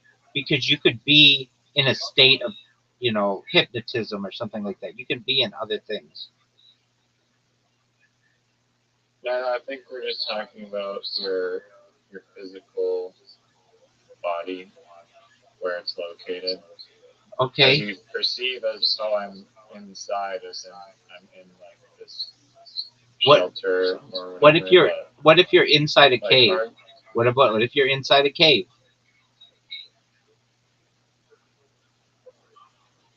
well, a cave is also made of natural materials, and Oh, a cave has okay, what if you're inside an a entrance. what if you're inside a space station in space?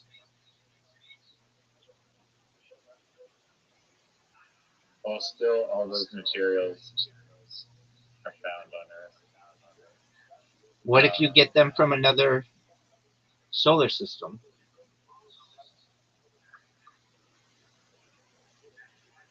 Well, then possibly at that point it could be considered inside, but they're still natural. Like all of the materials that you'll construct a thing of are natural to some extent. Well, I mean, aren't you They're asking just then? they're just different reconfigurations of nature Yeah, that but are aren't you really building. just saying that every synthetic item is natural? I mean, did you listen to what I just said? I just asked you a question. To some degree, yes, they all come from. So Is there such thing as so you're basically saying synthetic that material? nothing synthetic works, or nothing synthetic exists. So then, if nothing synthetic exists and everything is natural, then essentially, by definition, in your contrived setup, everything would have to be natural. So then, can you really be inside?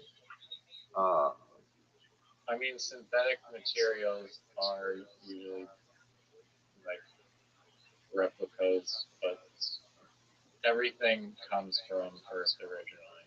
So what we call synthetic materials are like doing chemical reactions or tweaking things out of like their base natural state and modifying them, but they're still modified by chemicals that are organic, or maybe not like the pure organic, but like, you know what I mean.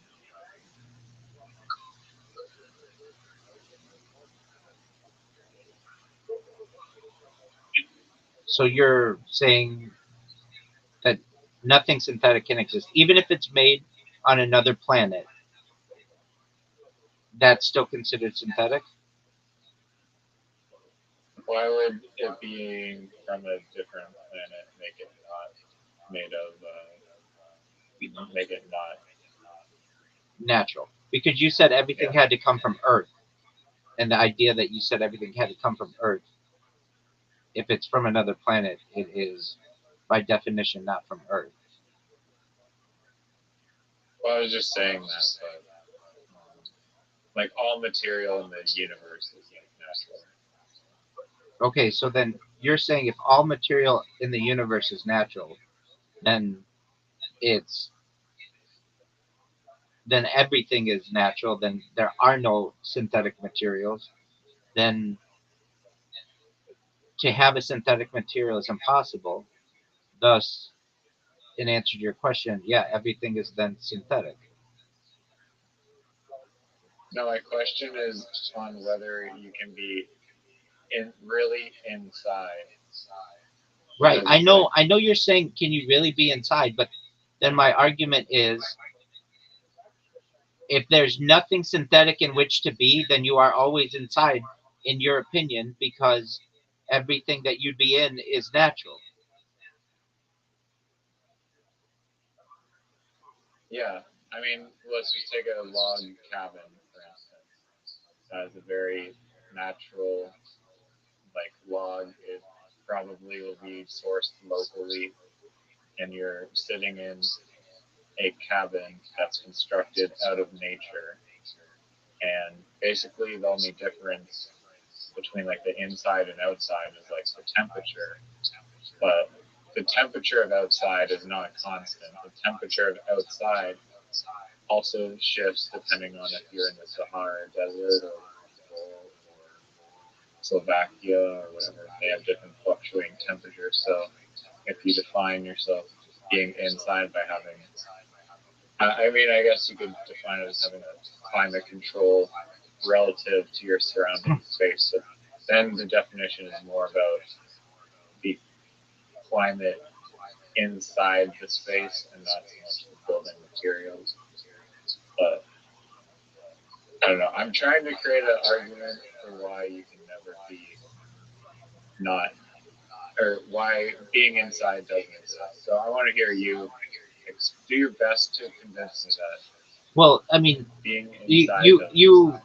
you are already set up by from a definitive stance that you cannot have anything that's not natural. So then everything that you would be in would be natural. Thus, you cannot truly be not inside. Which I don't agree with your definition, but if that's the definition that we have to use, then okay.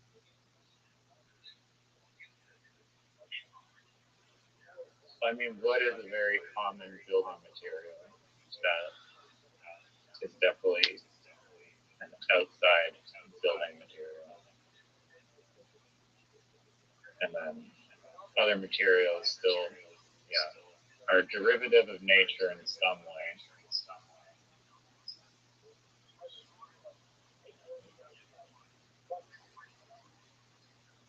How many tiles left? Jacob? 41. Jacob, what are your thoughts on this? Does being inside exist?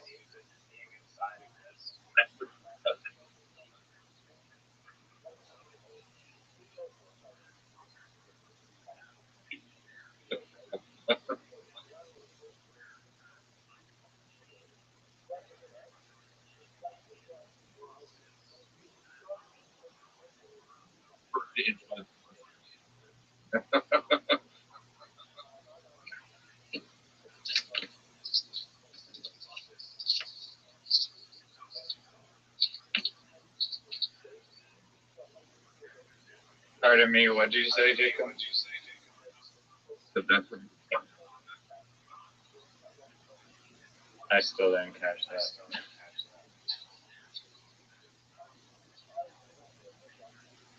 Jacob, can you you say? know, but you're fucking up. You got a small dick. He says, "Is it in yet?" You know what I mean? We didn't hear what you said. We heard small dick. He isn't in yet. What did you say before that? That is what he said. Oh, that's what she said. Right, or he said that's what she said. Okay, that's what I thought.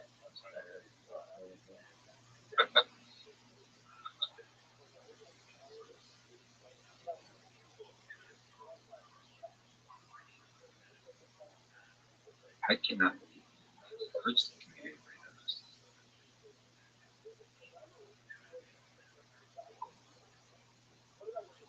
Shit.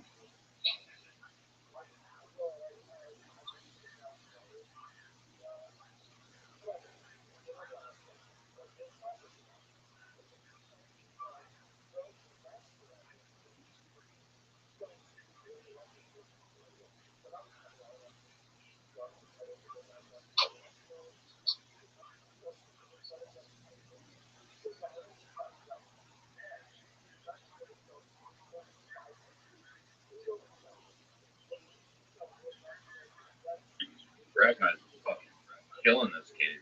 253 to 80.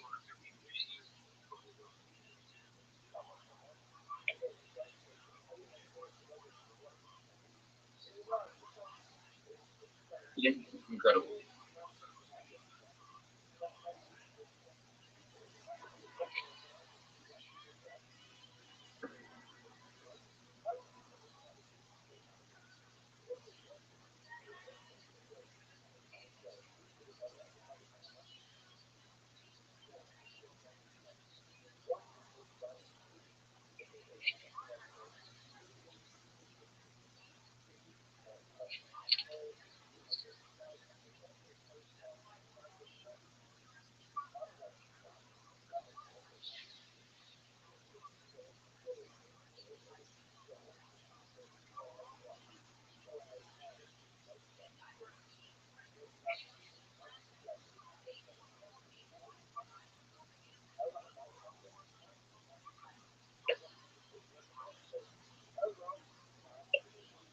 You have to put the games on the little phones because you got little teeny tiny hands,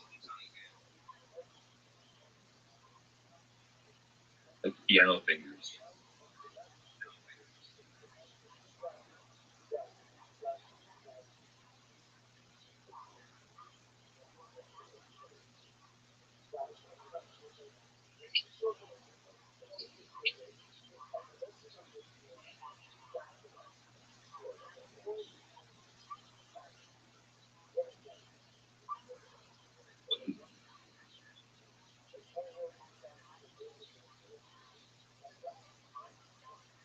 We got we've got sluts, queer, and fags all next to each other.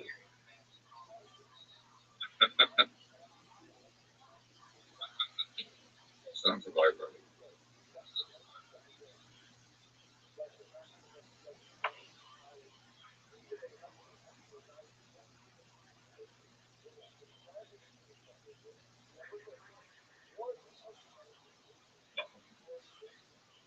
He killed. Jeez. I think homeboy gave me his head. Is headache?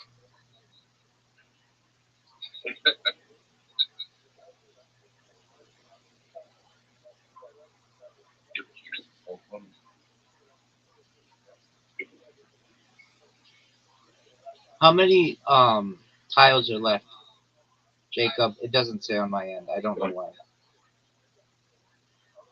Right underneath the pass and swap. No, I know it doesn't say on my end though. For some reason, I it's like my version, my phone.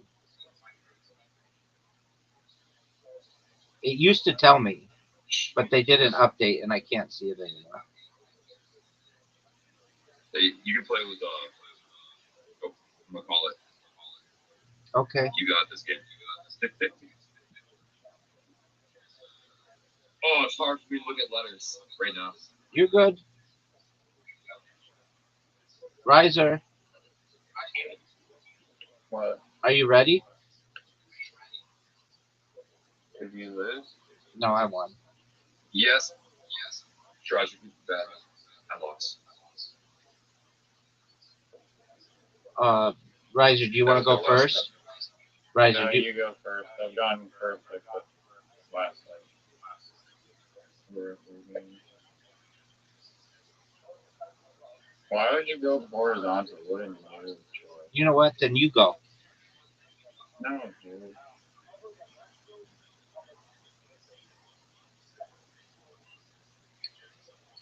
Riser, did you know it's your turn?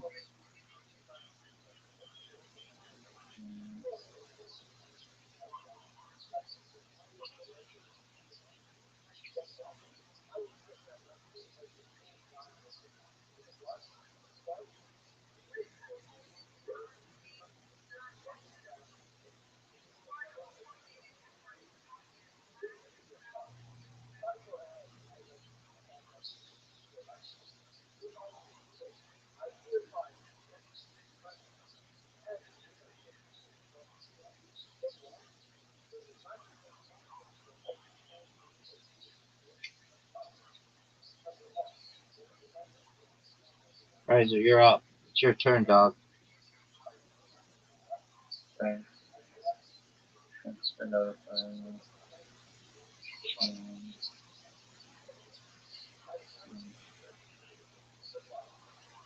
That's up. Talk to y'all tomorrow. Peace, big dog. See how things go. All right, take care. God bless, man. Sure. Later, To you guys. as well. Relative. Riser, are you thinking of going? You know, I've been really hard on you tonight, and I think it has to do with your microphone. It's the fact that I get all this feedback that causes me to want to be a dick to you. And if I've been too hard on you, apologies, but it's part of my sexiness. I have a sexy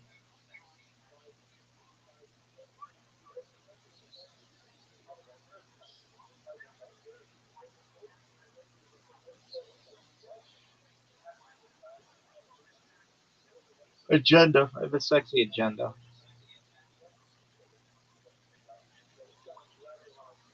It is your turn, just in case you weren't aware. Dude, I have the worst letters. The worst letters. I have an I, an O, an I, an O. Yo, yo. Knee. You went with knee? I don't like having repeat letters. It drives me nuts. I mean, I, I get it. Just part of the game, baby. Dude, I have I've had four O's. I had 4 E's.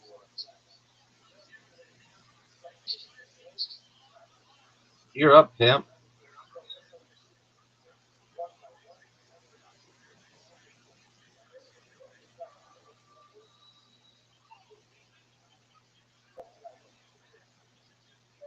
It's 36 to 29, and you don't want to know that I just got an X, a Z, a Q.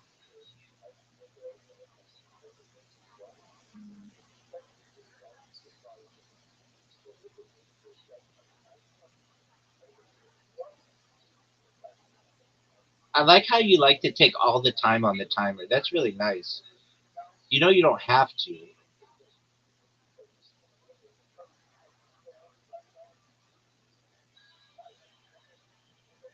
Are you serious? Are you serious? Sorry, man. Sorry.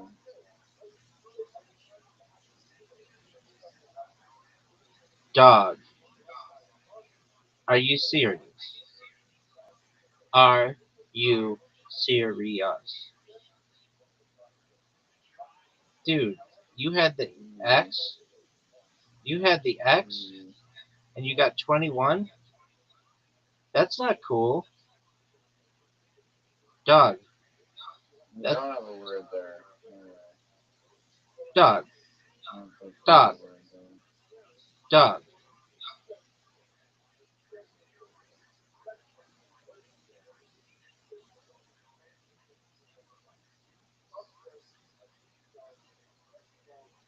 Oh, you fuck. I mean, what do you want me to do about it, baby?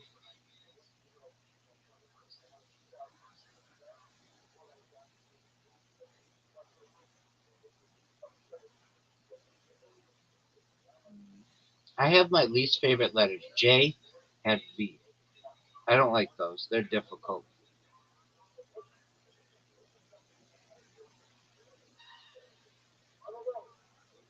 One of the coolest things about playing with you is how you like to take up all the time. It's just, it's incredible. It's one of my favorite things about playing with you. Did I mention that? This motherfucker likes to take all the time. Oh, look at this guy. Look at this. Look at this move. Are you serious? You played Ti and Toe? Um, I didn't have any good letters.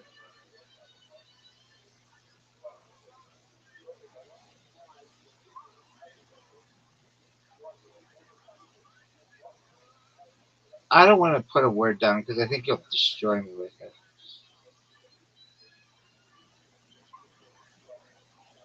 I think you'll destroy me if I put down this word. So we'll find something else. Just play one of the 60-letter bullshit fucking dead words. Last one. You're up, big dog. Did you know that? Dude, I've gotten an I, an O, or an E like 3,000 times this game.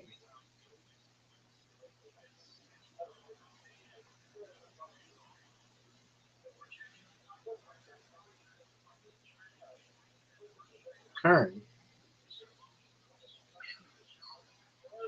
Very good word. I don't think there's a maybe got something there for 3-letter LL word. Let's see what it is, folks.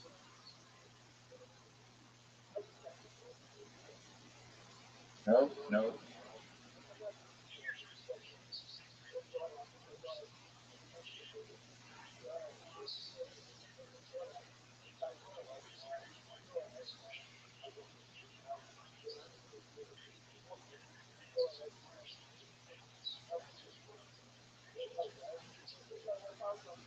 TikTok. Doug, look at this move. You fuck. What the Look at fuck? this move. Seriously?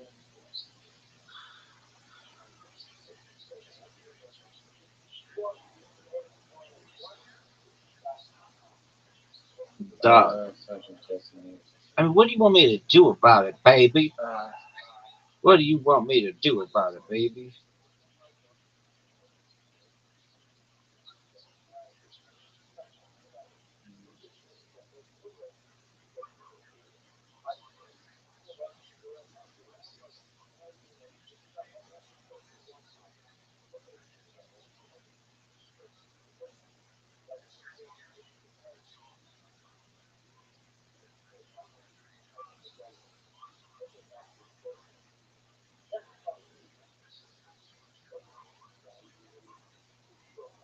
finally got rid of my V. That was really good, dude. Yeah, V's are pretty annoying. I agree with you.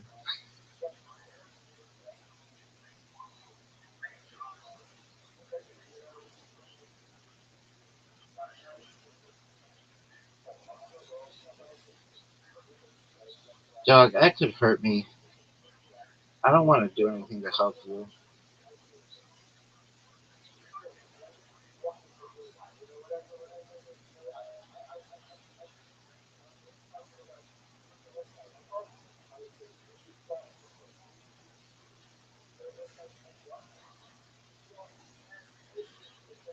Cool.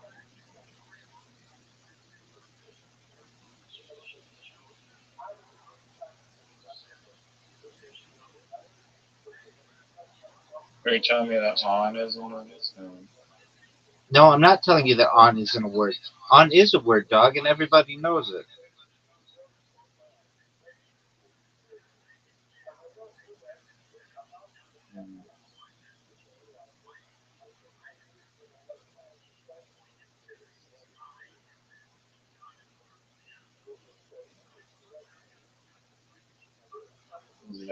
You got a Z.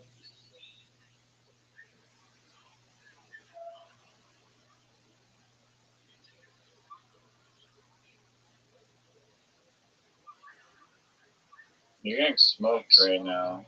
I don't know if you're aware. You steal my fucking Z. Why don't you?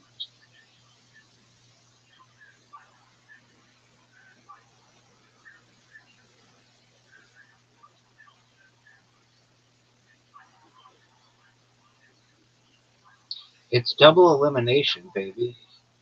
Why do you want to give me any, not give me any real estate?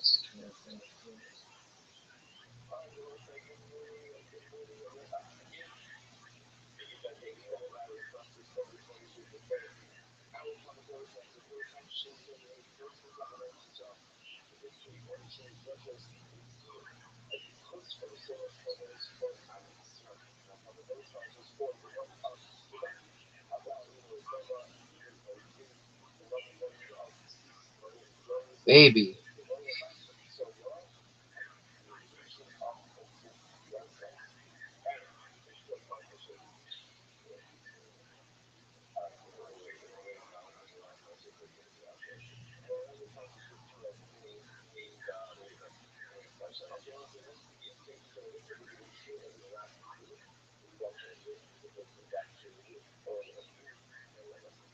You don't want to do that. You just don't want to do that. You just don't want to do. You can't do anything with just C. Get out of here. I even know that. It's garbage. Garbage thinking.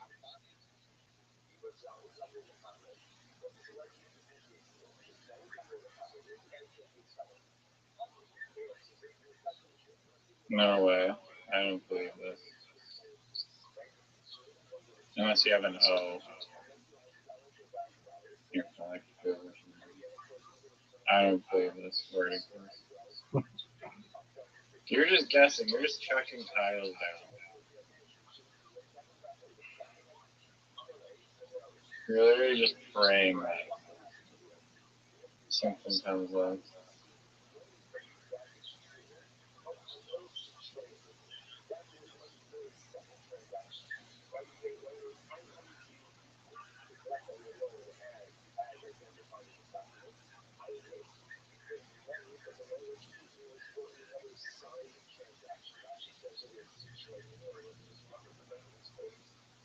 Wow.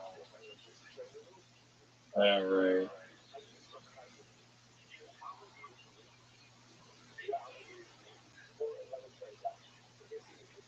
8 points, that's it for a 6-letter word? 8 points?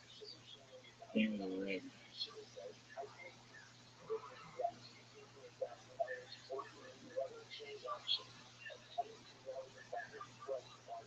Oh no.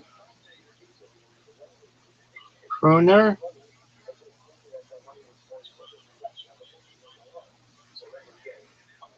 Go chill. Chill, yo. Don't start.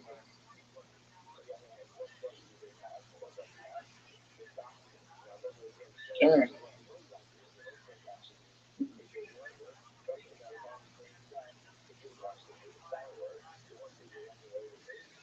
Delay of game. Misconduct.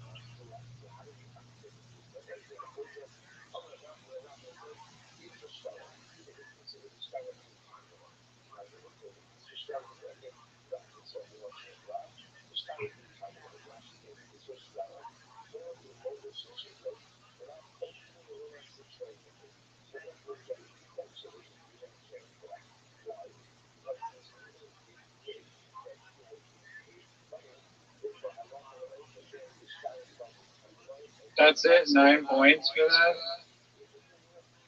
3 words. 9 points. All right.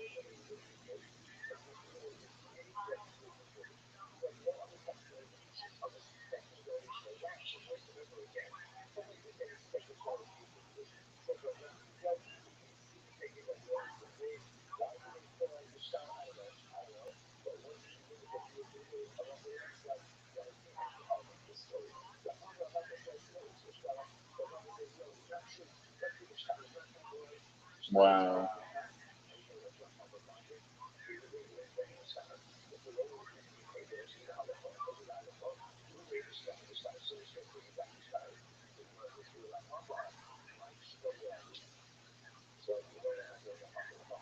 Supernatural. What'd you say? Sure sucks. That J does suck. What the fuck is John?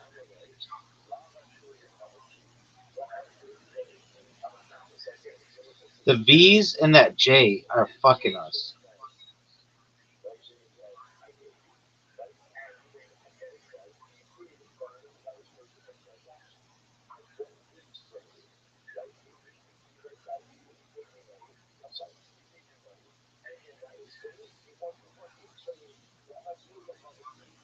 Dad?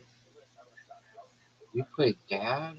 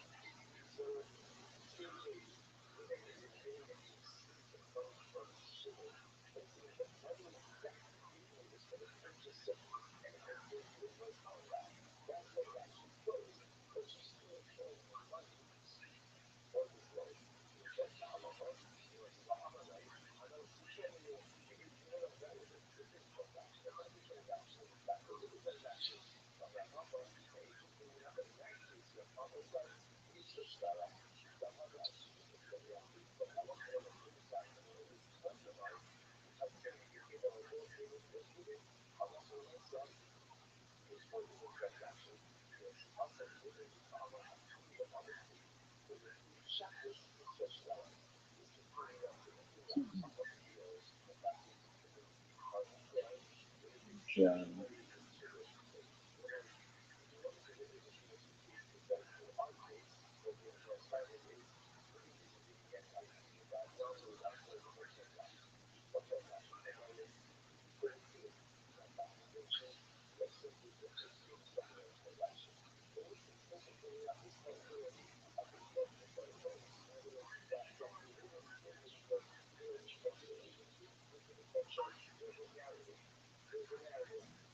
24?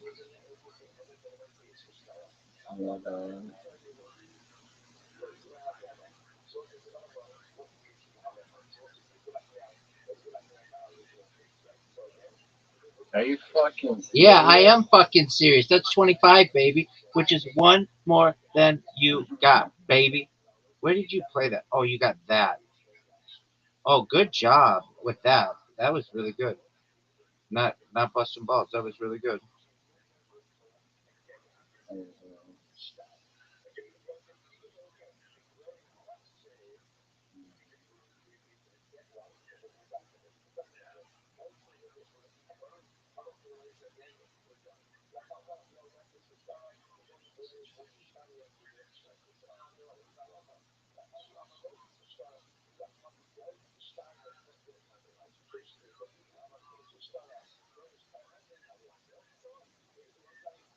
'Oi'? You want to use 'oi'?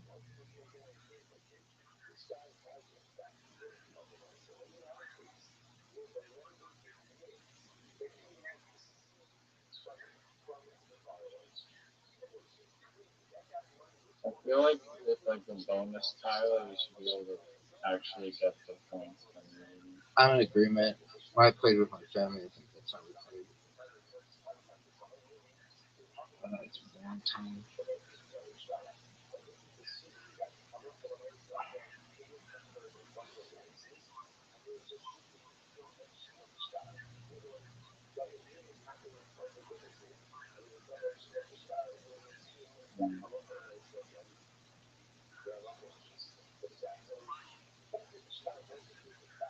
Oh man, there's like nowhere to go.